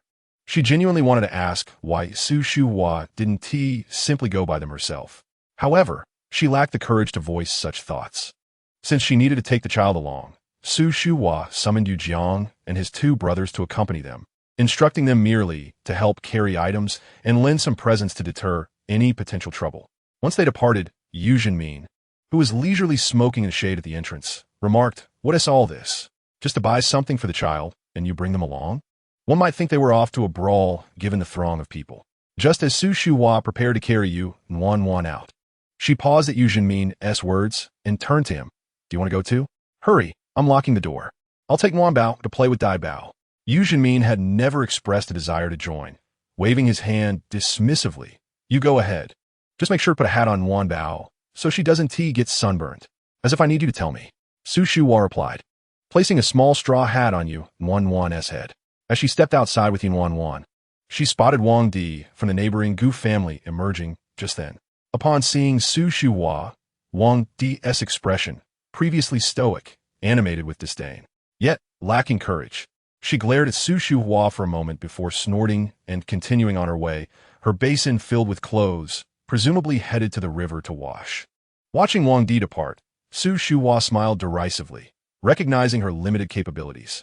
With that, she paid no further heed to Wang Di and continued on her way with Nuannuan. The child, with remarkably keen eyesight, caught sight of Guillermo and Qin Yuelon in their small courtyard from a distance. Qin Yuelon, wielding a hoe, was turning the soil, likely planning to cultivate a vegetable patch. Observing her industriousness, Su Shuhua nodded, acknowledging her as a diligent homemaker, though she noted her overly gentle nature. Su Shuhua muttered this to herself, but as soon as she finished, she noticed Nuannuan nodding her little head, prompting a smile from her. Did Nuanbao comprehend? Nuannuan gazed innocently at Su Shuhua, as if to say, "Grandma, I don't understand what you're saying." Amused, Su Shuhua chuckled again and hastened into the courtyard. Upon entering, Qin Yuelon paused her work, greeted Su Shuhua with a smile.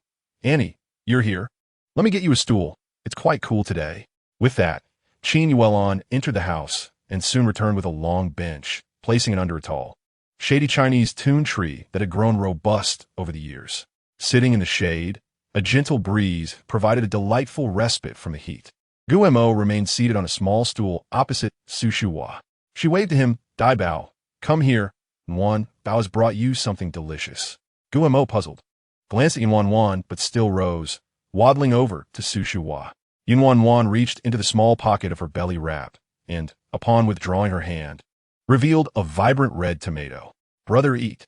The small, crimson tomato was not particularly large, but the moment Guillermo held it, he was met with its distinct sweet aroma. Many families near San Licchio cultivated small tomatoes, typically consumed raw after washing, rather than cooked. The Gu family grew some as well, and though Guillermo had tasted them before, the flavor of the one in his hand was incomparable. With merely a whiff, Guillermo could ascertain that this was undoubtedly transformed by Nuannuan. Observing Guillermo nibbling on a cherry tomato, Nuannuan's eyes crinkled with delight as her small hand reached back in her pocket to retrieve another cherry tomato. The tomato was indeed tiny. A larger child could consume it in a single bite.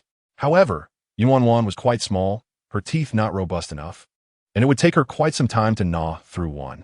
She mused that if this continued over time, her patience would surely be honed remarkably well. Su Shuhua glanced at Nuannuan and then at Guillermo, and although she had not partaken of any cherry tomatoes herself, her face was alight with smiles. It was simply impossible not to feel joy in the presence of these two children. Their happiness surpassed any meal. Su Shuhua claimed she was bringing Nuannuan to play with Guillermo, but in truth, it was merely an arrangement for the two to share food together. As Nuannuan was unable to walk and could only utter a few words, rendering her incapable of engaging in any real play with Guillermo. Yet, with Su Shuhua present, Qin Yuelon need not worry about Guillermo, allowing her to work without frequently pausing. By midday, Qin Yuelon had tidied up 3 rows of vegetable plots, awaiting only the sowing of seeds. Witnessing Qin Yuelon laboring diligently, drenched in sweat, yet uttering not a single complaint, Su Shuhua could not help but admire her. She was indeed capable, although it remained uncertain if she would be able to stand tall in the future. Nevertheless, one could hope. After all, a mother is formidable. Qin Yuelon, noticing her, quickly interjected, "Auntie, don't leave yet. Let us have lunch together." "What is the rush? Once it's ready, I'll call Uncle over. We must all dine here today." Qin Yuelon's insistence was particularly strong, even surprising Su Shuhua. The two moved with light steps, their faces aglow. Observing them, one could easily deduce that good fortune was afoot. Gu Jiangwo, shedding his previous reticence, entered the courtyard and addressed Qin Yuelon. "Yuelon, you haven't started cooking yet, have you? I bought some things. You can prepare them for lunch. Let's treat Annie and Uncle today." As he spoke, Gu Jiangwo removed a large basket from his back and handed it to Qin Yuelon, standing across from Su Shuhua. As Qin Yuelon received the basket, both Su Shuhua and Nuannuan caught sight of its contents. Besides rice and flour, there was a generous chunk of pork belly, a plump chicken, a fat duck, and a large, hearty fish. Goodness, it had everything: chicken, duck, fish, and meat. Had Gu Jiangwo struck it rich? Su Shuhua raised an eyebrow. Jiangwo, did you sell something? Gu Jiangwo nodded vigorously. Everything sold out. Upon hearing this, Nuannuan also turned her gaze towards Gu Jiangwo. The way he said everything was quite commendable. Just then, Gu Jiangwo continued. Not only did everything I brought sell out, but even these from home sold as well. They're coming to collect this afternoon. Su Shuhua was taken aback. They are coming to collect directly? Indeed. Gu Jiangwo beamed, his lips curling upwards uncontrollably, and they offered a good price. As he spoke, Gu Jiangwo extended a hand. Observing his 5 fingers, Su Shuhua speculated, did you sell for 50? Glancing at Yuhai, who wore a broad smile, she grew bolder. 500? Su Shuhua felt that this amount was considerable. Regardless of how exquisite, they were merely small stones. Could they truly fetch such a high price? To her surprise, Gu Jiangwo shook his head. He did not allow Su Shuhua to continue guessing. Those small trinkets went for 5 each, while the larger ones fetched 50. After Gu Jiangwo's revelation, both Su Shuhua and Nuannuan were left wide-eyed in astonishment. Fortunately, everyone's attention was on Gu Jiangwo, so no one noticed the changes in her expression. Su Shuhua exclaimed, good heavens, are stones really that valuable now? It was not just Su Shuhua who found it hard to believe. Even Gu Jiangwo felt a lingering sense of disbelief. Throughout the morning, he felt as if he were in a dream. Thankfully, Yuhai managed to maintain his composure. Despite his astonishment, he was still able to negotiate. Otherwise, he might have sold everything at the price of 5 each. If that had happened, it would have been a colossal loss. Jiangwo, are you certain about what you just said? You weren't deceived, were you? Who would be foolish enough to spend so much on stones? Selling for 5 each was one thing, but 50 for the larger ones. People with more money than sense have no end. I'm not a fool to be deceived. Besides, I had 4th brother with me. As Gu Jiangwo spoke, he pulled out a thick stack of money from his pocket and handed it to Qin Yuelon. The money is right here. How could I have been deceived? The substantial bundle of cash left Su Shuhua momentarily speechless. This was indeed a windfall. Nuannuan glanced at the money, then turned her little head to look at Gu Mo. If it weren't for Gu Mo, there wouldn't be this money. Therefore, it was akin to Gu Mo's earnings. To earn so much in one go, surely Gu Mo must be elated? However, when Nuannuan saw Gu Mo's usual dazed expression, she realized she had overthought. Gu Mo was not truly a child. Perhaps he had once been someone of great capability. How could he possibly be so visibly elated over such a trifling sum? Nuannuan silently admonished herself not to let her smaller stature diminish her thoughts. After all, she was a worldly person.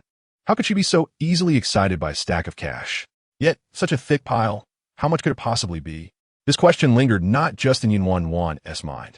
Qin Yuelon set the basket down, rubbed her hands on her clothes, and then reached out to take the money. How much is this? 1,000. 1,000? Qin Yuelon's voice trembled, nearly biting her tongue, and even her hand holding the money began to shake. 1,000. Not only had she never possessed such an amount, but she had never even dared to dream of it before. No one would mock Qin Yuelon for her reaction. Anyone suddenly confronted with such wealth would likely respond likewise. Gu Jiangwo patted Qin Yuelon on the shoulder. All right, keep the money safe and get to cooking. 4th brother has been with me running around all morning and is already starving. Qin Yuelon nodded vigorously. I'll get to it. Here, you take the money. I'll go prepare the meal. With that, she stuffed the money into Gu Jiangwo's arms and hurried off with the basket. With so much money, she couldn't rest easy knowing it was left anywhere else. Watching Qin Yuelon scurry away, Su Shuhua couldn't help but chuckle. Even his mothers. At times they behaved like young girls. Then, observing Gu Jiangwo's foolish grin, she mused, it must be said, a family resemblance is truly evident. This couple is a perfect match. Su Shuhua nodded. All right, you go wash your hands and face, play with Nuanbao, and I will assist you well on with the preparations. The chicken, duck, and fish are all still alive and require proper handling. Qin Yuelon cannot manage alone. Hearing this, Nuannuan could not stifle her laughter. She had never noticed before that Yuhai was quite the charmer. Was he this way only with her, or was he equally charming with all children? Nuannuan understood that her father was simply sweet-talking, attractive children. Gu Mo, upon hearing this, turned to Yuhai and sincerely expressed his gratitude. Thank you, 4th uncle. Initially, Yuhai had merely offered a casual compliment, but upon hearing Gu Mo's words, he was momentarily taken aback. After a moment, he chuckled and waved his hand. No need to thank me. I speak only the truth. Uncertain of what to say to the young child, Guimo, Yuhai shifted his gaze to Nuannuan. Noticing the little pouch on her belly apron bulging, as if it contained something, Yuhai's curiosity was piqued. Nuanbao, what do you have there? Could it be money?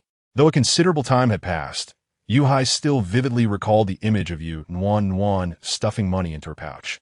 Embarrassed by the revelation in front of Guimo, Nuannuan shot Yuhai a glare. Unfazed, Yuhai reached into the little pouch and retrieved its contents. It was the remaining 2 small tomatoes. The aroma of the tomatoes tantalized Yuhai's senses, and he eagerly tossed both into his mouth. After a couple of chews, he exclaimed, "Sweet, Nuannuan, Guimo, did you just eat that?" The 2 small tomatoes were meant to be saved for after lunch. Yet, seeing Yuhai's satisfied expression, Nuannuan sighed. "Oh well, he is my charming father. After all, let him have them." With a smile, she said, "This is for you, right?" When Yu Jinmin arrived, he found Nuannuan and Yuhai sharing a joyful moment, seated face to face, while Guimo sat upright opposite them, looking adorably naive. A gust of wind swayed a lock of hair on Guimo's forehead, accentuating his endearing charm. Observing this scene, Yu Jinmin felt an irresistible urge to touzle Guimo's little head. Although he had 6 grandsons at home, they were all lively and restless, never sitting still, let alone being as well-behaved as Guimo. Not only in the Yu family, but even throughout Samlikyo, such a child was a rarity. Yu Jinmin clasped his hand behind his back and strolled over to Guimo, placing his hand gently on Guimo's head. "What are you looking at, my dear?" Guimo tilted his head up to meet Yu Jinmin's gaze. Looking at Nuanbao, Yu Jinmin chuckled and nodded, continuing in agreement. Nuanbao is indeed lovely, isn't she? However, Yu Jinmin had not finished his sentence. Seeing his demeanor, Guimo ultimately chose to remain silent. Forget it. No need to elaborate. The sentiment is clear enough. Gu Jiangua entered the room, having placed the money down, washed his hands and face, then proceeded to assist Qin Yuelon and Su Shuhua with the cooking. Although he couldn't contribute much, he could certainly tend to the fire. With him monitoring the flames, Qin Yuelon could focus on other tasks. Su Shuhua, ever busy, inquired about Gu Jiangua's morning. Gu Jiangua, who did you sell your items to? At this, Gu Jiangua couldn't help but become animated. After I arrived in the county with 4th brother, we took your advice and visited the antique street. We arrived quite early, and there were hardly any people around, just a couple of shops open. 4th brother remarked that larger stores tend to take advantage of customers, leading me to a smaller, yet visually appealing shop. Upon entering, we found a young man, seemingly of similar age to 4th brother. After inspecting our goods, he mentioned something about jade carvings. While it wasn't the finest jade, it was still decent. He asked how much we were selling for and if we had more home. I mentioned we had larger pieces that were quite different, and he expressed interest in buying everything, providing a price, and offered to return in the afternoon for the goods. Gu Jiangua truly lacks storytelling flair. Had it been Yuhai, the tale would have been filled with twists and turns. Despite Gu Jiangua's dry narration, he had conveyed the essence of the matter. Regardless, you now have money, and it's time to consider future plans, Su Shuhua remarked. Upon hearing Su Shuhua's words, Gu Jiangua's smile abruptly faltered. Noticing his reaction, Su Shuhua sighed inwardly and chose not to press further. Just then, the water in the pot began to boil. Prompting Qin Yuelon to stand swiftly, lift the lid, and scoop hot water into a basin, essential for plucking feathers from chickens and ducks, as only boiling water could effectively remove the down. Su Shuhua joined her, stating, "In a moment, I will teach you how to pluck feathers quickly and thoroughly." Having lived many years and plucked countless chickens and ducks, she certainly had her methods. Qin Yuelon looked at Su Shuhua with surprise. "Really? Thank you so much, Aunt." After they exited with the hot water, Gu Jiangua added cold water to the pot to continue boiling. Sitting down, although his eyes remained fixed on the stove, his peripheral vision was focused on Qin Yuelon and Su Shuhua. The two were shoulder to shoulder, engaged in lively conversation, clearly enjoying each other's company. Watching them, Gu Jiangua couldn't help but sigh again. He had been married to Qin Yuelon for several years, yet she had never shared such a rapport with Wang Di. Qin Yuelon was a gentle soul, getting along well with everyone. If only Wang Di could be a bit more amiable. Gu Jiangua shook his head with a wry smile, pondering the futility of such thoughts. If he couldn't be gentle with his own son, how could he expect it of his daughter-in-law?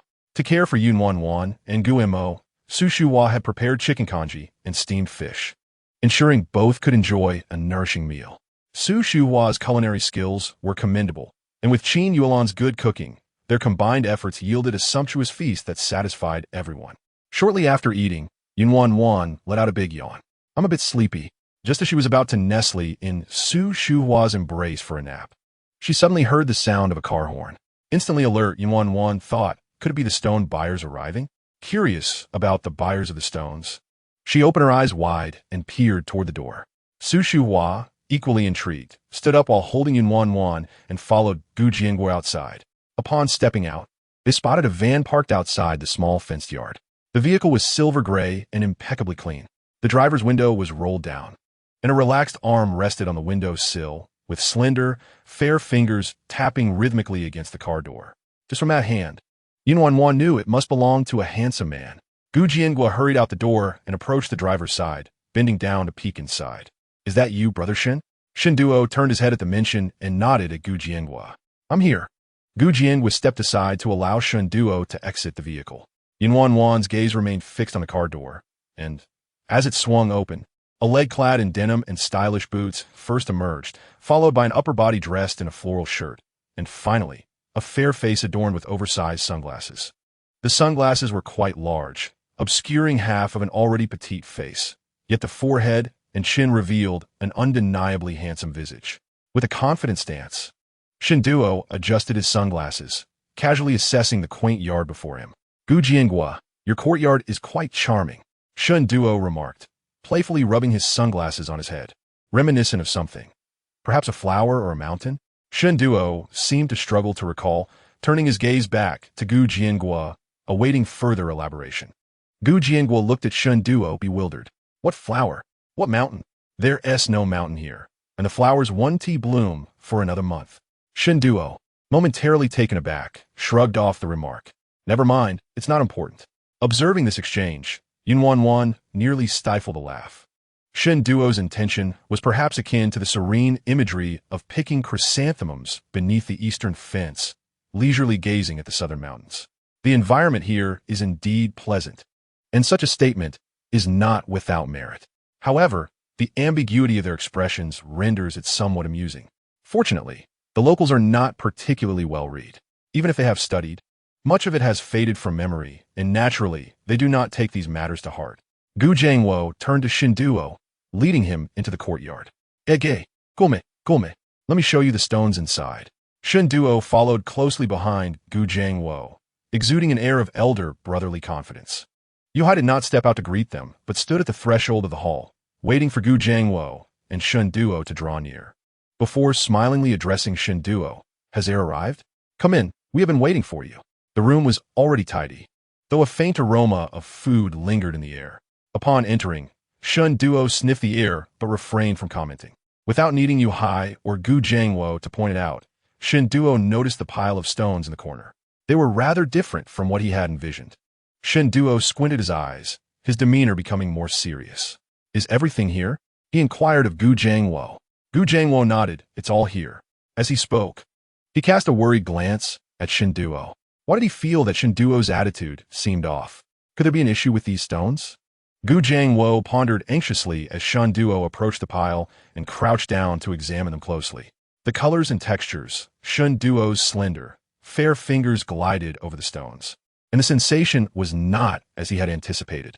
When he had seen the jade ornaments that Gu Jiangguo had sent earlier that morning, he had thought Gu Jiangguo was a stone gambler and perhaps acquainted with an esteemed sculptor. Those jade pieces were the most inferior and inexpensive. They held little value, and he had only chosen to purchase them due to their decent craftsmanship. He intended to inquire further about the sculptor once they were revealed, hoping to have some custom pieces made. Little did he know that while other plans were still unfolding, the first issue had arisen with the stones themselves.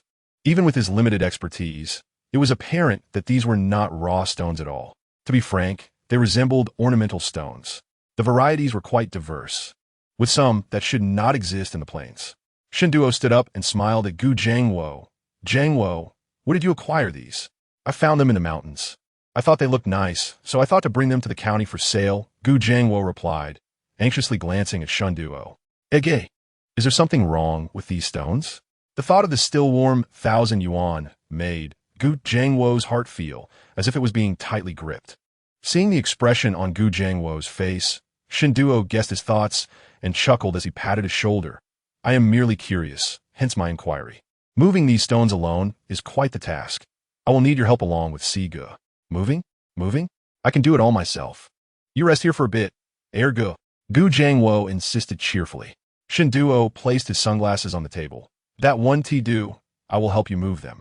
At that moment, Yu Hai remained silent, stepping forward to assist with the stones. Yu Zhimin also did not linger, and once the three had each taken a stone, he too stepped forward to carry one out. Gu Jiangwo beamed at the van, thinking to himself that this was a fair trade, hoping no further complications would arise. Shinduo closed the car door, but did not rush off. Instead, he approached Gu Jiangwo again. Jiangwo, could you take me to see where you found the stones? Sure. Let us go right now. Gu Jiangwo's prompt agreement surprised Shinduo momentarily, but he soon smiled. All right, shall Siga join us? Yu Hai, already concerned that Gu Jiangwo might be too candid, quickly answered, of course. There are many snakes and insects in the mountains. I can protect you. Shinduo laughed heartily. We are all grown men. Who needs protection? Let's go. I haven't been to the mountains in years. The three men set off, waving goodbye to the few in the courtyard, linking arms as they headed toward the mountains. Witnessing this, Qin Yuelon felt a tinge of worry, wondering why they needed to see where the stones originated. Su Shuhua, unfazed, exchanged a discreet glance with Gu Mo and reassured Qin Yuelon. Let them go. What could they possibly discern? Regardless of where Gu Jiangwo led Shinduo, it was unlikely that Shinduo would uncover anything of significance. Su Shua's firm stance calmed Qin Yuelon's apprehension somewhat. Nuannuan yawned widely, feeling drowsy after the lively commotion. Observing her yawn, Qin Yuelon suggested to Su Shua, Bao is tired. Perhaps we should let her nap on the bed for a while. It seems Dabao is also sleepy. They can rest together. Su Shua looked over at Gu Mo, finding him seated on a small stool, his round eyes still open but rimmed with red, full of fatigue. He appeared more dazed than usual. Nuannuan noticed Gu Mo's state and couldn't help but smile. Gu Mo often bore a dazed expression, yet he was quite alert, capable of understanding and doing what was needed. Yet, regardless of how clear his thoughts were, he could not resist the natural instincts of his body. Children have short attention spans, and with the long summer days, they cannot endure without a midday nap. Qin Yuelon picked Gu Mo up and entered the inner room, removing his shoes and placing him on the bed. The wooden bed was covered with a finely woven bamboo mat, providing a comfortable temperature for a child. Nuannuan and Gu Mo lay side by side in the middle of the bed, which was spacious enough for both to rest without fear of falling off. Both were genuinely tired, unable to keep their eyes open. Almost as soon as they touched the bamboo mat, their eyes fluttered shut. Their delicate lashes trembled for a moment before their breathing deepened. Watching the two drift off nearly instantaneously, Su Shuhua and Qin Yuelon both chuckled. These two children are truly well-behaved. Before long, the voices of Yu Hai and the others grew closer. Su Shuhua and Qin Yuelon stood up to look outside and saw Yu Hai and the others conversing by the van. Gu Jiangwo and Yu Hai nodded repeatedly, assuring that should any valuable items arise, they would promptly deliver them. Then I will take my leave. With that, Shinduo opened the car door. Yu Hai and Gu Jiangwo waved goodbye as Shinduo drove off into the distance before turning back toward the courtyard. Gu Jiangwo shook his head. What could possibly be the matter? Why are you worried? Ergo is a good man. Hearing Gu Jiangwo's words, Yu Hai coughed in surprise. They had only met a couple of times, and Gu Jiangwo was already convinced Shinduo was a good person. Was the good person card being handed out so casually? Once Yu Zhimin had left, Su Shuhua turned to Yu Hai. Are you tired, Siga? If not, help fetch some water. We need to water the seeds once they're sown. Before Yu Hai could respond, Gu Jiangwo and Qin Yuelon quickly declined. That won't do. Siga has already been running around all morning. What's the issue? Su Shuhua interjected. He is young and strong. He has plenty of energy. Isn't it a waste not to work? Yu Hai, just because you're young and strong doesn't mean you shouldn't take a break. How is that a waste? Regardless of their thoughts, they all set to work together, finishing the garden before Gu Mo and Nuannuan awoke. At this time of year, the focus was on planting vegetables, primarily radishes and cabbages, with a considerable quantity sown. Some leafy greens, spinach, and cilantro were also included. As the tender leaves sprouted anew, One could either add them while boiling noodles or simply stir-fry them for a delightful meal. After a bustling session, the four individuals finally settled down with a sip of water, only to be greeted by a drowsy voice from Nuannuan Bao. You kick me again. Chapter 151.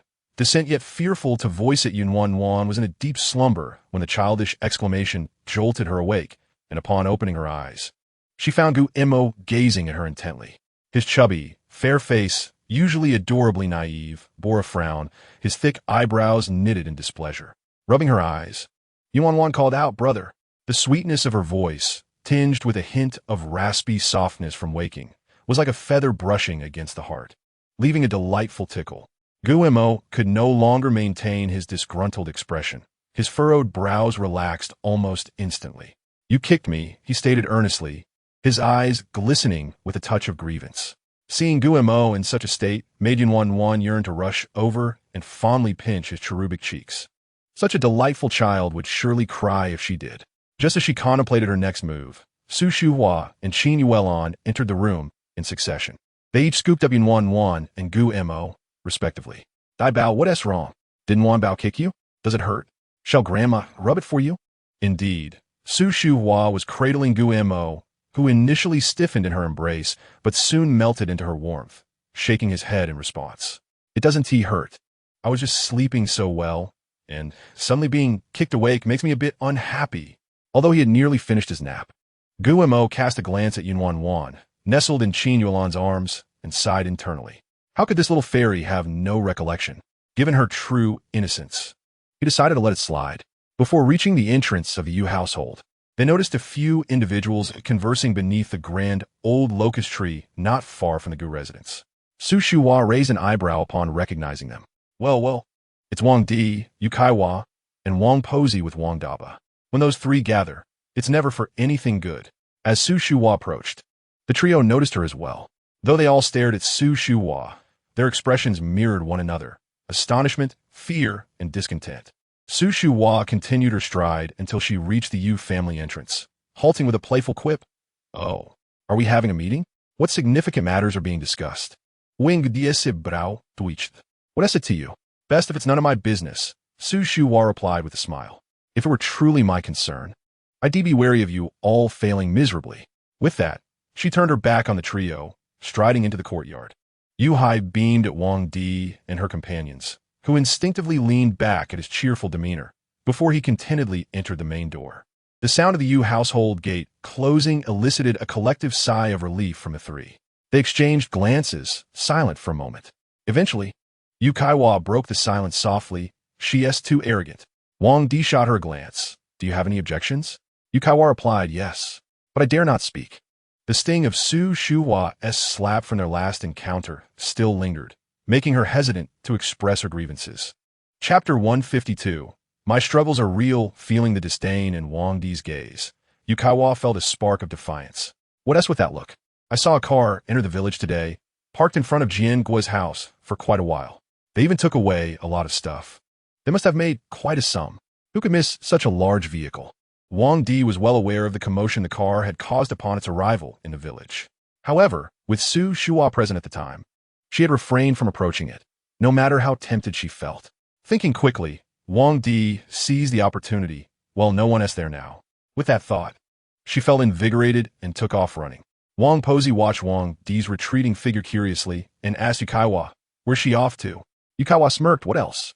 "To leech off them." Understanding her implication, Wang Posey realized the intent. If Gu Jiangua had indeed made money, wouldn't he go straight to his wife? Raising a son isn't an easy task. If Gu Jiangua, at his age, didn't he hand over his earnings to his mother, wouldn't that be ungrateful? Yukawa chuckled knowingly. Then why doesn't your son give you his money?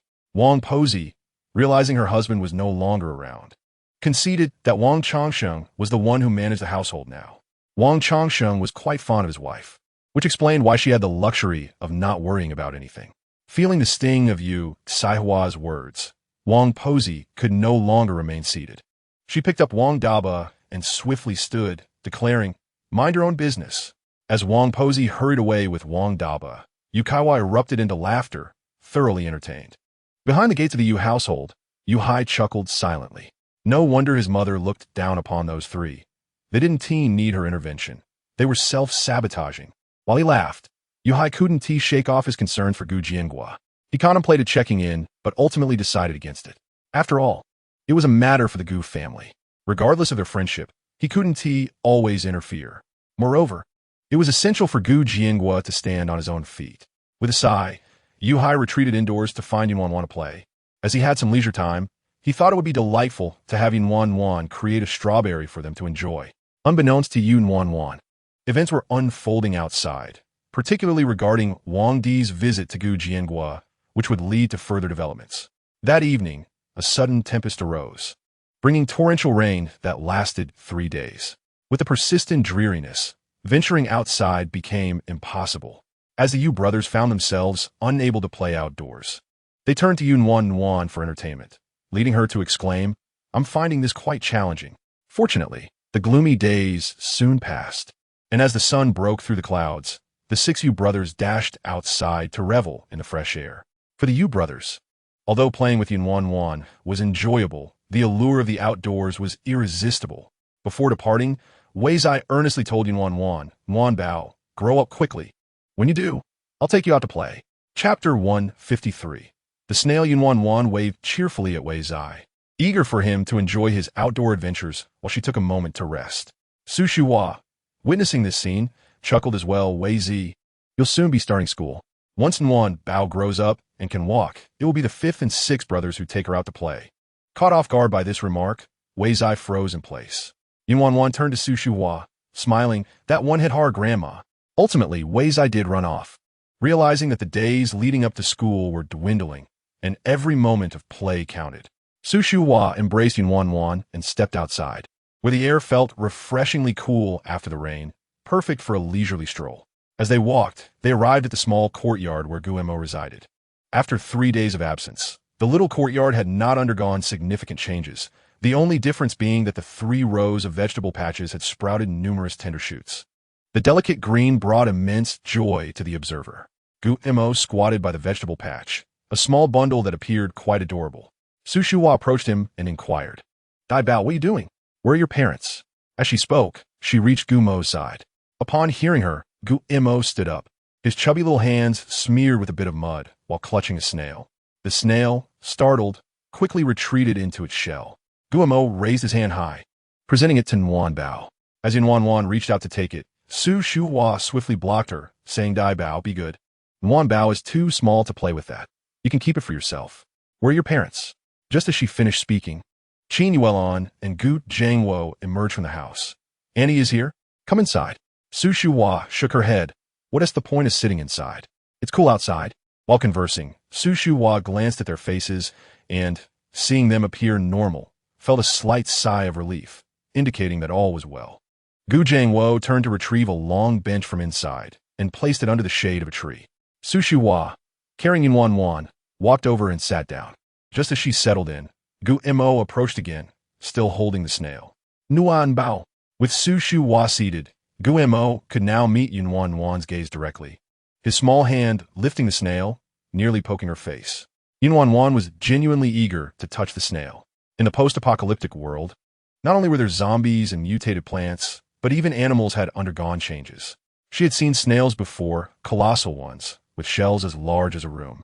Their enormous size meant they required vast amounts of food, devouring a tree several meters tall in no time. The thought of a horde of giant snails feeding sent shivers down her spine. Yet, the snail before her was charming. Even little Guemo could easily hold it in his hand. Su Shuhua was puzzled as to why Guemo was so keen on offering the snail to Nuannuan today, but she still preferred to keep it away from her. Su Shuhua opened a small bag on Nuannuan's side and took out a fig, saying, "Dabao, go wash your hands and enjoy some fruit." Having not tasted the fruit made by Nuannuan in a long time, though it had only been 3 days, Gumo's eyes brightened. "Okay." He dashed off, placing the snail back in a vegetable patch before heading to wash his hands. Chapter 154. Almost brothers, it was unclear how Gu Jianguo managed it, but from that day forward, Wang Di never returned to cause trouble. Life became tranquil, and before they knew it, it was August 20th, the village primary school had reopened. Ne Ke Yong and Yujie donned their newly purchased clothes and shoes, carrying small backpacks, proudly becoming elementary school students. With 4 of the 6 brothers gone, only the 4-year-old Yu Shuai and 2-year-old Yu Gang remained, bringing a quieter atmosphere to the Yu household. Initially, Nuannuan found it somewhat unusual, but soon adjusted. The tranquility was pleasant. She could call for her brothers without having to shout 4 extra times. As September approached, the weather seemed to cool suddenly. Although it was still warm during the day, the temperatures in the mornings and evenings dropped significantly. The day-night temperature difference gradually widened, prompting Su Shuhua to be more attentive in dressing Nuannuan, fearing that a careless moment could lead to her falling ill. Fortunately, the family cared for her diligently, and Nuannuan remained healthy, having not fallen sick. After the Mid-Autumn Festival came the autumn harvest, followed by plowing the fields for wheat planting. In the midst of this busyness, winter arrived in the blink of an eye. As winter set in, the Yu family found themselves with more leisure time. It could be said that all the villagers were enjoying a respite. At 11 months old, Nuannuan was eagerly learning to walk. She was eager to try, for being able to walk meant she could go wherever she pleased. However, Su Shuhua would not allow her to walk, only permitting her to stand while holding onto something. In Su Shuhua's words, children should not learn to walk too early, as it would be detrimental to their legs and affect their future leg shape. Nuannuan had never raised a child and was unsure whether this notion was accurate. Regardless, it mattered little. How could she escape Su Shuhua's embrace to walk on her own? At that moment, what concerned Nuannuan most was not when she would learn to walk, but how her brothers had fared on their final exams. The exams had concluded, and today Yue and the others went to collect their report cards. Reflecting on her past life, she recalled the anxiety she felt each time she went to receive her report card. That feeling was unbearable, but now it was different. She was watching her brothers with bated breath. No wonder everyone looked forward to growing up. Being grown up was wonderful. Upon hearing their voices, Nuannuan quickly turned to look. The 4 boys wore expressions of pride, their hands raised high, each clutching a piece of paper. Seeing this, Nuannuan realized they had done exceptionally well.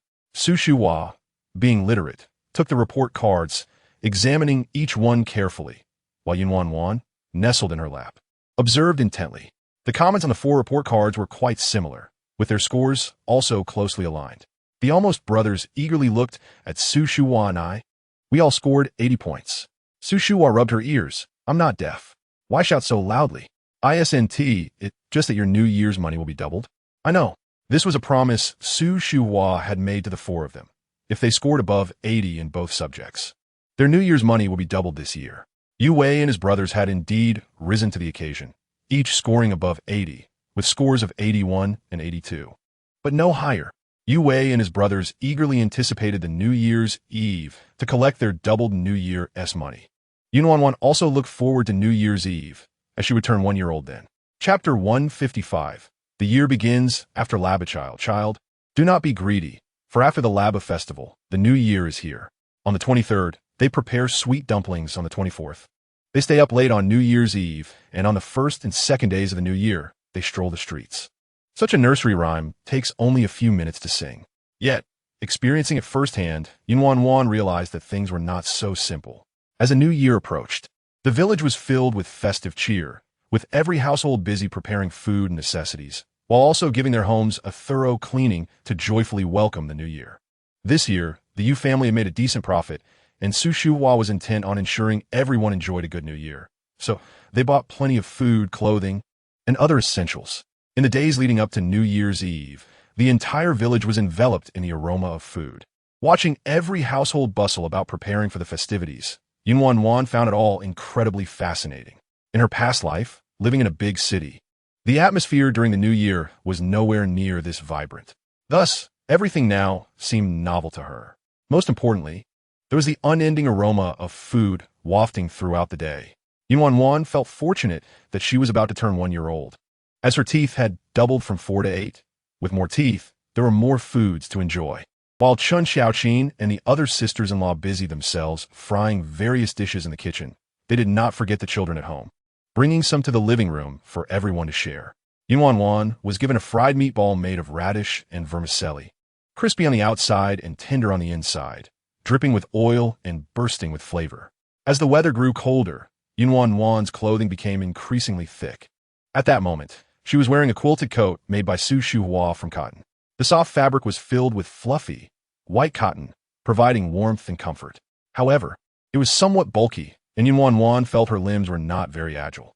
She had to exert effort to bring the meatball to her mouth, taking a full 10 minutes to finish one. Seeing Nuannuan with greasy hands and face, Su Shuhua couldn't help but laugh, bringing a damp towel to wipe her hands and face. After applying the snowflake cream, she nodded in satisfaction, declaring that our Nuanbao is truly beautiful. Such words are what Nuannuan hears daily, to which she merely smiles back at Su Shuhua. On the eve of the new year, bright and early after breakfast, Su Shuhua directed Yuhai and a few others to put up the spring festival couplets. They prepared dumplings and the New Year's Eve feast. As dusk fell, the sound of firecrackers echoed through the village. At the Yu household, the New Year's Eve dinner was ready, just waiting for the firecrackers to be lit before they could feast. Though Su Shuhua covered Nuannuan's ears, she could still hear the deafening crackle of the firecrackers. The noise was loud and rapid, and before long, it subsided. Su Shuhua put her hands down, looking at Yuhai with satisfaction, saying, "This year's firecrackers were well chosen." Yuhai proudly lifted his chin, responding, "Of course." Carefully selected. The New Year's Eve dinner was quite lavish, featuring chicken, duck, fish, and meat in abundance. The portions were generous, ensuring that everyone in the Yu family was well fed, with plenty of dishes remaining. On the night of the 30th, the family gathered to celebrate the new year, enjoying dinner and chatting together. By this time, the sound of firecrackers had gradually faded, but as midnight approached, a louder barrage erupted. After midnight, Nuannuan was officially a year old. Su Shuhua specifically went to the kitchen to prepare a bowl of longevity noodles. Naturally, she didn't expect Nuannuan to finish it all. A few strands of noodles and a sip of broth would suffice. As for the leftovers, each family member took a bite, signifying their collective celebration of Nuannuan's birthday. Fatigued, Nuannuan fell asleep as soon as she lay down, oblivious to the ongoing firecracker sounds that could not disturb her slumber. Nuannuan slept deeply, and when she finally awoke, the sun had already risen. As she turned to sit up, she unexpectedly found Guillermo beside her, dressed in a bright red cotton coat.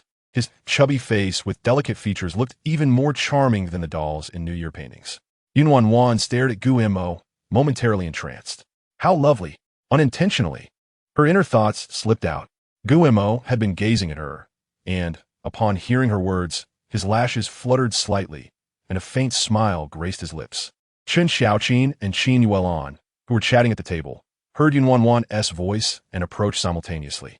"Nuanbao, are you awake? Are you hungry?" Chen Xiaoqin asked, while simultaneously picking up a new outfit to dress Nuannuan. Once she was dressed, Nuannuan noticed she too was clad in red. Though the style differed slightly from Guillermo's, they both exuded a festive vibrance. Looking at Guillermo, Nuannuan felt as though she was gazing into a mirror. This must be what she looked like too. The sight of them staring at each other made Chen Xiaoqin and Qin Yuelan erupt in laughter. Look at these two children. They both admire each other's outfits. Upon hearing this, Nuannuan and Guillermo shook their heads in unison, denying it. This left Chen Xiaoqin and Qin Yuelan momentarily stunned. Nuannuan blinked at Guillermo, wondering what this meant. Could it be a meeting of minds? Su Shuhua entered, noticing the four of them in silence, and found it peculiar. "What are you all doing? Just staring at each other?" "Nuanbao is awake. Are you hungry? Grandma has made you a meal. Let me bring it over." The rest of the Yu family had already eaten, as Nuannuan had risen rather late. On the morning of the first day of the new year, they typically eat dumplings, and with 8 teeth, Nuannuan could eat them without difficulty. So her breakfast consisted of a small bowl of dumplings. These dumplings were specially made for her, each small enough for her to eat in one bite. Considering she was only 1 year old, how big could her mouth be? The dumplings were crafted by Su Shuhua and Chen Xiaoqin, each one thin-skinned and generously filled. Nuannuan thought they were the most delicious dumplings in the world. Su Shuhua brought 2 small bowls, one filled with more dumplings and the other with fewer. She handed the smaller bowl to Qin Yuelan, saying, "I know you've already had breakfast, but little ones get hungry quickly. There aren't many here. Let Nuanbao eat this. They will enjoy it even more together." Qin Yuelan received the small bowl, scooping a dumpling with her spoon and asking Guillermo, "Dabao, do you want some?" Guillermo glanced at Nuannuan, who had already started eating, and nodded, yes. With only 6 small dumplings in his bowl, he could easily finish them even after having had breakfast. The two sat side by side, silently enjoying their dumplings. After they finished, Su Shuhua asked Shun Xiaoqin to collect the bowls, took a napkin to wipe Nuannuan's mouth, and placed a hat on her head before picking her up. Let us go outside. The snow has stopped, and we should take a walk. The snow had begun falling the previous afternoon and continued through the night, finally ceasing this morning. Not only had the snow stopped, but the sun had also emerged, albeit casting a pale light without warmth. The courtyard was not entirely cleared of snow, but paths had been made for walking. Before reaching the gate, Nuannuan heard voices and, upon exiting, saw a group of children engaged in a snowball fight. Children of various ages, clad in thick cotton clothing, were frolicking in the snow, laughing and playing. Even if they fell, the soft snow cushioned their landings, allowing them to quickly spring back up and throw snowballs at each other. Watching the scene, Nuannuan felt a twinge of longing. How long had it been since she last played in the snow? She could not recall, but it had certainly been ages. Yet, she knew Su Shuhua would never allow her to join in the snowball fight. This year would not afford her that chance, perhaps next year. Su Shuhua held Nuannuan at the entrance, watching for a moment before intending to head back inside. Just then, Wang Di appeared, standing ominously at the Gu household's entrance, casting a cold gaze towards them, particularly fixated on Qin Yuelan. Qin Yuelan noticed Wangditu, her expression stiffening momentarily before she quickly regained her composure, pulling Gu Mo with her as they turned back towards the courtyard. This scene piqued Nuannuan's curiosity. She had witnessed Wang Di's previous arrogance and how fearful Qin Yuelan had been of her. It had surprised her that Wang Di had not troubled Gu Mo and the others in recent months. Now, it was astonishing to see Qin Yuelan boldly ignore Wang Di. Even more surprising was that Wang Di did not retaliate. While Nuannuan was curious, she knew it was not appropriate for her to ask such questions. Back inside, Gu Mo was placed back on the bed, sitting face to face with Nuannuan. Dabao is too reserved, Qin Yuelan remarked with concern to Su Shuhua. However, Su Shuhua disagreed, asserting, "This is composure. Our Dabao is clearly different from other children. He is destined for greatness." Although Qin Yuelan felt that Su Shuhua's praise was somewhat exaggerated, she could not help but smile. After all, what mother would not delight in hearing compliments about her child? Of course, Wang Di is an exception. Gu Mo, who will surely accomplish great things in the future, is now slowly pulling something out of his pocket. Nuannuan looks at Gu Mo with curiosity, wondering what he is struggling to retrieve. After a considerable while, Gu Mo finally produces an object and hands it to Nuannuan.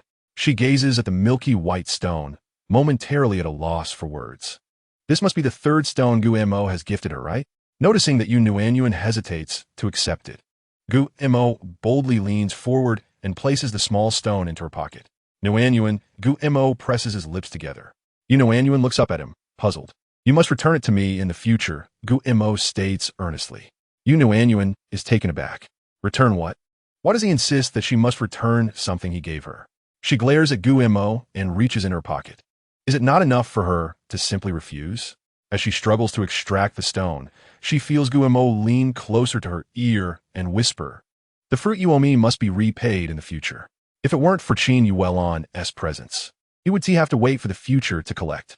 Gu Mo thinks this to himself, his brows furrowing in a most pitiful manner. Nuannuan, meanwhile, is struck dumb. "So, Gu Montag dieses Fruit? Is that stone meant for purchasing fruit?" Understanding Gu Mo's intent, Nuannuan finds herself both amused and exasperated. Gu Mo has repeatedly claimed to possess memories from a past life, yet she cannot shake the feeling that he does not. An adult, even if confined in a small body, should still exhibit maturity, just as she does. Nuannuan withdraws her hand from her pocket and pats Gu Mo's small shoulder. "All right, if it's just about eating fruit, I thought it was something serious. As long as you're with me, you need never worry about fruit for the rest of your life." The first day of a new year is for visiting neighbors, while from the second day onwards, it is time for family visits. Though Nuannuan feels regret for not being able to visit her grandmother, she does not dwell on it too much. If it is not possible this year, there is always next year. Aside from Nuannuan, her older siblings, Yue and the others, have all gone to their grandmother's house with their parents. In the Yu household, only Nuannuan, Su Shuhua, and Yu Jinmin remain. Su Suhu, Un Su Lali lets out several sighs. While others celebrate exuberantly on the second day of the new year, their home feels rather desolate. This year is somewhat better than previous years. Before Nuannuan was born, on the second day of the new year, It had only been Su Shuhua and Yu Jinmin, making it truly lonely. As Yu Jinmin fiddles with his pipe, he hears Su Shuhua's remarks and casually responds, "When Nuannuan grows up and gets married, our second day will be lively." Su Shuhua shoots him a glare. Married? To whom? How can you think of her getting married when she is still so young? Stunned by Su Shuhua's 3 consecutive retorts, Yu Jinmin is left speechless. After a while, he manages to stammer, "Didn't you say our second day is too quiet?" Besides, he was merely stating a fact. But would Su Shuhua listen? Of course not. Not only does she not listen, but she also glares at Yu Jinmin again. Nuannuan alone is worth more than a dozen others. What more do we need? That is already quite lively. Don't you agree, Nuannuan? Yu Nuannuan looks into Su Shuhua's eyes and nods. If you want liveliness, it is not difficult at all. Struggling to rise from Su Shuhua's embrace, she crawls on the bed. Su Shuhua and Yu Jinmin exchange puzzled glances. Nuannuan, what are you doing? Yu Nuannuan crawls to the wall, lifts the blanket slightly, and slips her small hand inside. Watching her actions, Su Shuhua suddenly feels a wave of familiarity wash over her. Several months ago, she seems to have witnessed this very scene. As she ponders, Yu Nuannuan sits upright, holding a paper bag with her 2 delicate hands. The bag appears remarkably familiar. Is it not the same one used to pack fruit during their previous sale? Yu Nuannuan's hands are much more dexterous now. She turns the opening of the paper bag downwards and empties its contents onto the bed. The quantity is not substantial, but consists of a multitude of seeds of varying sizes. Yet, even this small amount of seeds causes Su Shuhua's brow to twitch. Nuannuan. Su Shuhua calls out to her, but it is too late. Yu Nuannuan places her hands over the seeds, and almost instantaneously, green shoots emerge between her fingers. However, Su Shuhua quickly notices a peculiar issue. The plants do not grow uncontrollably. After sprouting 2 or 3 leaves, they halt, and Yu Nuannuan withdraws her hands. The growth of 2 or 3 leaves is usually sufficient to identify the plant species. Yu Nuannuan examines the tender seedlings and pinches one between her fingers. The seedling gradually grows taller, blossoms, bears fruit, and matures. It is a strawberry. Dozens of bright red strawberries dangle, exuding an enticingly sweet aroma. Su Shuhua gulps. This is not out of desire, but rather fear. Yu Jinmin has been unaware of Yu Nuannuan's abilities. Now that he witnesses them, how will he react? Su Shuhua contemplates this and cautiously turns to glance at Yu Jinmin. She finds him staring at Yu Nuannuan in utter astonishment, his eyes wide and unblinking.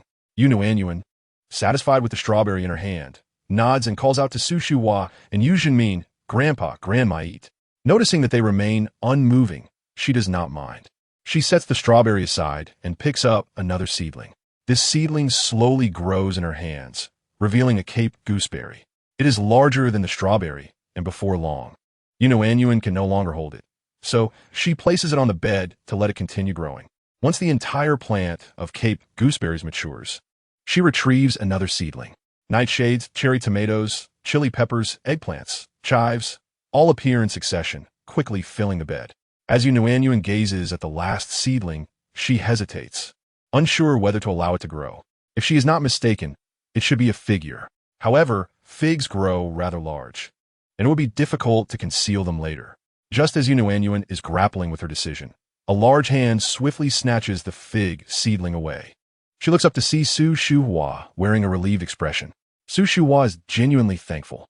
Had she continued to dawdle, the fig tree would have grown, and today would truly have been lively. Su Shuhua tosses the fig seedling onto the table and scoops Yu Nuannuan into her arms. Nuannuan. Su Shuhua organizes her thoughts. Do all these fruits obey your commands? Yu Nuannuan nods. Yes, they do.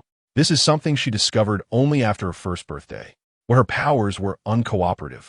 She dared not touch anything carelessly, but now she is unafraid. Yu Nuannuan turns her little head and points at the items on the bed, saying to Su Shuhua, "Grandma, eat." With so many fruits, wouldn't it be a waste not to eat? Yu Jinmin blinks vigorously, still astonished by the sight before him, and blinks again.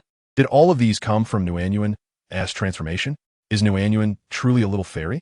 So, you weren't lying to me before. Su Shuhua huffs in irritation. Lying to you? What would I gain from that? I told you Nuannuan is a little fairy. It's you didn't believe me. Yu Jinmin takes a deep breath. Had he not witnessed it with his own eyes, who would ever believe such a thing? Was not a fool. He quickly discerned the crux of the issue. The fruits he had sold previously, along with the sour jujube tree in the yard, were significant. Even within the confines of their home, with only the three of them present, he hesitated to voice the remaining thoughts. Su Shuwan nodded in understanding, assuring him that as long as he was aware, it was sufficient. There was no need to discuss everything openly. Only the fourth couple was privy to the matter, and it was best that the others remained unaware. Acknowledging the gravity of the situation, Yu Jinmin solemnly nodded, assuring her, "I understand. You need not worry." He then inquired about the fate of these items. Fortunately, the family members were visiting relatives, so there was little risk of discovery. "Of course, we shall eat them. What else would we do? Are you suggesting we burn them?" Su Shuwa replied, plucking a strawberry and handing it to Nuannuan. Observing this, Yu Jinmin frowned, concerned about the cold weather and whether it was suitable for Nuannuan to consume something chilled. "Not at all. Nuannuan's health is even better than yours." Su Shuwa reassured him. Nuannuan cradled the strawberry in her tiny hands, savoring it slowly, her face radiating pure joy. The contrast of the biting cold outside, with howling winds and swirling snow, against the warmth and sweetness of strawberries indoors, created a profound sense of happiness that could only be fully appreciated through personal experience. Together, Su Shuwa and Yu Jinmin harvested strawberries, lantern fruits, and small tomatoes, placing them in a clean bowl. The cold weather would preserve these well, allowing Nuannuan to enjoy them gradually. As for the peppers, eggplants, and leeks, they would be consumed during lunch. Given her young age, Nuannuan had a small appetite. Even though she believed she could eat a lot, she ultimately only managed to finish a single strawberry and a few lantern fruits before feeling full. Yu Jinmin and Su Shuhua sampled a small portion, but upon noticing Nuannuan's disinterest, they decided to abstain as well. However, Nuannuan would not allow them to skip out on eating. She insisted on feeding them, taking a piece and placing it toward their mouths. Seeing her pout and nearly on the brink of tears, neither could refuse her. They exchanged glances, realizing there was no alternative but to indulge. Nuannuan was mindful not to let them consume too much, understanding the need for moderation in the cold to avoid an upset stomach. Chapter 161. The village is so vast, she must explore. The Yu family's relatives were few, and by the 6th day of the Lunar New Year, there was little to attend to. The elementary school would commence on the 16th day, and before long, that day arrived. Watching her 4 brothers reluctantly shoulder their backpacks and head off to school, Nuannuan could hardly contain her laughter. Their unwilling expressions were simply too amusing. With the children back in school, the villagers began bustling with activity. As the weather gradually warmed, the snow melted, and the wheat sprouts thrived. Wild grasses began to emerge. Every family had laborers heading out to the fields to pull weeds, and the Yu family was no exception, with everyone but Su Shuwa working in the fields.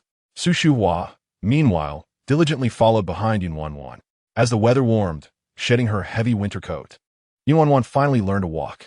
Although she had walked in her previous life, adapting to a new body brought a sense of novelty to the experience. Her petite frame was still somewhat unsteady, requiring her to pay careful attention to her footing. She was not Guimo. The little stones would not yield for her. Su Shuhua trailed behind, hands slightly outstretched, prepared to catch her should she falter. She believed there was no rush for Nuannuan to learn walking so soon, as she could easily carry her. However, Nuannuan was determined to walk, protesting with a pout whenever stopped. Reluctantly, Su Shuwa kept a close watch to prevent any falls. Over the course of several days, she observed that Nuannuan was indeed special, unlike the other children in the village. What child has not stumbled while learning to walk? Some even trip over their own feet. Yet, Nuannuan was meticulous. Despite her swaying form, she had not fallen once. After several laps around the courtyard, Nuannuan yearned to venture outside. The village was expansive. She wished to explore. Observing from a distance was entirely different from walking out to see for herself. With this thought, she changed direction, carefully making her way to the entrance. Su Shuwa, seeing her intent, did not intervene but followed closely behind. The gate was ajar, allowing Nuannuan to exit smoothly. Upon stepping outside, she spotted her cousins, Yu Shuai and Yu Gang, playing nearby. They were still quite young, engaging with nothing more than dirt, stones, and small sticks. When Yu Shuai noticed Nuannuan approaching, he cheerfully waved, inviting her to join their play. Nuannuan halted, shaking her head in refusal. No, she had no interest in playing house with 2 little boys. Just as she was about to turn away, a plump young boy came bounding toward her. It was Wang Daba. He was of similar age to Yu Gang, nearing 3 years old. His chubby physique made him appear twice Nuannuan size. She recalled him as the infant who had once cried for milk and had no intention of engaging with him now. Chapter 162. She has 6 brothers. Unexpectedly, Wang Daba quickened his pace, rushing to push against Nuannuan's shoulder. With her balance already precarious, she toppled to the ground. As her bottom hit the earth with a thud, she was momentarily stunned. Had she been pushed by a toddler not yet 3? In that instant, she felt utterly defeated. Perhaps she was the most unfortunate transmigrator of all. Wah! How dare you bully Nuannuan? I will teach you a lesson. From behind you, Shuai. Yu Gang sprinted forward in defiance. The distance was short, and in the blink of an eye, they reached Wang Daba, each grabbing at his face and hair. Although Wang Daba was large, Yu Shuai was 2 years his senior, possessing both height and strength to overpower him. Together with Yu Gang, they rendered Wang Daba defenseless, his face turning crimson as he opened his mouth to yell, as if that would grant him more strength. Nuannuan watched, wide-eyed, as the 3 of them tumbled together. After a moment of shock, she turned to Su Shuhua, seeking reassurance. Are they fighting? Aren't you going to intervene? Su Shuhua observed the scene with an impassive expression, a smirk forming within her heart. Why intervene? If anything, she wanted to step in and give Wang Daba a slap for having the audacity to push her precious Nuannuan. Without uttering a word, Su Shuhua's demeanor communicated her thoughts clearly. Nuannuan resigned herself to the notion that it was merely a childish scuffle, nothing of great consequence. Most importantly, her brothers were standing up for her. Having never had brothers in her past life, she was unaccustomed to this feeling. Experiencing it now filled her with an overwhelming sense of joy. Nuannuan rolled over, bracing herself with her hands as she slowly stood up. 5th brother, 6th brother, go for it, raised her small voice, fearing that her words might not reach the ears of, and, who were engrossed in a scuffle. However, her attempts proved futile, as they remained oblivious to her shouts. Instead, their raucous commotion attracted the attention of. Upon witnessing the scene, her lips trembled with concern as she hurried over. What are you doing? Are you 2 ganging up on my? As she approached, she reached out to grab, and, yet, before her hands could reach them, dashed forward and seized her wrist. What are you doing? Are you just going to stand by while your grandsons bully mine? Do you think the family is an easy target? Sneered, her brows furrowing with indignation. Your grandson pushed mine to the ground without a word. Do you think my family is easy to bully? Without waiting for her to respond, continued, let me tell you, both of you, my family is not to be trifled with. Maybe small, but she has 6 brothers. Chapter 163. The grandmother's fierce authority repeated the words in disbelief, glancing at. This is impossible. Mai is the most well-behaved child. How could he push her? She's just a little girl. Yet, sensing the intensity in his gaze, she swallowed the last 2 words. Regardless, she remained adamant, insisting that even if it pushed her, it was surely because she had provoked him first. Nonsense. Spat, glaring at. Do you think your grandson is a golden nugget? How could he provoke anyone? With that dark and plump appearance, I wouldn't even want to look at him. What if she catches something? Mark my words. This matter isn't over. If your grandson doesn't confess, I will have 6 brothers take turns teaching him a lesson. Upon hearing his declaration, felt a surge of admiration. Truly exuded authority. Meanwhile, and banded together, having already subdued, they knew when to stop, and upon seeing sobbing, they halted their actions and jogged over too. Are you all right? Does your bottom still hurt? In response to their inquiries, instinctively touched her little bottom. Although she was no longer bundled in thick winter clothing, she wore a lightly padded outfit, and the fall had indeed stung a bit. However, after a moment, the pain had faded. She shook her head and waved her small hands in the air, signaling that she was fine. That's good to hear, nodded. If it still hurt, I would let my 5th brother give him another beating. With starry eyes gazed at. Brother, you're so handsome. No wonder everyone wants a brother. It's just so blissful. She felt different from others. She had 6 brothers, which meant 6 times the happiness. Rushed over to scoop up. Though he was tall and hefty, an age made it a struggle. She held him tightly without any intention of letting go. Clinging to her neck, feeling a sense of security, ceased his tears and pointed at. You said she stole my milk. If it weren't for her, I would still have milk to drink. It's all her fault. Was bewildered. What was he talking about? Did he mean the days of breastfeeding? Yet was Not's biological mother. If she chose not to, it was her right. So why hold a grudge? It was unbelievable that a child could remember such a thing.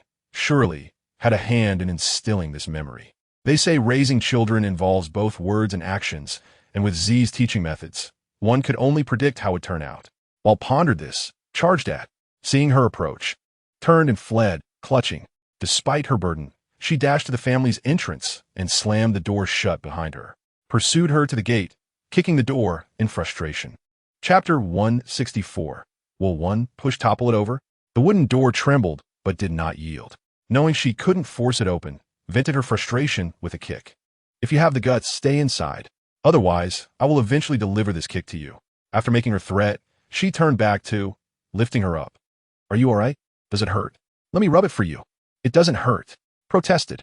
How old am I? I'm over a year old. I shouldn't be treated like a baby.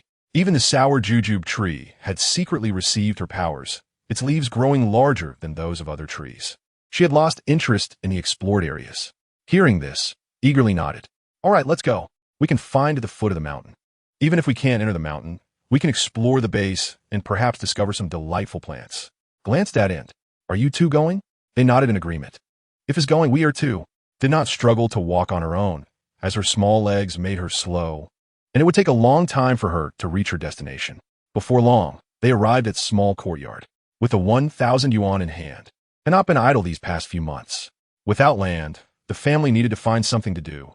Otherwise, they would eat through their savings. Though not particularly eloquent, was bold and meticulous, with assisting him as an advisor. Earlier in the year, they had partnered to purchase a batch of goods, selling them all during the festive season. While the profits were modest, they had nonetheless earned some income. As spring approached, contemplated branching into other businesses and was currently researching options, returning home late each day, leaving only in at home.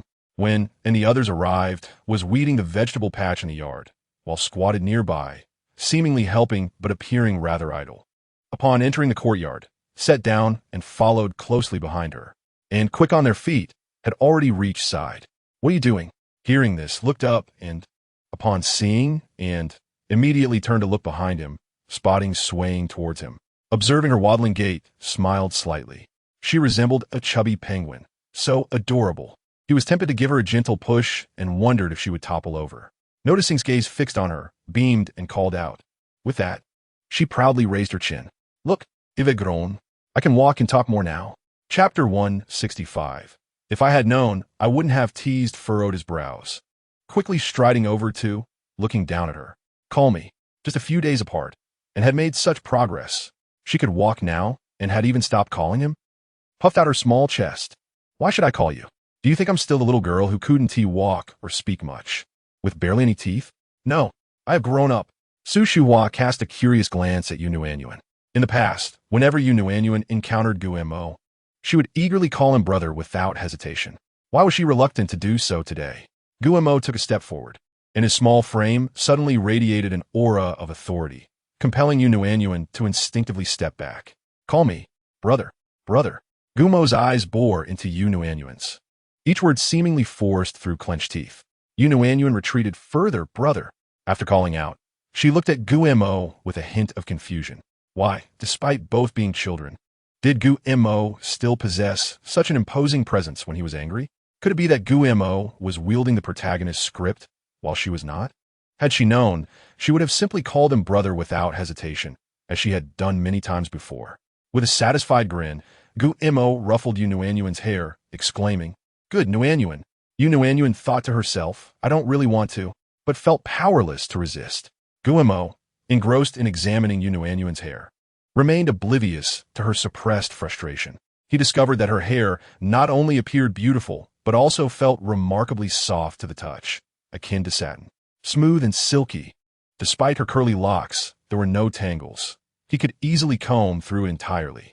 After playfully tousling her hair, Gumo inadvertently transformed her neat curls into a messy nest.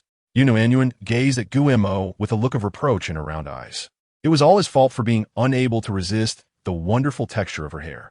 Gumo glanced around, then took Nuannuan's small hand and led her toward the fence. Nuannuan felt a twinge of fear that Gumo might pull her down since she walked slowly. However, after a couple of steps, she realized that Gumo was moving even slower. Although he was holding her hand, his body lagged slightly behind hers. They ambled to the fence, where Guillermo crouched and pointed at a tiny seedling, saying, "Cherry." Nuannuan, who had been sulking just moments before, perked up at the mention of cherries. She had tasted cherries before and even picked fresh ones from an orchard. Yet, the seedling before her was so small, with only 2 leaves, that it was impossible to tell if it was indeed a cherry tree. Nevertheless, Nuannuan believed that Guillermo would not deceive her. This led her to ponder where Guillermo had procured the cherry seeds. Lost in thought, she heard Qin Yuelan's voice addressing Su Shuhua, without any expectation that Nuannuan would comprehend. She merely mentioned the sight of Guillermo leading Nuannuan to observe the seedling to Su Shuhua. Chapter 166. A kiss of gratitude. Nuannuan gazed at the diminutive seedling, her hands itching with curiosity. She was eager to ascertain whether it was truly a cherry tree.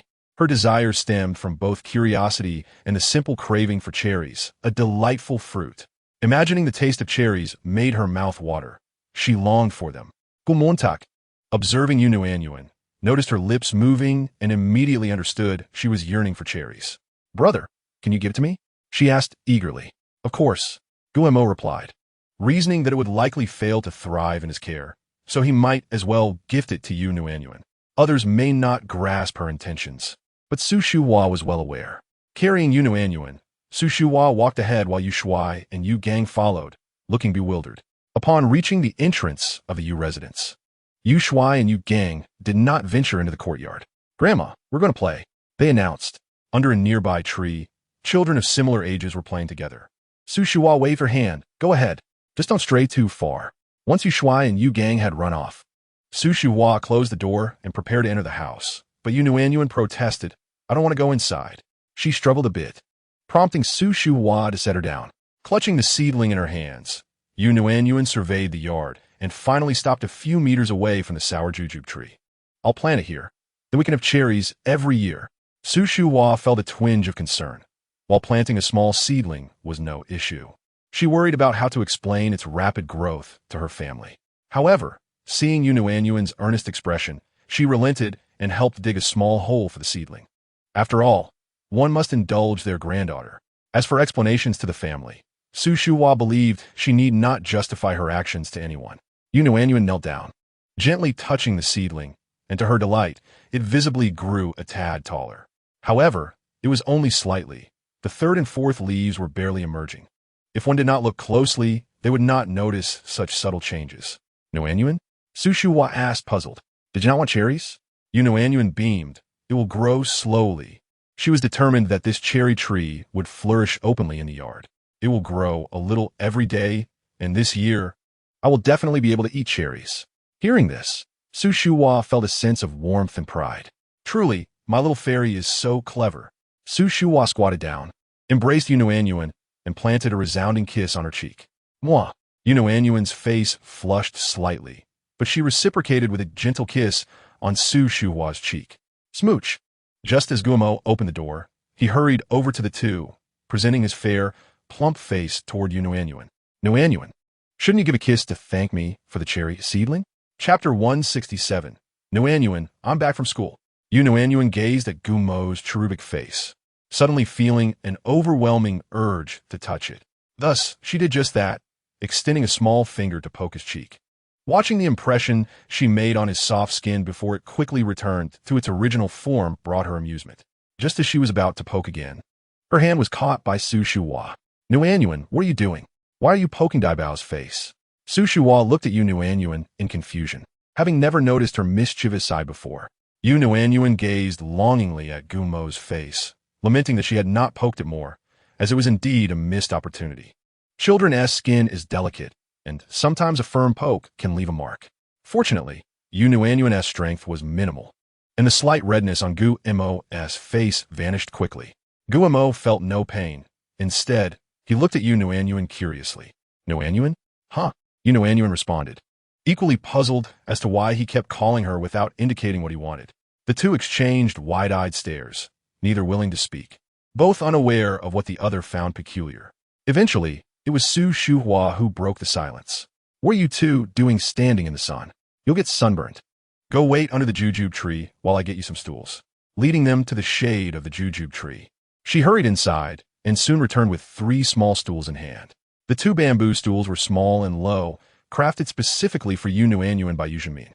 Guemo was only half a head taller than Nuannuan, and they fit perfectly.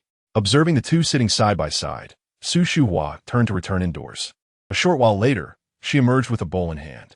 It was only when Su Shuhua presented the bowl that Guemo realized its contents: dried strawberries. The pink morsels emitted a sweet aroma as he leaned closer. Noticing Guemo simply staring and not reaching for any, Su Shuhua smiled and nudged the bowl toward him. Dabao eat. She remembered quite clearly that this child had a particular fondness for strawberries. These dried strawberries were made by her coaxing Nuannuan. The quantity is limited, and there was no intention to sell them. They were simply reserved for Nuannuan to chew on. Of course, every time Nuannuan ate, she never forgot to share some with her brother Yue. Upon seeing the bowl of dried strawberries, Nuannuan reached out for 2, bringing one to her lips and biting into it. The other was offered to Guemo eat. If you eat my dried strawberries, you must let me poke your cheek. If you eat it, you promise. Guemo glanced at Nuannuan, then lowered his gaze to the dried strawberry at his lips, and after a moment, opened his mouth. It was sweet. Although it was dried strawberry and not as juicy as fresh ones, it was still quite sweet. As Guemo continued to eat, he squinted his eyes. Although he did not smile, Nuannuan knew that this was a sign of his happiness. Perfect. With the Qingming festival approaching, the weather was gradually warming up. Sitting under the tree, a gentle breeze occasionally swept across her face, particularly refreshing. Listening to the birds chirping and savoring the sweet strawberries, Nuannuan happily kicked her feet. Blissful, joyful. Just as Nuannuan was squinting and smiling, she suddenly heard Yue's nearly broken voice calling, "Nuannuan, I'm back from school." Nuannuan's body trembled, and she felt her tranquility vanish. Though she was no longer at ease, happiness remained. In just a moment, Yue and his 3 brothers had already dashed into the courtyard. Yue led the charge, leaving the others behind, rushing right up to Nuannuan. "Nuannuan, I'm back from school. Did you miss me?" Nuannuan displayed a standard smile. "I did." Hearing this, Yue immediately beamed. "I missed you too, Nuannuan." Nuannuan nodded vigorously. "All right." Just when Nuannuan thought their customary exchange would conclude, Yue suddenly added, "Nuannuan, will you come and pick me up from school in the future?" "Huh?" Nuannuan tilted her little head to look at Yue, who was backlit. Yet she could still see the hopeful glimmer in his eyes. Although she did not understand why Yue suddenly made such a request, she nonetheless agreed. Okay. The elementary school was located just a few hundred meters outside the village, and it would only take about 10 minutes to walk there from Yu's home. Of course, this was the time required for a child of Yue's age. If it were Nuannuan walking alone, it would probably take her twice as long. But that was all right. She had ample time. Su Shuhua had been sitting nearby watching and did not intervene. After all, Nuannuan was at the age where she loved to explore, so it didn't matter where she went. Just as they finished their discussion, Yu Shuai and Yu Gang burst in like cannonballs. Before they even stood still, Yu Shuai's voice rang throughout the courtyard. "Eldest brother, second brother, third brother, fourth brother. Nuannuan got hit this morning." The previously beaming Yue instantly turned serious. Who hit her? Saying this, he scanned the area, his gaze finally landing on Guemo. It was impossible for Yu Shuai and Yu Gang to have hit Nuannuan. The only one in the courtyard who could have done so was Guemo. Guemo was leisurely eating strawberries when suddenly he was scrutinized. His eating halted, cheeks puffed out, and his eyes wide open, looking even more adorably clueless. Yue was not charmed by Gumo's cuteness. Instead, he glared fiercely. "Did you hit Nuannuan?" "Heu moriplaid." "No." While saying this, Guemo looked at Nuannuan. "Did you get hit?" Nuannuan paused, feeling the need to clarify. "I was pushed. Therefore, it was not being hit." However, this was not important. Upon hearing this, both Guemo and Yue asked in unison, "Who pushed you?" "It was Wang Daba." Yu Shuai shouted loudly. Yue clenched his little fist and turned to rush outside. How dare he push Nuannuan? I'll teach him a lesson. Seeing this, the 5 brothers hurriedly followed him outside, while Guemo, observing their departure, slowly stood up. Noticing Gumo's movement, Nuannuan blinked, wondering what he was up to. Guemo stuffed the remaining small piece of dried strawberry into his mouth, patting his little hand and walking out with his chest held high. Seeing this, Nuannuan also stood up. Su Shuhua, watching the 2 little ones, did not need to stand up. She grabbed one of them with each hand. "You two shouldn't go stir up trouble. You can barely stand on your own. Why go over there? You won't be able to withstand even a finger poke from him." Just wait at home. Nuannuan wasn't very eager to go anyway. After all, with Yue and his brothers around, they wouldn't suffer against just Wang Daba. Yue was somewhat reluctant, but he could not resist Su Shuhua, and in the end, he was pressed back down onto the bench. It was at this moment that Su Shuhua remembered to ask, Guillermo, Daba, did you come here by yourself? Guillermo shook his head, no. I came with my mother. Where is your mother?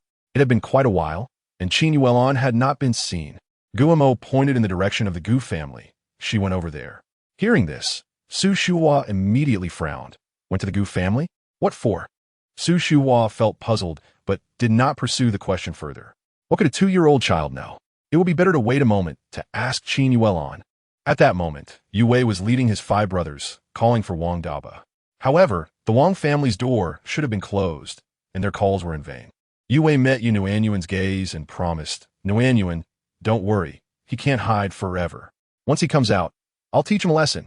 Nuannuan wanted to say that Yu Shuai and Yu Gang had already beaten him up. But never mind, as long as her brothers were happy. It was also time for lunch. Chun Xiaoqin and her sisters-in-law chatted in the courtyard for a while before heading into the kitchen to prepare the meal. The 4 sisters-in-law got along well, and whether it was household chores or field work, they generally did it together. At that moment, Qin Yuelon also walked in. Nuannuan glanced over at Qin Yuelon and noticed her expression seemed normal. It probably wasn't anything serious, right?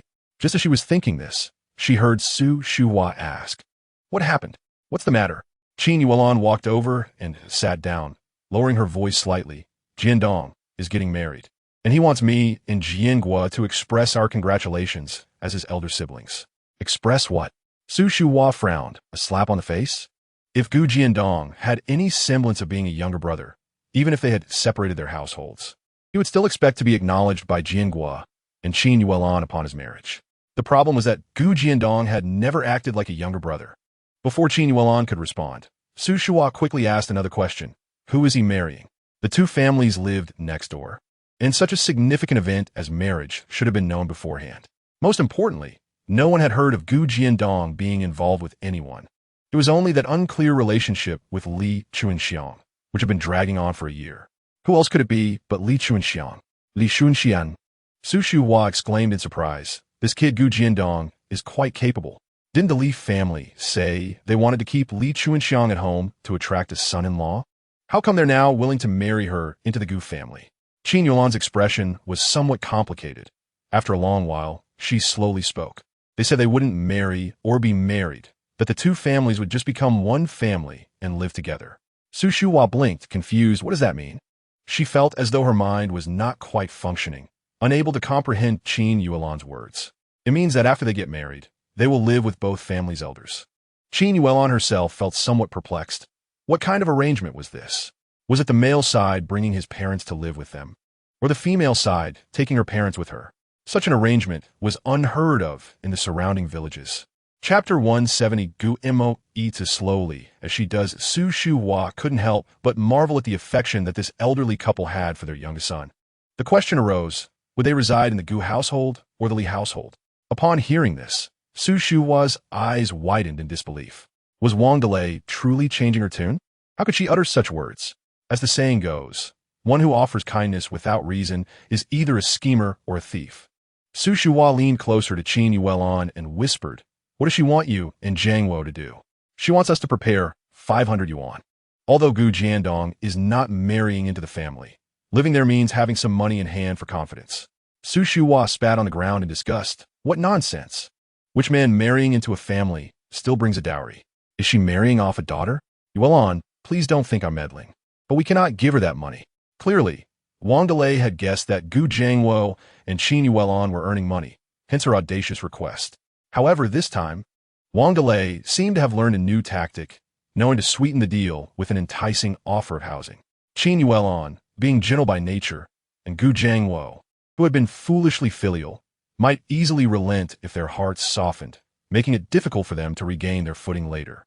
Hearing Su Shuhua's words, Qin Yuelon quickly replied, Annie, what are you saying? I would never think you meddle too much.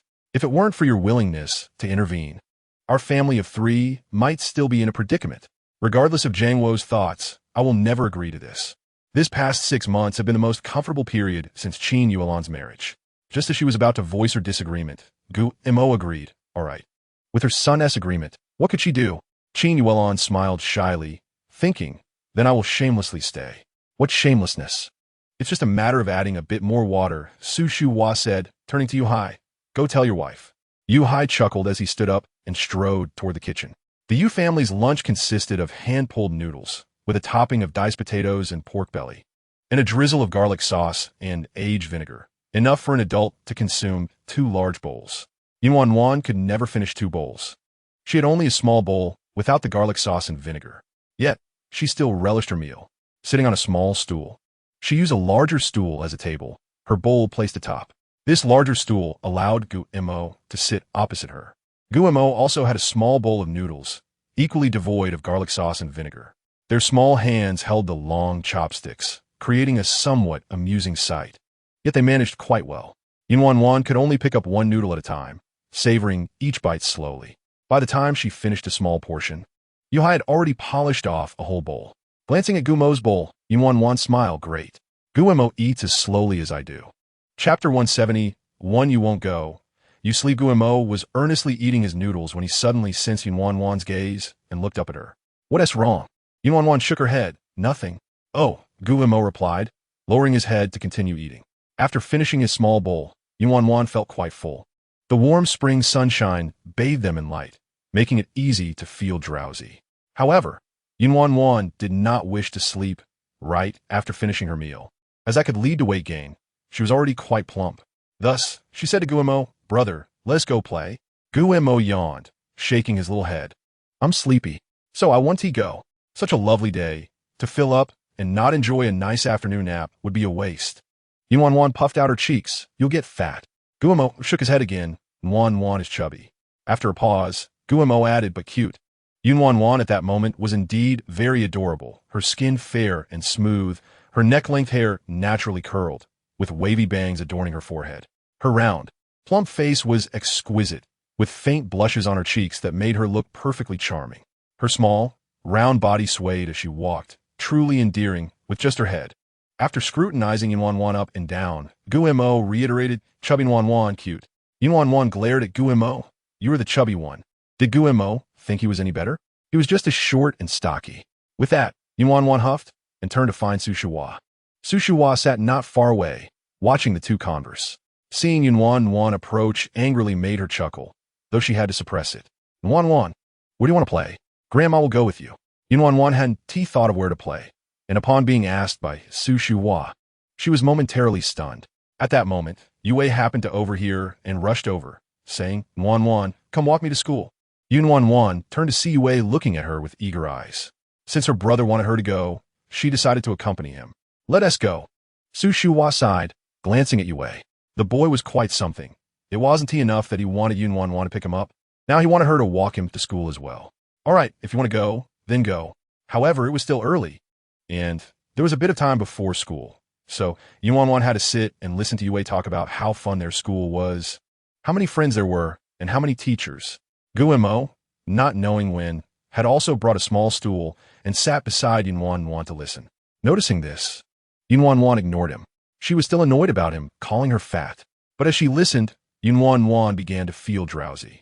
As her eyes grew heavy, Yue, sensing her drowsiness, stood up quickly. Nuannuan, we should go. Nuannuan hurriedly widened her eyes to show she was not sleepy at all. Okay. Su Shuhua picked up Nuannuan and, after saying a word to Yu-hai and the others, followed Yue and his brothers out. Gu-mo also stood up, saying, I want to go too. Hearing this, Nuannuan leaned against Su Shuhua's shoulder to look at the standing Gu-mo. You don't go, you sleep. Chapter 172. Nuannuan and Dabao quarreled just a moment ago. He claimed to be sleepy, yet now he wasn't going to sleep, following her to listen to stories, and now wanting to accompany her to school. Indeed, the words of a man are deceptive, filled with falsehoods. Gu-mo simply could not comprehend Nuannuan's behavior. How could she turn and walk away mid-conversation, showing no manners? He had already brought his stool to sit beside her, and yet she still chose to throw a tantrum.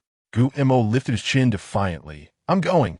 The school doesn't belong to you alone. I want to go.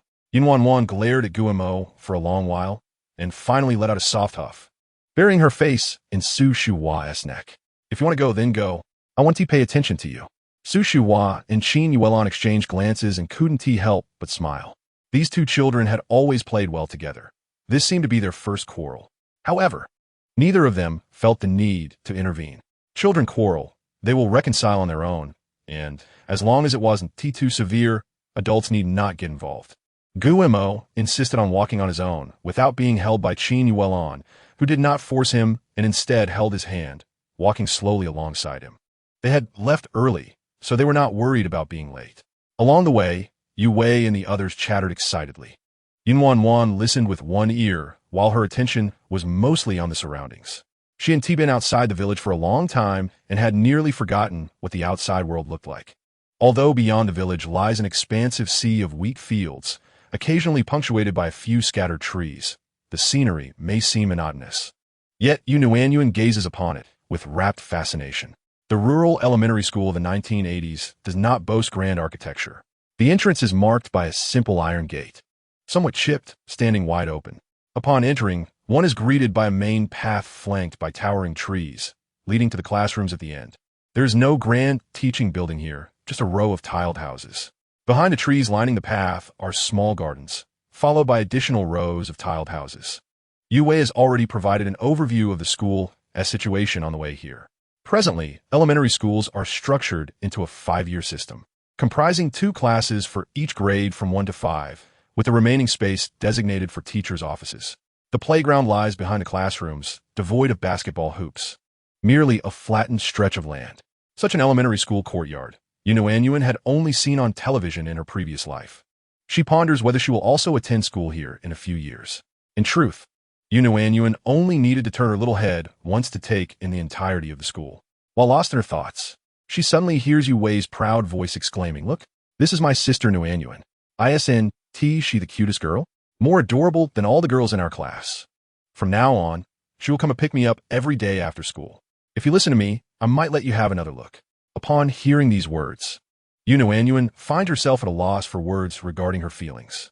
So, Yu Wei brought her to pick him up merely to show off? And why did he have to claim she was cuter than all the girls in class? Is he truly her brother? Doesn't he realize he is inviting envy? Yu Wei, your sister is so adorable. I'll listen to you from now on. Can I touch her face? It looks softer than a steamed bun. Chapter 173. Nuannuan. Don't be upset at this. Nuannuan looks over and sees a 6- or 7-year-old girl with slightly messy twin ponytails, gazing at her with sparkling eyes. Upon realizing they are making eye contact, the little girl shyly smiles, lowering her head, yet unable to resist glancing back. Nuannuan feels as if she might burst with joy. How delightful. Are all girls of this age so charming? Yu Wei, your sister is smiling at me. Hearing this, Nuannuan instinctively raises her hand, only to discover that her lips are indeed curving upwards, and quite significantly at that. She suspects her expression must resemble that of a doting aunt, yet to others, her smile appears irresistibly cute. Cute enough to make one want to pinch her cheeks. This is likely how I see cuteness, while others see my own cuteness. Nuannuan would not mind if the little girl touched her face. But before she could express this, Yu Wei nervously positioned himself in front of Su Shuhua, arms raised protectively, as if he were a hen safeguarding her chicks. No, you can only look, not touch. What if such a cute Nuannuan gets ruined? The little girl pouted, declaring, if I can't touch her, then I won tea. With that, she cast another secretive glance at Nuannuan, smiled, and dashed through the school gate. Yu Wei, however, showed no urgency to enter the school. He stood there, greeting every arriving classmate, introducing Nuannuan with nearly identical words each time. Nuannuan lethargically raised her hand, waved it a couple of times, and let it drop. She was utterly fatigued. Although the children were charming and friendly, each reacting differently to her presence, the wait was rather dull. She had already been feeling tired, and the gentle spring breeze only exacerbated her drowsiness. At this point, her eyelids began to grow heavy. Nuannuan shook her little head, desperately widening her eyes, attempting to stay awake, but to no avail. Before long, her eyelids became too heavy to lift, and her mind began to cloud. Nuannuan was unaware of when she dozed off, but when she awoke, the first thing she saw was Gumo's rosy little face. Gumo appeared to be in a deep slumber, his breathing steady and prolonged. His long, dark lashes fluttered like tiny fans, gently swaying with his breaths, tempting Nuannuan to reach out and touch them. Nuannuan turned on her side, cautiously lifting her hand, slowly bringing her fingers closer to Gumo's lashes. The moment her fingertip brushed against them, it felt like she was touching the softest feathers, an exquisite sensation. Nuannuan smiled, delighting in the experience. Just as she was about to touch again, Gumo's lashes quivered, and he gradually opened his eyes. Upon awakening, Gumo's gaze was dazed, and his double eyelids appeared even more pronounced than usual. He first looked at her delicate little fingers, then at Nuannuan, saying, "Nuannuan, don't be upset." Chapter 174. Let us eat together. Nuannuan propped herself up on the bed, slowly sitting up, feeling upset. It was one thing to forget. Now that she remembered, she certainly had to continue being upset. Otherwise, what kind of face would she have left if she stopped halfway? Though Nuannuan had shrunk in size, her pride remained intact. Her temper was still present. With her hands on her hips, she raised her voice slightly, declaring, "I'm upset." Gumo also sat up, observing Nuannuan, who was pouting her cheeks, and, after a long moment of silence, he produced a small stone from his pocket and offered it to her. "This is for you." Nuannuan curiously looked over, astonished to find that it resembled the small stone she wore around her neck, including the last one he gifted her. This marked the fourth piece. The previous stone had been affixed to her neck when only she and Su Shuhua were present. Unsurprisingly, that stone had merged with the one she wore. Now, Guemo had produced yet another. Noticing Nuannuan did not take it, Guemo knelt on the bed and crawled closer to her, placing the stone against her neck. Nuannuan sensed a fleeting flash of light, and when she reached to touch the stone around her neck, she found it felt even smoother, slightly larger as well. She touched the stone again and finally nodded in agreement. Okay.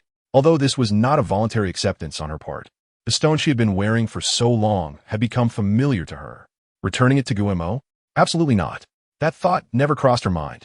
Seeing Nuannuan acquiesce, Guemo's eyes narrowed with delight, and he produced another item from his pocket. Nuannuan eagerly looked on, wondering if it was yet another stone. "Nuannuan, would you like to eat watermelon?" Nuannuan exclaimed, "What? Guemo, are you running a seed company? How do you have so many seeds?" But that was inconsequential. Imagining the sweet, red watermelon made her lick her lips in anticipation. She wanted it. Spring was swiftly coming to an end, and summer was approaching.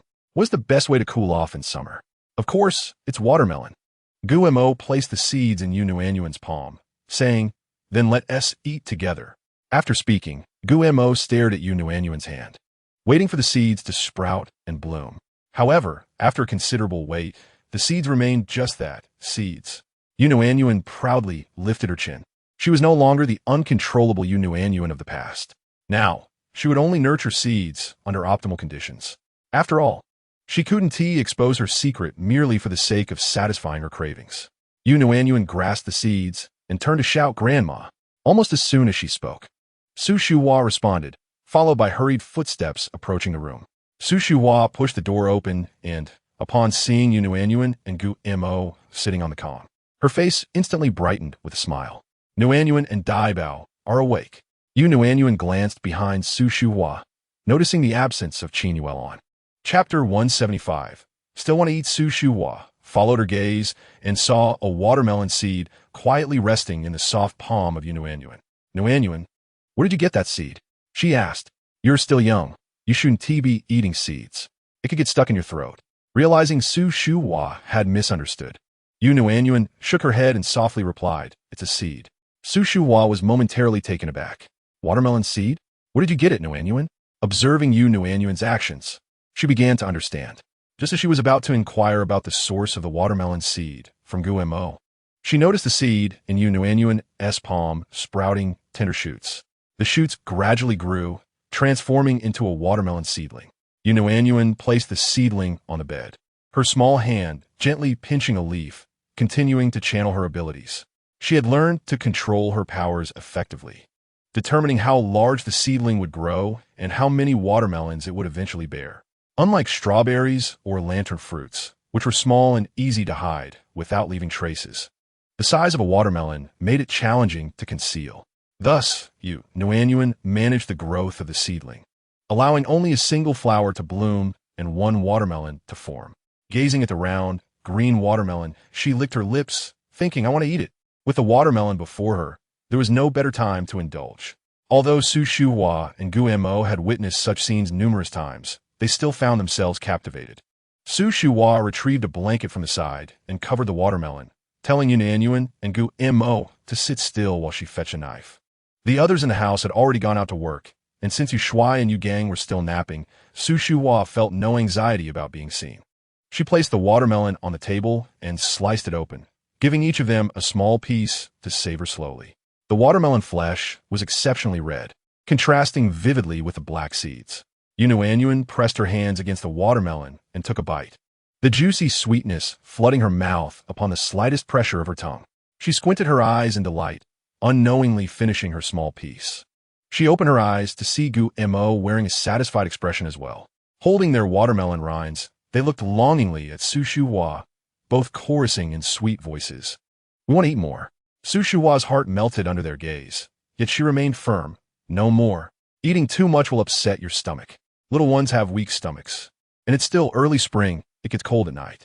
You can't eat too much watermelon, or you might get diarrhea." Though Nuannuan and Gu Mo were young and gluttonous, she could not allow herself to be soft-hearted and make a mistake. They exchanged glances and pouted simultaneously. It was a pity, but they did not cry. Instead, they pitifully watched Su Shuhua finish a generous piece of watermelon. Under their gaze, Su Shuhua found it impossible to have a second piece. "All right, enough watching. No more." Chapter 176. Why didn't you pick me up from school? Nuannuan shook her head, insisting Grandma eat. Such a good watermelon. It would be a waste not to eat more. What if it goes bad? With that, Su Shuhua placed the watermelon in the cupboard. Thankfully, in the current weather, the house was still a bit cool, so she didn't worry about it spoiling. The seeds were plump and clearly high quality. Su Shuhua had a thought and looked at Nuannuan. "Nuannuan, could you turn these seeds into little seedlings? Just a few with 2 or 3 leaves each." Upon hearing this, Nuannuan instantly understood Su Shuhua's intent. She wanted to plant watermelons, which was indeed a profitable venture given the current fruit prices. Nuannuan nodded eagerly. All right. Su Shuhua was decisive. Having made up her mind, she wasted no time. She got up and went to the kitchen to fetch a ceramic basin, took the watermelon from the cupboard, and scooped out the flesh, carefully extracting the seeds one by one. The watermelon was quite large, yielding a considerable number of seeds. Su Shuhua placed all the seeds before Nuannuan, who covered them with her hands, her small face beaming with delight. It seemed she did nothing, yet the seeds gradually sprouted, soon developing 2 or 3 leaves each, becoming small seedlings. Looking at the crowded little sprouts, Su Shuhua's face broke into a radiant smile. "Come on, Nuannuan and Dabao. Let us go play in the yard. Grandma will plant them." One of the advantages of rural homes is the spacious front and backyards. In the backyard of the Yu family, various vegetables were planted, while the front yard boasted only a sour jujube tree and a cherry sapling planted that morning, aside from some weeds. There were dozens of watermelon seedlings, which would fit perfectly in the front yard. As for the soil quality, Su Shuhua did not concern herself with such matters. After all, wasn't he their Nuannuan? The soil quality was of little consequence. It was already past 3 in the afternoon. The sun was still bright, but no longer glaring like at noon.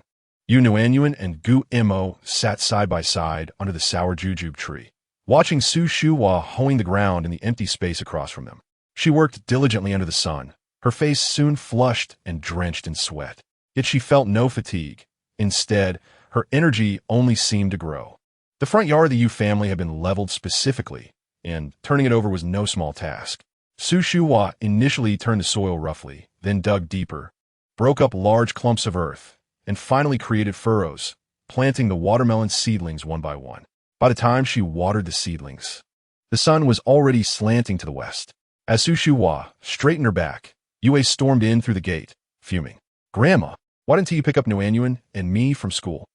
He had made arrangements with his classmates, but after waiting for a long time post-school, neither Su Shuhua nor Nuannuan had come, and his classmates teased him for being unreliable.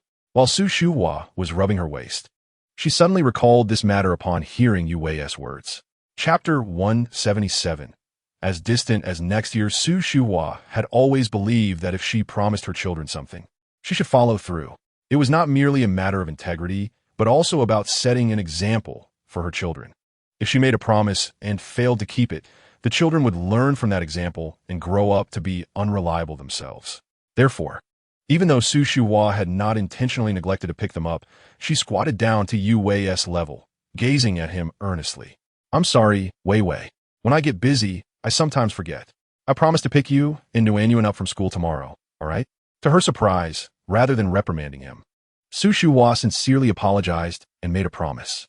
This demeanor took Yu Wei by surprise and made him feel somewhat embarrassed.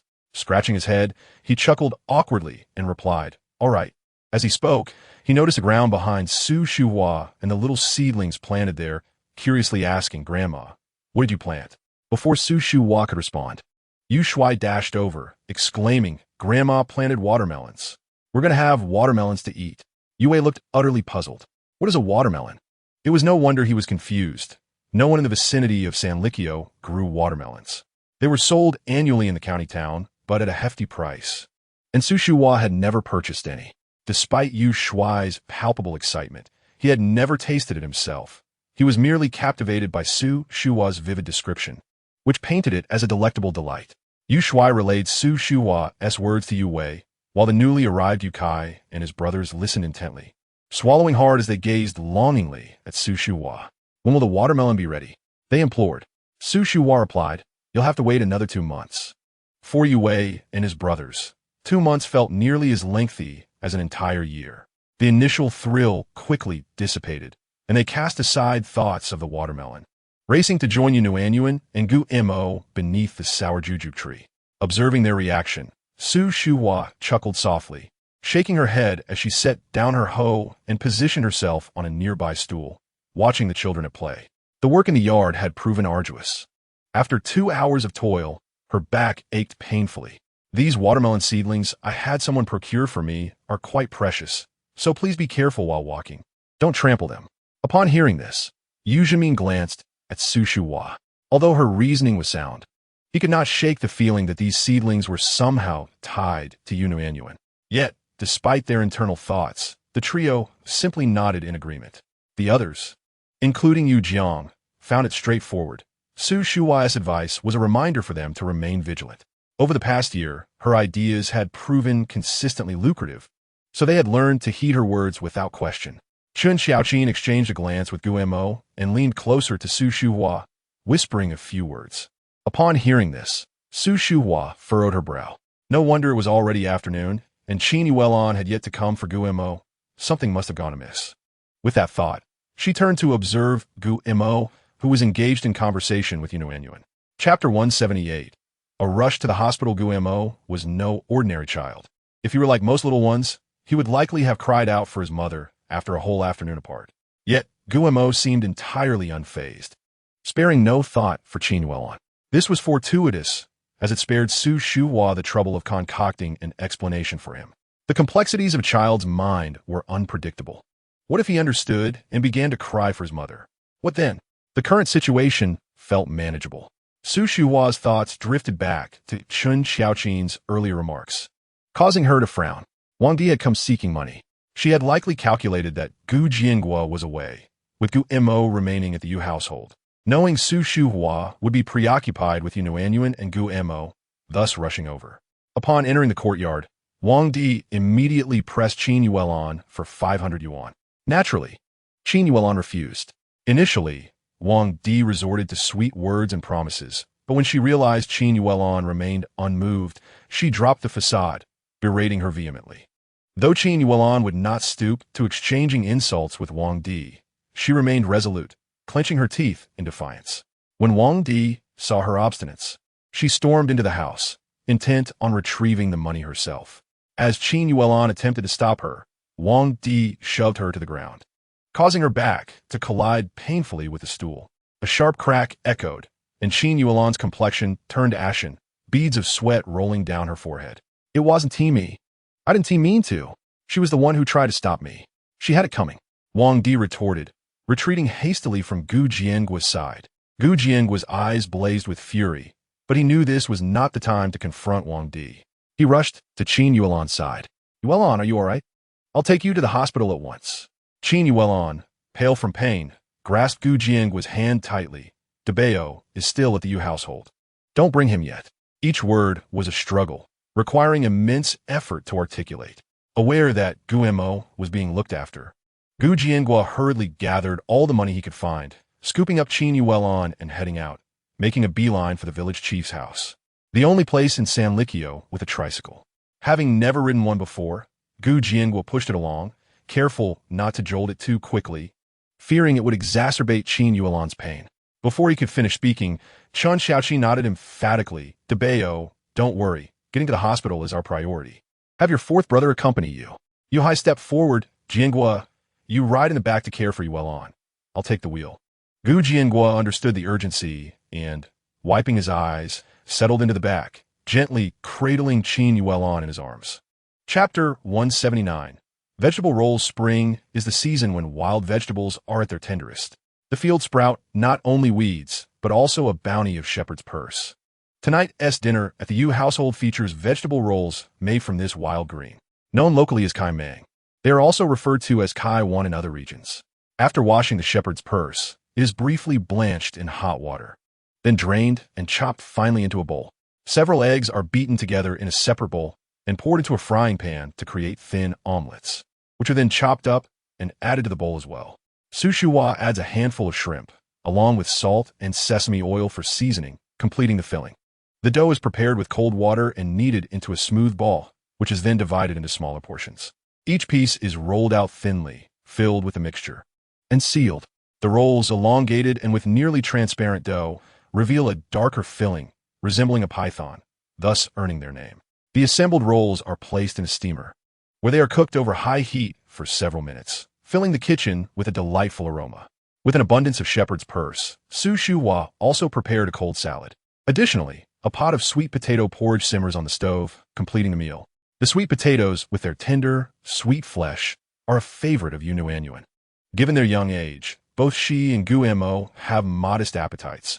A small piece of vegetable roll, a boiled egg, and a small bowl of sweet potato porridge suffice to fill them. After the Yu family finishes dinner, the sky remains only partially darkened. With the evening still young, and having just dined, the family gathers to sit outside. At this hour, most households have also concluded their meals, and people are gathered at their doorsteps. Nuannuan, perched on a small stool, glances around and notices only the Wang and Gu families have no one outside. Previously, Wang Posey would often take Wang Dabao out to play. Perhaps they are staying indoors now due to the Yu brothers' watchful eyes. Wang Posey likely fears for Wang Dabao's safety, hence their absence. But why is Wang Di also nowhere to be seen? As Nuannuan ponders this, she hears Gu Mo quietly say, "Something must have happened to my mother." Startled, Nuannuan turns to him. "How do you know?" Gu Mo seems to understand her thoughts and continues, "That's why she hasn't come to get me." After considering this, Nuannuan finds his reasoning plausible. Qin Yuelon has always been by Gu Mo's side, even if he is at the Yu household. She would never neglect to come for him. What could have possibly happened to her? As Nuannuan surveys her surroundings, she suddenly notices Yu Hai is also absent. She turns back to Gu Mo, asking, "What about Grandma?" Gu Mo shakes his head. "Don't ask." Just then, someone emerges from the Gu household, Wang Di. Their eyes meet, and instinctively, she takes a step back. In her hands, she carries a basin, clearly on her way to do laundry. Gu Mo tightens his lips, knowing she's responsible for the turmoil. Chapter 180. Su Shuhua's golden words before Nuannuan could react to this revelation. A sudden thud echoed, followed by a piercing scream. Turned her gaze towards the sound, only to find Wang Di lying on the ground, a basin covering her head, her clothes scattered about. The sight of Wang Di in such a predicament felt oddly familiar to Nuannuan. This scene seemed reminiscent of a past incident when Wang Di had similarly fallen and knocked out two of her front teeth. Just as Nuannuan was contemplating this, she witnessed Wang Di clambering up on all fours, her mouth agape, with half of her face smeared in crimson. Wang Di could only utter distressed sounds, unable to close her mouth. Realizing this, Nuannuan deduced that Wang Di must have dislocated her jaw. Nuannuan subtly turned her head to observe Guam. Although she could not see his actions, she was certain that he was the one behind this. How impressive! Not only had he orchestrated Wang Di's misfortune, but he also remained above suspicion. A wave of envy washed over Nuannuan. It appeared that wielding control over stones was quite advantageous. Lost in thought, she noticed Guam turning his head towards her. What was he looking at? Nuannuan shook her head vigorously. No. It was better not to let Guim know that she had unraveled his secret, as Wang Di, supported by others, made her way to the entrance of the Gu residence. She overheard XSH's cool remark about karmic retribution arriving swiftly. At that moment, Wang Di paused briefly before hastening into the courtyard. She's moving quickly. It seems the fall wasn't too severe. XSH mused, acknowledging the adage that misfortunes can linger for generations. Hearing this, Nuannuan couldn't help but admire XSH's eloquence despite her limited education. Wang Di's dislocated jaw necessitated a visit to the doctor. It wouldn't heal on its own at home. Thus, shortly after, a group of people emerged from the Gu courtyard. Wang Di's face was now clean, but numerous abrasions were still visible. Holding a towel, she occasionally dabbed at the corners of her mouth, which was unable to stay closed for long, causing drool to escape. Gu Q and Gu G flanked her, both wearing expressions of impatience. As they gradually disappeared from sight, XSH straightened up, realizing they were likely headed to the county hospital. Would YHI and Gu also be at the hospital? Just as she pondered this, YHI called out to her. Turning her head, she saw YHI and Gu striding towards her. Having just spoken, they reached her side, with YHI wiping the sweat from his brow. I was lying at home, but I told LN that she needed someone to care for her, so I insisted on coming to fetch her, he said. XSH furrowed her brow, inquiring about LN's condition and what the doctor had said. Chapter 181. Startled and gaping upon hearing Gu's words, XSH nodded. It didn't sound too serious. But you can't keep running to the county every day. Who will take care of you, LN and DIBO? XSH remarked. Gu agreed, stating he would no longer go, committing to stay home with the two of them. He contemplated using some of the little money he had to rent a few acres of land to cultivate something, not seeking great profits, but merely enough to sustain them. Previously, Gu had been fixated on making a living in the county. But LN's situation made him realize that life must be approached step by step. Business could wait. The priority was ensuring their family thrived. In that case, you should consider purchasing this residence. Relying on borrowed space is not a long-term solution, XSH advised. Gu agreed, recalling his conversation with the village head regarding land transactions, which, though not formally allowed, could be arranged with proper payment and community acknowledgement. At just over 2 years old, Gu articulated his thoughts clearly, resembling a little adult, making his opinions hard to overlook. He nodded earnestly, all right. Hearing their conversation, CHNCHOQN stood up and hurried into the kitchen. I'll go get it, she exclaimed. Gu glanced toward the kitchen door, but chose to remain silent. It is easy to add embellishments, but offering help in times of need is truly commendable. He wasn't one for sweet words, but he would never forget the kindness shown to him. YHI followed CHNCHOQN into the kitchen and soon emerged with her. CHNCHOQN carried a porcelain basin, one side filled with vegetables, the other with sweet potato porridge. YHI held a bowl of porridge in one hand and a piece of vegetable in the other, quickly taking a large bite. Seeing this, Nuannuan's mouth fell agape in astonishment. Chapter 182. Grandmother is beautiful. Nuannuan had always known that YHI had a hearty appetite and ate quickly. Regardless of how much he resembled a delicate young man, he was indeed a hard-working farmer. Every day in the fields required strength, and one could not work on an empty stomach. However, this was her first time witnessing YHI eat so voraciously. The vegetable was quite substantial, and she could barely manage a small piece herself, while YHI's single bite exceeded her consumption. Nuannuan was so absorbed in watching YHI's bulging cheeks that she didn't even notice when Gu and Gu left. YHI soon noticed her gaze and squatted beside her with his bowl. Nuan oh, what are you looking at? He mumbled through his mouthful. Nuan raised her small hand and poked at his cheek. Aren't you tired? Taking such big bites. It exhausting to chew? YHI didn't quite comprehend her question. He merely glanced at her and took another large mouthful. Nuannuan was bewildered. Hadn't he just swallowed?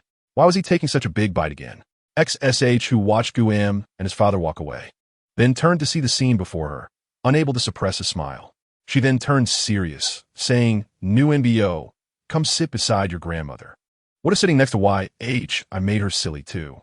Nuannuan smiled, remaining in her spot, her legs neatly together, gently swaying. Observing her carefree demeanor, YHI chuckled. Mom, Nuannuan cherishes her father. He might not dare speak of other matters, but he was confident about his looks. He recalled how she had enjoyed gazing at him since she opened her eyes. XSH who scoffed without me. Where would you be? If I were younger, you wouldn't stand a chance. Hearing this, Nuannuan nodded vigorously, proclaiming, Grandmother is beautiful. Though XSH who was not yet 50, years of labor under the sun had left her skin rougher than her peers in the county. Nevertheless, her features remained attractive, hinting at past beauty. Not only XSH who, but even YZH and MN at this age could be called a handsome uncle. Had it not been for the striking appearances of those two individuals, they would not have been blessed with a son as handsome as YHI, nor would they have a granddaughter as lovely as Nuannuan. To be fair, the members of the Y family are all quite pleasing to the eye. While not every one of them is extraordinary, they all possess well-defined features that are endearing. Upon hearing Nuannuan's words, XSH who erupted into a radiant smile, sweeter than honey, exclaiming how much she adored her darling for speaking such candid truths. YHI opened his mouth to respond, but was promptly nudged by CH in she OQN in the lower back. Puzzled, YHI glanced back, questioning her intent. CH in she OQN shot him a glare, urging him to eat instead. It seemed he was never at ease unless he was being teased. As soon as they entered the house, GM dashed to the window, asking, Does it hurt, Mama? He longed to hold QNULN's hand, but hesitated, fearing he might cause her pain. His small hand hovered uncertainly in the air. Chapter 183. You must grow up while QNUL and lay on the bed. Too cautious to move, merely turning her head slightly to offer GM a tender smile, assuring him that Mama was fine and would be better after a couple of days of rest. GM, no longer a mere child, had already heard from GG about his mother's condition. He pursed his lips and leaned closer to her cheek, planting a gentle kiss, declaring that a kiss from his darling would make the pain vanish. Hearing his innocent words, QNULN couldn't help but chuckle, affirming that a kiss from her darling would indeed chase the pain away. She inquired if he had eaten, to which GM nodded, confirming he had dined at Nuannuan's home. That's wonderful. QNULN continued the conversation, while GG approached with a small bowl of sweet potato porridge, asking GM to watch as he fed his mother. GM eagerly agreed and shifted aside, resting his chin on the edge of the bed to observe intently as his father fed QNULN. The porridge, consumed at a leisurely pace due to her lying down, elicited no impatience from GG. Once the bowl was emptied, he suggested, There is still some vegetable porridge. Would you like to try some? I'm not hungry, QNULN replied, aware that too much food would complicate her recovery. Recognizing this, GG did not press the matter. You should eat quickly, she prompted him, or the porridge will cool. GG placed the bowl on the table, assuring her that he was not in a rush, as he was not yet hungry. He would first prepare some hot water for her to wash her hands and face, allowing her to rest. QNULN felt both touched and amused, insisting there was no need for urgency and encouraging him to eat. GM chimed in, agreeing that he and Mama would chat while Daddy should eat. GG glanced between them, smiled, and acquiesced. All right, you two converse. I shall eat. After a brief washing, they lay down to sleep, resting until dawn. The next day, following breakfast, the members of the Y family departed for their respective activities, leaving only XSH with the three younger ones, Nuannuan, Shui, and YG. XSH glanced at the watermelon seedlings in the yard and bent down to Nuannuan, asking, Shall we water these little sprouts together? Nuannuan nodded enthusiastically, yes. XSH adorned her with a small straw hat and provided her with a bamboo scoop for watering, setting a basin of clear water beside them. Nuannuan carefully filled the scoop and poured water at the base of a watermelon seedling. Afterward, she gently touched the plant, sweetly instructing, Drink up, and you must grow well. Observing this, Shui and YG rushed over, eager to contribute Grandma. We want to water the seedlings too, so they grow strong. Chapter 184.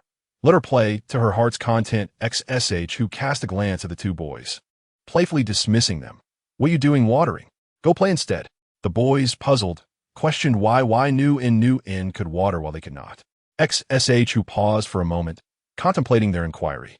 Finally, she replied earnestly, "I'm simply indulging Nuannuan in her play. Look how joyful she is." Hearing this, Nuannuan lifted her head, glanced at her brothers, then lowered her gaze, resuming her task. Shui and Ying exchanged glances, realizing that perhaps XSH, who was indeed correct, their little sister was having fun. Deciding it made sense, they scampered outside to play, as older brothers should not compete for toys with their younger sister. With Shui and Ying outside, XSH who sighed in relief. While there were not many watermelon seedlings, Nuannuan took her time watering each one, extending the task slightly. After nurturing the last seedling, she turned her attention to her cherry sapling. After a night's rest, the little cherry sapling exhibited little change. Nuannuan was unconcerned about its growth. She had the power to ensure it flourished. Her delicate hands brushed against the sapling, and it visibly thrived under her touch. Careful not to let it grow too quickly, she finished watering the cherry sapling and found herself at a loose end. What else could she do? Standing in the yard, she scanned her surroundings before her gaze settled on the direction of the backyard. "Grandma, let us go," she declared, pointing toward the rear. The Y family cultivated ample vegetables each year, and last year she had been too young to assist. Now that she could walk, she was determined to contribute to the family's harvest. XSH, who smiled warmly at Nuannuan, taking her little hand and guiding her toward the backyard. Understanding her intent without hesitation, recognizing that Nuannuan was treating this as a game, she was delighted to let her enjoy herself.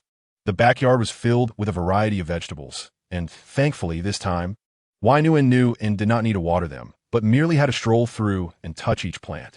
After completing her circuit of the backyard, it was nearly time for school to let out.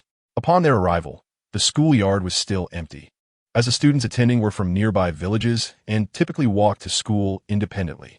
Nuannuan requested XSH to set her down. Standing beside her, she clasped her hands together, tapping her chin thoughtfully. Chapter 185. I do not have a sister. Not knowing the exact time was indeed inconvenient, especially as she lacked a watch. Only XSH who, after years of living, could approximate the time by observing the sun. In this regard, Nuannuan felt somewhat inferior. Despite having lived 2 lives, she had yet to master this skill. Rather than learning to tell time by the sun, it seemed more prudent to find ways to earn money for the family and purchase a watch to keep track of time. Nuannuan was lost in thought when she was suddenly startled by a familiar chime, bright and resonant, compelling her to take a step forward. Before she could dash away, someone grasped her arm firmly. "Nuannuan, where are you going? You can't run ahead. What if you bump into someone when the school rushes out?" Indeed, there was no need for her to sprint ahead, for it was not her own class bell that had rung. She was there to fetch her brothers from school. As the primary school day concluded, the children burst forth like wild horses released from their reins, nearly soaring in their exuberance. In the brief moment it took for Shui to speak, a throng of children had already dashed out from the school. When these youngsters caught sight of Shui and Nuannuan, they glanced curiously but quickly sped away. Neither Nuannuan nor Shui paid much heed to the children's fleeting interest, remaining fixed on the school gate. Before long, Yue emerged, leading the charge, closely followed by his brothers, Kai and Gang. Upon exiting the school gate, Yue halted, scanning his surroundings. Spotting Shui cradling Nuannuan beneath the tree, his grin stretched wide. "Nuannuan," he shouted, sprinting towards Shui. Yue stood beside Shui, and without waiting for her to speak, he turned to face the school gate. Nuannuan was puzzled by his actions when he suddenly raised his right hand, waving it back and forth, proclaiming loudly, "My sister has come to pick me up." His voice rang out clearly, catching the attention of the children gathered at the school entrance, who turned to look. Amidst the sea of young faces, Shui, towering above, was already quite conspicuous. With Nuannuan resembling a doll in her arms, their duo was even more striking. Curiosity knows no age, and the sight of the older Shui and the younger Nuannuan, combined with Yue's enthusiastic shout, drew a considerable number of onlookers. Initially, Nuannuan felt somewhat self-conscious under the scrutiny of so many children, but she quickly found solace in their innocent, clear-eyed curiosity. The 4 brothers, on the other hand, felt no discomfort. Instead, they brimmed with pride. "See, this is my sister. She will come and pick me up every day." Despite their tender years, The children were not devoid of competitive spirits. Yu Wei's declaration successfully ignited a wave of comparisons among the young ones. What of it? Who doesn't have a sister?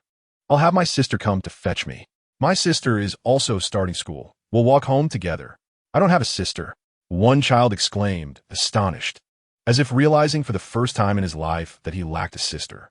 Nuannuan found their banter amusing, wondering if they would attempt to gather their sisters to compare them. Su Shuhua nodded yes. What's the matter? Yu Hai sighed deeply, Mom. Why have you never come to pick me up when I was in school? Hearing Yu Hai's question, Su Shuhua sighed in return. Who told you that you don't have a lovely sister like Nuannuan? With that, Su Shuhua carried Nuannuan inside, leaving Yu Hai standing in place, pondering. Why don't I have a sister as adorable as Nuannuan? Wait, it's not my fault. I don't have a sister. As he looked up, he noticed the yard was already empty. In the afternoon, after Nuannuan awoke from her nap, she suggested to Su Shuhua, "Nai, let us go visit Ani." Although Gu Jiangwo had mentioned that Qin Yuelan's condition was not severe and would improve with care, she still wished to see her. Su Suhu not dead? We should go take a look. However, rather than departing immediately, she prepared a few items first. Su Shuhua gathered a dozen or so eggs and a bag of brown sugar, placing them in a basket before setting out with Nuannuan, Yu Gang, and Yu Shuai. The four soon arrived at Gu Mo's small courtyard. The yard was eerily quiet, devoid of any presence. Standing outside, Su Shuhua called out Jiangwo. Almost as soon as she finished calling, Gu Jiangwo rushed out from the house. Aunt, coming quickly. Gu Jiangwo beckoned, striding towards the door to open the gate. They did not linger in the main room, but headed straight to the inner room to see Qin Yuelan. Lying on the bed, her complexion pale, Qin Yuelan smiled when she saw Su Shuhua enter. Aunt, you're here? Su Shuhua placed the basket on the table, pulled up a long bench, and sat beside the bed with Nuannuan. How are you? Is it still very painful? It was undoubtedly painful. Otherwise, she wouldn't struggle to turn in bed. However, compared to yesterday, it had improved somewhat. Qin Yuelan replied honestly, prompting another sigh from Su Shuhua. Initially, she thought both Qin Yuelan and Gu Jiangwo were on the mend and would not face any bullying. Who could have guessed that Wang Di would act so ruthlessly? It seemed Wang Di had indeed suffered a significant fall this time. Su Shuhua silently thought it served her right, but refrained from voicing this sentiment. Nuannuan listened quietly to their conversation when she suddenly felt a poke on her arm. Glancing down, she found Gu Mo gazing up at her. Their eyes met, and Gu Mo spoke first, Nuannuan. Nuannuan hesitated to respond, but did not want to appear impolite, so she gently replied, Brother. When would she ever be free from calling him brother? Su Shuhua turned her gaze to Gu Mo, ruffling his fluffy little head. Dabao, what'd you have for lunch? Since Qin Yuelan was unable to move, the task of cooking fell to Gu Jiangwo. Can Gu Jiangwo cook? Gu Mo looked at him and replied, he made porridge. Upon hearing this, Su Shuhua understood that Gu Jiangwo was not adept in the kitchen. Porridge was the simplest dish, just boil water with rice until cooked. Yet, with Qin Yuelan unwell and Gu Mo still in his growth phase, they couldn't survive on porridge alone every day. Su Shuhua glanced at Gu Jiangwo, who lowered his head in embarrassment. She held no ill will. After all, there were many men who could not cook. None of the elderly men in the Yu family could either. Jiangwo, how about we eat together? I can send RC over with meals. Before Gu Jiangwo could respond, Qin Yuelan quickly interjected, That's not necessary. Jiangwo's porridge is quite good, and besides, he can learn if he doesn't know how. As long as it fills our stomachs, that's all that matters. If it were just for a day or two, Qin Yuelan would have readily agreed. However, since she would be bettered in for an extended period, it wouldn't be feasible to trouble Yu Hai every day.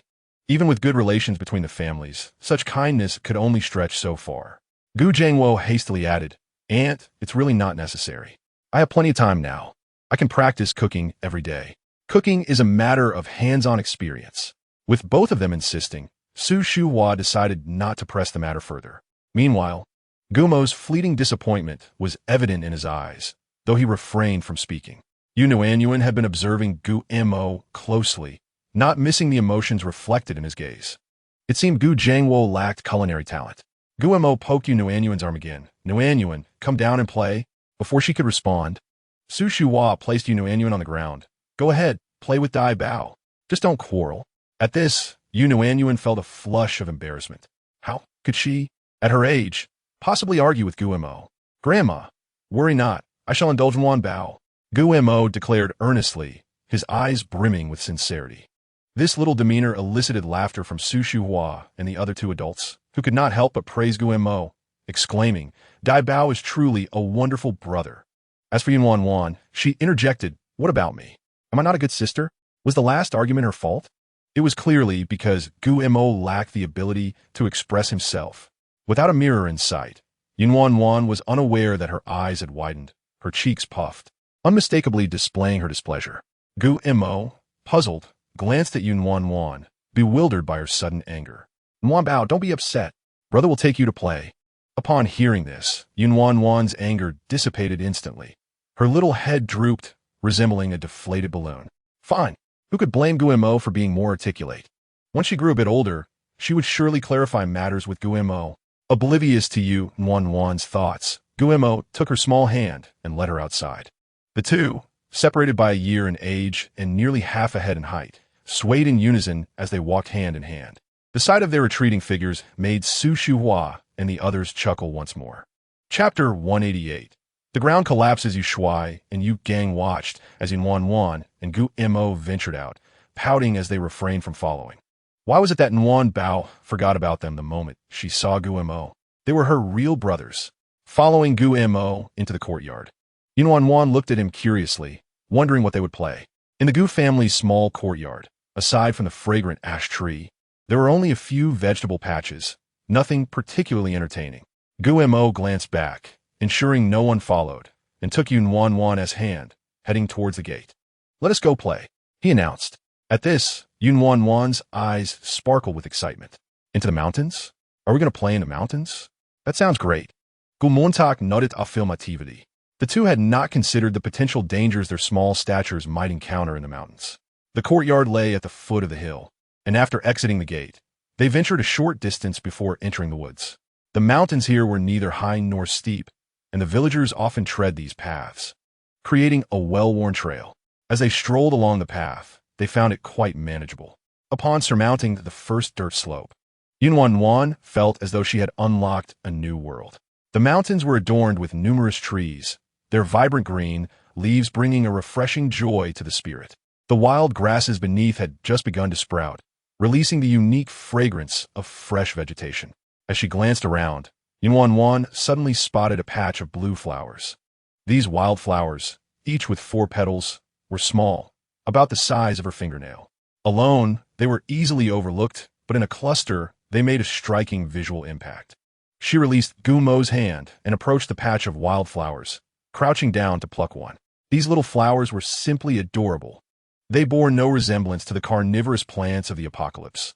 They were genuinely beautiful, yet enchanting in their own right. Nuannuan poked at the petals with her tiny fingers when suddenly she heard a clucking sound. That noise resembled a wild hen. Looking in the direction of the sound, she indeed saw Guemo confronting 3 wild hens nearby. Upon noticing the hens, which were nearly half his height, Nuannuan realized just how small she and Guemo truly were.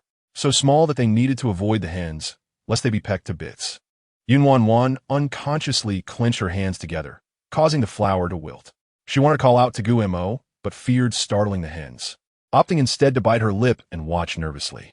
Guemo, facing away from Nuannuan, was unaware of her anxiety. His face was devoid of fear, his eyes sparkling with excitement.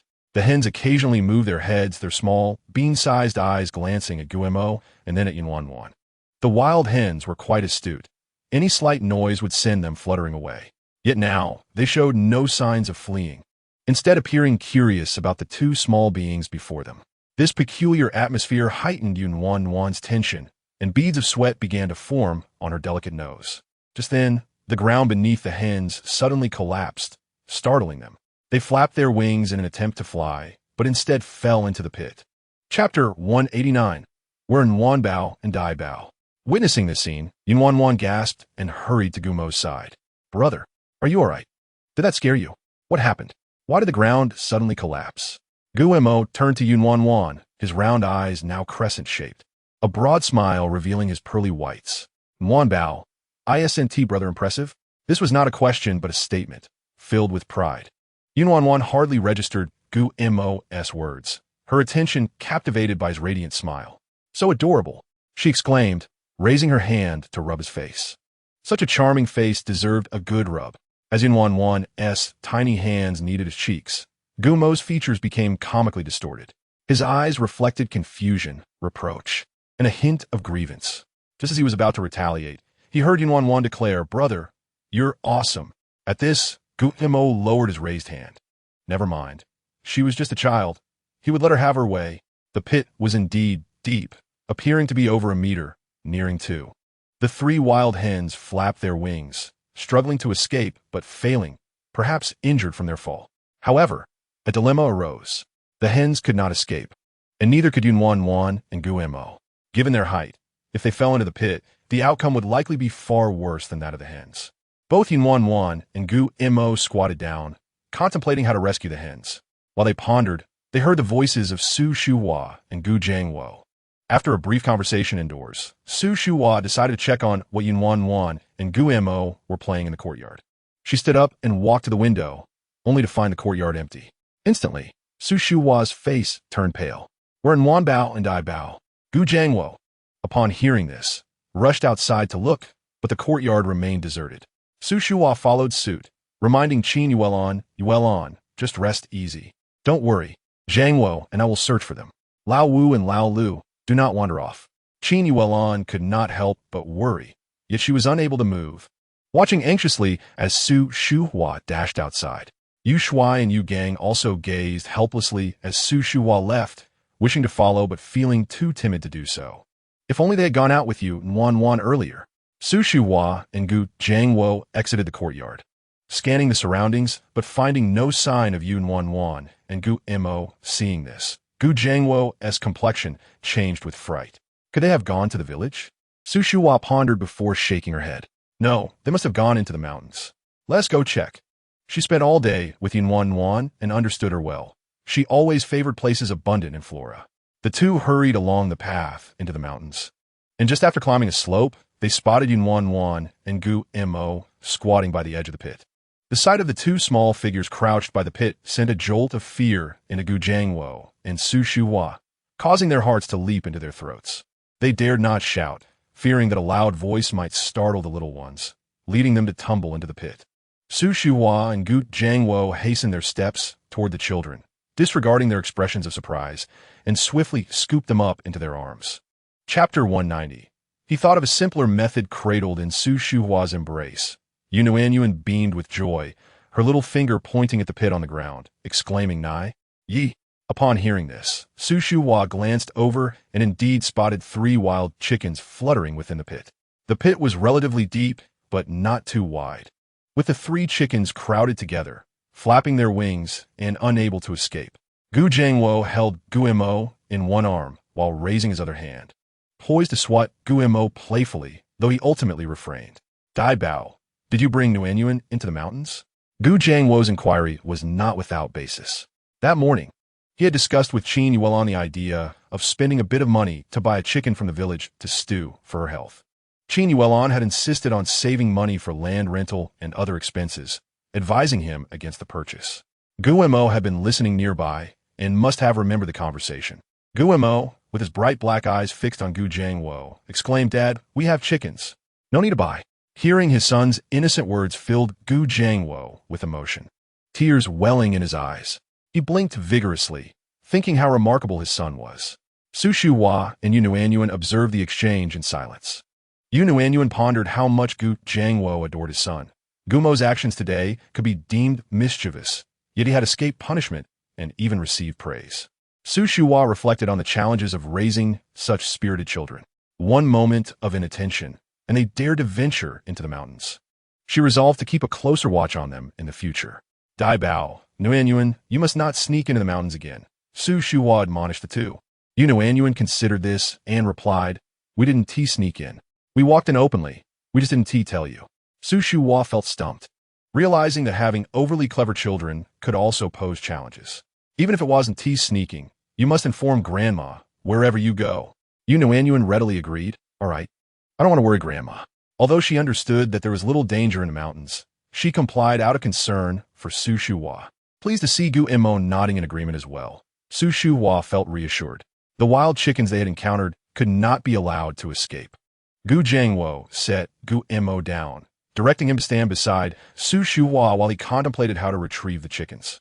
The pit was somewhat small, and he feared stepping on the chickens if he jumped in, yet it was also deep enough that he could not reach them.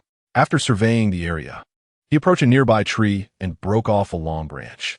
With this makeshift tool, he attempted to prod the chickens, causing them to cluck in panic, eventually rendering them too exhausted to move.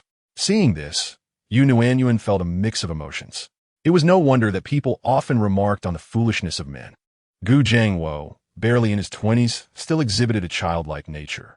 With the chickens too weak to resist, Gu Jiangwo fashioned a rope from some dry grass, creating a lasso to catch the chickens. Although the process was a bit laborious, he successfully ensnared all three. Observing Gu Jiangwo's perspiration-soaked face, Gu Mo pursed his lips, secretly thinking of a simpler solution. Chapter 191. Stewing chicken soup. Nuannuan turned at the sound and spotted Yu Gang and Yu Shuai peering through the window, their faces alight with excitement. Almost as soon as they entered the house, Qin Yuelan's voice inquired, "Where did Nuannuan and Dabao go?" Gu Jiangwo contemplated fabricating a story, but with the wild chickens still dangling from his arms, he could only tell the truth. They went into the mountains and encountered 3 wild chickens that fell into a pit. When we found them, they were crouched by the edge, observing the chickens. Although Qin Yuelan had not witnessed the scene firsthand, Gu Jiangwo's description conjured vivid images in her mind. A mix of amusement and concern washed over her. Nuannuan, Dabao, you must not venture into the mountains alone again. It is dangerous. Initially, she intended to mention the presence of wolves or tigers in the mountains, but reconsidered, realizing that honesty was essential in educating children, and thus revised her statement. Now that Nuannuan and Gu Mo were on the ground, they slowly approached the bed and nodded in acknowledgement. Seeing their swift agreement, Qin Yuelan felt relieved and moved past them to inspect the wild chickens hanging from Gu Jiangwo. Upon closer examination, she realized the chickens were indeed plump. "How did these wild chickens grow so fat?" she exclaimed. "Why has anyone caught them? Isn't it good that they are fat?" Su Shuhua chimed in. "I'll prepare one for you. It will help you recover faster." She then turned to Gu Jiangwo. "Jiangwo, please boil some hot water and clean the chickens. I'll teach you how to make chicken soup. The weather is still relatively cool, and these chickens will last us several days." "What are you talking about?" "These chickens were discovered by Dabao and Nuannuan. It's only right for us to eat them," Gu Jiangwo insisted. "Then we will take just one," Su Shuhua decisively stated. "If you keep arguing, I won't let you have any." With Su Shuhua's firm stance, Gu Jiangwo had no choice but to concede. He boiled the water, but only processed 2 of the 3 chickens. Though the remaining one was weak, with some care it could survive a couple more days. The family of 3 couldn't possibly consume 2 chickens in one day, so it was wiser to keep one for fresh use. The clean chicken would be for the Yu family. Making chicken soup was relatively simple, and Su Shuhua guided Gu Jiangwo through the process, allowing him to learn hands-on for better retention. After placing the chicken in the kitchen, Su Shuhua asked Yu Gang and Yu Shuai, "Nuannuan and I are going to pick up your brothers from school. Would you like to join us?" Neither Yu Gang nor Yu Shuai showed much interest in school and did not wish to make the long trek to fetch Yu Wei and the others, promptly shaking their heads in refusal. Chapter 192. Has Su Shuhua learned to hunt? The return home took a bit longer than anticipated. Just as they arrived at the school gate, the bell rang to signal the end of classes. Having experienced the morning's adventure, Nuannuan was less reactive to the bell and instead focused her gaze on the entrance, waiting for Yu Wei and his brothers to emerge. Before long, Yu Wei burst through the door, leading the charge. Upon seeing him as the first to exit, Su Shuhua raised her eyebrows in surprise. "Weizi, why are you the first one out?" As soon as Yu Wei spotted Nuannuan, his eyes sparkled, and without hesitation, he replied, "I wanted to be the first to see Nuannuan." Su Shuhua chose not to respond further. What more was there to say? She entrusted Yu Wei to entertain Nuannuan in the yard while she returned to the kitchen to handle the wild chickens. The mention of a chicken dinner made Yu Wei and the others swallow hard. Although life had improved for the Yu family, they still did not indulge in meat frequently. Twice a month was considered fortunate. With many mouths to feed, finances remained tight. It had been over half a month since their last taste of meat, making it natural for them to feel hungry at the thought. Watching the synchronized reactions of Yu Wei and his siblings, Nuannuan couldn't help but laugh. Her 6 brothers may possess slightly different personalities, yet often share identical little habits and mannerisms. Before long, An enticing aroma wafted from the kitchen. Inhaling this delightful fragrance, Nuannuan felt her mouth water. Indeed, it was an uncontrollable drooling. As Yuhai stepped through the door, he was astonished and halted in his tracks. Is our family stewing chicken? He had just caught a whiff of the chicken's aroma and was pondering whose house was preparing such delectable meat. It truly was alluring.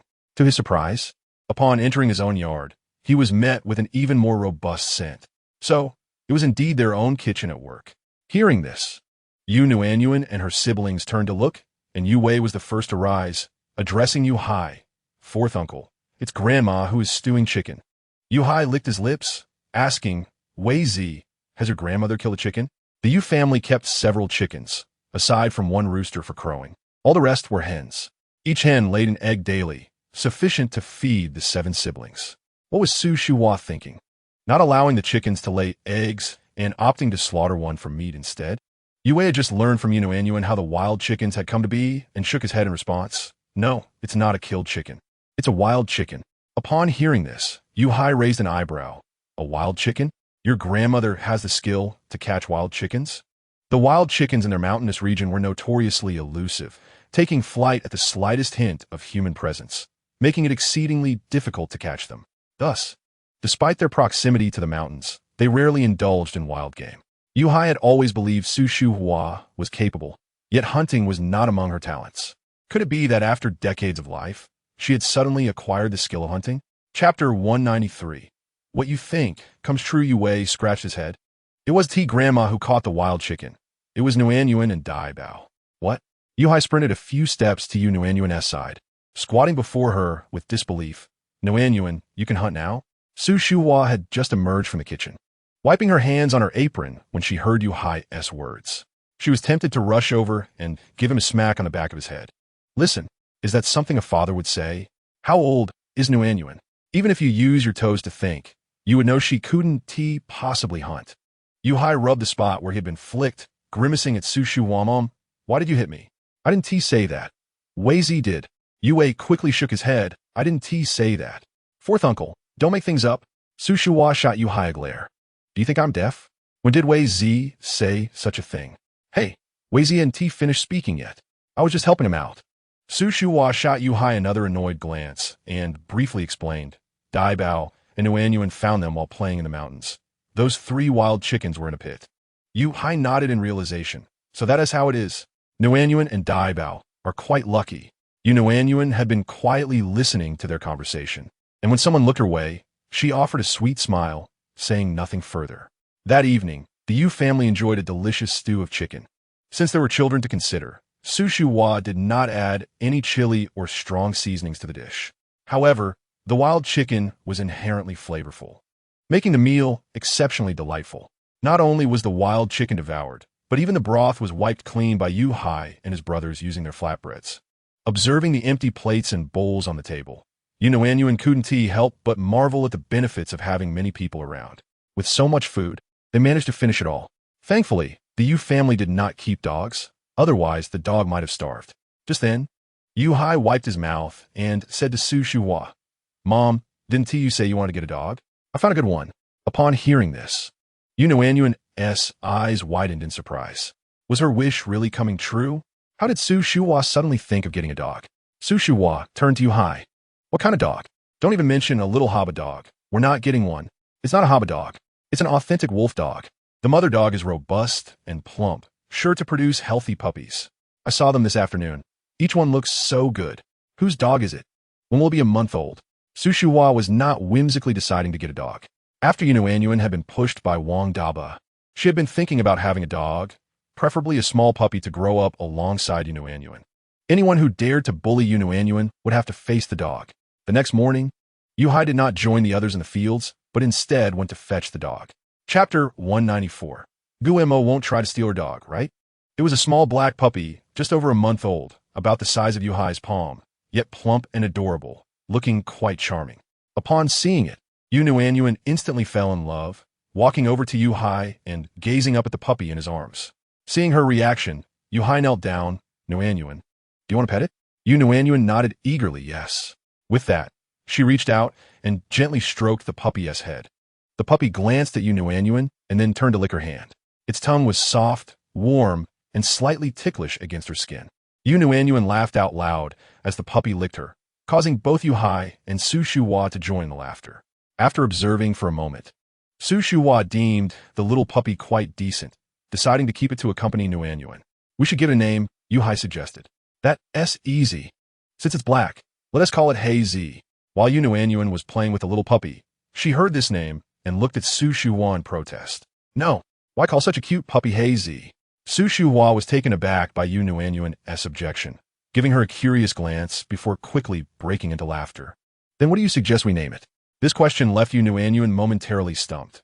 She wasn't particularly skilled at naming things. After much contemplation, she slowly suggested, Xiao Xiao Hey. It seemed that was much better than Hey Z. Clearly, Yuhai shared the same sentiment. Upon hearing Nuannuan's suggestion, he burst into loud laughter, startling Nuannuan. Seeing her startled expression, Su Shuhua playfully smacked Yuhai on the back of the head. Have you forgotten your brain again? Yuhai, that I didn't tea. Laughter aside, they ultimately decided to heed Nuannuan's suggestion and named the puppy Xiao He. Xiao He was not shy at all.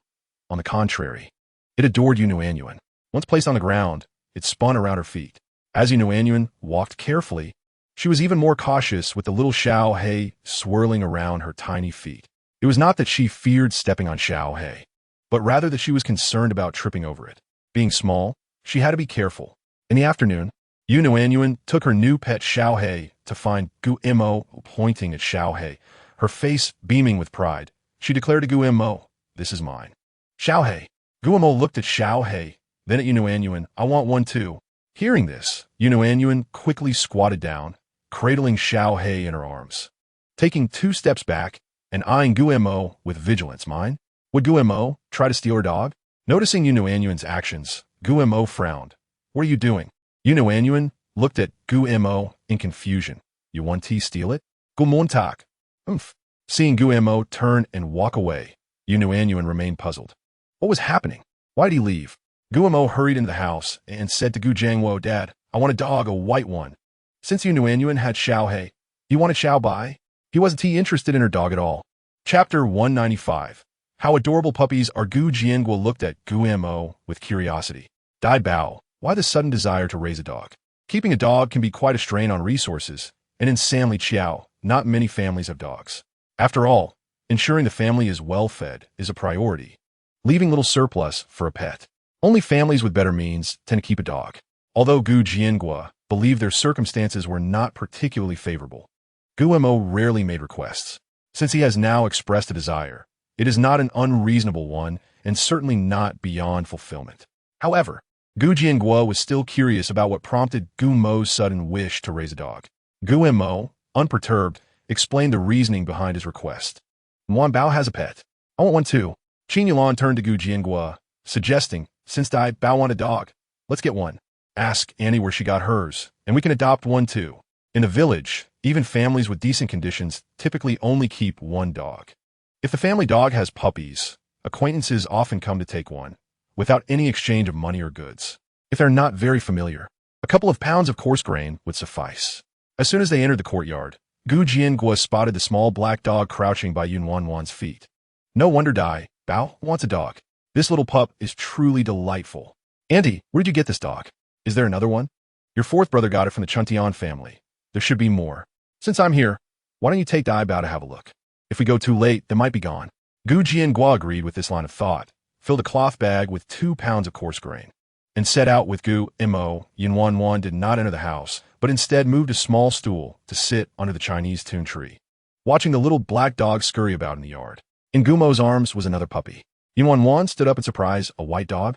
Upon entering the courtyard, Gu Jiangwo set Gu Mo down and remarked to Su Shuhua, "It's odd, the female dog from the Chuntian family is solid black. Yet she gave birth to a pure white pup. Before we went, Dabao said he wanted a white dog, and I was worried we wouldn't find one. But what a coincidence." Upon hearing Gu Jiangwo's words, Nuannuan felt an urge to see Yuhai. Her gaze was glued to the white dog, which Gu Mo also noticed. Gu Mo approached Nuannuan, gently patting the white dog's head with his chubby little hands. "Little by mine?" Just when Nuannuan was contemplating confronting Yuhai, this declaration made her smile. It turned out Guimo also struggled with naming. The black dog is named Xiao He, and the white dog is called Xiao Bai. It is indeed a fateful encounter for these two dogs. Xiao He and Xiao Bai, siblings, had played together every day before. Having been apart for just a morning, the two pups clearly did not feel estranged.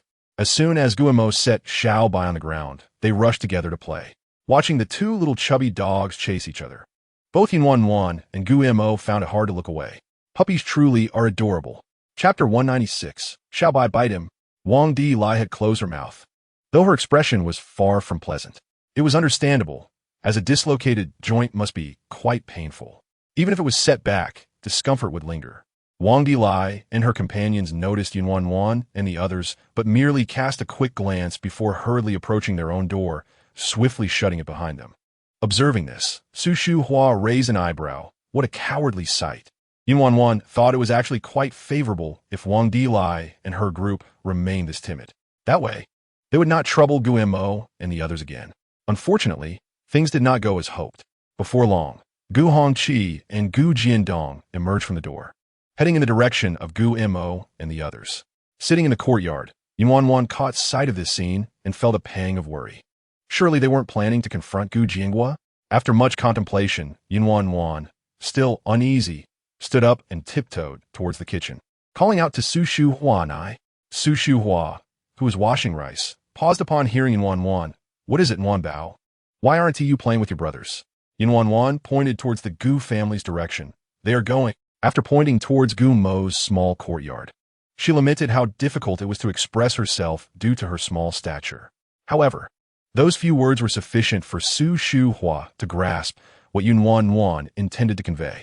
Without further ado, Su Shu Hua abandoned her rice washing, placed the bowl on the stove, wiped her hands, and hurried to embrace Nuannuan. Upon reaching the courtyard, Su Shu Hua instructed Wei Zi, keep an eye on your younger brothers at home. I'll be out for a bit. Yu Wei and the others were under the jujube tree doing homework, while Yu Shuai and Yu Gang played nearby, all nodding in acknowledgement. Su Shu Hua, anxiously holding Nuannuan, dashed out, yet did not catch a glimpse of Gu Hongqi and Gu Jiandong. How could those two be moving so swiftly? They hurried to Gu Mo's small courtyard, and before even entering, they heard voices coming from within. Su Shu Hua did not slow her pace and quickly entered the courtyard, heading towards the house. At the entrance, Nuannuan finally saw the situation inside. Gu Hongqi was seated on a long bench, while Gu Jianghua and Gu Jiandong stood nearby. Gu Jiandong was chattering incessantly. Brother, Mom is injured, and you and sister-in-law haven't bothered to attend to her. Surely, you must contribute financially? We can't just ignore our parents after you've moved out. Regardless of the circumstances, they raised you to this age. Even a dog knows to wag its tail at its owner. Ouch! Something bit me. Upon hearing Gu Jiandong's exclamation, Nuannuan looked down to see Xiao Bai biting at Gu Jiandong's ankle. Gu Mo stood not far off, his eyes appearing particularly dark. Xiao Bai bite him. Xiao Bai clamped down on Gu Jiandong's ankle, emitting soft whines, its fluffy tail wagging as if seeking praise from Guimo. Unfortunately, Xiao Bai was too small. Its tiny teeth, combined with Gu Jiandong's pants, only succeeded in eliciting a minor discomfort. Chapter 197. The heart reflects the countenance. When Gu Jiandong realized what was biting him, he scoffed and swiftly kicked his foot, sending Xiao Bai rolling to Gu Mo's feet. The round little body tumbled several times, dusting its white fur before finally regaining its footing with its short legs. Witnessing this, Nuannuan felt a tightening in her heart. Xiao Bai had just turned a month old. Gu Jiandong's kick was no small matter, and she feared it had harmed the pup. Gu Jiandong bent down and brushed off the spot where Xiao Bai had bitten him, sneering, "What a worthless mutt! It dares to bite me. Brother, is this the son you've raised?" Gu Jianghua, who had been silent until now, suddenly glared at Gu Jiandong upon hearing these words. "Jiandong, Dabao is your nephew. How can you speak of him that way?" Startled by Gu Jianghui's fierce gaze, Gu Jiandong took a step back, but quickly steadied himself. "What's wrong? Am I not speaking the truth? Did you not hear it just now? His dog bit me." Gu Jianghui's fists clenched, veins bulging on the back of his hands. "Do you not understand why Dabao commanded the dog to bite you? Do you not comprehend why I did not go to the hospital to see Mom? I'll make this clear. No matter who comes today, do not expect to extract a single penny from me." Gu Hongqi raised his head. casting a sidelong glance at Gu Jianghua. Is it not permissible for your father to intervene? After a moment of silence in the room, Gu Jianghua finally managed to utter no. Some doors, once opened, cannot be closed again. Upon hearing this, Gu Hongqi suddenly burst into laughter. Gu Hongqi's age is roughly comparable to that of Yu Zhenmin, and logically, both should possess striking appearances. Otherwise, Gu Mo would not be so exceptionally attractive. However, perhaps due to the adage that one's appearance reflects one's heart, Yu Nuannuan finds Gu Hongqi utterly repugnant. Gu Hongqi is fond of smoking, and his voice has a raspy quality. At that moment, his laughter is peculiar, sounding as though it is squeezed from his throat, thin and grating, provoking a frown from anyone who hears it. After laughing for quite some time, he stops, casting a sinister glance at Gu Jianghua, declaring, Jianghua, I am your father.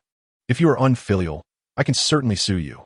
Gu Jianghua, taken aback, gazes incredulously at Gu Hongqi, exclaiming, Dad, am I unfilial? Wasn't I forced into this situation? At this point, Su Shuhua can no longer contain herself. She strides in and spits at Gu Hongqi, exclaiming, Bah, you old fool dare to accuse Jianghua of being unfilial. It is the ungrateful parent who is truly unfilial. Have you ever reflected on your own faults? Gu Hongqi, having not noticed Su Shuhua's arrival, is utterly stunned by her sudden outburst. What business is it of yours? Everyone in our village has witnessed your couple's scandalous behavior with your child. Your wretched wife pushed you well on. She is still bettered now. And who in the village does not know this? Wang Di, after falling, brought this upon herself. That is the consequence of her misdeeds. Su Shuhua scrutinizes Gu Hongqi from head to toe. You think your health is robust? You dare utter such heartless words here without fearing retribution? Chapter 198. Retribution arrives before Su Shuhua spoke. Gu Hongqi felt little unease.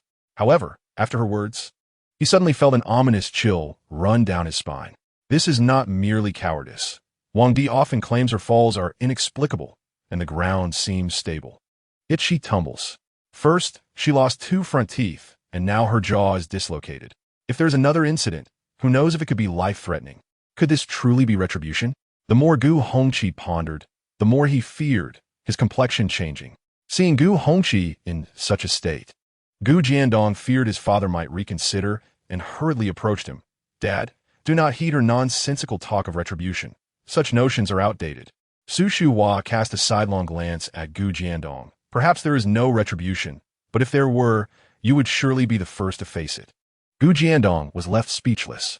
With Gu Jianghuo's firm stance and Su Shuhua's watchful presence, Gu Hongqi and Gu Jiandong reluctantly rose, storming towards the door. Just as they reached the entrance, both stumbled and fell ungracefully. This area, at the foot of the mountain, is strewn with loose stones. The impact left them both aching all over. Gu Hongqi, being older and slower to react, collided his forehead directly against a rock, drawing blood immediately. Gu Jiandong, being younger, managed to shield his face during the fall. Although he was in pain, at least his visage remained unscathed. Su Shuhua, holding Nuannuan, stood at the doorway, watching the two with a mocking expression. What is this? Just moments ago, you scoffed at the idea of retribution, yet it arrived swiftly, with a cold laugh. She turned and re-entered the house. Gu Jianghua and Gu Mo had already left the main room, allowing Su Shuhua to proceed to the inner chamber. Qin Yuelon lay there with reddened eyes, evoking sympathy in those who witnessed her plight. With such parents, the pain they inflict cannot be soothed by mere words. Nuannuan gently shifted her body, and once Su Shuhua set her down, she slowly approached Gu Mo, who was squatted by the bed, his chin resting on his knees, allowing her only a view of his crown. Could it be that he is crying? The moment this thought crossed her mind, Nuannuan inadvertently spoke, Brother, don't cry. Upon uttering those words, she quickly covered her mouth with her hands, but it was too late. Why did her mouth move faster than her thoughts? Clearly, it should not have. Hearing her, Gu Mo lifted his head towards her. Their eyes met, and Nuannuan shook her head vigorously, desperate to convey that she did not mean to say that. In retrospect, Gu Mo is not a child anymore. How could he cry over something so trivial? But she could hardly fault herself. Gu Mo looked so pitiful curled up like that, and, given the recent events, it was only natural for one to assume he was crying. Gu Mo leaned back slightly, pointing at the small white dog before him, indicating to Nuannuan, I'm watching it. The small white dog had been kicked by Gu Jiandong, and he still expressed some concern. Upon seeing the small white dog, Nuannuan hurriedly approached. Crouching down to pat its head, "Little White, you're not hurt." Chapter 199. Forgotten who your owner is. As she spoke, Nuannuan suddenly sensed something amiss. She felt her innate abilities converging at her fingertips, then flowing through contact into the small white dog's body. The little white dog evidently sensed this too, gazing up at Nuannuan with its large, wet eyes filled with confusion. After a moment's thought, Nuannuan placed her hand back on the small white dog. No response. What'd be wrong? Little White, you're not hurt. The moment she finished speaking, she felt her abilities activate once more, gathering at her fingertips and entering the small white dog's body through their contact. The energy seemed to assist in mending the little white dog's injuries. The small white dog felt comfortable, emitting a soft whine, its round eyes narrowing in relaxation. When the small white dog opened its eyes again, Nuannuan ceased channeling her abilities. She could sense that the little white dog was now healed. Although the small white dog was merely a puppy, it could still recognize kindness. It stood up, wiggling its body in front of Nuannuan, its little tail wagging vigorously, even licking her hand. Guillermo, observing this, looked at Nuannuan with a hint of curiosity. "Why does Little White lick you, and not me? I just coaxed it for a long time." Little White had been lying still, yet after Nuannuan petted it for a while, it became so joyful. Nuannuan laughed, her eyes crinkling with delight, and replied whimsically, "I'm pretty." Guillermo, upon hearing this, scrutinized Nuannuan for a moment before touching his own face, earnestly stating, "I'm pretty too." Thus, it was clear that appearance could not be the reason behind Little White's affection. Initially, Gu Jiangwo feared that such a scene might frighten Guillermo. However, upon hearing the exchange between Guillermo and Nuannuan, he realized that Guillermo had not taken the earlier incident to heart, allowing him to breathe a sigh of relief. Su Shuhua approached Gu Jiangwo, remarking that this situation could not continue, even if he grew accustomed to it. He could not let Guillermo develop such a habit. It was certainly not a good one. Gu Jiangwo nodded. "Auntie, I understand." As they prepared to leave, Little White wagged its tail, attempting to follow Nuannuan. Ultimately, it was Guillermo who scooped it up, preventing it from trailing behind. Nuannuan leaned against Su Shuhua's shoulder, waving goodbye to Little White. The little dog squirmed excitedly, and Guillermo nearly dropped it. Only after Su Shuhua and Nuannuan had walked away did Little White settle down. With innocent eyes, it gazed at Guillermo, utterly oblivious to his words. Before drifting off to sleep that night, Nuannuan pondered her abilities. It turned out that her wood-based powers could also be utilized for healing. Upon careful reflection, even the most moribund plants can be rejuvenated through the powers of wood-based abilities. Similarly, can injured individuals also be healed by such extraordinary powers? Is it possible that she harbors the potential to become a miraculous healer? In Chapter 200, Warm Treasure is sleeping soundly, oblivious to the moment she drifted off. Upon awakening, she discovers it is already the following morning. After breakfast, she eagerly takes Su Shuhua's hand and leads her towards the door. The petite Warm Treasure walks ahead, her body slightly turned as she pulls Su Shuhua along. Su Shuhua smiles, following closely behind. "Warm Treasure, where are you off to this early in the morning?" Seeing this, Yuhai also chuckles. "Warm Treasure, what are you up to?" "Today, Dad, doesn't T need to work in the fields? I'm here to play with you." After several days of labor, the weeds have been cleared and the fields watered, allowing Yuhai and the others to remain at home today. Upon hearing Yuhai's words, Warm Treasure merely glances at him before continuing to pull Su Shuhua outside.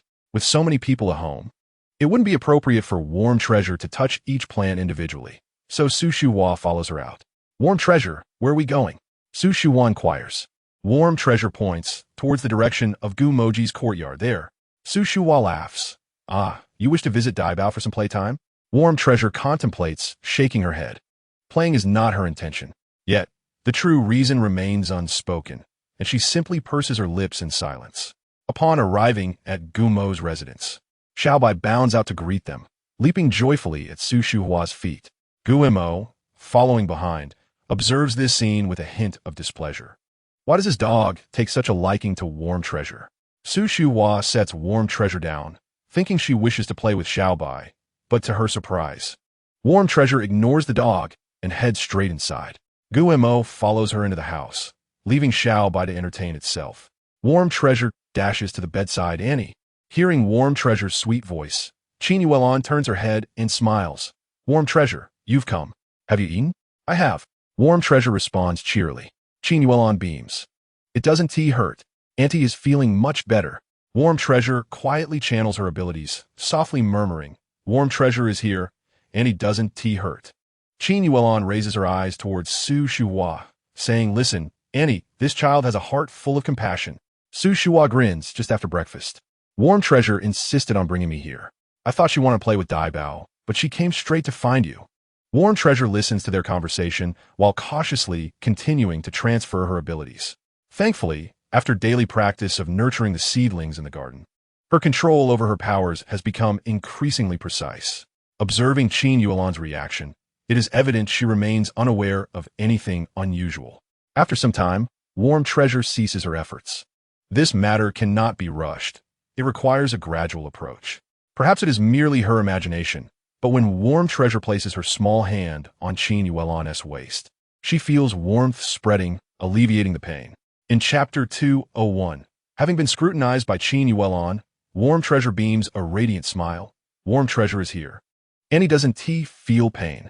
Seeing Warm Treasure's brilliant smile, Qin Yuelon's doubts dissipate entirely. Such a thoughtful and adorable child can effortlessly make one forget their suffering. From that day forth, Warm Treasure visits Gu's household daily, discreetly imparting her abilities to Qin Yuelon. A little each day may seem insignificant, but over time, the effects become pronounced.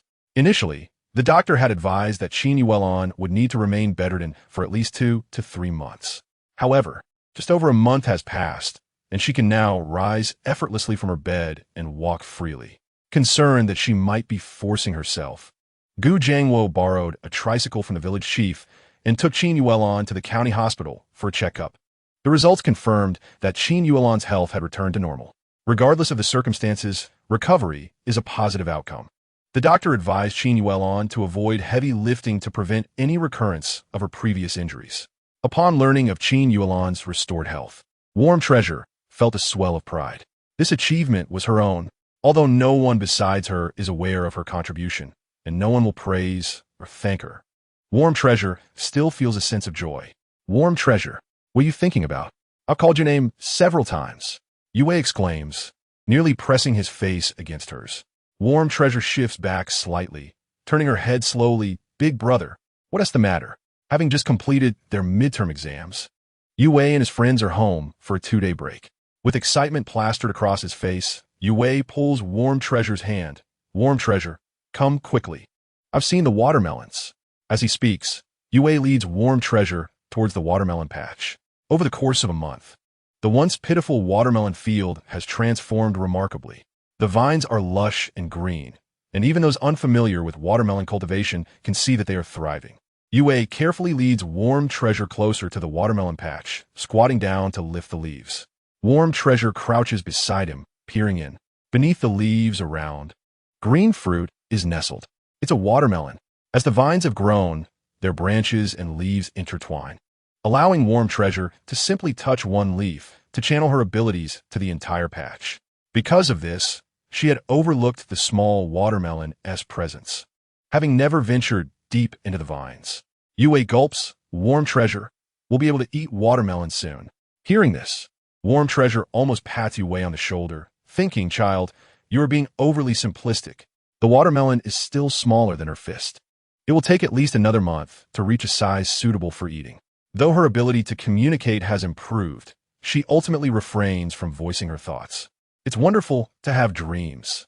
In Chapter 202, compared to the watermelons, Warm Treasure is far more eager for the cherries. After over a month of research and experimentation, the cherry sapling, though not tall, has begun to bear fruit. To avoid suspicion, Warm Treasure has encouraged the cherry sapling to grow wide, with lush branches. Yet it remains only slightly taller than herself. Although not tall, during its flowering period, every branch was adorned with blossoms. During those days, many bees flocked to the Yu household, buzzing about. Su Shuhua was concerned about the bees stinging Warm Treasure, so she prohibited her from playing in the courtyard. Once the flowers wilted, the family discovered the existence of the tiny cherries. Clusters of little green cherries, though still unripe. certainly did not deter Warm Treasure from drooling over them. As she gazes longingly at the cherries, Guemo arrives. He walks ahead, with Xiao Bai trailing behind, and Qin Yuelon bringing up the rear. Upon noticing Xiao Bai, Xiao He rushes over to greet him, bounding towards the white dog. Over the past month, both Xiao He and Xiao Bai have grown significantly, their diets ensuring they are plump and well-fed. Guemo pays them no mind and strides directly to Warm Treasure. Warm Treasure, when can we eat the cherries? Nuannuan turned her head to look at Guemo, bewildered. I don't know. Gumo's thick brows knitted slightly. How could you not know? Did you not say that we can eat whenever you say we can't? Nuannuan blinked and pondered seriously before replying. We can eat when they turn red. Just as Guemo was about to say something further, Yue rushed over, pulling Guemo towards the watermelon field. Dabao, our watermelons have grown. Come, I'll take you to see. Guemo, being several years younger than Yue, was unable to break free from his grip and feared falling. So he had no choice but to follow him to the watermelon patch. However, upon seeing the small watermelons, Guemo felt a different sensation. Watermelons are here. When can we eat them? The last time we had watermelon, we only had a little bit. Yet, even that tiny taste left a sweet memory in Gumo's mind. Nuannuan raised her hand and gestured a size this big. We can eat it. Guemo was certain that Nuannuan understood his meaning. She was deliberately pretending not to. But even if he understood this, he could not voice it and could only look at Nuannuan with a sullen expression, silently accusing her. Under Gumo's gaze, Nuannuan's eyes darted around, avoiding direct contact. She wanted to eat watermelon too, but the conditions were not favorable. A watermelon of this size was not easy to manage, but strawberries were still an option. Nuannuan took Gumo's small hand and said, Brother, let us go play. Upon hearing this, Yue immediately stepped forward. Nuannuan, where are you taking Guemo to play? I want to go too. Thus, their duo turned into a trio, and Nuannuan could only offer an apologetic glance at Guemo. This truly was not her fault. The three of them exited the courtyard, and as soon as Xiao He and Xiao Bai saw them, they followed without needing any invitation. Su Shuan nodded in satisfaction, realizing that Xiao He was indeed not raised in vain. By late April, the weather had turned quite warm. Little ones like Nuannuan and Guemo only needed to wear a single layer of clothing in the mornings and evenings. During the bright midday sun, a long-sleeved shirt sufficed. Now, it was mid-morning, the sun had risen high, and the warm sunlight, accompanied by a gentle breeze, made the day exceedingly pleasant. The three of them were dressed in light clothing. Nuannuan did not know how others felt, but she herself felt incredibly comfortable, with fewer layers. Her movements were much more convenient. With the elementary school on break, the village was livelier than usual. Standing at the door of the Yu family, though she couldn't see anyone, she could hear the joyful sounds of children. Yue, who had just decided to follow Nuannuan and Guemo, kept glancing towards the direction of the laughter. Although Nuannuan was adorable, she was too well-behaved to play around with him. Seeing Yue like this, Nuannuan patted his arm. Go play, big brother. Once Yue ran out of sight, Nuannuan quickly took Gumo's small hand and led him towards the woodpile. Prioritizing safety, hand in hand, they reached the back of the woodpile, where Nuannuan reached into her small satchel and soon pulled out a paper package. Carefully, she opened it and pinched out a seed. This was a strawberry seed she had received from Chun Xiaoqin. Knowing that Nuannuan had the ability to control her powers, Chun Xiaoqin had given her the seeds, understanding that she wouldn't let them bloom and bear fruit indiscriminately. After all, children tend to be greedy, and with the seeds in hand, whenever Nuannuan desired strawberries, she could conjure them. Nuannuan placed the seed in Gumo's palm, pressed down with a finger, and swiftly activated her powers. To avoid leaving any evidence, she controlled her abilities to produce only 3 strawberries. Upon plucking one and holding it out to Guemo, she exclaimed, 1 for Nuannuan, 2 for Big Brother. Having done this much, she hoped Guemo would be pleased. Guemo picked the remaining 2 strawberries, gazing at the strawberry vine, and asked, what should we do with this? Nuannuan smiled and effortlessly absorbed its vitality. The strawberry leaves turned from vibrant green to a dull gray, and with a gentle squeeze, they crumbled into powder, vanishing without a trace. Gumontak was astonished, realizing that Nuannuan had become remarkably powerful without him noticing, his mouth agape in surprise. What to do? How could this little fairy, with no memories, become so formidable so quickly? He still hadn't figured out how to make the sunken ground rise again. Just as Nuannuan took a bite of the strawberry, she felt her pants being tugged at. Looking down, she saw Xiao He and Xiao Bai. The two little creatures, upon noticing her gaze, sat obediently and playfully stuck out their tongues. On their furry faces, Nuannuan discerned an unmistakable longing for food. Blinking in surprise, she wondered if she was mistaken. Thinking this, she brought the strawberry to her lips and took another bite. At that moment, both Xiao He and Xiao Bai whimpered in unison, their sounds tinged with a hint of pitifulness. Nuannuan confirmed their desire for a taste. Glancing at the solitary strawberry in her hand, she felt a pang of reluctance. She only had one. Just as she was contemplating, she saw Guillermo bite into one of the strawberries and divide it into halves for Xiao Bai and Xiao He. Nuannuan, you still owe me one. Just as Nuannuan was about to continue eating, her mouth wide open with the strawberry poised at her lips, she froze in disbelief. Why was it her that owed? Wasn't he one of these dogs, Guillermo's? Staring at Guillermo finish his strawberry, Nuannuan took out a handkerchief from her satchel, carefully wiping her hands and mouth to ensure no evidence remained. Guillermo, noticing this, extended his palm towards her. Nuannuan, I want to use it too. Nuannuan neatly folded the handkerchief back in her bag, raised her small chin defiantly, and said no. With that, she turned and walked away.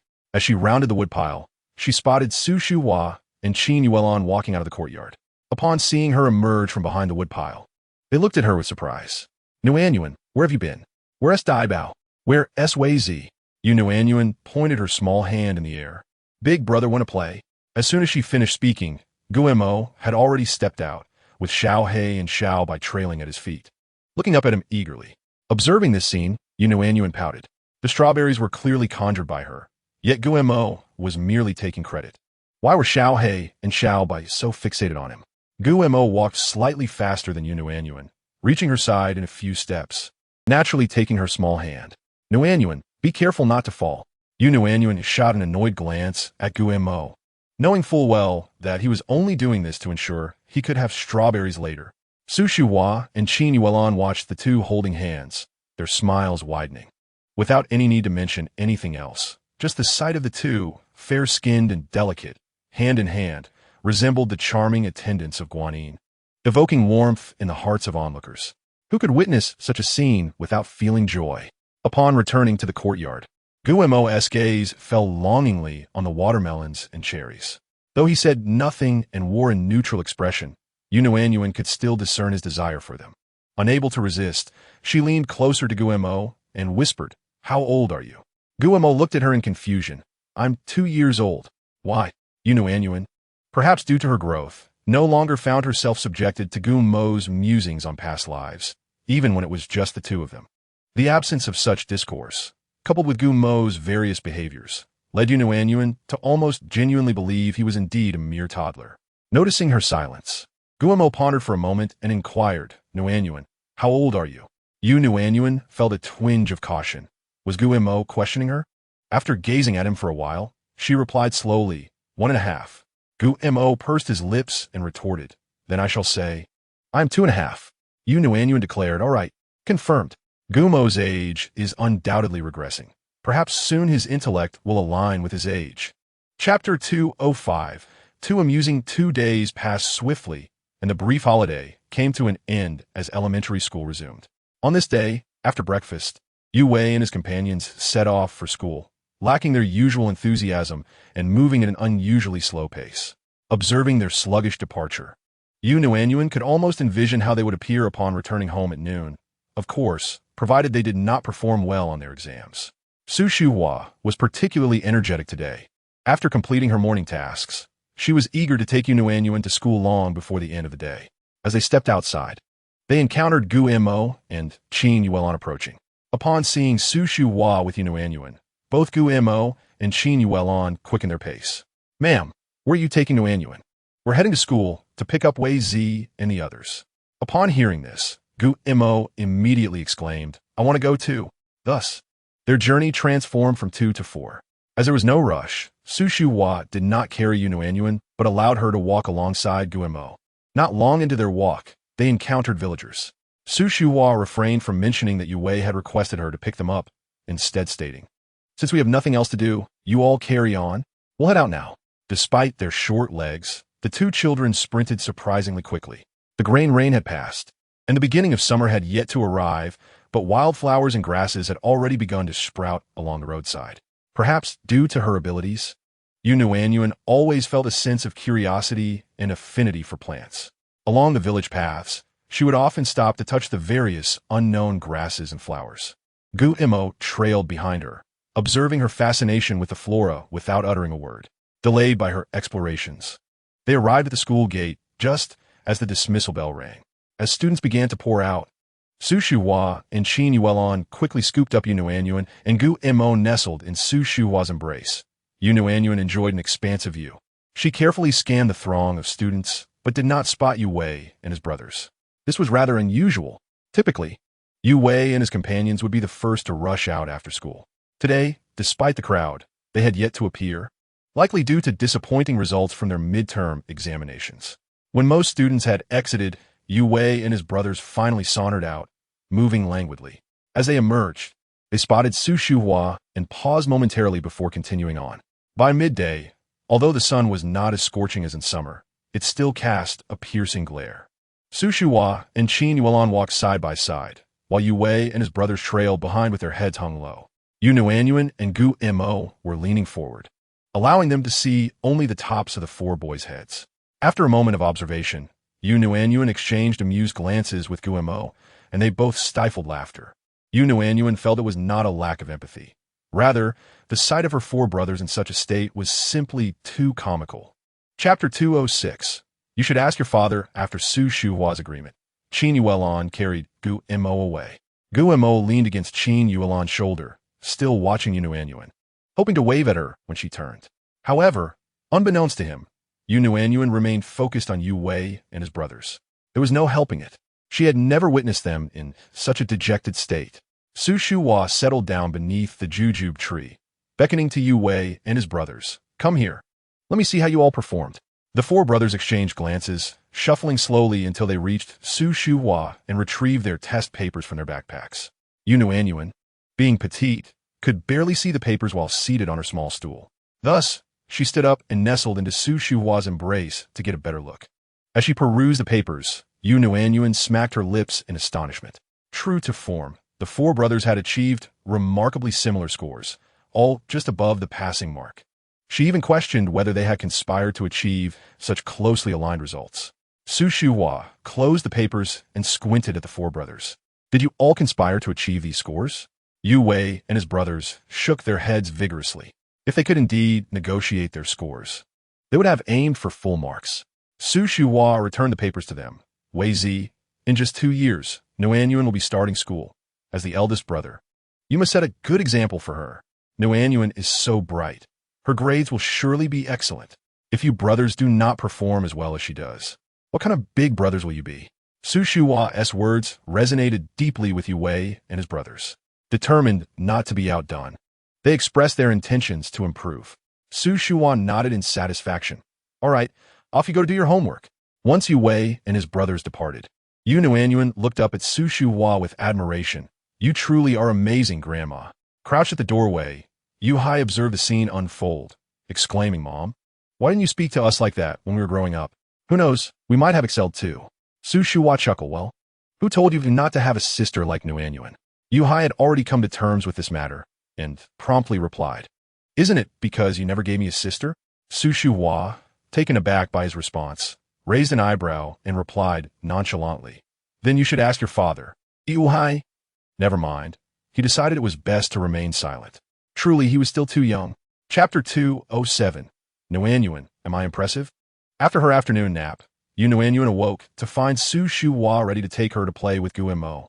As they passed by the courtyard of the Gu family, Su Shuhua did not stop, but instead carried Nuannuan around to the back of the small yard.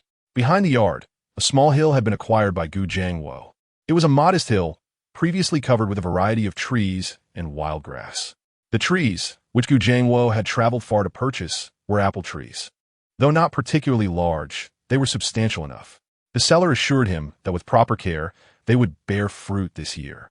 In their area, no one specialized in fruit cultivation. Everyone simply farmed the land diligently. Gu Jiangwo's actions were viewed by many as a frivolous expenditure of wealth. Nuannuan had been present during the planting of the trees, contributing her abilities to enhance their survival. Over the past month, she had occasionally visited the site, discreetly providing energy to the apple trees. They had thrived remarkably well and were already in bloom. Gazing upon the resplendent apple tree adorned with blossoms of purest white, Nuannuan could almost envision the scene in autumn when it would be laden with fruit. Given the nature of their family's relationship, she was certain that apples would be plentiful for her.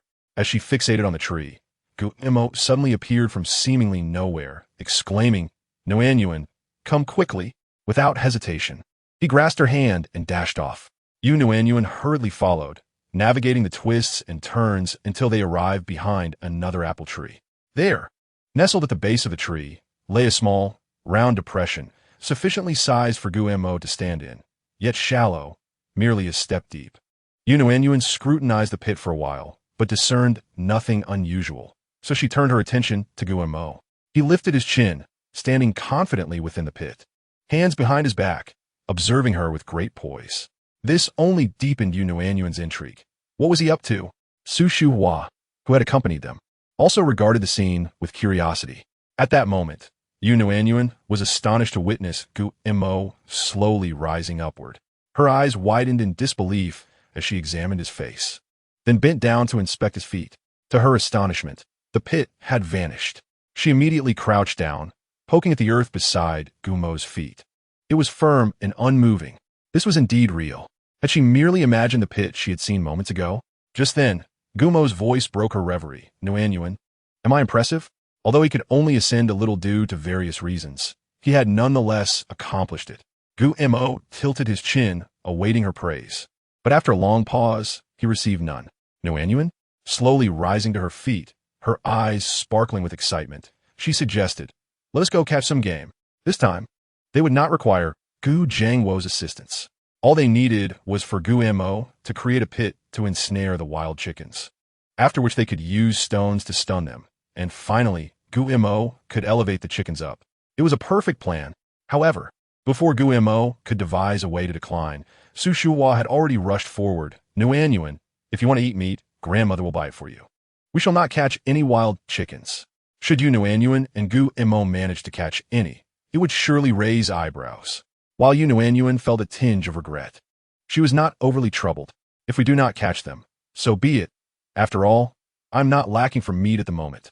This little hillock had been explored by Nuannuan countless times, and apart from the blooming apple trees, nothing else captured her interest. She glanced around and scampered over to Su Shuhua. "Grandmother, let us venture to the back." The rear of the hill was lush and verdant, populated by numerous trees she had long wished to explore. Su Shuhua, aware of the absence of danger in the mountains and reassured by her presence, readily agreed. After informing Qin Yuelon and Gu Jiangwo, Su Shuhua took one child by each hand and led them to the back of the hill. Though summer had yet to arrive, the foliage was already thick and lush, casting a cool shade that provided much relief from the sun. After a brief walk, Nuannuan suddenly caught a whiff of a delightful fragrance. The scent was quite enticing. She halted, taking deep breaths through her little nose. Su Shuhua and Guillermo, noticing her unusual behavior, turned to look at her. Without waiting for their inquiries, Nuannuan pivoted and pointed in a direction, exclaiming, "Grandmother, let us go that way." Upon hearing her words, Su Shuhua promptly took them in that direction. After about 5 or 6 minutes, they stumbled upon a mature green plum tree, its branches heavy with fruit. Some plums were a vibrant green, while others bore a hint of yellow. As they drew closer, the tantalizing aroma of the plums wafted into their nostrils, making one salivate. Su Shuhua glanced at Nuannuan and then at the plum tree. "Nuannuan, how did you know there were plums here?" "By the scent." Nuannuan had a remarkable sensitivity to the fragrances of plants. Su Shuhua chuckled at her response. "You are truly impressive, Nuannuan." Although Su Shuhua had never known where the plum trees grew, she had seen village children play with them. The reason for their play was that plums were quite sour, akin to sour jujubes. Only when fully ripe did they possess a sweet and sour flavor. But even then, one should not indulge excessively, lest they suffer from dental woes. Thus, despite the sight of the plum tree, Su Shuhua felt indifferent. Even if Nuannuan could transform, the The plums could not possibly rival the sweetness of strawberries. Su Shuhua simply did not enjoy sour flavors. Unaware of Su Shuhua's sentiments, Nuannuan was determined to take the plums home. Naturally, before harvesting, she decided to use her abilities to hasten their ripening. However, as she had only brought the two children along for fun, she had no means to carry the plums. Nuannuan and Gu Mo sat side by side on a rock, observing Qin Yuelon and Gu Zhangwo tending to the land not far away. Gu Mo turned to look at Nuannuan, who rested her chin on her hand, lost in thought. Nuannuan, how do you eat green plums? By eating them, she instinctively replied, only to realize her answer was not quite right. Turning to Gu Mo, she saw him nodding. That's right. In truth, there were many ways to enjoy green plums, but what Nuannuan most desired were sweetened plums and plum wine. Unfortunately, she only knew how to consume them, not how to prepare them. With this in mind, Nuannuan asked Gu Mo, brother, how do you eat green plums? Gu Mo pondered for a moment before responding. By eating them? Just then, Qin Yuelon approached and overheard their conversation, unable to suppress her laughter. Indeed, the banter between the two children was quite amusing. Carrying 4 large baskets felt rather excessive, as each basket only held a fraction of its capacity, and even when combined, it amounted to little. Inquiring, Yuelon, do you know how to prepare these plums for better taste? Qin Yuelon nodded, recalling having observed her grandmother prepare them in the past. Though no one had picked plums since then, and she had not tasted them again. The reason was that making them delicious required a generous use of seasonings. Sugar, salt, and rock sugar were all essential. However, since the Gu family was under Wang Di's management, she knew Wang Di would never spend money on such items. So she kept silent. Now that she was in charge, and with an abundance of plums at hand, she thought it would be worthwhile to make them this time. Since Qin Yuelon was knowledgeable, Su Shuhua decided to keep all the plums, asking her what else was needed and sending the 4th child to procure the ingredients. No need for the 4th brother to go. Just let Zhangwo handle it, Su Shuhua declared, handing over money to Yu Hai to hasten his departure. Seeing this, Qin Yuelon could only remain silent. While Gu Zhangwo and Yu Hai were away, the others busied themselves, following Qin Yuelon's instructions. They meticulously washed the plums and used bamboo skewers to remove the stems. Though this sounded simple, it was quite tedious in practice. Thankfully, with many hands, the task progressed swiftly. Nuannuan and Gu Mo gathered by the basin of water, rolling up their sleeves to reveal their chubby arms resembling lotus roots. Nuannuan looked at Gu Mo's arms, then at her own, and ultimately decided to align her arm next to his. Despite the slight differences in length, their arms were equally plump and fair. Nuannuan was taken aback. Could it be that she was as chubby as Gu Mo? Yet she was clearly a year younger than him. Gu Mo observed Nuannuan's actions with a hint of confusion and inquired, Nuanbao, what are you doing? Nuannuan, feeling somewhat disheartened, scrunched her little face into a frown, exclaiming, I am fat. Upon hearing this, Su Shuhua turned her gaze towards Nuannuan and reassured her, Nuanbao, that is not fat. That is simply healthy. Reflecting on her age, Nuannuan soon found herself in agreement with Su Shuhua's assertion. Indeed, at her age, being plump and fair was synonymous with good health. Gu Mo, however, furrowed his brows in contemplation, questioning whether being fair and plump truly equated to health. Should he perhaps indulge in more food to gain a bit of weight? Once all the green plums were thoroughly cleaned, Qin Yuelon entered the house to retrieve a bamboo mat, spreading the plums atop it to allow them to dry. With the weather being fine, it did not take long for the moisture to evaporate from the plums. Several pounds of salt, sugar, and rock sugar were prepared. Nowadays, many items no longer required ration tickets. Had this been a few years prior, even wealth would not suffice to procure such goods. After this, there was no longer any task for Nuannuan and Gu Mo to assist with, as it was solely Su Shuhua helping Qin Yuelon. Seated nearby, Nuannuan and Gu Mo watched eagerly, and after the two women had finished their busy work, they chorused, Can we eat now? Amused, Qin Yuelon responded, Not yet. We must wait a few days before we can indulge. Exchanging glances, Nuannuan and Gu Mo saw the disappointment reflected in each other's eyes. The plums were stored in large ceramic jars, one for each family. Upon returning home, the jars were placed in a cool, ventilated area. Nuannuan made it a daily ritual to circle the jars, wishing time would hasten so that she could taste the plums sooner. Unbeknownst to Yu Wei and the others what lay within the jars, They too began to anticipate with excitement after witnessing Nuannuan's eagerness. 5 or 6 days later, Nuannuan specifically brought Mo over, announcing that the plums were ready to eat and that they had already sampled them, finding them exceptionally delicious. Upon hearing the news, Nuannuan dashed to the jars, eagerly awaiting Su Shuhua to unlock them. Su Shuhua found their enthusiasm amusing, but promptly approached to open the jar, scooping out some plums with a clean spoon and placing them in a bowl for Nuannuan to enjoy. Holding a green plum, Nuannuan leaned in to sniff it before taking a bite. The plum was crisp and refreshing, with just a hint of tartness, the rest sweetness enveloping her palate. After just one bite, her eyes squinted in delight. So delicious! Su Shuhua also sampled the plum, her eyes lighting up after a couple of chews. Delicious, Yuelon. Your skills are impressive. Yuelon blushed at the compliment, attributing it to the generous use of ingredients. No need to be modest when I say it's delicious.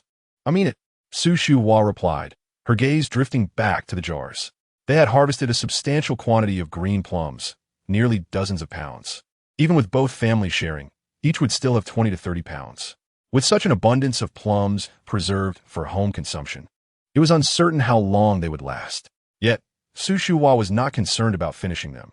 Rather, she felt it a waste to keep them all for themselves. Why not take these plums to the county town and sell them? As Nuannuan was enjoying the plums, she widened her eyes in surprise at Su Shuhua's suggestion. Her grandmother's quick thinking sometimes left her baffled. Why not keep such delicious plums to savor slowly?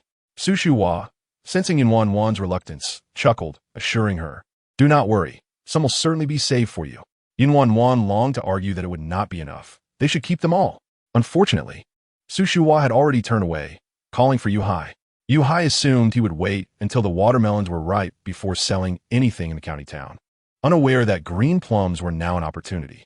After tasting a plum, Yuhai also found Su Shuhua's idea quite appealing. "Mom, I'll borrow a tricycle from the village chief and aim to sell them all today." With that, he dashed out the door, leaving Su Shuhua no time to call him back. Gu Jiangwo had already invested heavily in land and apple trees, depleting most of their funds. Coupled with the daily expenses of feeding their family of 3, money seemed perpetually scarce. Selling the jar of green plums would provide some income, alleviating the strain.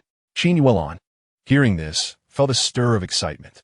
Nuannuan and Gu Mo, standing nearby, overheard the conversation and realized that the Gu family's plums would also be sold, which eased Nuannuan's disappointment. She and Gu Mo could share in this experience, a bond of mutual understanding. Seeing the situation, Nuannuan hurried over and hugged Yuhai's leg, exclaiming, "Dad, Nuanbao wants to go too." Amused by her pleading gaze, Yuhai laughed heartily, bending to lift her into the truck bed, instructing, "Hold on to the jar. I'll push you." Being still young, Nuannuan was secure in the truck bed, while Yuhai was cautious not to ride too fast. As they prepared to depart, Gu Mo quickly chimed in, "Dabao wants to go too." Without hesitation, Yuhai agreed, lifting Gu Mo onto the truck as well. Though young, Yuhai was dependable enough, and with both children accompanying him to the Gu family, Su Shuhua felt no concern and chose not to follow. However, Su Shuhua was taken aback when, upon arriving to pick up Yue from school, she discovered that both Nuannuan and Gu Mo were missing, with only Qin Yuelon at home, busy washing clothes. Surprised to see Su Shuhua, Qin Yuelon remarked, "Fourth brother took Nuanbao to the county town, and Dabao went along too. Did you not know?" Qin Yuelon assumed that Yuhai had informed Su Shuhua their plans. Su Shuhua felt a twitch of irritation, unable to muster a laugh at the absurdity of the situation. What was there to know? Had she known, she would have certainly given Yuhai a piece of her mind. As Yuhai rode the tricycle, Gu Jiangwo followed alongside, the truck bed holding 2 large ceramic jars, along with plump Nuannuan and Gu Mo. The last time Nuannuan visited the county town was during her teething phase, so long ago that she could hardly recall what the town looked like. Gu Mo, having never been to the county town, was even more bewildered. When Qin Yuelon was injured and required medical attention, he remained at the U-home. Thus, this was his first venture to the county town in over 2 years. Throughout the journey, Gu Mo's eyes darted left and right, more animated than Nuannuan. Gu Jiangwo, observing the children, broke into a smile and remarked to Yuhai, "Look at how these two are fascinated." As Yuhai recounted tales from his childhood, Gu Jiangwo chuckled along, albeit somewhat stiffly, for he had never had the opportunity to visit the county town himself. Only Gu Jiandong had that privilege.